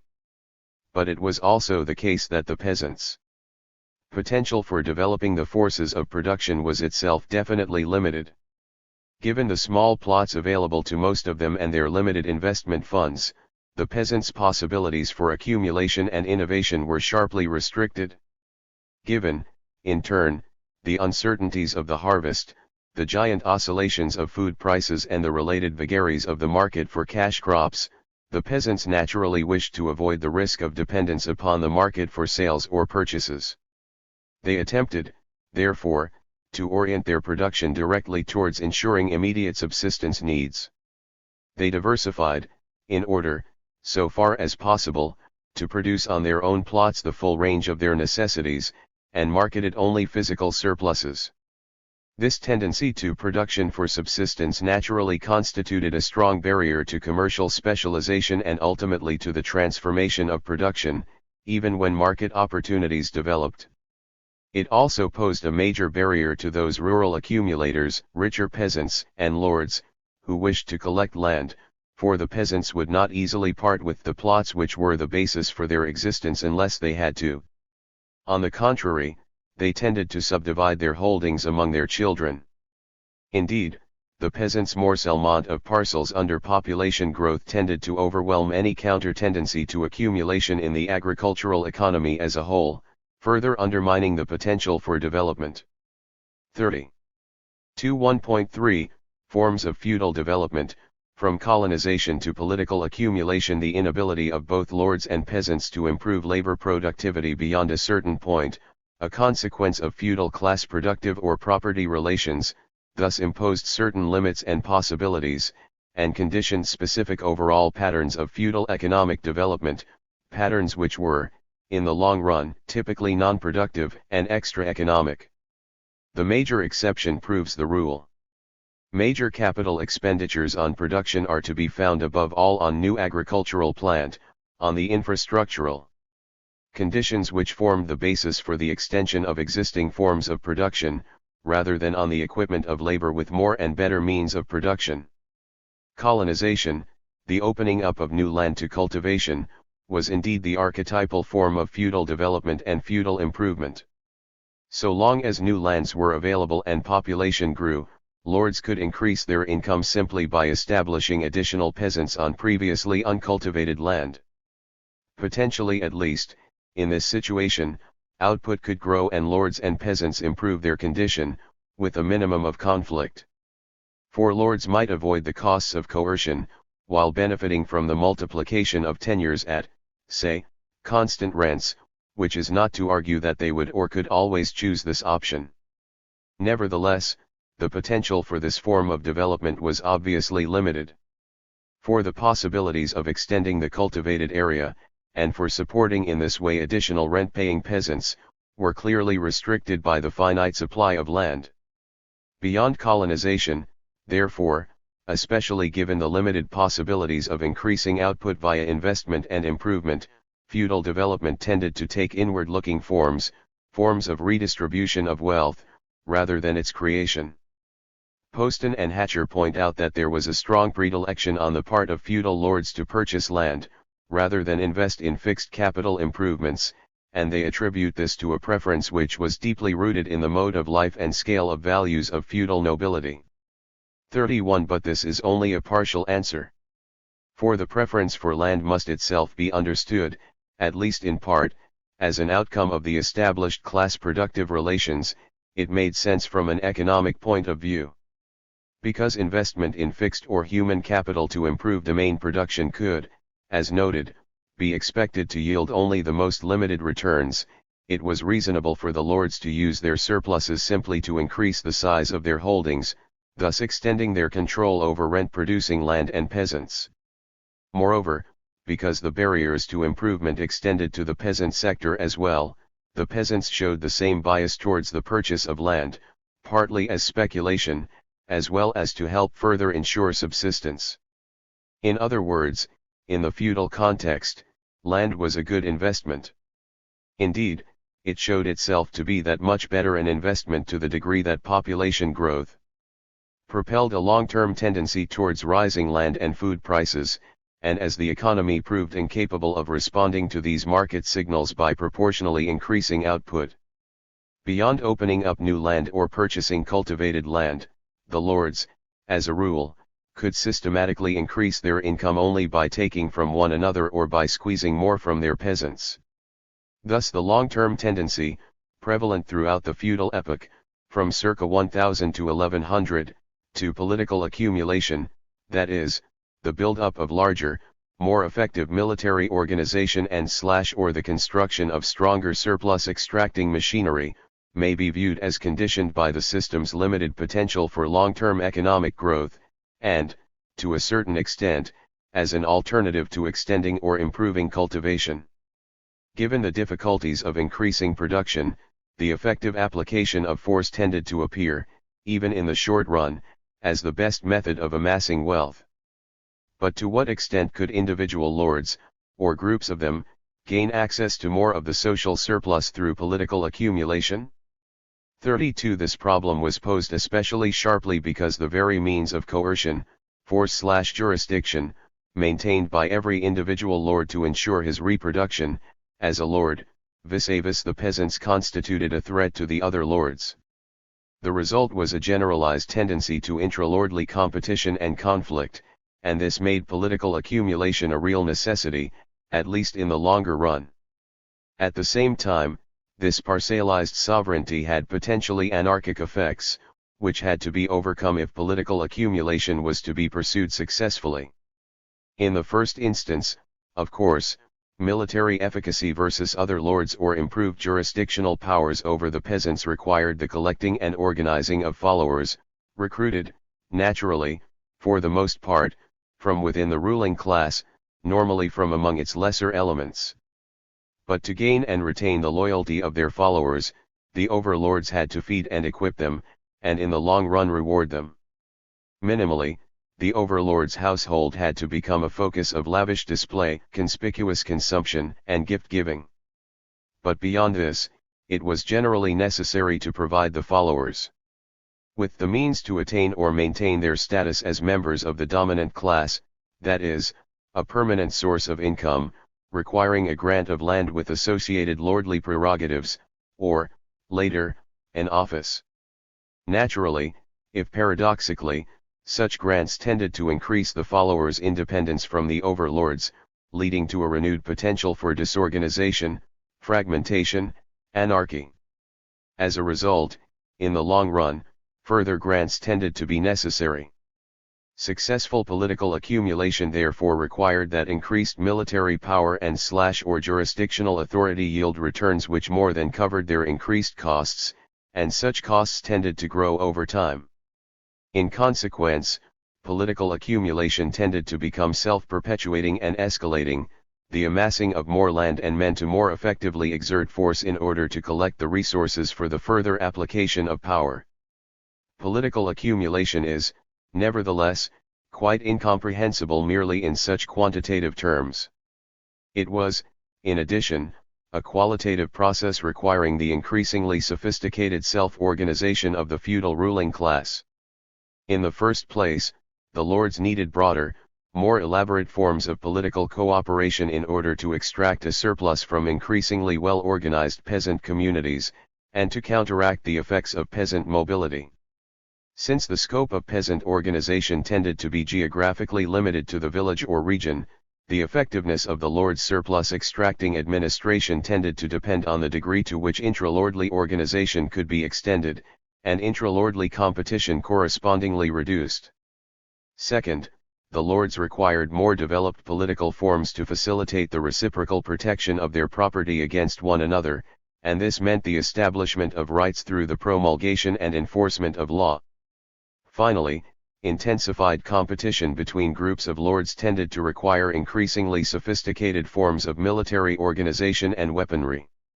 Speaking generally, the organization of groups of lords around a leading warlord for external warfare, for defense or conquest, most often provided the initial source of intra-lord cohesion, and this served, in turn, as the basis for building more effective internal collaboration for the mutual protection of one another's property and for controlling the peasantry. Throughout the feudal epoch, then, warfare was the great engine of feudal centralization.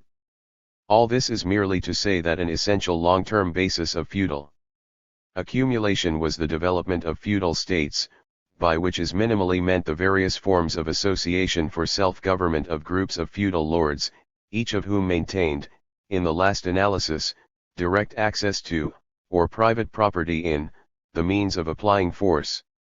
This is not to say that a high level of lordly organization was always required. Nor is it to argue that state building took place as an automatic or universal process. One might argue, for example, that at the frontiers of feudal society, to the east and the south, so long as colonization remained an easy option, there was relatively little, internally generated, pressure upon the lordly class to improve its self-organization, and that the opposite tended to be the case in the older, long-settled regions.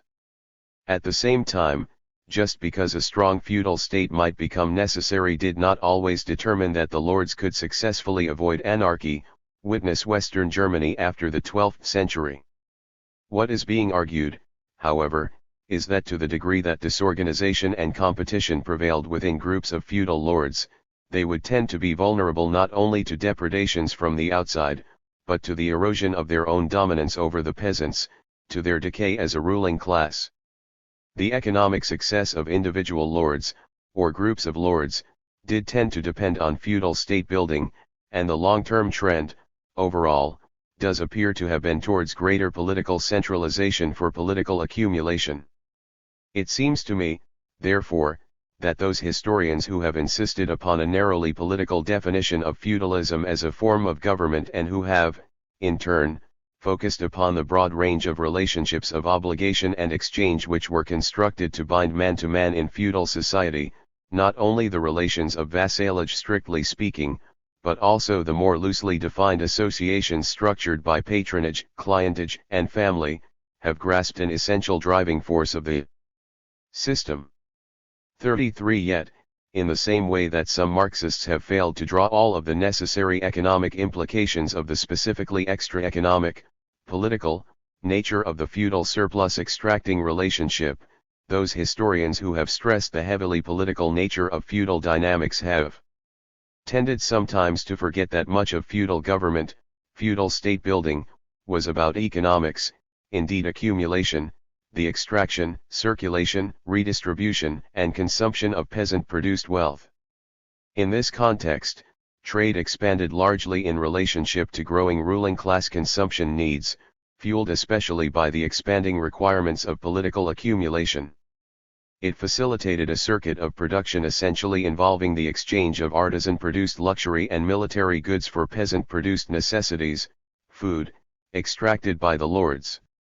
In the first instance, the growth of this social division of labor, founded on the rise of urban-based industry, concentrated classically in Flanders and northern Italy, further benefited the lords, for it reduced costs through increasing specialization, thus making luxury goods relatively cheaper. Nevertheless, in the long run, the growth of this form of social division of labor on a European scale was disastrous. 34 It meant a growing disproportion between productive and unproductive labor in the economy as a whole, for little of the output of the growing urban centers went back into production to augment the means of production or means of consumption of the direct peasant producers. Over time, moreover, the tendency to political accumulation was intensified by the growing need for conspicuous consumption, which went along with the growing availability of luxury goods, and by the increasing requirement for military supplies, which grew up with the escalation of the size of armies and the growing complexity of weapons. As the agricultural economy thus saw its foundations progressively sapped, the weight of the urban society upon it continued to grow, inviting serious disruption.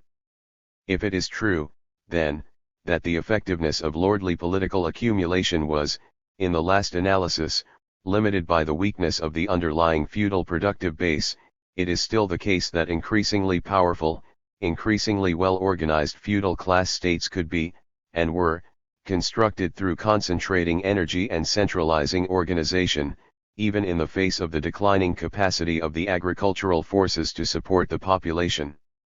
As a result, the self-propelling tendency to increasing political centralization for political accumulation not only tended to accelerate the long-term tendency of the productivity of labor to decline, it also disrupted the normal Malthusian mechanism for bringing population into line with production.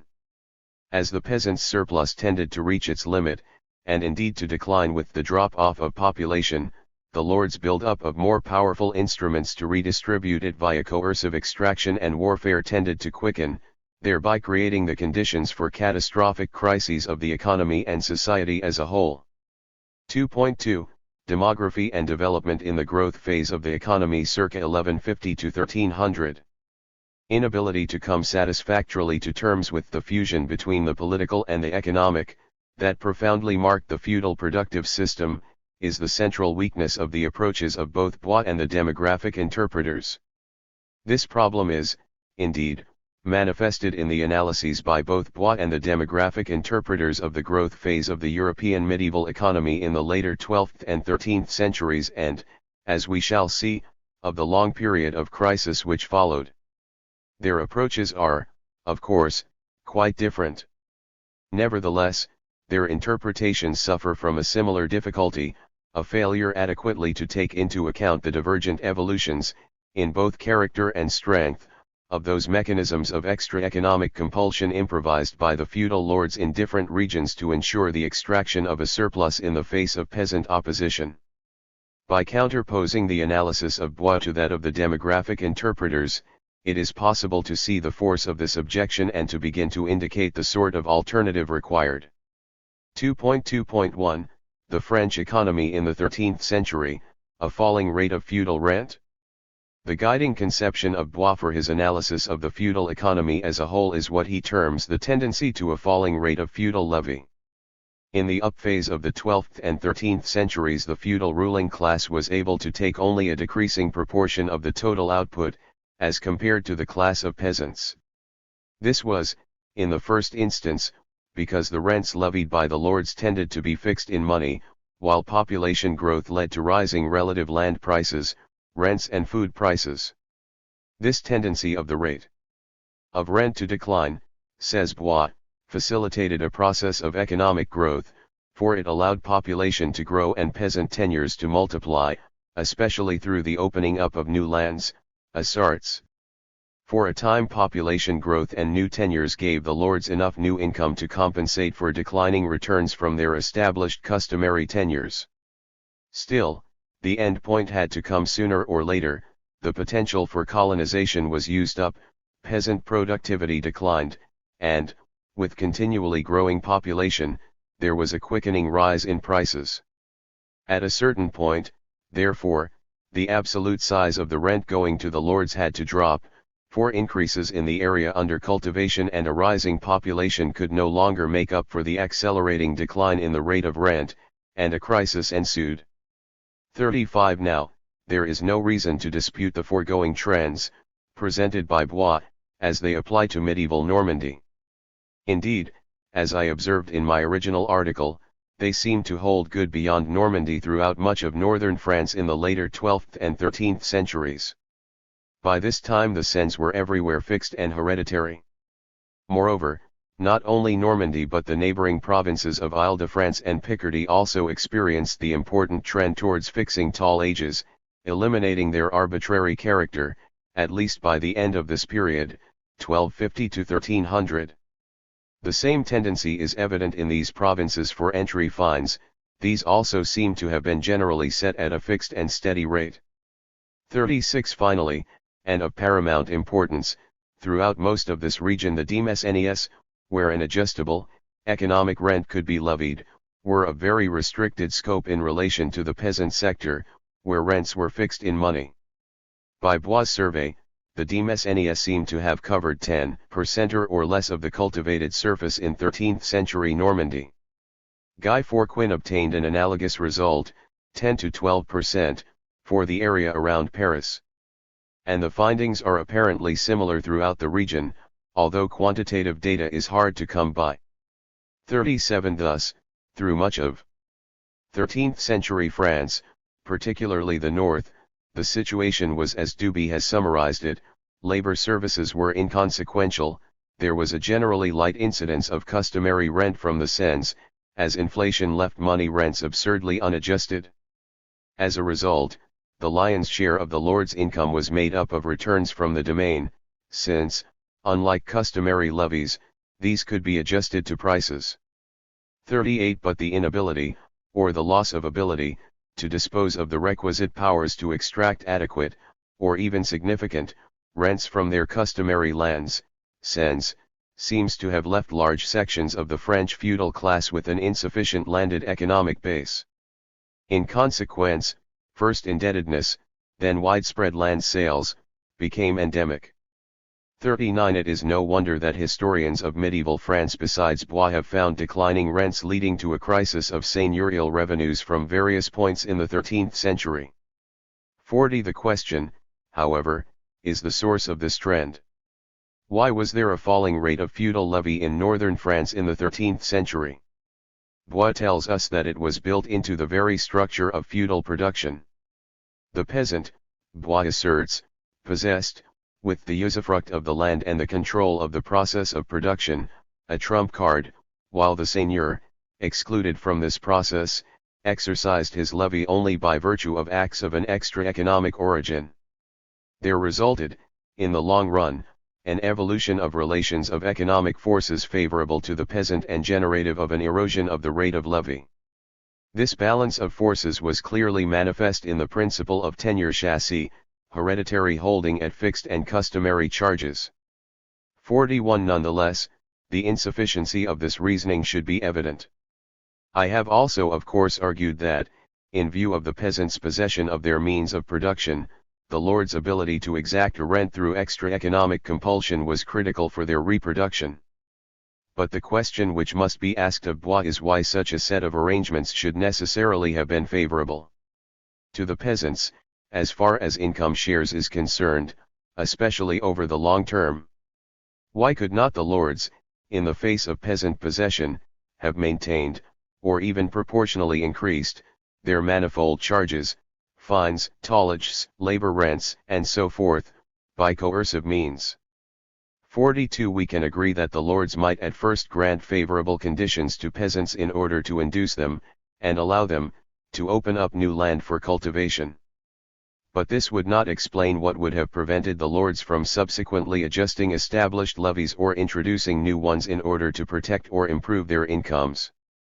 What is required, but missing, from Bois' account, is an explanation of the lords' ostensibly inherent, long-term structural weakness as surplus extractors by extra-economic compulsion from peasant possessors. This difficulty is made all the more acute since Bois points, somewhat contradictorily, to a secondary tendency within feudalism towards the accumulation of land by lords, and big peasants, at the expense of the mass of the peasantry, which he sees as characteristic of the growth phase of the feudal economy. 43. Yet Bois does not explain why this trend, which potentially opened the way to increasing economic rents from growing demesnes, could not have counteracted the tendency to a declining rate of feudal levy from the customary holding. 4. Especially under the conditions of increasing population, which would obviously have pushed up returns from each unit of domain land, increasing land to the lords would have meant increased rents and thus a counter-trend in income distribution to the falling rate of feudal levy. The question is, then, why the lords could not have expanded their demesnes enough to be able to counteract declining returns from the customary plots. They could have accomplished the latter either through appropriating newly asserted land to their demesnes, or through transforming old, customary tenures to leaseholds. It will be noted that this question is analogous to the first. For it poses, once again, in a different form, the problem of the distribution of property and of class power, and its determinants. The insufficiency of Bois' reasoning is indeed manifest when it is simply noted that there would have been no decline in the rate of feudal levy had the lords been able to add sufficiently large new seigneurial levies to the old ones or to increase the relative size of their demesnes, or had they merely been capable of taking their rent in kind, rather than money, and or extracting the levy as a proportion of the harvest, rather than as an absolute amount. In fact, Bois provides instances of all these phenomena in 13th century France. Finally, Bois speaks as if the lords were content to maintain a steady absolute income, and to allow the peasants to take an increasing share of the output. But this is to assume away the problem of the lords' needs as a ruling class in relationship to the income they were receiving. Without an analysis of the lords' changing consumption requirements, and the processes affecting these, we cannot determine the economic demands they would have wished to place upon the peasants, had they been able. But Bois fails to consider this problem and, as a result, he ends up by proceeding as if the lords' needs were constant. 44. This assumption cannot be justified empirically or conceptually. The requirements of the feudal lords, and their actual consumption, undoubtedly rose throughout the medieval period. Moreover, their growing consumption needs were not accidental, nor can they be dismissed as superstructural. They express certain imperatives, deriving from the processes by which the lords were compelled to reproduce themselves as individuals and as a class, above all, the necessity to build up, increasingly, the means for political accumulation. In sum, even were we to discover a universal tendency to a declining rate of feudal rent throughout the medieval period, we would still have to explain why the lords allowed it and/or could not prevent it. 1.2.2 The English economy in the 13th century, demographically determined lordly prosperity. While the model of Bois seems to fit the French evidence, it appears to be contradicted by the radically different English data for the same period. First, in the later 13th century, 1279, a good third of the cultivated land in England was held in unfree tenure, and these villein holdings were subject to arbitrary and potentially increasing dues of all sorts. 45 By contrast, the French cens tenures, which yielded derisory returns by the middle of the 13th century, appear to have covered some 5/6 to 9/10 of the cultivated surface. They should, indeed, be seen as somewhat analogous to the lightly taxed English freehold tenures, which covered about a third of the cultivated land. On average, according to Poston's estimates, some 50% of the villein tenants' total produce was extracted by English lords, while, in comparison, Bois' conclusion is that the French lords secured only 9 to 10% of their customary peasants' output. 46 In turn, English demesnes covered a third of the cultivated surface, perhaps 3 times the proportion covered by the demesnes of northern France, and naturally yielded increasing rents with the 13th century population increases. Finally, and relatedly, villein labor services were very much alive in later 13th century England. Dubie has described the English situation at this point with respect to labor services as analogous to that on the continent in the 9th century. 47 Bois' response to this divergence is curious, but follows inexorably from his theory of the declining rate of feudal levy.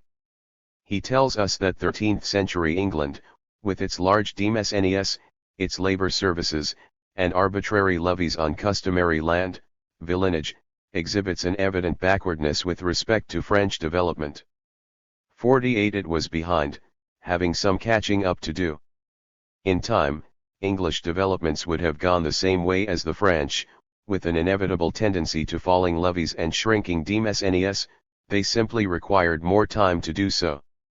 Nevertheless, long-term trends in medieval England actually ran counter to Bois' interpretation. Not only did England fail to catch up with France, it sometimes traveled in the opposite direction. Indeed, the fact that income in England appears to have gone increasingly to the lords during much of the growth phase of the medieval economy has been used by the demographic interpreters Poston and Hatcher to argue against me that it was not feudal power, but increasing population, operating through the laws of supply and demand, which determined income distribution. 49 To complete this argument they feel obliged to assert once again that the strengthening of lordship which took place in England in this period was itself a function of population increase. 51 Would simply respond that it never occurred to me to deny that population growth leading to rising demand for land would have distributed income in favor of the lords, if they had established enough power to vary rents in accord with prices on customary lands and/or if they possessed ample demesnes. 51 But I do deny that population increase, in itself, could endow the lords with either of these. As Poston and Hatcher themselves point out, even though population was increasing during the 12th century, much of this period witnessed a trend towards fixed payments from the peasants to the lords, a tendency which favored the peasants. 52 This is perhaps what Bois' theory would lead us to expect. Nonetheless, from the later 12th and especially the 13th centuries there developed, with continuing population growth, a reversal of the previous trend. The lords successfully reasserted their rights to make increasing exactions from the peasants. This had its legal expression in the hardening of the lines between free and unfree peasants, with a large part of the rural population consigned to unfreedom. With unfreedom went liability to increasing payments and, very much contrary to what Bois would lead us to predict, this was especially the case, apparently, in the longest settled regions. 53. Finally, throughout the 13th century the lords seem to have expanded their demesnes, partly through asarts and partly through converting to domain customary tenures upon which they found it difficult to raise levies. 54 Thus, although population rose consistently during the 12th and 13th centuries, in England it could, in itself, determine no consistent pattern of income distribution. The latter depended on the changing character of the social property relationships and the changing balance of class forces.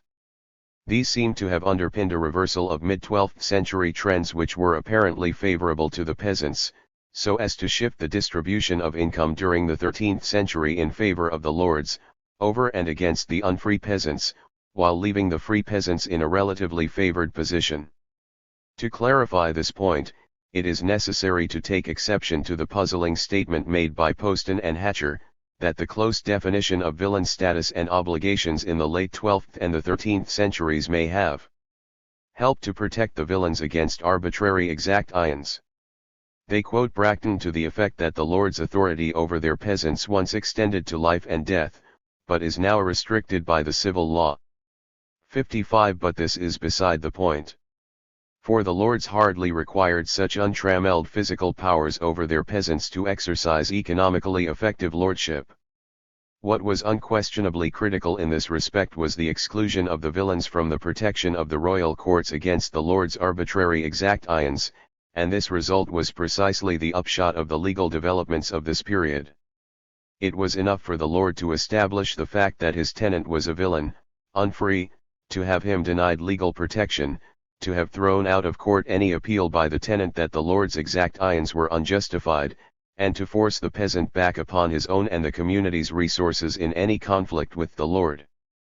If we do not understand that villain tenure exposed the peasants to potentially arbitrary exactions, while free, or freer, tenure could give them legal protection and fixed dues, backed up by the king's courts, we cannot comprehend why there was such intense conflict in the later 12th and 13th centuries between lords and peasants concerning the status of the tenure of individual peasants or groups of peasants. As Poston has elsewhere concluded, in general it remains true that the enhanced power over tenants, which landlords acquired as land grew scarcer and dearer, lay lightly on the sensuarii and lighter still on the freeholders. The chief sufferers from the twin process of growing land shortage and monoreal reaction were again the villains. 57 It is therefore hard to see how Poston and Hatcher can argue as if certain cases which they cite, where unfree tenants, particularly heirs, inside the community were subjected to lower fines on taking over a plot than freemen from outside, or where unfree peasants paid lower dues on their customary plots than were paid for similar domain leases, constitute evidence that villain tenure in the 13th century could often provide a measure of protection. 58 For there was no legal basis for such protection. On the contrary, the instances they refer to would seem to provide evidence that the unfree peasants could sometimes protect themselves against their lords, even in the absence of legal rights. That the peasant community was often better prepared to defend its own members than strangers is what we would expect. Nor is it surprising that, on some occasions, the fact that land was held in customary tenure, even if unfree, could provide a basis for peasant resistance to the lord's demands, whereas domain land might be conceded to be outside the community's purview. Such resistance could, in turn, lead to lower payments for customary plots than for similar domain lands subject to the market. But none of this means that villain status gave protection. It only points to the fact that the community of villain peasants could on occasion enforce its custom against the lord's rights to arbitrary levies, which is a very different thing.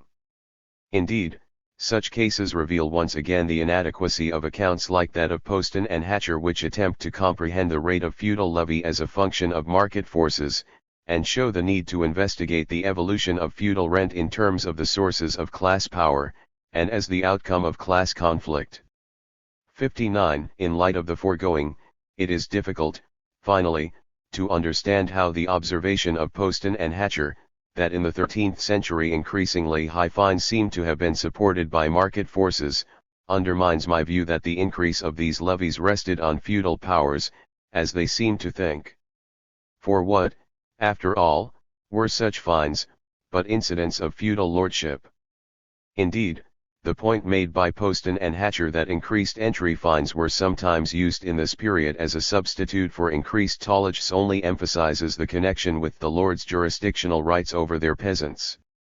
60. Without such lordship, neither tolerages, nor entry fines, nor the whole range of other feudal levies, labor dues, harriets, fines on marriage, and so on, could be exacted, let alone increased. Where lordship had been firmly secured, population pressure could perhaps at times make it easier for the lords to collect dues from unfree tenants, whose economic options were severely restricted by the scarcity of land. But, as we have seen, such demographic conditions could, in themselves, in no way establish such lordship, nor automatically make possible such levies, let alone endow domain lands. It was, on the contrary, only because the English seigneurs succeeded, on the whole, in imposing and maintaining such lordship over and against the peasants, and in holding on to broad demesnes, that they were able to prosper from the apparently favorable, but potentially disastrous, market conditions of the later 12th and 13th centuries. To take the argument a small step further, without the powers that accrued to lordship, expressed in legal rights which allowed variable, indeed arbitrary, exactions, the lords were in danger of losing their property, in any meaningful sense, in their customary land. 61. In other words, by assuring that they could adjust levies, especially fines, feudal powers tended to give the English lords ultimate control over the land. Indeed, during the 13th century, English lords went a significant distance towards establishing their proprietorship of villein land. This helped enable them to maintain their position not only in the favorable conjuncture of the up phase in the feudal economy, but, as we shall see, over the very long term. 62. That population growth, in itself, could in no way ensure such powers is finally confirmed when we merely recollect developments in northern France at this time. Here, in the face of rapidly rising population, prices, and rents per acre from the later 12th and 13th centuries, the lords lost their prerogatives of lordship, as the peasants succeeded in getting their feudal dues fixed, tolerages and fines, as well as rent. As an indirect result, moreover, the lords' demesnes tended to contract. By the early 14th century the peasants of northern France had achieved effectively full property rights to the customary land, fixed, minimal dues and the right to inherit. This outcome was in stark contrast to that in England in the same period, and it too was to have important long-term consequences. In any case, in this French context, it is hardly surprising that Blois has discovered a tendency to a declining rate of feudal levy. But, in the same way that the French developments charted by Blois, and others, highlight the shortcomings of the model of the demographic interpreters, so the English trends presented by the demographic interpreters, and others, highlight the shortcomings of the model of Blois. The evidence adduced by each undermines the theory of the other. 2.2.3 Feudal States and Economic Evolution, England versus France. Now, Blois cautions us that the various mechanisms by which the class struggle is dominant in the historical process are normally so complex and unpredictable that it is very rare that such a unilateral approach as Brenner's leads to anything other than ideological shortcuts. 63. But in light of the foregoing discussion we are perhaps entitled to ask whether the mechanisms by which class organization and class struggle have affected economic developments are not, at times at least, less obscure than Blois would have us believe. To what else, indeed, are we to attribute the divergent dynamics of distribution in French, as opposed to English, rural society of the 13th century, with their powerful, differential effects on ruling class fortunes?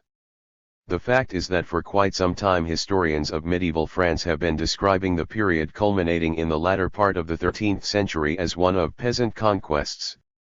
Meanwhile, historians of medieval England have been describing the same period as one of seigneurial or manorial reaction.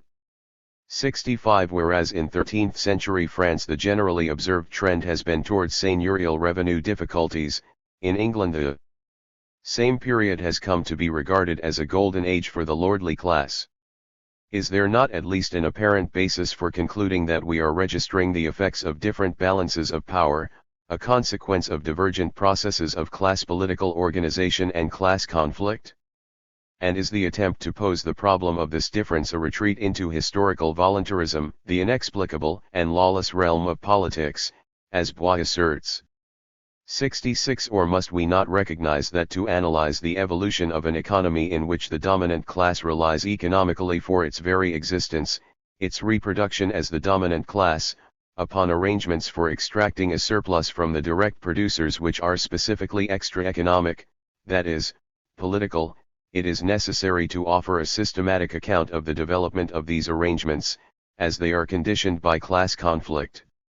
What may, therefore, be at issue in the divergent evolutions in England and France in the 13th century, there is at least a basis for the hypothesis, is not so much the backwardness of England's economic evolution relative to that of France, as Bois would have it, but rather England's relative advance in terms of feudal political ruling class organization. What may have been responsible for the superiority of English lords as extractors of a surplus from their peasants was their superior self-organization, their superiority vis-à-vis French lords as feudal centralizers and feudal accumulators. Indeed, it seems to be a matter of a difference in the development of the feudal state. In this context we should perhaps be wary of using Bois' terminology of unequal development, especially as he links this to the notion of the age of the system. This is not because these phrases are entirely inapplicable, but because they tend to lead Bois in the direction of unilineal evolutionary conceptions, whereby each region is bound, sooner or later, to experience the same developmental pattern as its neighbors, declining rate of rent, unaffected either directly or indirectly by previous evolution elsewhere. 67. In fact, English feudal class self-government appears to have been ahead of the French in the 12th and 13th centuries, not only because its starting point was different, but because it built upon advances in this sphere already achieved on the continent, especially in Normandy. In turn, when French centralization accelerated somewhat later, it was influenced by English development, and was indeed, in part, a response to direct English politico-military pressure. But French feudal centralization did not follow the English pattern and, over time, radically diverged from it.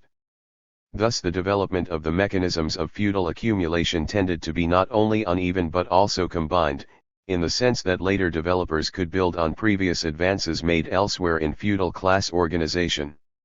Thus the precocious English feudal centralization around a monarchy was, of course, no mere legacy of the Anglo-Saxon kings. It owed its strength in large part to the level of feudal political organization already achieved by the Normans in Normandy before the conquest, which was probably unparalleled elsewhere in Europe. The emergence of this organization was undoubtedly associated with the Normans' vocation as warriors and conquerors. It was evidenced especially in the establishment of effective supremacy by the Duke in settling disputes among his tenants, as well as in his ability to control the building of castles by his nobles and to confiscate their lands in the event of rebellion. Nevertheless, the efficacy of the Duke's administration was not simply the result of the Duke's imposition, but emerged largely as an expression of the high level of solidarity of the Norman aristocracy as a whole, and this set the pattern for subsequent feudal evolution in England.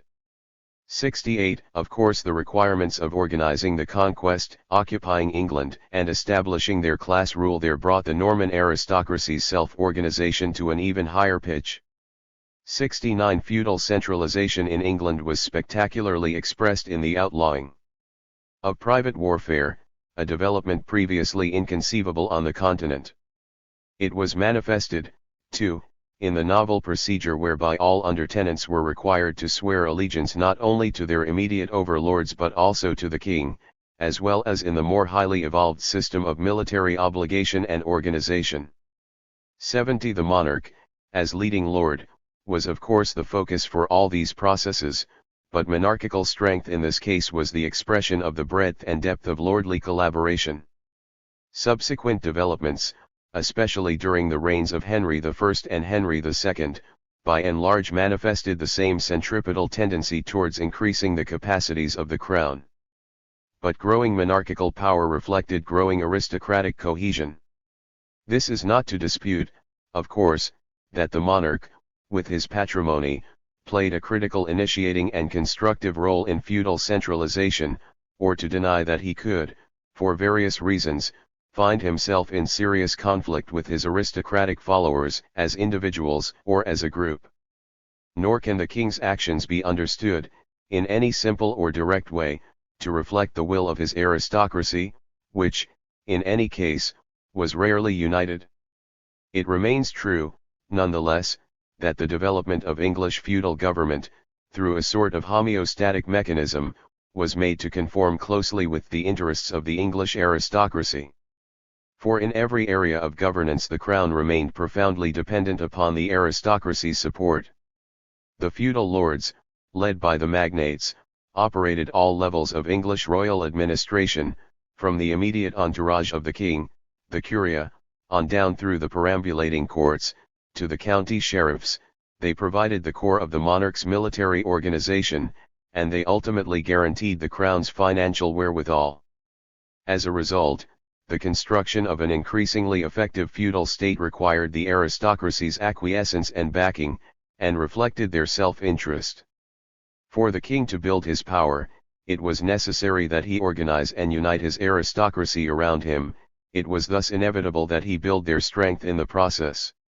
As has often been recognized, it thus makes little sense systematically to counterpose the English monarch as chief lord to the barons who surrounded him, supported in turn by their own followers.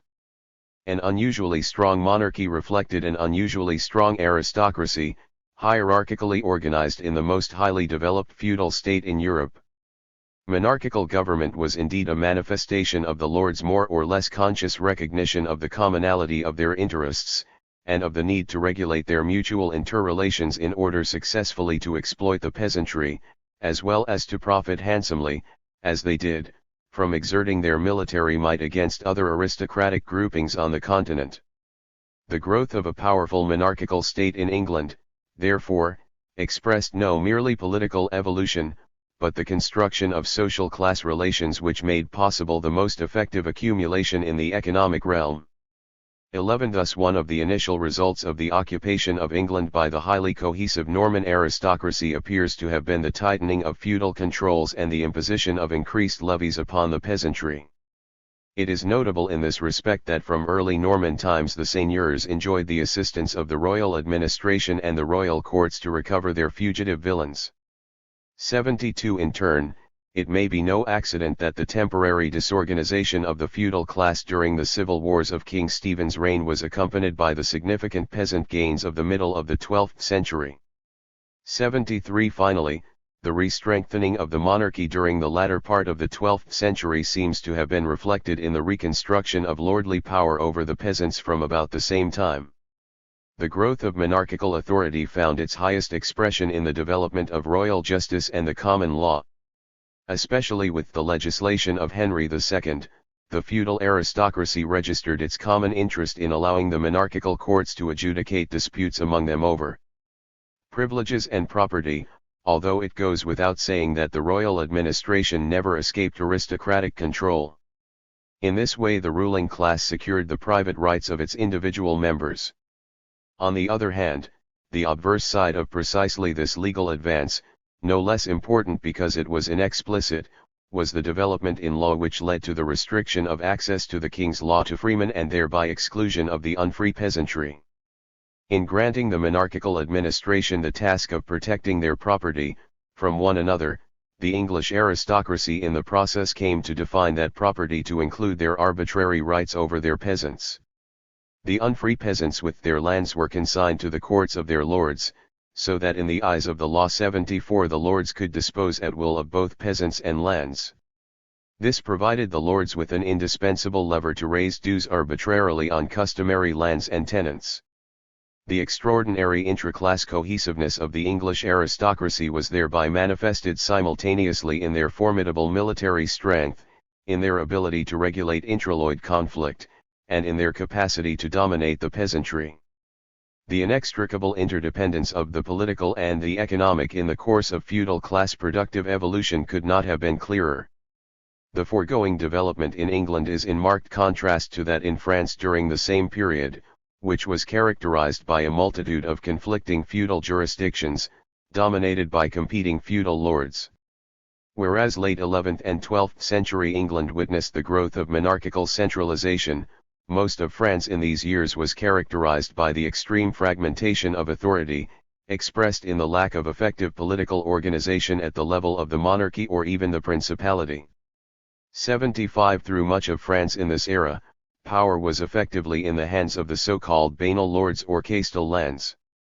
The emergence of these potentates seems to have depended on the creation of relatively broad, if still localized, political organization, the build-up of a powerful following around the overlord and his castle, and the construction on this base of a wide-ranging and effective administrative/judicial apparatus. Effective judicial authority, backed by the magnate's knightly military machine, appears to have provided the critical foundation for the successful extraction of what came to be understood as customary rent from the peasantry. Meanwhile, those whom Duby calls domestic lords, lacking banal powers, appear to have found it difficult to maintain feudal levies in the face of direct resistance by increasingly united peasant communities, while peasant mobility in the face of lordly competition made things worse. Their control over the peasants having been eroded from below, the domestic lords were wide open to attack from above by the castellans, who, in turn, absorbed lesser landlords into their administration. 76 Once again, therefore, the extra-economic forms of feudal development came to govern feudal economic evolution, though in a different way from England. As Duby puts it, the dominant force influencing the direction in which the monoreal economy developed came from the changed distribution of the powers of authority, which occurred with the rise of banal lordship. 77 It may not, then, be unreasonable to attribute the relative weakness of French feudal lords as surplus extractors during the growth phase of the medieval economy, to a significant extent, to their lack of political unity. If this is so, the trend towards declining seigneurial revenues in France in this period is incomprehensible in Bois' terms, as an inevitable outcome of a mechanical tendency towards a declining rate of feudal levy. It was rather the result of peasant conquests, achieved through the resistance of highly organized French peasant communities. What appears, however, to have made possible the French peasants' success was the relatively extreme disorganization of the French aristocracy. For although they were probably about as well organized and rebellious as their French counterparts, the English peasants could not make comparable gains against an English ruling class which was considerably more unified than was the French. The full significance of the process of class formation and class conflict specific to later medieval France can be seen particularly clearly in the Paris region during the first part of the 13th century. There the seigneurs, facing rising prices, moved sharply to reverse the prevailing trend towards the fixing of peasant dues by attempting to depress the peasant's condition back towards serfdom. They did so, in particular, by insisting upon the peasant's liability to arbitrary levies, notably the seigneurial taille, which was the acknowledged token of serfdom. But the lords were ultimately thwarted by peasant revolt. Less dramatic but equally effective processes of resistance have been charted through the villages of much of France in this same period. 78 Now, Bois taxes me for making the decay of serfdom, that is, the decline of the lord's ability to extract a surplus from peasant possessors by means of extra-economic compulsion. 79, central to my account of feudal evolution. But it seems clear, especially in comparative perspective, that it was precisely the French lords' inability to prevent the decay of serfdom, lordship, expressed directly in the lords' loss of ability to impose arbitrary, that is, variable, levies and to adjust dues on customary land in the face of inflation. 80, which was responsible for the French aristocracy's declining feudal rents and, in turn, their declining incomes. 81 Especially in the 13th century. It should be recollected, in contrast, that the late 12th and 13th centuries were precisely the period in England when the aristocracy as a whole, also in part reacting to inflation, succeeded in excluding their villein tenants from the king's courts and assigning much of the customary tenantry to villein status, thus exposing much of the peasantry to arbitrary exactions. Finally, the same line of reasoning may be seen to support my original argument that the key long-term basis for the development and consolidation of effective centralized monarchy in France, especially from the later 13th century, was the relative superiority of its centralized system of surplus extraction, especially state taxation, over the decentralized, competitive lordship of the castellans and other great magnates. In this context, I emphasized the highly conflicted processes of monarchical development in France, its contradictory character, which stands in sharp contrast to the parallel evolution in England. 83 For the Capetian house began as one lordship among many, one feudal political accumulator among many. It emerged and established itself as a greater lordship over and against, in competition with, the more localized, more individualized lordships.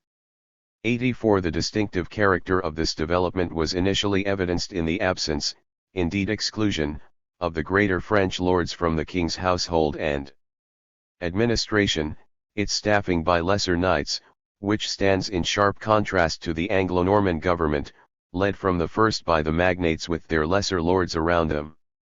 85 The competitive process through which the monarchy evolved was also manifested in the development of royal justice as a mechanism to fill the royal coffers at the expense of the seigneurial courts, and above all in the rise of arbitrary royal taxation which threatened the collection of lordly dues of all sorts. It was, finally, tellingly expressed in the French crown's propensity to recognize peasant appeals against arbitrary levies by local seigneurs at a time, the later 13th century, when, in stark contrast, the English monarch was recognizing the lords' rights over their peasants' persons and property by refusing them access to the royal courts. 86 This divergent evolution of peasant legal status, towards property sanctioned by monarchy in France, towards serfdom backed by the crown in England, appears to provide a significant index of the divergent patterns of class formation and class conflict and of the divergent evolutions of the systems of property in the two regions at this period. Nonetheless, although I believe this formulation to be essentially correct, I think that Bois, in his critique, has pointed to an important lacuna in my account, which could, as he says, open the way for misunderstanding.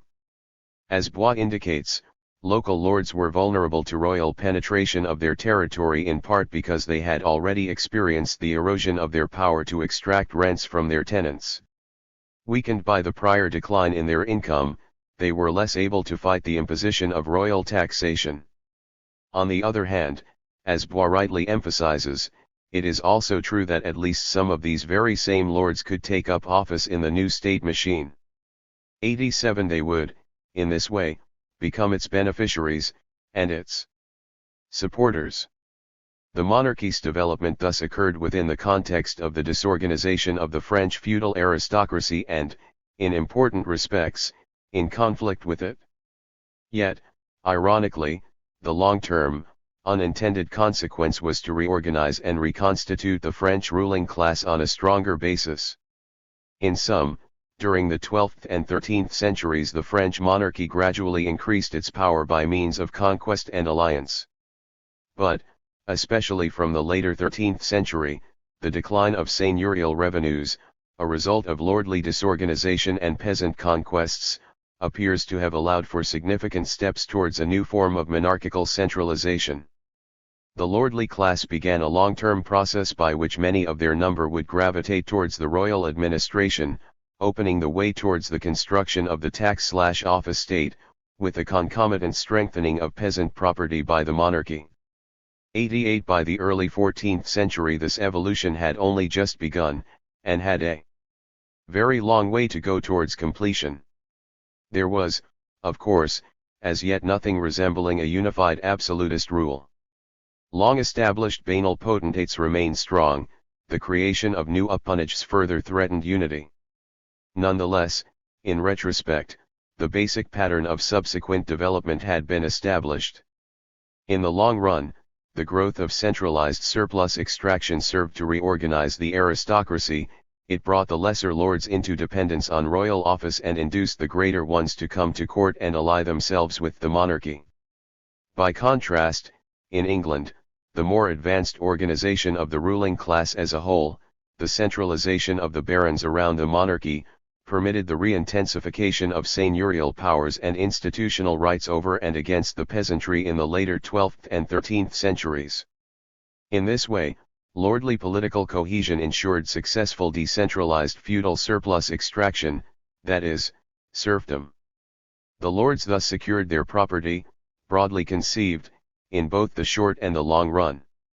As a result, there is no sign in England of the crisis of seigneurial revenues evident in 13th century France and, in turn, there is no tendency to substitute an emergent system of centralized surplus extraction for an eroding decentralized system, no embryonic rise of an absolutist form of rule.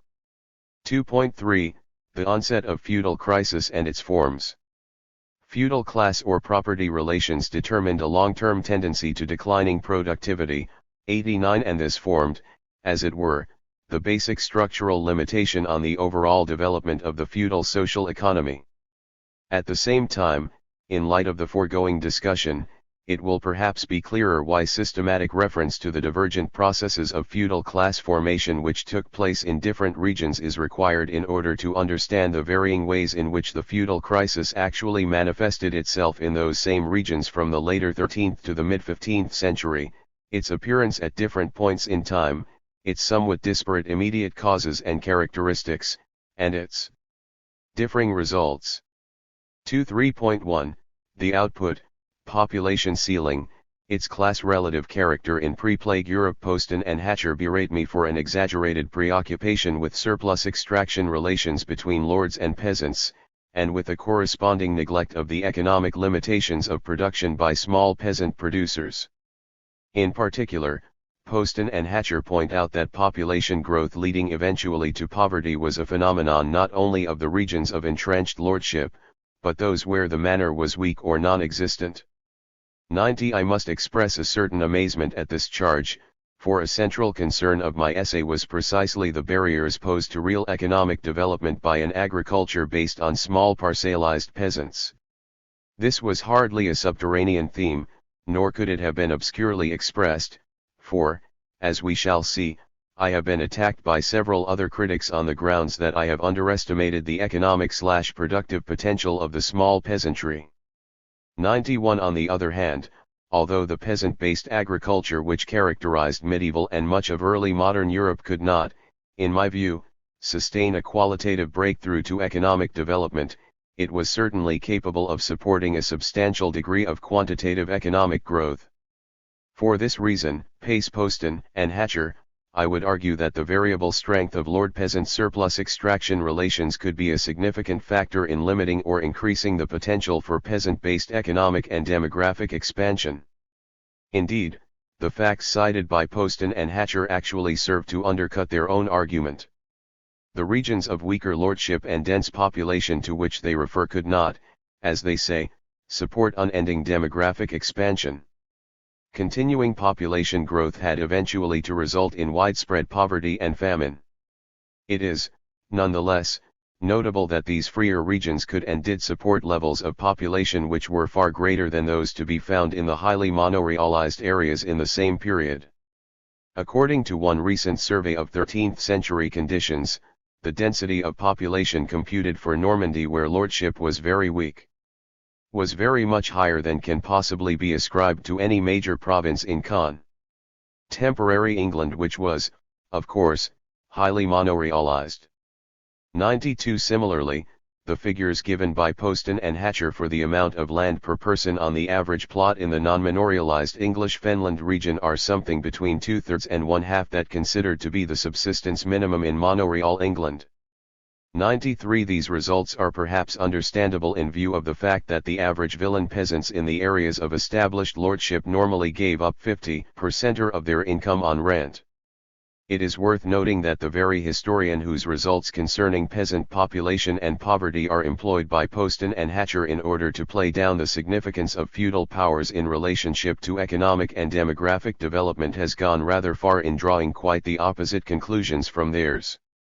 H. E. Hallam argues, in fact, that the region of relatively advanced agriculture was also the region of heavy population and free institutions, where lordship was at a discount. 94 In other words, the peasants in the areas of weak lordship not only appear to have had greater consumption possibilities due to lower seigneurial levies.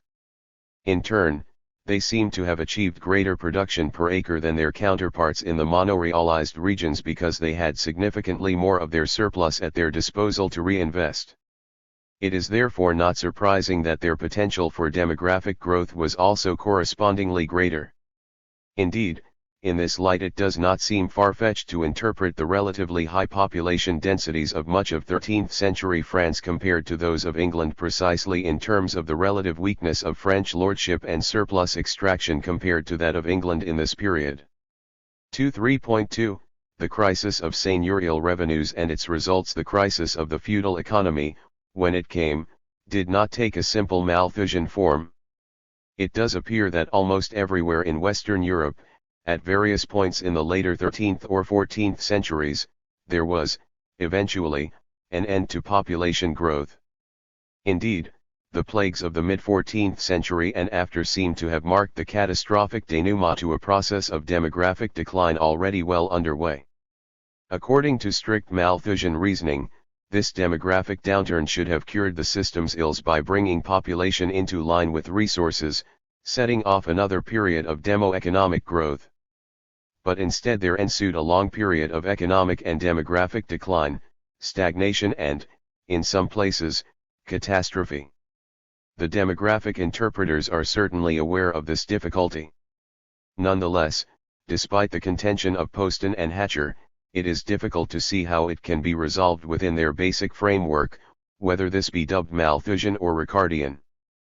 Poston and Hatcher argue, if we accepted that Ricardo's irreversible trend of diminishing returns operated only so long and so far as it remained unchecked by investment and innovation, then the absence of innovation and paucity of investment in medieval agriculture would go a long way to explain why the late medieval recovery was so slow and tardy. 96 Yet this seems to me to miss the point. For population drop-off should have brought cultivation back off the marginal onto the good lands and, by this very process, to have raised agricultural productivity. Correspondingly, the higher per capita income of the peasantry should have facilitated greater agricultural investment. Both of these mechanisms did take effect and did ultimately power a new demo-economic upsurge, but only in the very long run, after a lag of at least a century. The question is, why the delay? This difficult problem is not yet fully resolved. Nonetheless, I would agree with Bois that the later medieval Europe-wide crisis of seigneurial revenues and its effects will have to be a central component of any adequate interpretation. 97 Declining aristocratic incomes, sooner or later, brought determined efforts everywhere on the part of the seigneurs to recoup their fortunes through aristocratic reorganization to squeeze the peasants and to wage intra-feudal warfare more effectively. This was the so-called aristocratic reaction, to which I referred at length in my original article.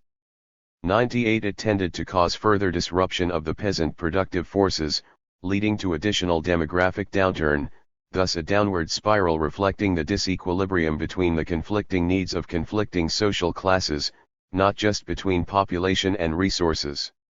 On the other hand, the seigneurial crisis was not, as Bois claims, a simple and direct outcome of a more or less automatic and continuous process of declining rate of feudal levy, but was bound up with the divergent evolutions of class relations. In some places the crisis of seigneurial incomes preceded population decline and was a more or less immediate outcome of peasant conquests and the resultant decline in the rate of rent. But elsewhere, where seigneurial powers and property had remained intact or been strengthened, a declining rate of rent and the seigneurial incomes crisis occurred only after the downturn in population, which was itself the result partly of the tendency of productivity to decline and partly of the persistence of bubonic plague. At the same time, because feudal surplus extraction systems had taken different forms and operated with differing degrees of effectiveness in different places, the methods to which the seigneurs could resort in order to counteract their income problems varied, with variable consequences for short-term production trends and long-term economic development. In northern France the decline of seigneurial revenues began as early as the mid-13th century, if not before. From the end of the 13th century, this decay was paralleled by, and in part conditioned, the rapid rise of centralized monarchical taxation. The latter was radically accelerated with the onset of the 100 Years' War. War itself met with the approval of many of the seigneurs, both large and small, because it could, in various ways, offer a way out of their economic difficulties through office in the state apparatus, or from the fruits of battle, especially the ransoming of wealthy prisoners. Thus the state apparatus grew, became more effective and increased its exact ions, with some of the revenues being used to offset the intensified seigneurial revenue crisis. Rising taxation, however, struck a peasant economy which was already stretched to the limit.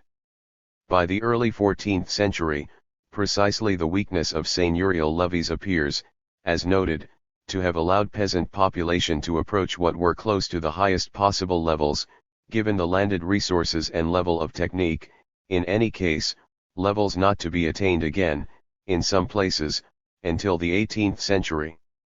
100 As a result, the rising centralized levies had the effect of disrupting production and undermining population.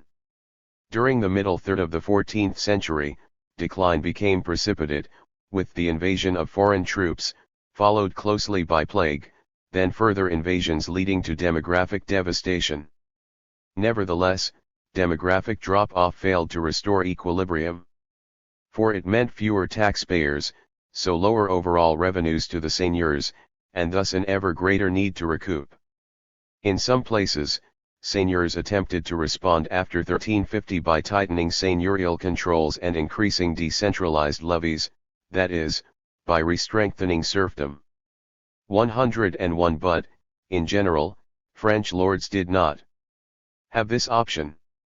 The basic response was therefore to encourage, and try to take advantage of, the interconnected development of intensified warfare, the growth of monarchical taxation, and the build-up of the state machine, offices. In consequence, during the latter part of the 14th century and the earlier part of the 15th century, increasing taxation and increasingly destructive military campaigns, in relationship to the shrinking peasant productive base, set off an infernal cycle of disequilibrium and decline, which repeated itself at intervals for a century, and reached catastrophic proportions in the 1430s and 1440s. The acceleration of political centralization for political accumulation thus short-circuited the needed Malthusian adjustment, and plunged the system instead into long-term and generalized crisis.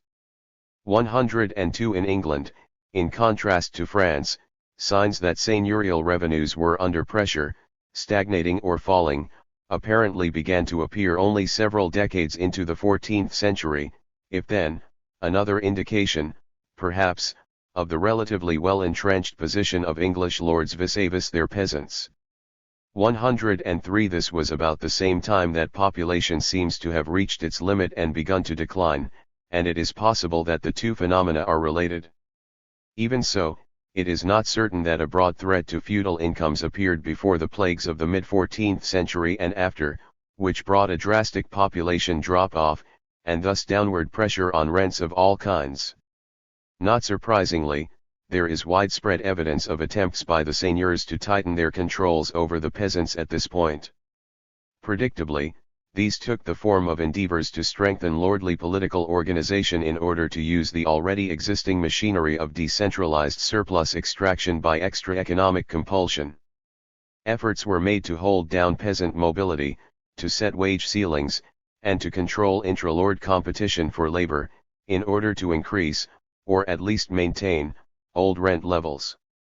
Thus, contrary to what the demographic interpreters might lead us to expect, population drop-off in England after 1349 did not in many places bring about an immediate, corresponding decline in levies.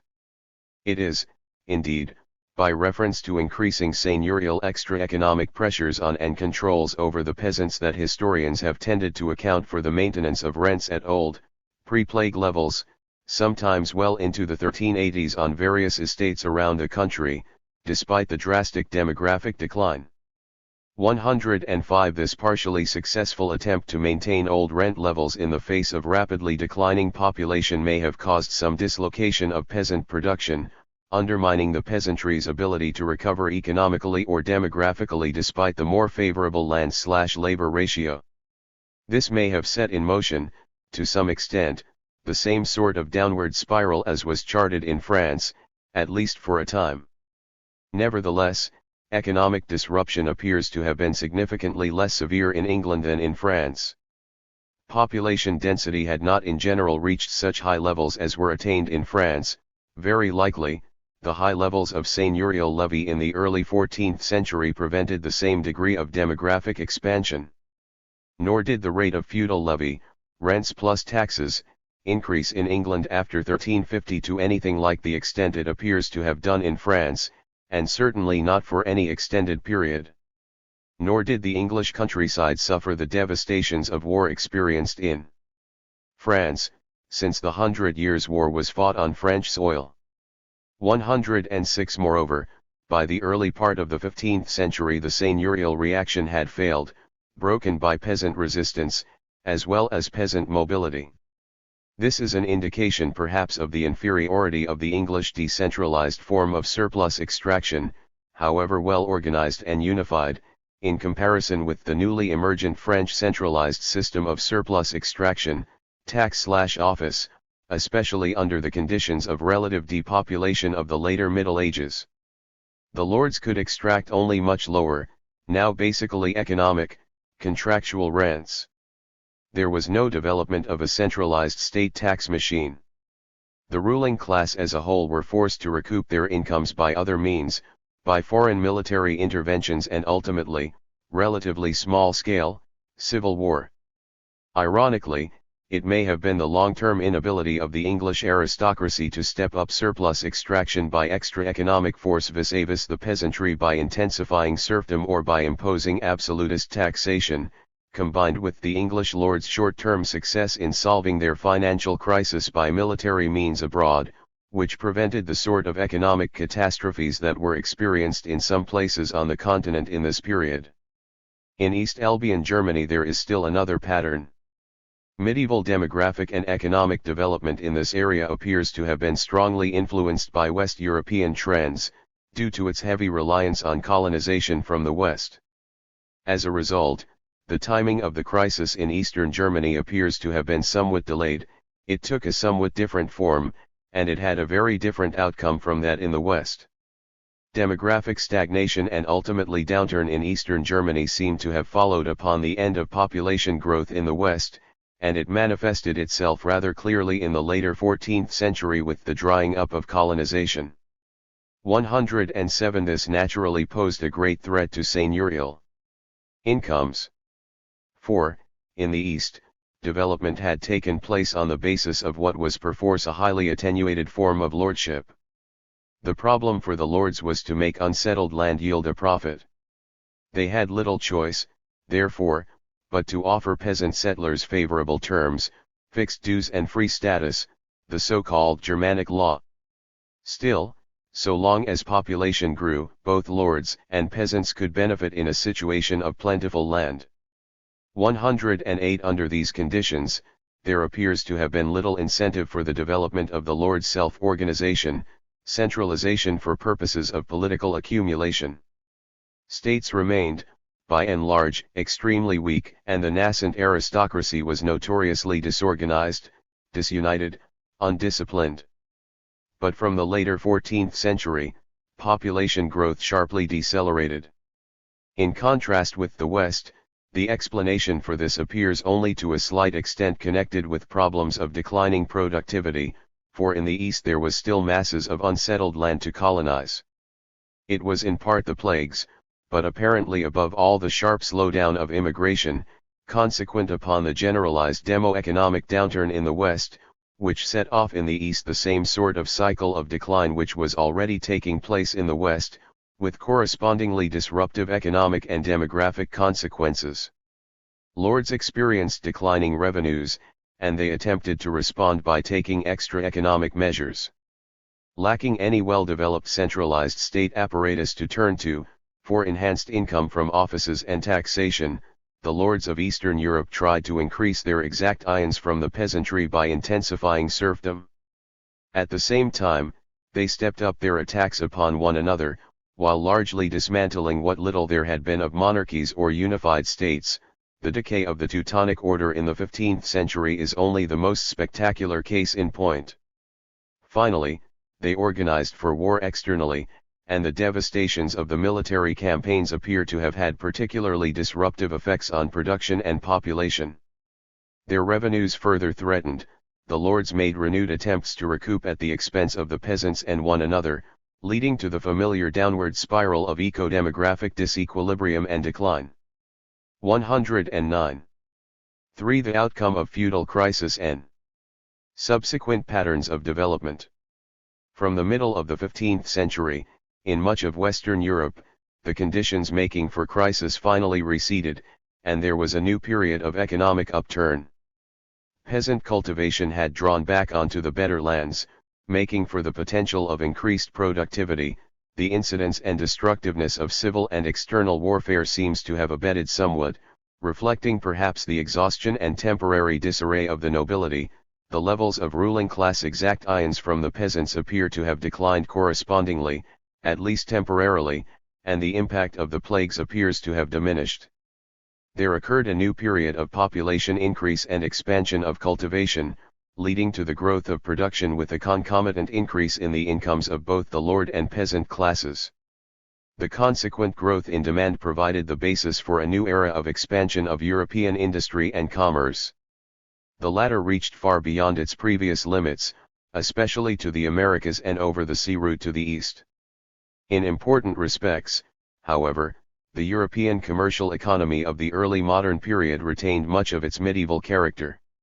It remained heavily focused on the production of high-quality textiles, now made especially in England and Holland, as well as wine, from France, supplemented by silks and spices brought in from the East. These goods, which were heavily, though not solely, oriented towards ruling class consumption were, grosso modo, exchanged for basic food products, supplied by a radically expanding grain market, now profoundly involving the agriculture of Eastern Europe. It was my argument that the divergent economic responses, in different European regions, to the opportunities and dangers opened up by the new period of economic expansion were critically conditioned by the agrarian property settlements, the systems of surplus extraction, which emerged from the crisis of seigneurial incomes of the later medieval period. These settlements themselves represented, to a significant degree, the outcome of divergent long-term processes of agrarian class formation and class conflict, processes in which the peasantry of the different regions of Europe had been able to limit, to a greater or lesser degree, the form and strength of the structures which could be developed by the ruling class to extract a surplus to ensure their reproduction.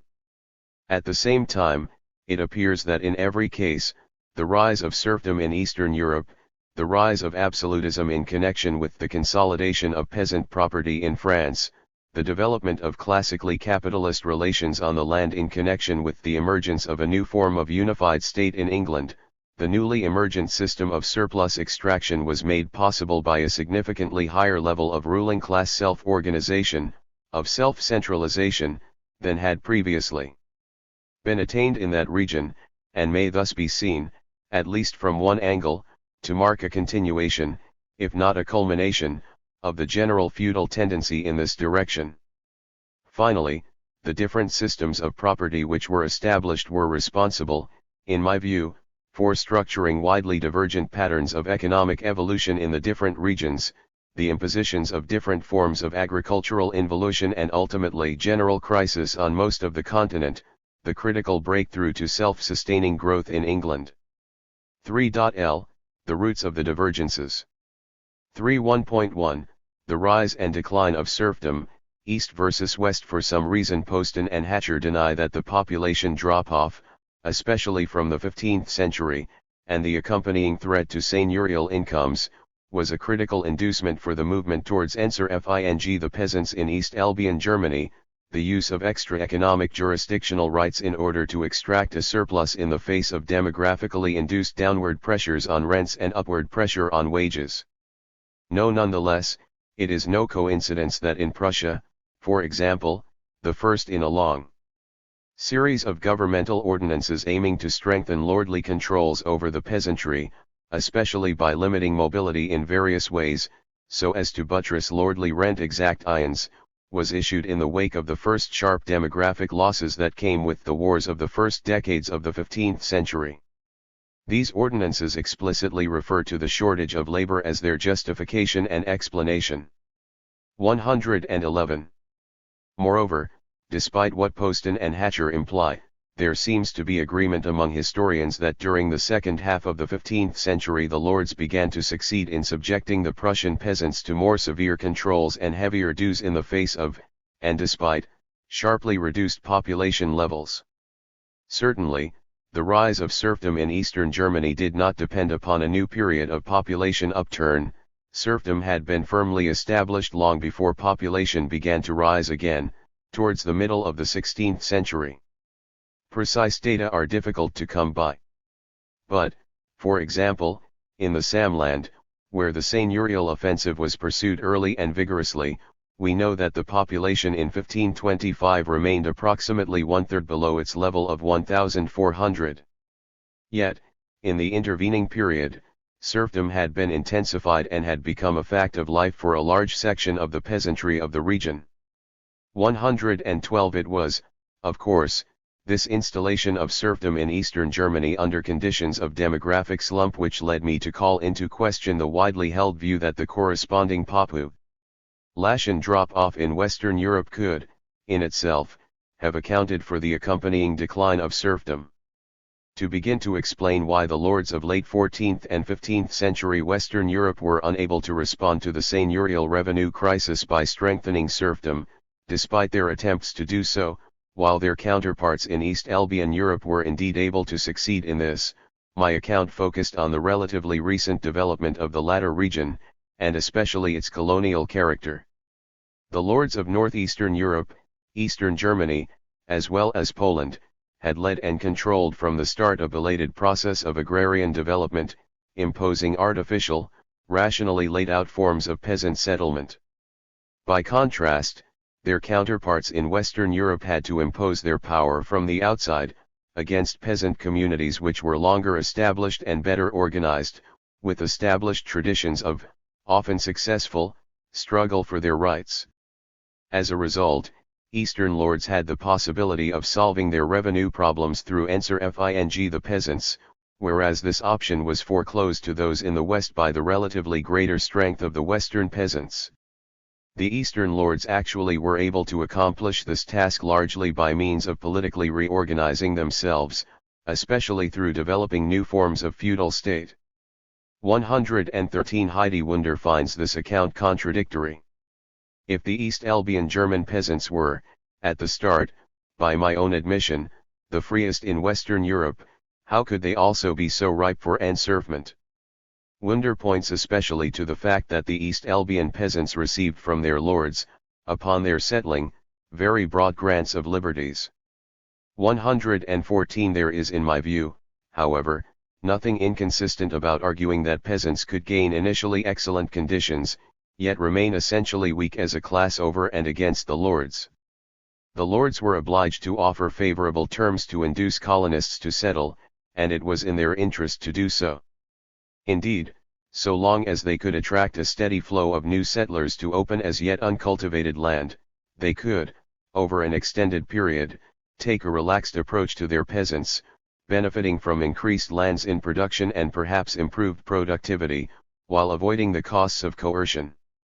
Yet this does not gainsay the fact that these conditions were granted by the lords, for their own reasons, that the peasants received them from the lords. This was a very different process from that which occurred in many places in the West, where the peasants often extracted their gains from the lords by means of successful resistance, requiring the self-organization of the community over a very long term.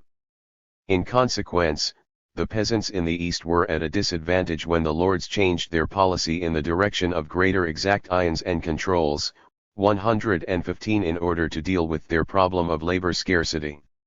116 As to the long-term basis for the relatively weaker position of the peasants vis-a-vis the lords in Eastern as compared to Western Germany, Wunder has rightly pointed out that my reference to the spread in the east of the particular Waldhöfen type of village community, in which peasant production was organized on a significantly more individualistic and less communally regulated basis than elsewhere, can provide at best only part of the explanation. For, as she states, these were far from universal in the region. 117 Nonetheless, Wunder does seem to agree that settlement in the west was far more dense than in the east. Nor does she appear to dispute the fact that in the west there was quite commonly a lack of correspondence between village and lordship, while, in contrast, a netto one-lord-to-village relationship was the norm in the east. This disparity between lordship and village in the west led to divided authority and gave the western peasants certain potentials for maneuver apparently unavailable to their eastern counterparts. The West European peasants could stand united as a village against a lord who could claim jurisdiction over only part of the village, or, to put it another way, against lords whose jurisdiction over the village was divided and perhaps competitive. In addition, the peasant could, and did, more easily develop solidarity across villages than could the various lords of these villages, who might be frustrated and disorganized by the maze of separate jurisdictions through which they, individually, dominated the villagers. These differences, which put the East European peasantry at a disadvantage relative to their West European counterparts, do seem to be connected with the later development of the region and its origins as a colonial area. Indeed, the lords' direct operation of the colonization process in the East appears to have allowed them, consciously or unconsciously, to establish a pattern of settlement which in the long run facilitated their domination over the region's economy. I attempted to give further indications of the possible significance for subsequent development of the differential evolutions of lord-slash-peasant relations in Eastern as compared to Western Europe by showing that the only area in Eastern Germany where there was a significant peasant outbreak at the time of the Great Peasant Wars in 1525, that is, East Prussia, had experienced an agrarian evolution which distinguished both its lord and peasant classes from those of the rest of the region. The Teutonic Knights who settled East Prussia carried out a highly distinctive policy of colonization and development. As much as possible they aimed to build their regime directly upon peasant producers and to forestall the emergence of a lordly or knightly class which might prove competitive. It seems likely that this made for a peasantry in the Teutonic lands which was more strongly entrenched than those of the other regions of East Albian Germany. 118 When, during the 15th century, the Teutonic order gradually disintegrated and a new class of knightly landowners began to establish themselves in its place, this peasantry may have found some temporary room to maneuver unavailable to its counterparts elsewhere in eastern Germany. Furthermore, pace Wunder, it appears to me no accident that the peasant revolt of 1525 in East Prussia was centered in the Samland, for this area was dominated by Prussian peasants, with cohesive communities which had a long history that preceded the Germans' colonization process, and which remained relatively unaffected by that process. Wunder does admit that the Prussian communities were the most densely populated in the East. However, she argues that they cannot be considered strong, for the political liberties granted to the Prussian peasants by the Teutonic order were less far-reaching than those which were granted to the German settlers in the same territory. But this is again, in my view, to confuse formal rights with evidence of actual social relationships, of social power. 120 The Prussian communities retained some of their old solidarities at the communal and extra-communal level, and this gave them resources for resistance. In particular, there seems to be evidence that the older organizational forms were maintained by the Prussian peasants, not only the Prussian freemen, the big peasant elite between the Prussian peasants and Teutonic Knights to whom Wunder wishes to call special attention. 121 In any case all evidence, including that offered by Wunder, indicates that the German settlers barely penetrated the Samland region.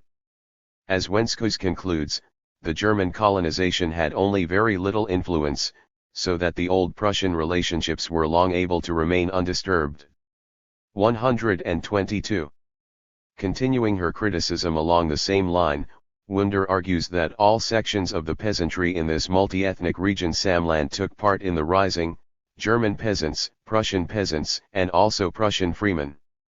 123 But surely this is misleading. Wunder has elsewhere analyzed the participants in the revolt. On her evidence, there seem to have been about 2,500 who took part in the peasants' army. It seems likely, she says, that almost all of the 300 or so Prussian freemen resident in the Samland where the revolt was mostly based were active.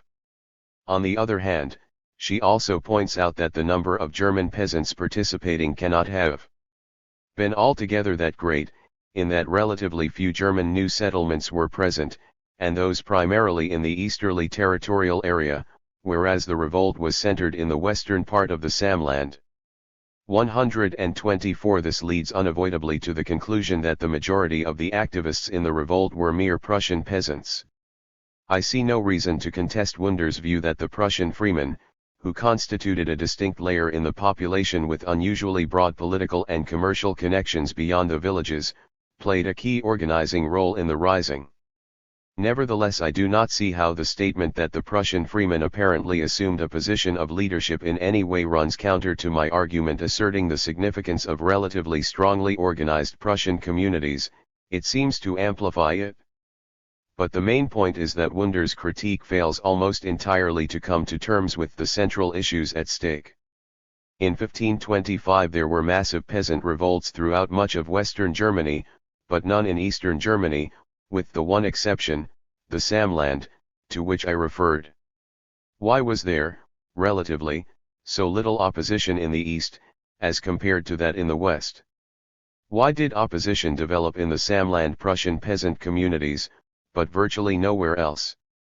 After all, at this time the Free German peasants of the East Albion region in general and Prussia in particular, the peasantry both big and small, were also undergoing a significant deterioration in their position. 125 Why did they not rebel? Finally, the key question, why was it that in Western Germany the long-term trench warfare of peasant communities with the lords left the peasantry with some 90% of the land and only minor dues owed to their immediate lords, while in the East the tables were turned and serfdom rose with a vengeance?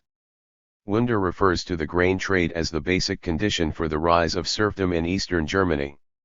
She also points out that from the later Middle Ages the seigneurs' problems of declining revenues forced them to seek new solutions.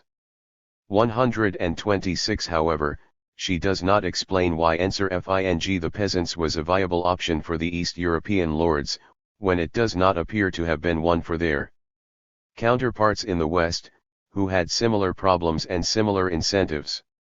After all, the opportunities arising from the developing grain market, as well as the problems of declining seigneurial revenues, presented the same powerful incentives from Normandy to Poland and beyond.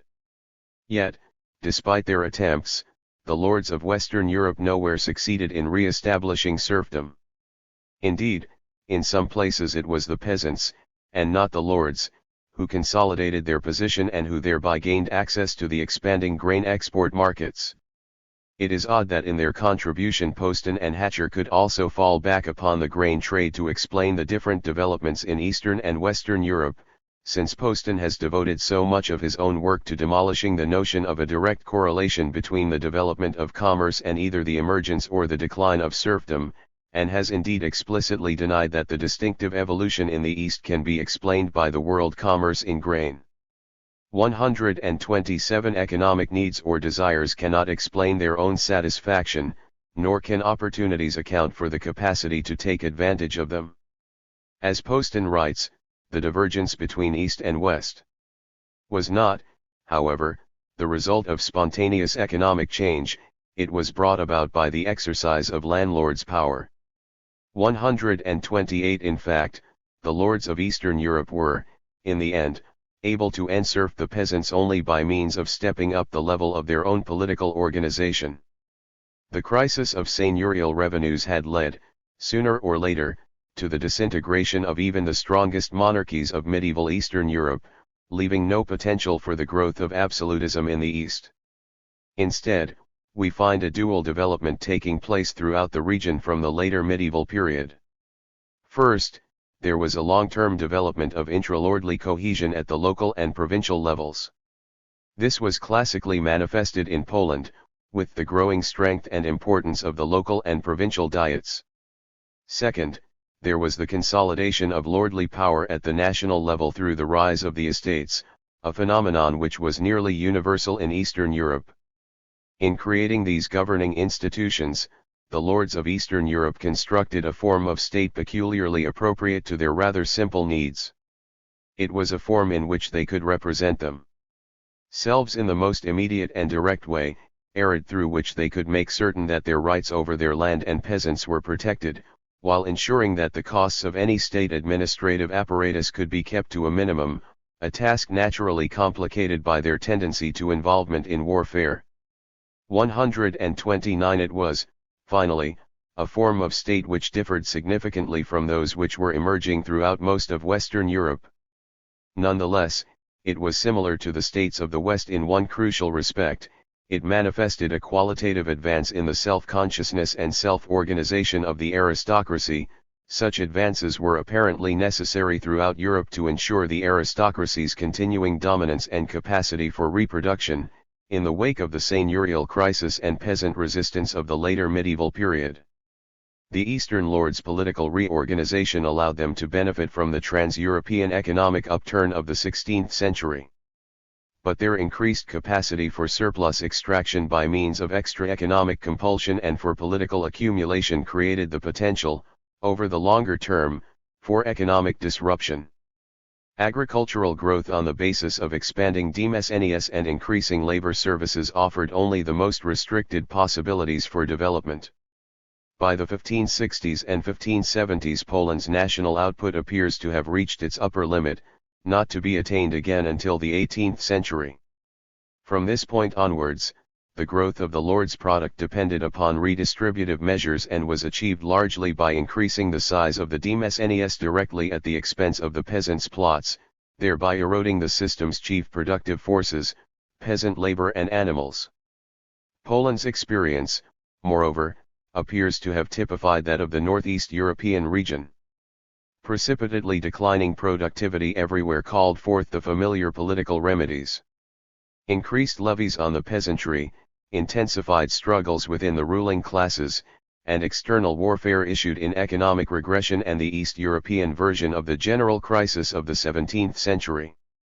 3.1.2 The rise of capitalist property relations on the land, England versus France. Bois, for all his disagreements, accepts my argument that the emergence of different class productive structures in England and France lay behind their divergent patterns of economic evolution in the early modern era, and he accepts, in part, my account of the historical roots of these developments.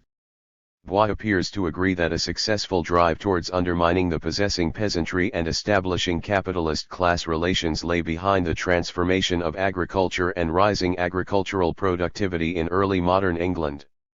He also agrees that the consolidation of production based on small peasant possessors, especially in relationship to no centralized surplus extraction by the absolutist state, as well, we should add, as the squeezing by landlords of tenants where the former owned the land, was responsible for continuing agricultural stagnation and eventually agrarian crisis in France. 131 The thrust of his criticism, however, is that these divergent evolutions become comprehensible only when interpreted in light of his overall schema for feudal development, centered on the tendency to a falling rate of feudal rent. France.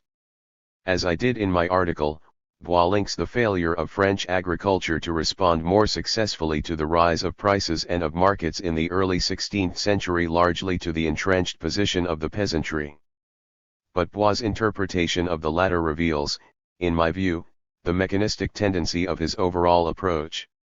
He says, the peasants resisted expropriation here better than elsewhere, because the tenants were already beginning to appear as proprietors in effect, in the final analysis, of the long-term fall in the rate of levy. 132 It seems to me that Bois' causal chain is here set out back to front. The falling rate of feudal levy which the lords were unable to counteract in the first part of the 16th century was the result, not the cause, of the peasants' increasingly effective proprietorship in the land. This proprietorship was not, of course, a new development in the 16th century, but represented the outcome of a long process whereby the lords' various levies were fixed and the peasants' tenure became hereditary. Indeed, already by the latter part of the 13th century, since tenure had been recognized as tantamount to full property throughout much of the north of France. 133 And what of the sources of this proprietorship? Bois professes disdain at my accounting for it, in part, through reference to the long history of struggles of peasant communities on the continent against an initially disorganized feudal ruling class. Yet can he really propose a falling rate of feudal levy apart from this history of struggle and its effects? Bois implies that the security of tenure of the French peasantry in the 16th century may be explained further by a certain laxity on the part of the lords, attributable, in turn, to the benefits some of them could derive from the absolutist state. He says that the lords, who had found some measure of salvation in the service of the state, were less inclined than elsewhere to explore new economic avenues. 134 Nonetheless, this formulation is misleading. For the lords' inclinations were structured by their class position, in particular, by their limited capacity to exert class power against the peasants. Whatever their access to revenues from state office, the French lords would, in any case, certainly have wished to expropriate their peasant tenants. For this was the only way they could position themselves to raise rents from their land. As it was, powerful peasant tenure determined hereditarily fixed dues, thus exiguous and, in the face of inflation, declining customary rents, a declining rate of feudal levy. As Bois himself points out, during the early 16th century the lords made systematic and powerful attempts to evict their tenants.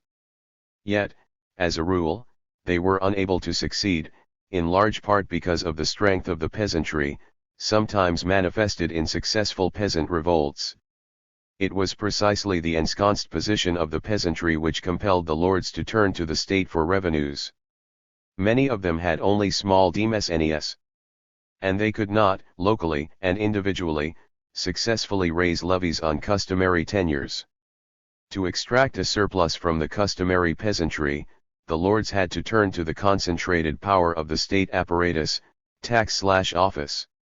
The lords' involvement with state office and taxation had, however, further important implications for the strength of the peasantry in the localities, especially the security of peasant tenures, thus for the lords' abilities to expel them from the land, and ultimately for the economic potential of peasant production. For as the lords turned to state office and state taxation, they tended through that process to strengthen the overall power of the monarchical administration, and thus monarchical jurisdiction. The result was to clip the wings of the lords' local jurisdiction, further reducing their ability to move against peasant possessors. As Bois is obliged to admit, although the state remains, for the most part, the instrument of feudalism, it is also the case that the use to which this instrument was actually put served in the long run to weaken feudalism by competing with direct seigneurial extraction. 136 This was, of course, the point I tried to make, and for which I was nevertheless chastised by Bois. Now, Crute and Parker deny that the French monarchy was a significant force for peasant protection and go so far as to deny that French peasants had stronger property rights than their English counterparts. But rather than offering evidence for their position, they content themselves with pointing out that, in the long run, royal taxation of the land had the effect of ruining part of the French peasantry. This is just what I myself asserted. 137 But it simply does not follow that, because monarchical taxation undermined peasant property, especially in the long run, monarchical judicial intervention did not also enforce peasant rights, thus protecting peasant property. In fact, Crute and Parker never begin to come to terms with the various ways in which the state intervened to support peasant property in France, which is odd, in view of their willingness to believe implicitly in the state's action to support the peasantry in England. In the first place, throughout the medieval period, notably during the epoch of demographic devastation and land desertions of the 15th century, the monarchy appears to have played a powerful role in affirming the integrity of the cens. Great masses of customary land were left unoccupied at this time. But it was difficult for the lords to absorb them to their demesnes, for the monarchy would, in effect, stand up for the rights even of long-absent peasants who could prove that they had once been occupants of the tenures, or even legitimate heirs of former occupants. Indeed, the crown had to pass a series of acts in the 15th century merely to provide enough assurance to the lords to allow them to resettle the land, as before on the basis of fixed hereditary cens tenures, the so-called reassessments.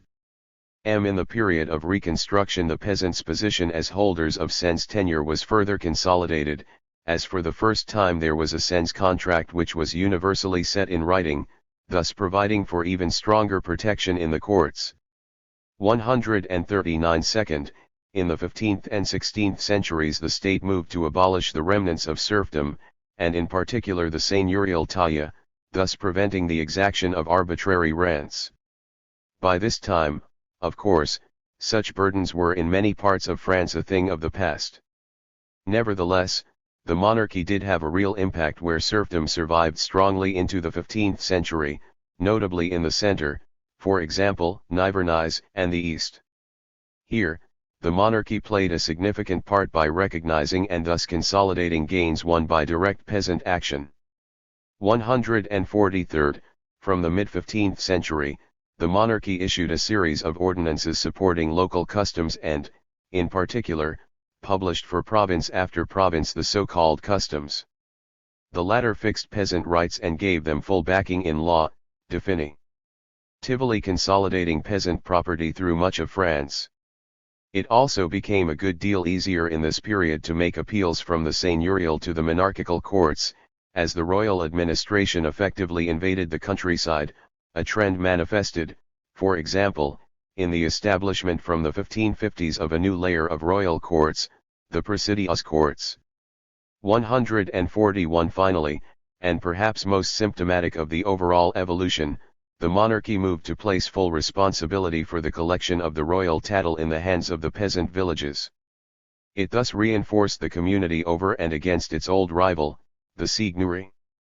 But, of course, as it did so, it prepared the ground for the increasingly effective imposition of increasingly heavy royal, centralized surplus extraction, in place of the decaying decentralized seigneurial levies. 142 The fact is that despite the enormous incentives provided by rapidly rising prices in the early 16th century, which drastically devalued returns from fixed rents from the cens tenures, there is little evidence of an effective seigneurial reaction. The seigneurs simply did not have sufficient feudal powers at their disposal, expressed especially in rights to make arbitrary levies, to allow them to establish their ownership of the land in order to charge economic rents. 143 The absolutist state, based on taxation and office, thus developed to a significant degree in conflict with, and at the expense of, the old decentralized forms of seigneurial extraction, and many individual feudal lords were losers in this process. As a result, the rise of absolutism provoked systematic, though sporadic, and ultimately ineffectual, opposition from the seigneurial class. The seigneurial reactions against the monarchy which periodically interrupted the long-term expansion of French absolutist state organization are the most obvious expression of the real competition which prevailed between the old and the new modes of extraction. 144 On the other hand, French absolutism could develop more or less continuously, because it could absorb into state office many of those very same lords who were the casualties of the erosion of the seigneurial system. 145 Meanwhile, through its entire development, the absolutist monarchy had no choice but to ally with, and simultaneously incorporate, the greatest feudal lords, magnates who kept their autonomy right into the 17th century, even as they penetrated the heart of the state machine, especially the army.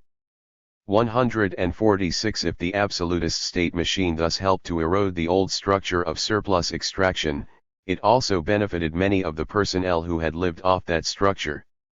In sum, The absolutist state was no mere guarantor of the old forms of property based on decentralized seigneurial extraction. Rather, it came to express a transformed version of the old system.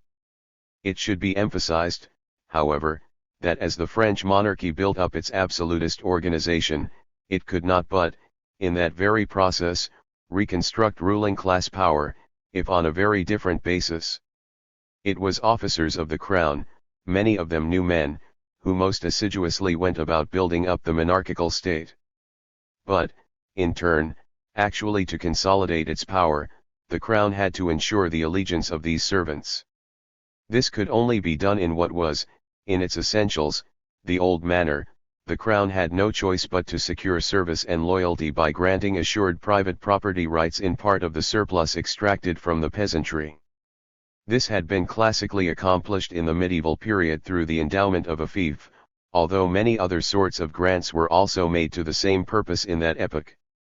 Now, archetypically, there was the grant of an office, at first for life, later hereditarily 147, although, again, other sorts of endowments, such as pensions and land, were also given. In short, a more effective system of surplus extraction against the peasantry required a more effective, tightly knit political association of the ruling class, a stronger state. This was, in fact, constructed in large part through the recreation of private property in the political sphere for the benefit of the crown's servants, and this meant, paradoxically, the renewal of the crown's ultimate dependence upon a reconstructed, independent ruling class, largely, though only partially, based in office. The office holder's independence was consolidated with the declaration of the full heritability of office in 1604, which went along with the imposition of the paulette, or tax on office. Their increasing autonomy was manifested throughout the early modern period in the growing self-assertiveness of their parliaments and, in turn, in their periodic resistances and revolts. 148 This new crystallization of class relationships was to prove disastrous for economic development. Peasant possession was further strengthened, and its old limitations remained in force, the failure to specialize or to improve and the tendency to subdivision rather than accumulation. To make matters worse, the new system of surplus extraction was more effective than the old and was oriented even more single-mindedly to conspicuous consumption and war. It developed to an even greater extent without reference to the requirements of the peasants' productive forces and was, in the long run, more fully at odds with them. From the second half of the 15th century, the French middle peasants assumed powerful control over the land and set in motion the developmental pattern familiar from the medieval period, demographic growth leading to the pulverization of holdings, accompanied by declining productivity, leading ultimately to stagnation and decline. For a time the lords could benefit from this process, their incomes could grow merely through the reopening of deserted land and the multiplication of peasant tenures, even with fixed rents. But after a while, as cultivation was spread to more marginal lands, and as productivity began to fall in the face of rising population, accelerating inflation began to eat away at fixed rents. This signaled the beginning of the end for the period of growth, and the onset of economic problems of all sorts, not only for the peasantry, but for the local lords, who once again found their incomes failing to keep up with growing needs. 149 During the second half of the 16th century, France appears to have reached the old ceilings of population and production that it had attained in the early 14th century. 150 Correspondingly, as in the later medieval period, one witnesses the outbreak of every sort of struggle to redistribute by extra economic means the relatively fixed national income. But now the tendencies to political accumulation through taxation and warfare were realized to an unprecedented degree. Before 1550 taxes had not risen as a proportion of peasant output. But the situation was then transformed. Taxes on a family of 4 rose from an equivalent of 7 days output per year in 1547 to the equivalent of 14 days output per year in 1607 and to the equivalent of 34 days output per year in 1675. 151 Meanwhile, the depredations accompanying the wars of religion directly undermined production to a disastrous degree. From the stagnation and decline which were already evident in the middle of the 16th century, the French economy descended by fits and starts into the general crisis of the 17th century. After decades of destruction by troops and taxation, the 16th century ended in catastrophe marked above all by a fall in population and production. 152 After a brief period of subsequent recovery, there was after 1630, once again, near perpetual disruption of the economy, resulting from external war, the 30 Years' War, compounded by civil war, the Fronde, and the continuing build-up of the absolutist tax state. As in the 14th and earlier 15th centuries, the intensification of every form of political accumulation had undermined the operation of the classic Malthusian mechanisms of adjustment and forced the economy as a whole into protracted, systemic crisis. England. To explain the emergence of capitalist property relations on the land in England, Bois asserts that the nobility was faced with a peasantry whose rights had been too well established for a return to serfdom to be possible, but not sufficiently established to enable it to maintain control of the land when faced with seigneurial pressure. The lords could, therefore, proceed over time to undermine and eliminate the peasant possessors. This was precisely my analysis. On the other hand, Bois once again accounts for this situation in terms of his unilineal declining rate of rent schema. As he argues, the relative backwardness of England's social evolution as compared to that of France was to prove its trump card in the transition from feudalism to capitalism. In his view, the falling rate of feudal rent had not played itself out in backward England to the extent that it had in advanced France, so that the English lords remained well enough placed to recover their positions. 153 I have already stated my reservations concerning this approach. In contrast, I have argued that precisely the advanced self-organization of the English ruling class in the medieval period had allowed them to make their decentralized forms of feudal surplus extraction work well during the growth phase of the feudal economy, that, with the collapse of population in the mid-14th century, they had naturally attempted to fall back on these tried and true forms in order to recoup, initiating the seigneurial reaction after 1350, but that these decentralized methods of surplus extraction had proved inadequate in the long run to counteract peasant resistance and mobility, to prevent the decline of serfdom or to stop a long-term fall in rents, especially from the later 14th century. The English aristocracy may, for a certain period, have compensated to some extent through war overseas, benefiting perhaps for the last time from its superior feudal class organization and cohesion. 154 But once war ceased to pay when waged against an ever more united French aristocracy and French state, they were thrown back on their own resources. As a result of the class-wide crisis of seigneurial revenues, neither the crown in relation to its magnate followers, nor the magnates in relation to their lesser landed class followers, possessed the economic resources, the necessary glue, to cement the old intra-aristocratic alliances which had formed the basis for aristocratic and, ultimately, monarchical strength and stability in England. 4. The heightened demands made upon financially straitened overlords by needy followers with collapsing rents were simply too great. The result was the rise of faction, aristocratic disorganization and the intra-class conflict which led to the breakdown of government and the descent into civil war which marked the middle part of the 15th century. 155 It was the English lords' inability either to re-enserf the peasants or to move in the direction of absolutism, as had their French counterparts, which forced them in the long run to seek novel ways out of their revenue crisis. With the decline of their own self-discipline and self-organization under the pressure of the later medieval crisis of seigneurial revenue, the English ruling class was impelled, for a time, to turn the instruments of feudal political accumulation in upon itself. 156 But the resulting zero-sum game within the ruling class, in the context of declining overall ruling class incomes, could not constitute a stable solution. Lacking the ability to reimpose some system of extra economic levy on the peasantry, the lords were obliged to use their remaining feudal powers to further what in the end turned out to be capitalist development. Their continuing control over the land, their maintenance of broad demesnes, as well as their ability to prevent the achievement of full property rights by their customary tenants and ultimately to consign these tenants to the status of leaseholders, proved to be their trump card. This control of landed property was, above all, an expression of their feudal powers, the legacy of the position the lords had established and maintained throughout the medieval period on the basis of their precocious self-centralization. They would consolidate these powers by carrying their self-centralization to an even higher level, using somewhat different forms, in the subsequent era.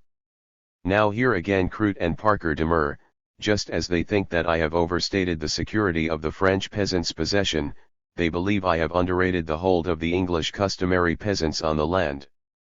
In particular, they raise the question of the security of the tenure enjoyed by the English copyholder, implying, I have underestimated it. 157 This is an important question. But the security of copyhold was only one of a whole series of factors which affected the hold on the land which could be exerted by the English peasants in the early modern period, and it needs to be evaluated, therefore, within a broader context. First, it is necessary to recall that, already by the end of the 13th century, English lords held outright in domain a much greater percentage of the cultivated land than did their French counterparts, something like 1/3 as compared to 1/8 or 1/10. Second, and equally important, another third of the land in England was in villein tenure, thus subject to arbitrary levies from the lords, tolliges, fines, and so forth, with the unfree tenants having recourse only to themselves to protect their rights to it. In the eyes of the king's courts, this was the lord's land, whatever the varying realities of local custom and the local balance of power. By contrast, in France, at least in the north, some 85 to 90% of the land was under cens tenure, thus effectively free from arbitrary levies and essentially owned by the peasants. The period of population drop-off only accentuated this difference. In France, as noted, the peasants' unoccupied customary lands were largely protected from takeover by the lords. As a result, around 1450 to 1500, just about the same, restricted, amount of land remained under domain, subject to economic rents, as in the 13th century. 158 In England, by contrast, the lords often could assimilate customary, unfree, lands to their demesnes. There was certainly no law to prevent it. It is difficult to make quantitative estimates, but in study after study there is evidence that at least a significant proportion of formerly customary, villein, land, considered by the lords to be theirs, especially because the law said it was and because no one was present to challenge them, was simply added to the demesnes, that is to the leasehold, economic rent sector. This brings us to the question of the evolution of the formerly villein land which remained in customary tenure into the later 15th century, the issue of copyhold per se. We now see that at the beginning of the early modern period a good deal less of the surface was held in the form of customary tenure in England than in France, and a good deal more was fully in the hands of the lords, domain. What was the future of the customary land which was left? Did it, like the French customary tenure, cens, evolve into virtual freehold? Or did it revert eventually to the lords, so that they could charge economic rents? This problem ultimately boils down to the question of what rights of the copyholder the courts were prepared to back up, assuming now that the copyholder could get recognized in court, as both Carriage and Gray agree they could from the early decades of the 16th century. 160 This seems in turn to come down to the question of the customary conditions under which the peasants held their land. Where they had established heritability and fixed fines as the custom, they could become essentially freeholders. But, as Carriage points out, over significant areas of the country the peasants had established no such customs. They held for a given number of years or lives, subject to arbitrary fines. According to Carriage, copyholders could be charged with arbitrary fines particularly in the west of England and on the northern borders, where especially insecure tenures prevailed.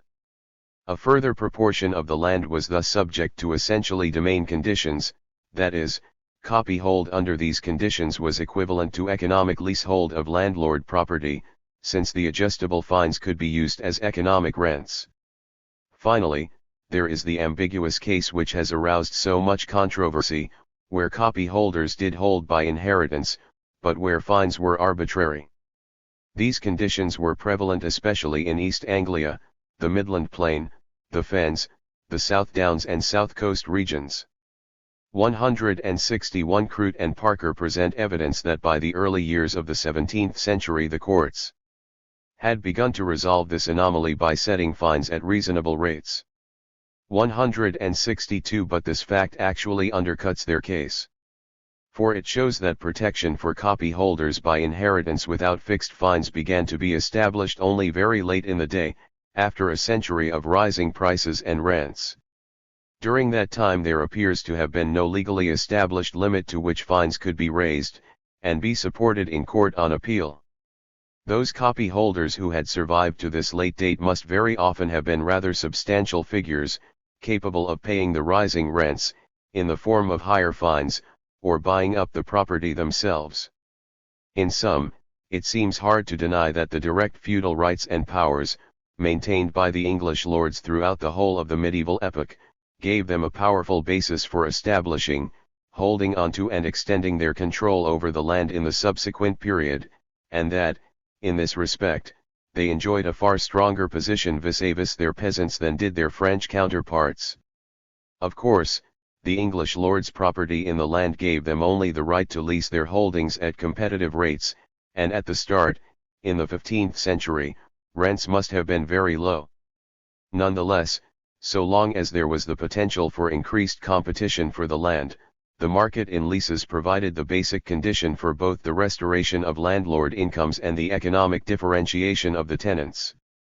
The initial processes of differentiation, resulting in the rise of larger capitalist tenant farmers, were perhaps facilitated, in the 15th century, by the maintenance of wool exports, in either raw or manufactured form, at roughly 14th century levels, in the face of a 50% drop-off in population, that is, half the number of farmers in England were now producing the same amount of wool as before. This differentiation was probably given an impetus by the generalized commercial upturn, marked by the rapid growth of cloth production for export from the third quarter of the 15th century, and accelerating rapidly from the 1520s. 163 Ultimately, the growing shift of population into industrial employments, supplemented by a powerful demographic upturn, determined a long-term increase in the demand for agricultural products, leading to a rise in food prices, which called forth the growth of agricultural production and productivity. 164 Agricultural development took place through characteristically capitalist processes conditioned by the new system of social relations in which the organizers of production and the direct producers, sometimes the same persons, no longer possessed their full means of reproduction, especially the land, and were therefore compelled to produce systematically for the market. The resulting competition among tenants for the land and among landlords for tenants stimulated cost-cutting, thus specialization and improvement, leading over time to the replacement of small, relatively inefficient peasant tenants by larger capitalist tenants, thus underpinning an agricultural transformation. As opportunities in agricultural production and commercial landlordship grew and the economic potential of the old feudal affinities and their marauding activities declined, the balance of forces was tipped increasingly against any sort of successful attempt at feudal reorganization for political accumulation. Growing numbers of landlords and tenants thus turned to the monarchy to guarantee the peace and stability they required for ongoing commercial productive activity. During the early modern period, the long-term tendency towards the increasing self-centralization of the English landed classes was thereby extended, although now in a qualitatively different form which corresponded to the transformed character of the property or surplus extraction relations through which the landed classes were coming to reproduce themselves.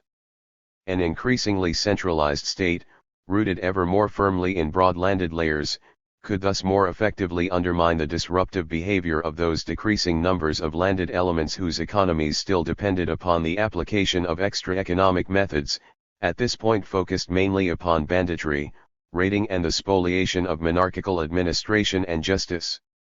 In turn, as even the greatest magnates saw their localized political strength eroded by the state, many of them were obliged to turn to economic landlordship.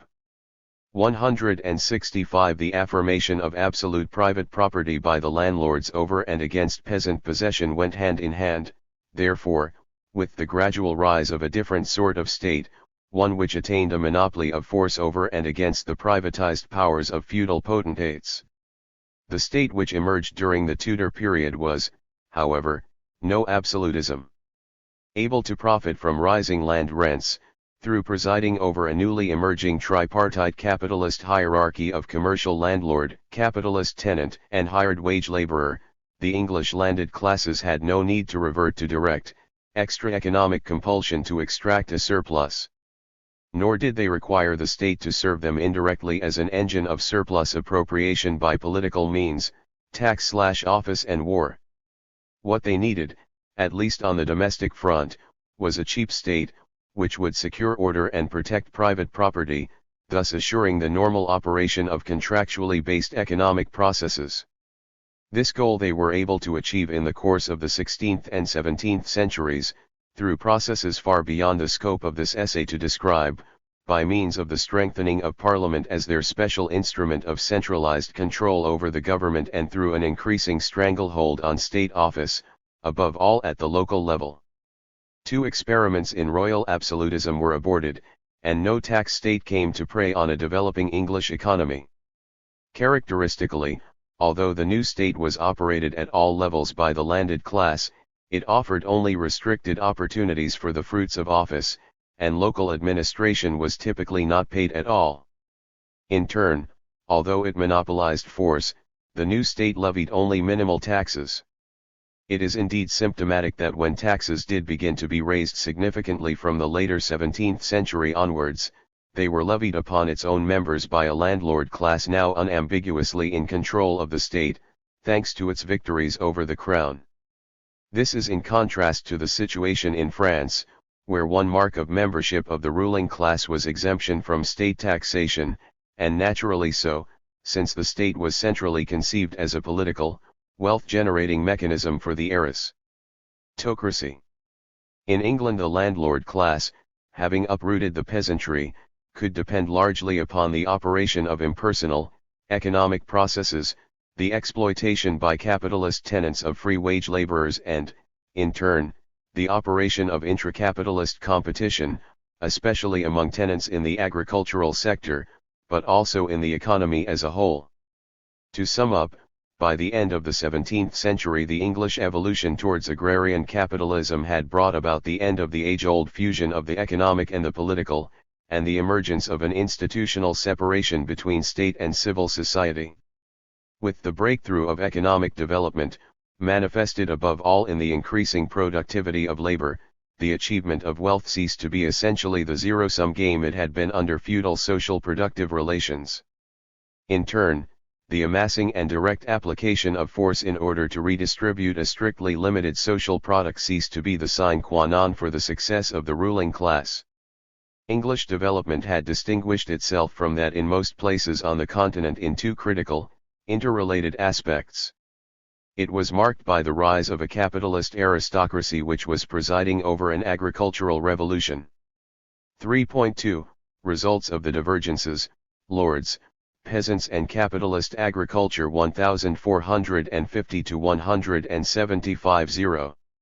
Just as my account of the roots of the divergent evolutions of property or surplus extraction relations in different European regions in the wake of the later medieval crisis of seigneurial revenues has been called into question, so has my understanding of the implications of these property settlements for the subsequent course of economic development.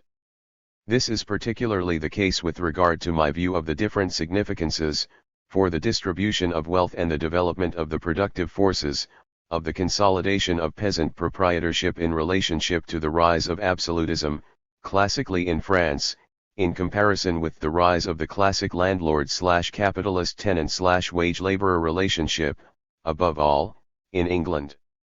High point 2.1, Property forms and the evolution of land ownership. To begin with, Crute and Parker contend that, even if the peasantry did emerge in later medieval France with far stronger rights to the soil than did their counterparts in England, this could have had little real significance, for economic forces, most especially the market, must have been determinant in the long run. As they state, in both France and England economic rather than legal considerations were instrumental in determining the pattern of land holding. They maintain that the rights of the French peasantry were an obstacle to more rational farming. But these would not have been an insuperable obstacle if the economic incentives and determination to override them had existed. According to Crute and Parker, the general problem with my approach is specifically manifested in my failure to come to terms with the lack of any equivalent in France to the celebrated class of English yeomanry, which was itself the product of a process of economic differentiation within the ranks of the peasantry, a process not experienced by their French counterparts. 166. But Crute and Parker beg the central question. There is no disagreement between us as to the special significance for economic development in England of the rise of the yeoman, that is, the emergence of a class of larger commercial farmers out of a process of economic differentiation of the peasantry, in contrast with the pulverization and levelling of the peasantry which was the predominant trend in early modern France. The problem is to explain these different trends. The point is that the purely economic starting point for these divergent processes was roughly the same in both England and France. In the later 15th century, in both countries, a middle peasantry on relatively quite large holdings appears to have held a strong position. The difficulty arises because, despite what Crute and Parker imply, the peasantry, and especially peasant property, subsequently underwent radically different evolutions in the two countries, even though market forces, above all rising food prices, made themselves strongly felt in both places throughout the early modern period, creating more than ample incentives to try to make a profit through the accumulation of land leading to differentiation.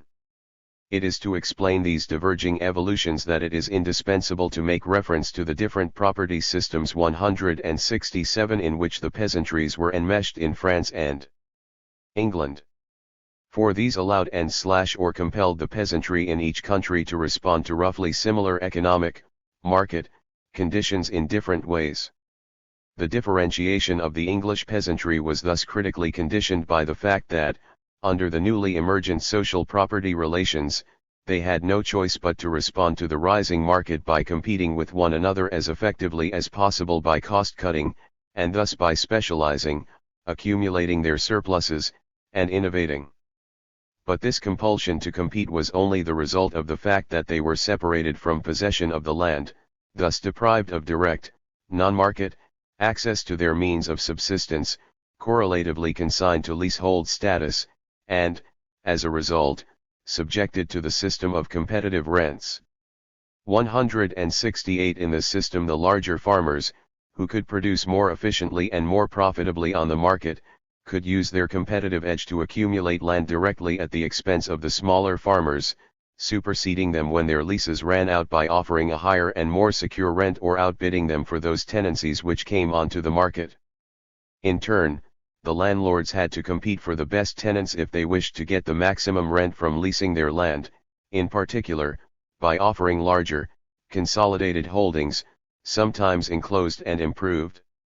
It was not, as Crute and Parker imply, the rise of the market in itself which made for the rapid differentiation of the peasantry in England and the rise of the yeoman, almost always larger commercial tenants, but rather the social property relationships which made the English agricultural producers fully dependent upon competitive production.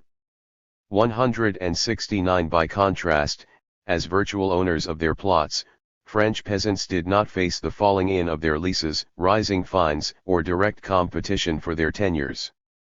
So long as they held a plot which could produce enough to feed their families and pay their taxes, they were not, as a rule, compelled to sell and compete effectively on the market to survive. Most had little possibility of accumulating. They had little choice but to follow the familiar pattern of producing with the aim of directly supporting themselves and their children, and of subdividing their land on inheritance. Crute and Parker should not be surprised that in this context of social property relations any tendency to differentiation leading to the rise of a yeoman class was overwhelmed by the tendency to morcelation. It was thus from the latter part of the 15th century that the institutionalization of different social property systems in England and France began to condition a definitive parting of the ways for their respective economies. This was manifested first of all in a dramatic divergence in the subsequent evolutions of the distribution of landed property in the two countries. The latter was the result, first, of an apparent difference in the demographic regimes which came to prevail in each country and, second, of the new rise of the market, which, though powerfully felt in both countries, had different effects in each. The operation of each of these causes was traceable back, in turn, to the different institutionalized property arrangements. In France, from various points after 1450, there was a sharply accelerated upturn in population, as in the 12th and 13th centuries. Indeed, already by the mid-16th century, in some regions a little later, French population had already equaled and in some places actually exceeded the record levels of the early 14th century. 170 The contrast with England is remarkable. There, population stagnated until perhaps the 1510s. Moreover, even when it began to grow, its pace appears to have been significantly slower than that of France, reaching 14th century levels only in the middle of the 17th century, or perhaps only by 1700. It is hard to avoid the temptation to see in this demographic contrast an initial and definitive effect of the divergence in property sys. Temps, as well as a critical cause of the divergent evolutions in the distribution of property. In France the reaffirmation, even the strengthening, of peasant property from the mid-15th century made possible a renewal of the old peasant-based demographic regime. This was apparently set in motion by the, relatively, early age of marriage, rooted in turn in the easy and early accession to a plot, based finally on strong peasant property which allowed for the subdivision of holdings. The rapid demographic advance which was thereby made possible led to the extreme parcelization of property. In England, by contrast, we can at least hypothesize that, due to the loss of firm possession by the direct cultivators and the correspondingly enforced rise of commercial tenantry, holders of plots, leasehold farmers, had little choice but to treat their holdings as commercial investments, as a source of profit, if they wished to keep them, and could no longer view them as the directly self-sufficient basis for a continuing family. This tended to preclude subdivision, for smaller plots were uneconomic. As a result, children could no longer count on receiving a plot on coming of age. On the contrary, the number of children in the family, so far as possible, had to be adapted to the economic productive requirements and potentials of the commercial holding.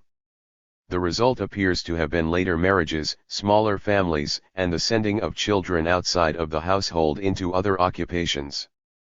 The interrelated outcomes were slower population growth and, in general, the prevention of the subdivision of holdings.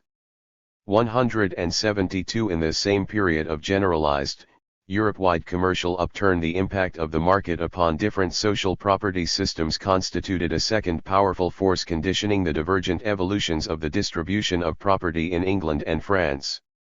This can be brought out especially well by comparing developments in the most commercialized areas of France with those in England in the period from the mid-15th to the second half of the 16th century. For these purposes, the Paris region is exemplary, for it would be difficult to specify an area of France where market forces had a greater impact. The city itself grew rapidly in this period, and exercised a huge pull on its hinterland. Moreover, population increased in the agricultural region around Paris at a tremendous pace. The result was especially fast rising prices, particularly for food and land. Not only the incentives for accumulation but the potential accumulators, in the persons of local lords, courtly office holders, city merchants and well-off peasants, were present. Those who failed to accumulate land missed an enormous opportunity to profit, Those landholders who stayed with their customary tenures saw their rents, in real terms, dwindle into insignificance. 173. What were the actual results? We can get a remarkably good idea on the basis of Jacquard's massive study, which encompasses 7 seigneuries covering some 4,699 cultivated hectares in the Paris region. Even in this area, by 1550–60, after close to a century of urban development, demographic growth, expansion of the market and skyrocketing prices, some 2,567 proprietors, each with a holding of less than 60 acres, still held 69% of the cultivated land, in comparison with 17 proprietors with more than 60 acres, including the 7 seigneurs on the large, ancient Demesnes, who held 31% of the cultivated surface, the Demesnes themselves covering 18%. Presenting the same results slightly differently, 2,516 proprietors with holdings of less than 24 acres owned 55% of the land, while 75 proprietors with 25 acres or more held 45% of the land. 174. There had clearly been some significant build-up of properties, but very few proprietors benefited from accumulation, and a massive peasantry remained seated on the land. The limited undermining of peasant property which had taken place in the Paris region had been conditioned by processes beyond the market. By 1550 population growth and morcellement had already led to a situation in which 88% of the properties, 2,273 holdings, were under 6.2 acres, thus too small to support a family without supplementary sources of income. Pressured by rapidly rising prices, which meant higher subsistence costs and lower wages, and the weight of taxation, many peasants were forced to sell out. 175. Even where some accumulation of property took place, the basically peasant organization of production remained as yet unaffected. Indeed, the pattern of ownership fails to reveal just how restricted were the potentials for accumulation for the purpose of more effective production, for market farming and for improvement. For the units of property were themselves broken up into many, many parcels of cultivation, scattered through the fields, minuscule in size, an unambiguous testimony to the continuity of the peasant-dominated system. On one of the 7 seigneuries studied by Jacquard, not a single parcel reached 12.5 acres in size. Indeed, if we exclude the seigneurie of Trappes, where both units of ownership and cultivation were exceptionally concentrated, there was a total of only 10 parcels in all which exceeded 12.5 acres in the entire area covered by the survey. Engrossment thus proceeded apart from, indeed often in conflict with, the needs of production. Ironically, larger units of property might mean smaller units of cultivation. 176. The contrast between the evolution of even this most precociously developed French region and that of England is, it seems to me, clear. For in many areas of England, by no means all, of course, there occurs a continuous process of build-up of larger holdings and units of cultivation at the expense of smaller ones, at least from the second part of the 15th century. In the closely studied community of Chippenham, Cambridgeshire, in the 13th century, the half-virgate holding, 15 acres, was predominant, as almost everywhere else. By the second third of the 15th century, still only a fifth of the holdings were more than 30 acres. By 1540, however, 22 out of 42 holdings were 27 acres or more. Indeed, 12 of these holdings, including the domain, were 50 acres or more, and they constituted 1,560 acres, of which the domain counted 780 acres, out of a total of 2,265 cultivated acres, or some 64% or 177 in the Wiltshire chalk lands. Moreover, we learn that already by the early 16th century most of the land was in the hands of capitalist farmers, and by the middle of the 17th century capitalist farms occupied most of the farmland. 178. In the West Midlands it has been found that from the 15th century the trend toward the diminution of the small holding group and the increase in the number of large holdings. 30 to 100 acres of arable seems fairly certain. 179. Even in Leicestershire, ostensible bastion of English peasant farming, the average and typical unit was already 45 acres in the second half of the 16th century. 180. This is almost 4 times the size of the representative peasant holding in the medieval period or the representative French holding of the 16th century. As early as 1500, half-yardlanders were already becoming rare in Leicestershire. 181. Now, Cooper appears to argue that agrarian structures in France and England were not, by the later 16th century, significantly different. 182. By contrast, I would conclude that while the pattern of agrarian evolution in France from 1450 did not break fundamentally with that of the medieval period because it was, as before, dominated by peasant possessors, that of England did experience a breakthrough. This difference had, moreover, profound implications for the development of production. 3.2. Property relations and productivity. The foregoing divergence in property settlements in England and France was, by the latter part of the 16th century, conditioning not only distinctive patterns in the evolution of property distribution, but different paths of development of the agricultural productive forces.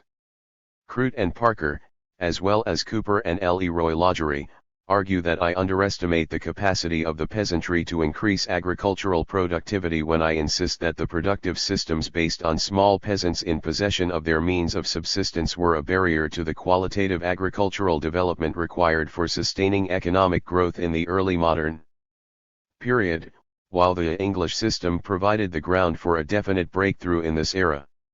Nevertheless, it appears to me that these propositions are well supported by the economic experiences of both England and France throughout the early modern period, as well as that of Western Europe as a whole.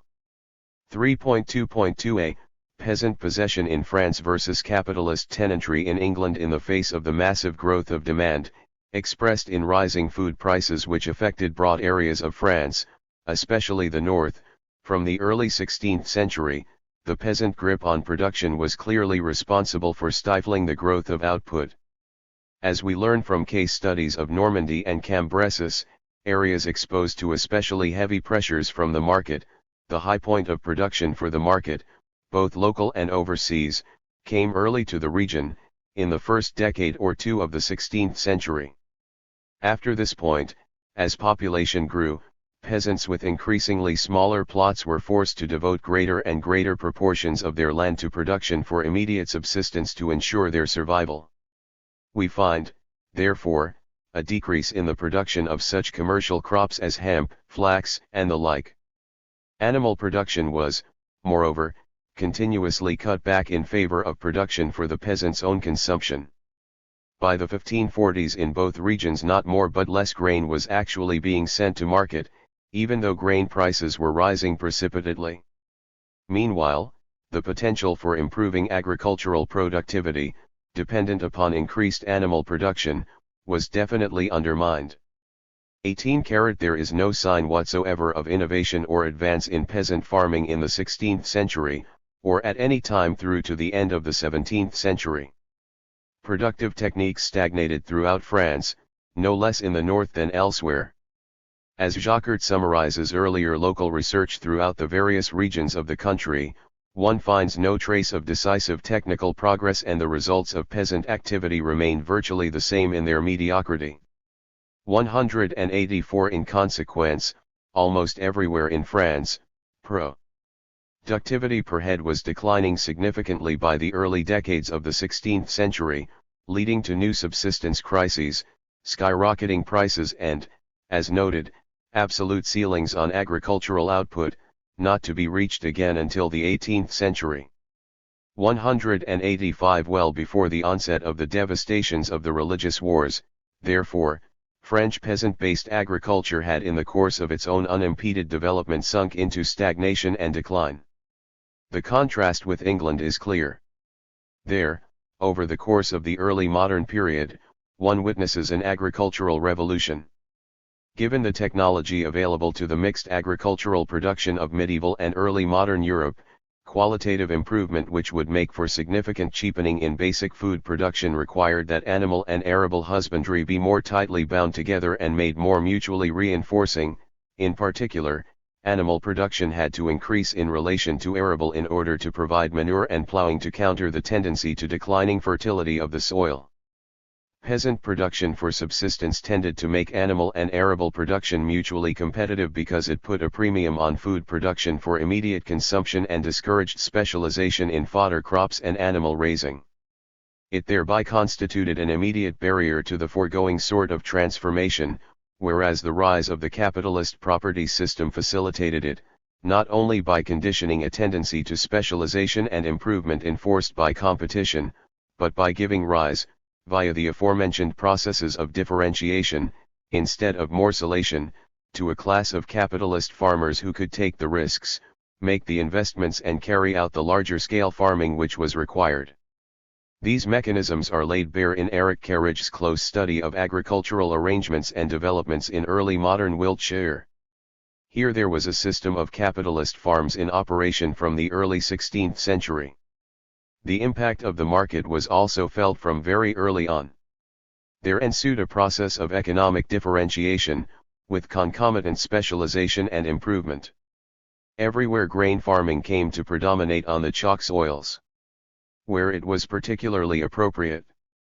Moreover, by the mid-17th century, large farms had entirely taken over specialized grain production, for the small farmer could not compete in the application of the favored sheep and corn methods.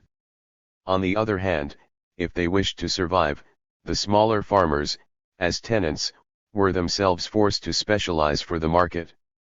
They had to abandon grain production, but in the so-called cheese country, which was quite suitable for dairy farming, they were able to hold their own. For in this the large producer enjoyed relatively little competitive edge. 186 The developments in Wiltshire represent a microcosm of the processes which occurred in England as a whole in the early modern period. Joan Thirsk refers to the predominance of large farmers in the specialized corn-growing areas and concludes that, in specialized corn-growing areas, the successful men were always yeoman farmers or gentlemen with substantial fortunes.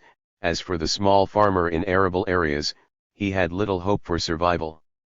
187 The reasons for this are not far to seek. In the first place, in grain production there were significant economies of scale to be had in the use of basic infrastructure and of farm animals and implements, as well as in the application of labor. Second, especially with the requirements for large sheepfolds, a great deal of capital was required. Third, the cost of perhaps the most potent innovation applicable to the traditional sheep and corn area, the floating of the water meadows, was beyond the reach of the small farmers. 188 Similarly, where lands were turned from arable to the revolutionary system of up and down husbandry, which allowed for the interdependent growth of both animal and arable output, it was nearly always capitalist farmers who were responsible. As Carriage puts it, making an up and down farm was not a thing anyone could do. It took boldness, patience, and plenty of capital.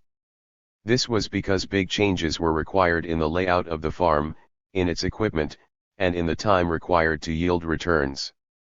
Not surprisingly, therefore, in those areas where farmers adopted up and down husbandry during the early modern period, and they did so especially from the later part of the 16th century in the Midland Plain, the Vales and the northeast lowlands, these developments were accompanied by the massive decline of small producers. 189 It appears that small farmers were also at a disadvantage in cattle rearing. The graziers, it seems, tended to be big capitalists who had plenty of investment funds and could afford to wait. This was, at any rate, the case on those lands which were turned over to permanent grass from permanent arable, a specialization carried out to bring the husbandry into closer accord with the suitability of the soil. In these areas a great deal of capital was applied for enclosure and restructuring of the farms. 190 On the other hand, small men could and did survive in particular fields where they could be as efficient as large, above all in dairying, but also in market gardening near the towns. The small farmers maintained a strong hold in the pastoral regions, where they carried on a multiplicity of small commercial agricultural, for example, hemp, flax, and industrial activities. Even so, the restricted range of agricultural possibilities open to these highly commercialized small farmers must be emphasized. In turn, they owed their very existence to the increases in productivity of the grain-producing areas, which allowed those areas to export their growing food surpluses and to supply the increasing import needs of the pastoral/commercial areas.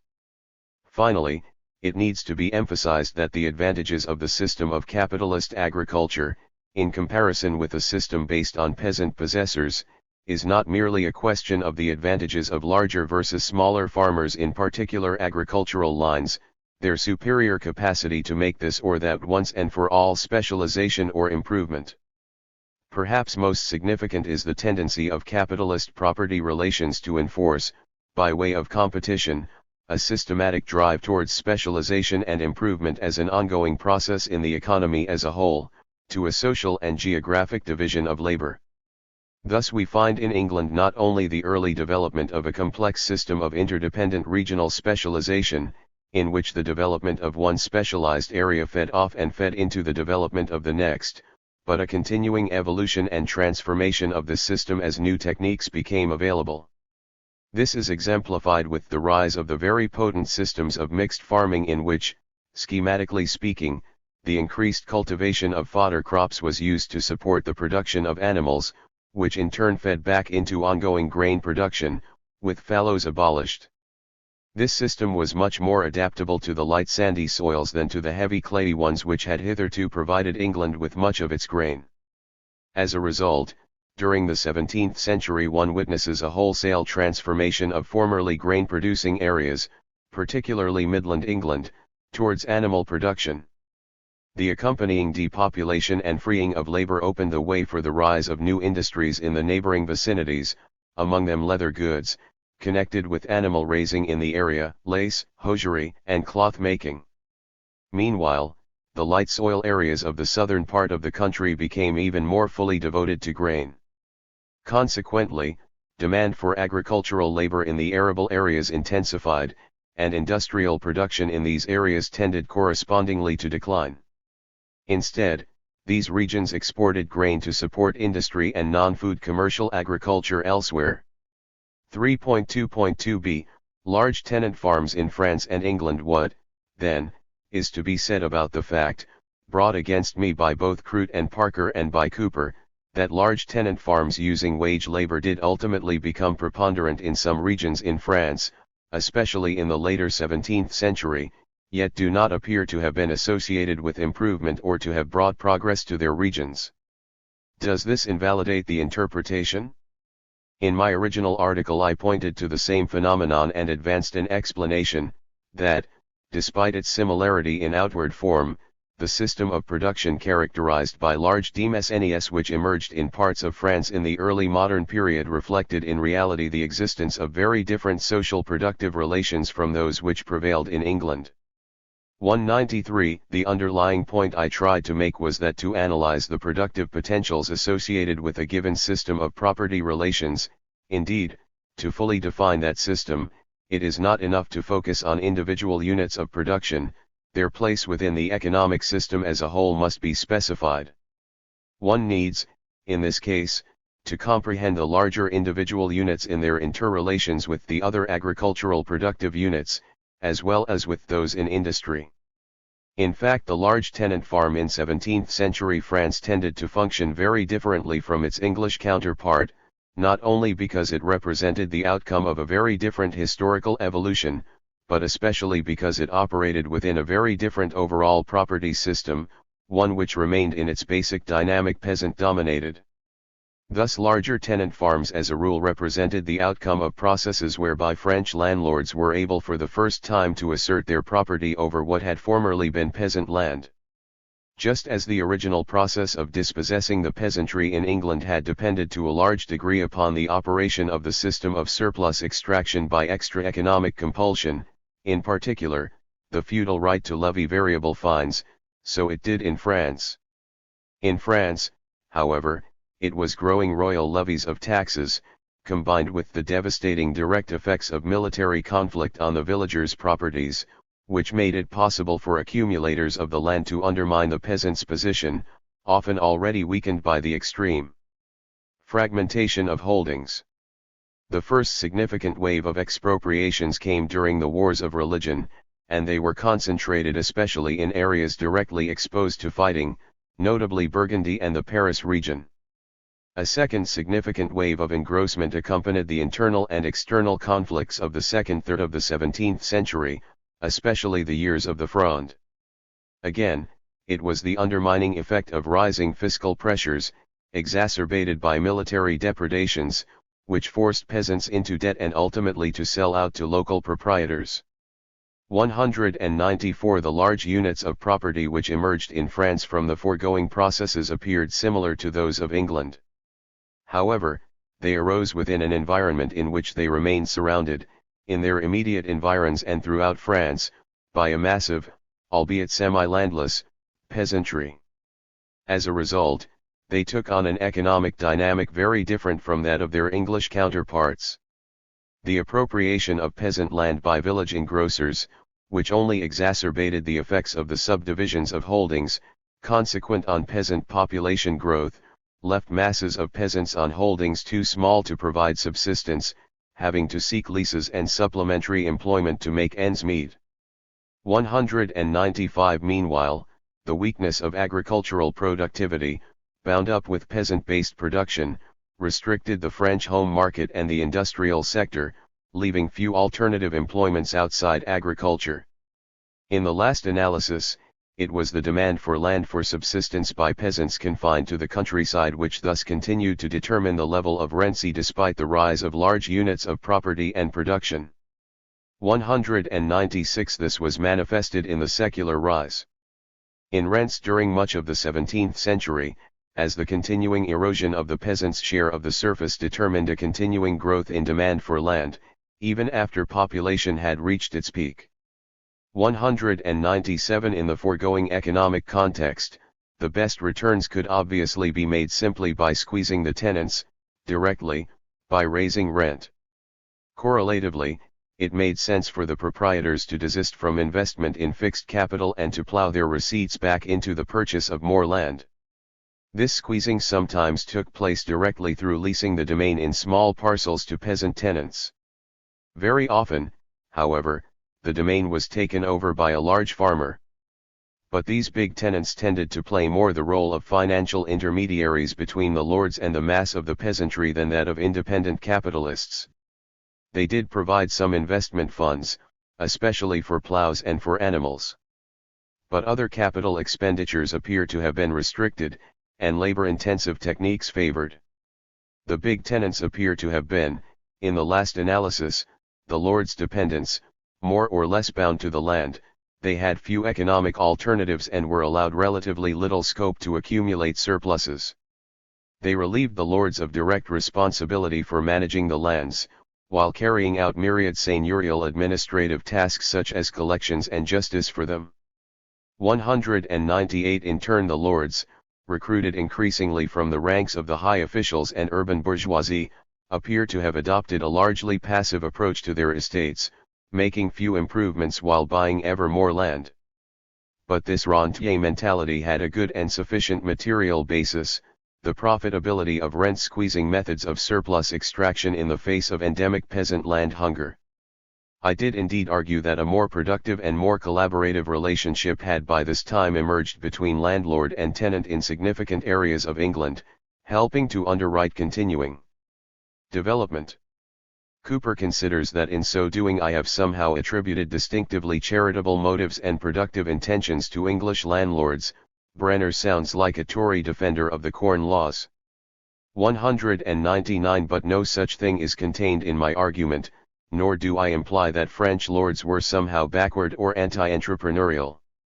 My point is simply that the different social productive conditions which had come to prevail in England and France by the later 17th century made for different strategies to best protect and improve landlord incomes. In England, especially in the grain-growing regions, capitalist farmers controlled a highly capital-intensive husbandry, and the numbers of land-holding peasants had declined drastically. In this situation, landlord incomes depended upon the tenant's ability to farm effectively on the basis of capital investment. Capitalist profits were, in short, a condition for landlord rents. To the degree that landlords attempted to squeeze tenants, preventing them from making a reasonable profit on their investment, the latter might cease to invest, and ultimately give up their leases, moving to another farm or perhaps even another field of production. On the other hand, there existed no mass of semi-proletarianized peasantry on the land, let alone one which could afford to pay a rent equivalent to that paid by the capitalist tenants.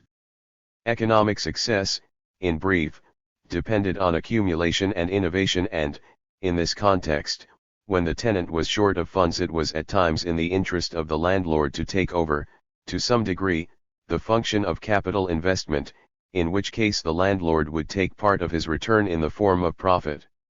Thus the sort of landlord-slash-tenant symbiosis to which I referred had a good economic rationale and tended to condition a dynamic agricultural development. Cooper is in the end obliged to acknowledge that its existence has been verified again and again for the later 17th and 18th centuries. 200 The qualitative difference between the anatomically similar English and French large farms is strikingly evidenced in their manifestly different functioning in the period of low grain prices of the later 17th century. Excellent profits could still be made in English agriculture in this period, provided that the appropriate steps were taken to make farms more efficient. On lands suitable for grain this meant an intensification and expansion of the advanced forms of sheep and corn husbandry, the greater use of fodder crops, enclosure, the build-up of larger farms. On formerly arable lands appropriate to pasture, good returns were possible by conversion to permanent grass, or to up and down husbandry, usually requiring enclosure and the construction of essentially new farm operations. The build-up of productive units, the input of capital and the acceleration of innovation were what was required in both cases. That this was, indeed, what took place provides convincing evidence for the grip of capitalist production relations on English agriculture in this period, as well as the superiority of these relations. 201 The response of French proprietors to the low food prices of the period from the 1660s onwards was in marked contrast to that of their English counterparts, as Cooper himself points out. 202 In the face of a declining market for agricultural products, a market which indicated that rents should be lowered to correspond to lowered prices, they insisted on raising them. As a result, a great number of their tenants, including their larger tenants, were caught in a squeeze between high rents and low prices, were pushed into debt and ultimately were forced to yield up their farms to their lord, as well as much of their accumulated property, including farm implements and even household furnishings. 203 This did not, however, indicate that French landlords were more or less rational, more or less charitable than their English counterparts, they simply faced a different situation. When the bad times came after 1660, it made sense for French lords to shift the burden to their tenants, because they could get away with it and still profit handsomely. Rents appear to have been kept up by the demand from semi-landless peasants, who were apparently willing to intensify their labor to be better able to pay more to the lords. The big tenants appear to have been unable to avoid continuing to pay these high rents because they had nowhere else to go. They ended up, in many cases, handing over to the lords every last bit of their accumulated capital in order to hold on to their leases, before finally going under. Jacquard thus refers to the lamination of farmers and rural merchants in this period. 204 Of course in the end, market forces were bound to assert themselves. But they did so only in the long term. In many cases, landlords were able to maintain high rents in the face of low prices for a generation. But while rents were thus kept up in the north of France until 1700, 205 the French agricultural base continued to be eroded.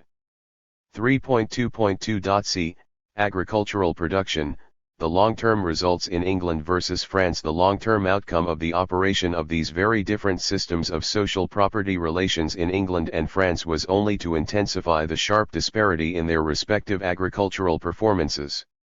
This conclusion has been disputed by a revisionist school, apparently supported, although inconsistently, by Cooper, which has sought to deny what was for long an accepted orthodoxy. Thus Cooper implies that it was the greater exposure to the devastations of warfare which explains any weakness of French agriculture relative to English agriculture in the 16th and 17th centuries. 206 other historians have argued in turn that especially from the early 18th century, with the end of the worst excesses of absolutism, French agriculture experienced an impressive growth which compared quite favorably with that of England. 207 The revisionist case depends, however, on the findings of J.C. Tautain, contained in a large-scale macro study of French national income. Tautain's data have been largely discredited. 208 Certainly. They are accepted by few students of French agricultural history of the 18th century. On the basis of their studies of tithe returns, as well as less direct evidence, almost all have concluded that agriculture stagnated at least until 1750. The evidence for England is less direct than that for France, but the results are fairly clear. English population was about 2.2 million in 1450, it exceeded 5 million by 1700. At the same level of population in the 14th century there had been chronic famine and crisis. By 1700 subsistence crisis had already been, for a long time, a thing of the past. The last even relatively severe one had occurred in 1597, but even this was not serious by continental standards. Meanwhile, by 1700, perhaps up to half the population was in non-agricultural pursuits, having to be supported by agricultural producers. At the same time, England had become one of Europe's largest grain exporters. 210 What about the 18th century? For this period approximations of English and French agricultural growth have been based largely on an assumed constant per capita consumption of grain. On this assumption, population growth can provide, in gross terms, a good indicator of the rate of growth of the food supply. As Cooper explains, the case of the revisionists that English agricultural growth in the first part of the 18th century was not relatively greater than the French is based on outmoded demographic data, the Brownlee-Rickman estimates. More recent figures supplied by the Cambridge Group, on the basis of data from parish registers, show that, while food prices were relatively stable, English population was growing much faster than earlier estimates indicated. This suggests a much more rapid growth in agricultural output for the later 17th and early 18th centuries than had previously been thought.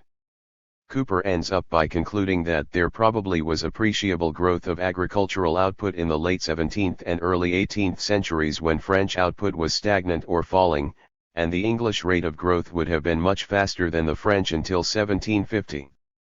By 1760, he says, the differences between English and French agriculture were certainly much greater than in 1560, even if the comparison is restricted to the predominantly arable regions of open-field France.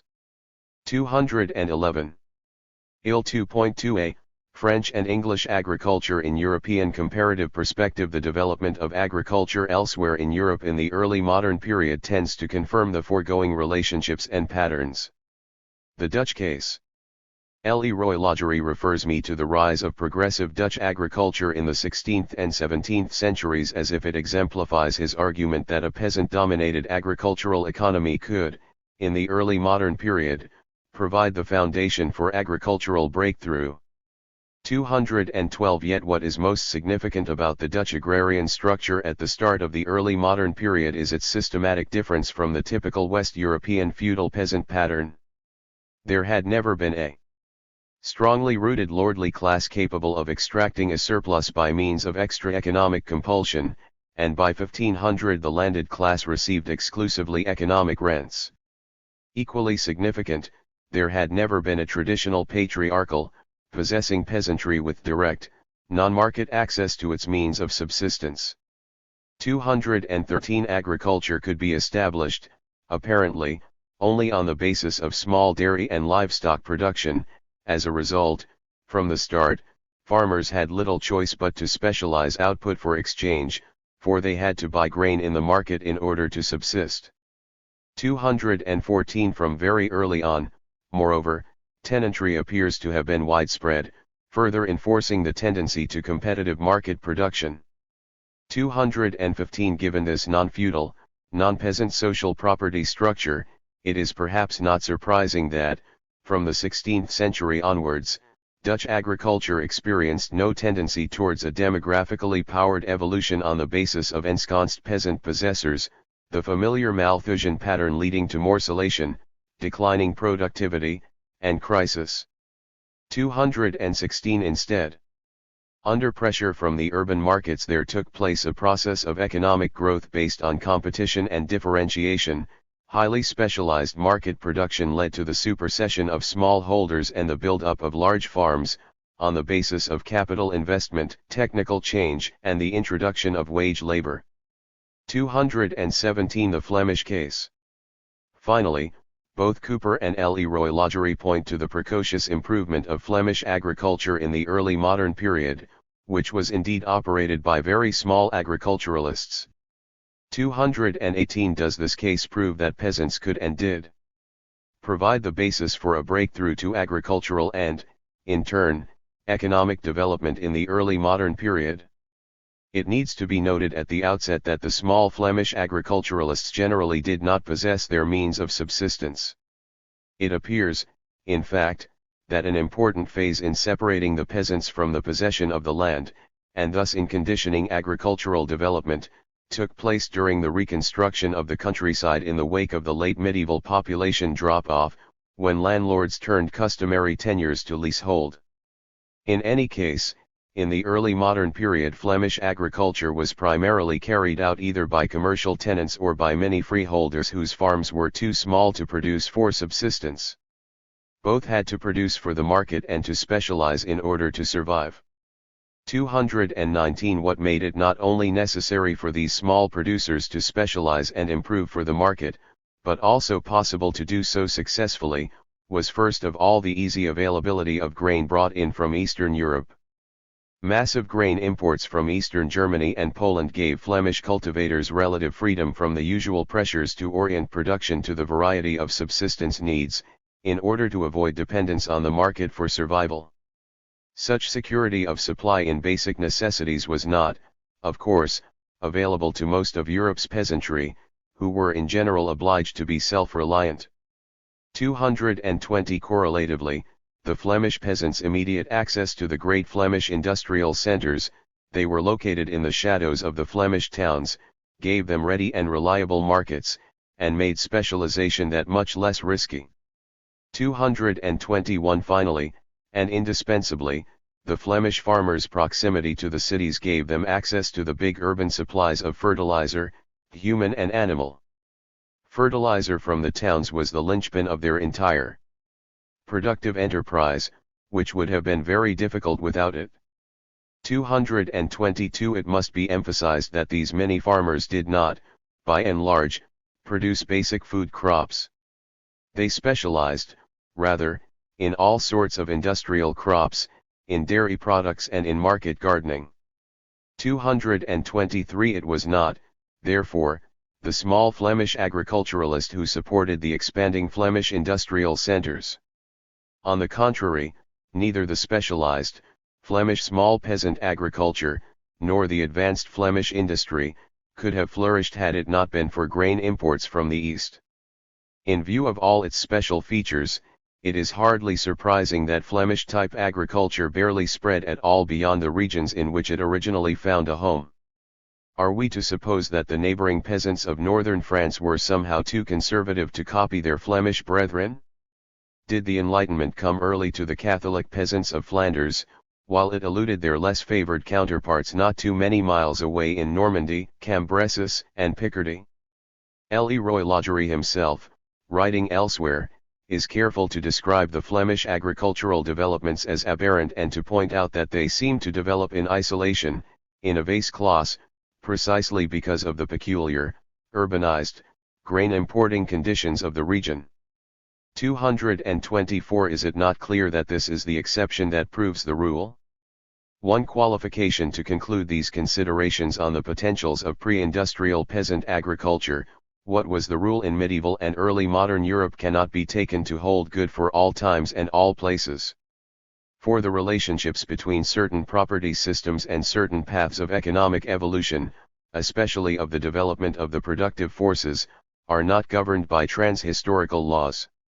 In particular, once breakthroughs to ongoing capitalist economic development took place in various regions, these irrevocably transformed the conditions and character of the analogous processes which were to occur subsequently elsewhere. Over time, and especially in the course of the 19th century, the significance for economic advance of agriculture based on small owner-operators was altered. The incentives for production for the market grew, the pressures to orient production to subsistence declined, and the technological potential of the small family farm was expanded.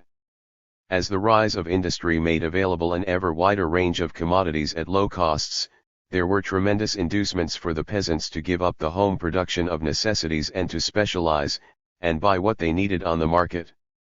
With ever-expanding world supplies in basic food and improved transportation to make these accessible, there was decreasing risk in specialization. Finally, with the development of artificial fertilizers and the growth of biological knowledge towards the end of the 19th century, the small family farm obtained positive advantages in certain types of production. Especially in the new forms of animal, combined with fodder crop, production, polyculture élevage, the best techniques were as applicable to small as to large farms and required little capital. Moreover, the small family farmer could apply a quality and care in labor necessary for animal production which was usually unattainable on capitalist farms using wage labor. 225 These developments naturally made much more likely a smooth transition from peasant to essentially capitalist farming, without the need for extra economic processes to separate the direct producer from the means of subsistence, the continuity of the family farm. Conclusion: industry, agriculture and economic development. It was the growth of agricultural productivity, rooted in the transformation of agrarian class or property relations, which allowed the English economy to embark upon a path of development already closed to its continental neighbors. This path was distinguished by continuing industrialization and overall economic growth through the period when general crisis gripped the other European economies, and into the epoch of the Industrial Revolution. Now, quite possibly, the spectacular rise of English cloth production for export from the later 15th century, powerfully supplemented by population growth a bit later, was what set off the overall process of English economic development in the early modern period. It may well have provided the initial pressure of demand which set in motion the highly responsive agricultural productive system. Nevertheless, it is critical to emphasize that the English cloth export industry, like its continental counterparts, was characterized by its continuity with and similarity to the great medieval cloth industries of Flanders and northern Italy. It responded to the same feudal dynamics, was subject to the same feudally based limitations, and could not therefore provide the foundations for continuing growth. It grew up on the basis of its ability to capture a large segment of a growing European demand for essentially luxury products, rooted in growing upper and middle class incomes, based finally on the growth phase of the European economy extending from the later 15th century. But like its predecessors of the medieval period, the growth of the English cloth industry for export was strictly limited by the restricted size of the European market, ultimately bounded by the system's inability to transform agricultural production. Thus the English cloth export industry, like all of its continental counterparts, inevitably began to falter as population and production on the continent reached a ceiling and began to descend into crisis in the later 16th and 17th centuries. The intensified competition experienced not only by the English cloth export industry, but by all of the major continental cloth export industries, was an indication that the market had reached a point of saturation. Beyond that point, there might be some redistribution of market shares among the national cloth export industries, but industry as a whole could not grow significantly. 226 Henceforth, every continental region sank, sooner or later, into the interrelated agricultural and industrial crisis of the 17th century.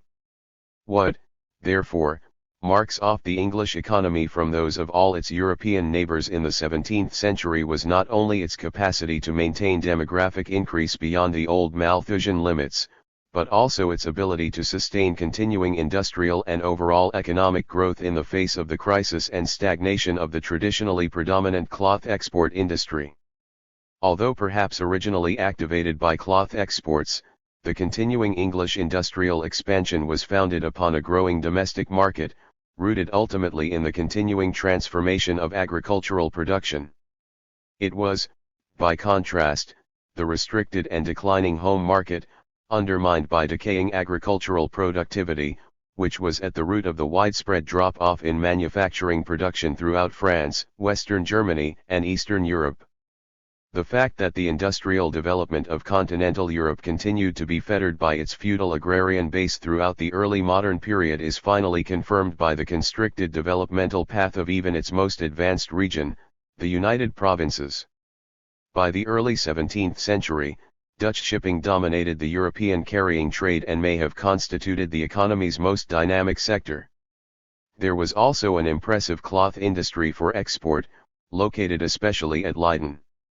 Furthermore, important paper, brewing, bleaching, baking, and brick and tile making industries, at least partly for export, grew up in this period. Meanwhile, a vital agricultural sector developed rapidly by carrying specialization by region, and especially in relationship to the European economy, to an extremely high pitch. The problem was, however, that all of these developments were spurred by and dependent upon the general growth of the European economy during the 16th and into the 17th century. The industrial and agricultural sectors were heavily dependent upon grain imports from Eastern Europe for their existence. Even more significant, both shipping and cloth, as well as a number of other leading Dutch industries, were dependent upon overseas export markets, and thus overseas production. This was eventually true also of Dutch agriculture. In sum, Dutch production hardly constituted an economy in its own right, it grew up as an integral part of the overall European economy and naturally shared its fate. It was predictable, then, that as the European economy as a whole moved into stagnation and crisis at various points in the 17th century, the Dutch economy would be profoundly affected. The carrying trade was perhaps most sensitive to the general European crisis, stagnating after 1650. Cloth, too, could not help but be hurt, the output of Leiden falling by one-third between 1650 and 1700. Because it was so deeply rooted in the European economy, the Dutch economy could not turn back in upon itself when the crisis came. The Dutch had simply built too great an edifice on shaky foundations. The region's advanced economic organization had allowed it to dominate the growing markets of Europe's economy in phase A. But when these markets inevitably reached their limit, the Dutch economy was bound to fall back. Enmeshed in what remained an essentially feudal circuit of production, the Dutch economy was slowly strangled, as that circuit gradually constricted with the onset of phase B. 227. By contrast, the English economy of the early modern period witnessed the gradual construction of mutually interdependent, mutually self-developing agricultural and industrial sectors at home. That English production had already begun to orient towards a developing home market by the second quarter of the 17th century appears to be evidenced in the relatively small degree to which the dramatic crisis of the traditional cloth export trade in this period disrupted the economy as a whole. The economic crisis was largely confined to the areas directly involved in cloth production for export, and was manifested in high levels of unemployment in these areas. 228. But at the very same time, 1615-40, there was a significant growth of all sorts of import trades, not only luxury goods for the upper classes but a wide range of consumer goods, such as fruits from Spain, currants from the Levant, spices from the Indies, tobacco from America. 229. This seems to indicate the existence of a substantial middle class, even lower class, market at home. The appearance of an actual glut in grain production in these years, with accompanying lower prices, seems to have eased the effects of the cloth crisis and provided the basis for continuing growth. 230 The continuing dynamism of the English economy in the second half of the 17th century bore witness to the transformation which had occurred. During this period, as Thirsk explains, there was a rapid growth of a whole range of industries which had their beginnings in the Tudor period, including stocking knitting, lace making, linen weaving and so forth, as well as a host of other consumer industries, knives, edge tools, hats, pots and the like. 231 It is difficult to assign quantitative weight to these developments. Nevertheless, the macroeconomic trends seem to confirm the impression that there was a significantly growing home market for industrial goods. Demographic growth continued through the end of the 17th century and into the 18th, and population continued to shift from agriculture into industry and from the rural towards the urban areas, as there was a big growth not only of London, but also of Liverpool, Manchester, and Birmingham. Even so, grain prices ceased to rise. This allowed real wages to increase, a new golden age for working people. With agriculture providing growing discretionary incomes and increasing purchasing power not only to the middle but to the lower classes, the home market continued to grow. Industry fed on agriculture and stimulated in turn further agricultural improvement, an upward spiral that extended into the Industrial Revolution. 232.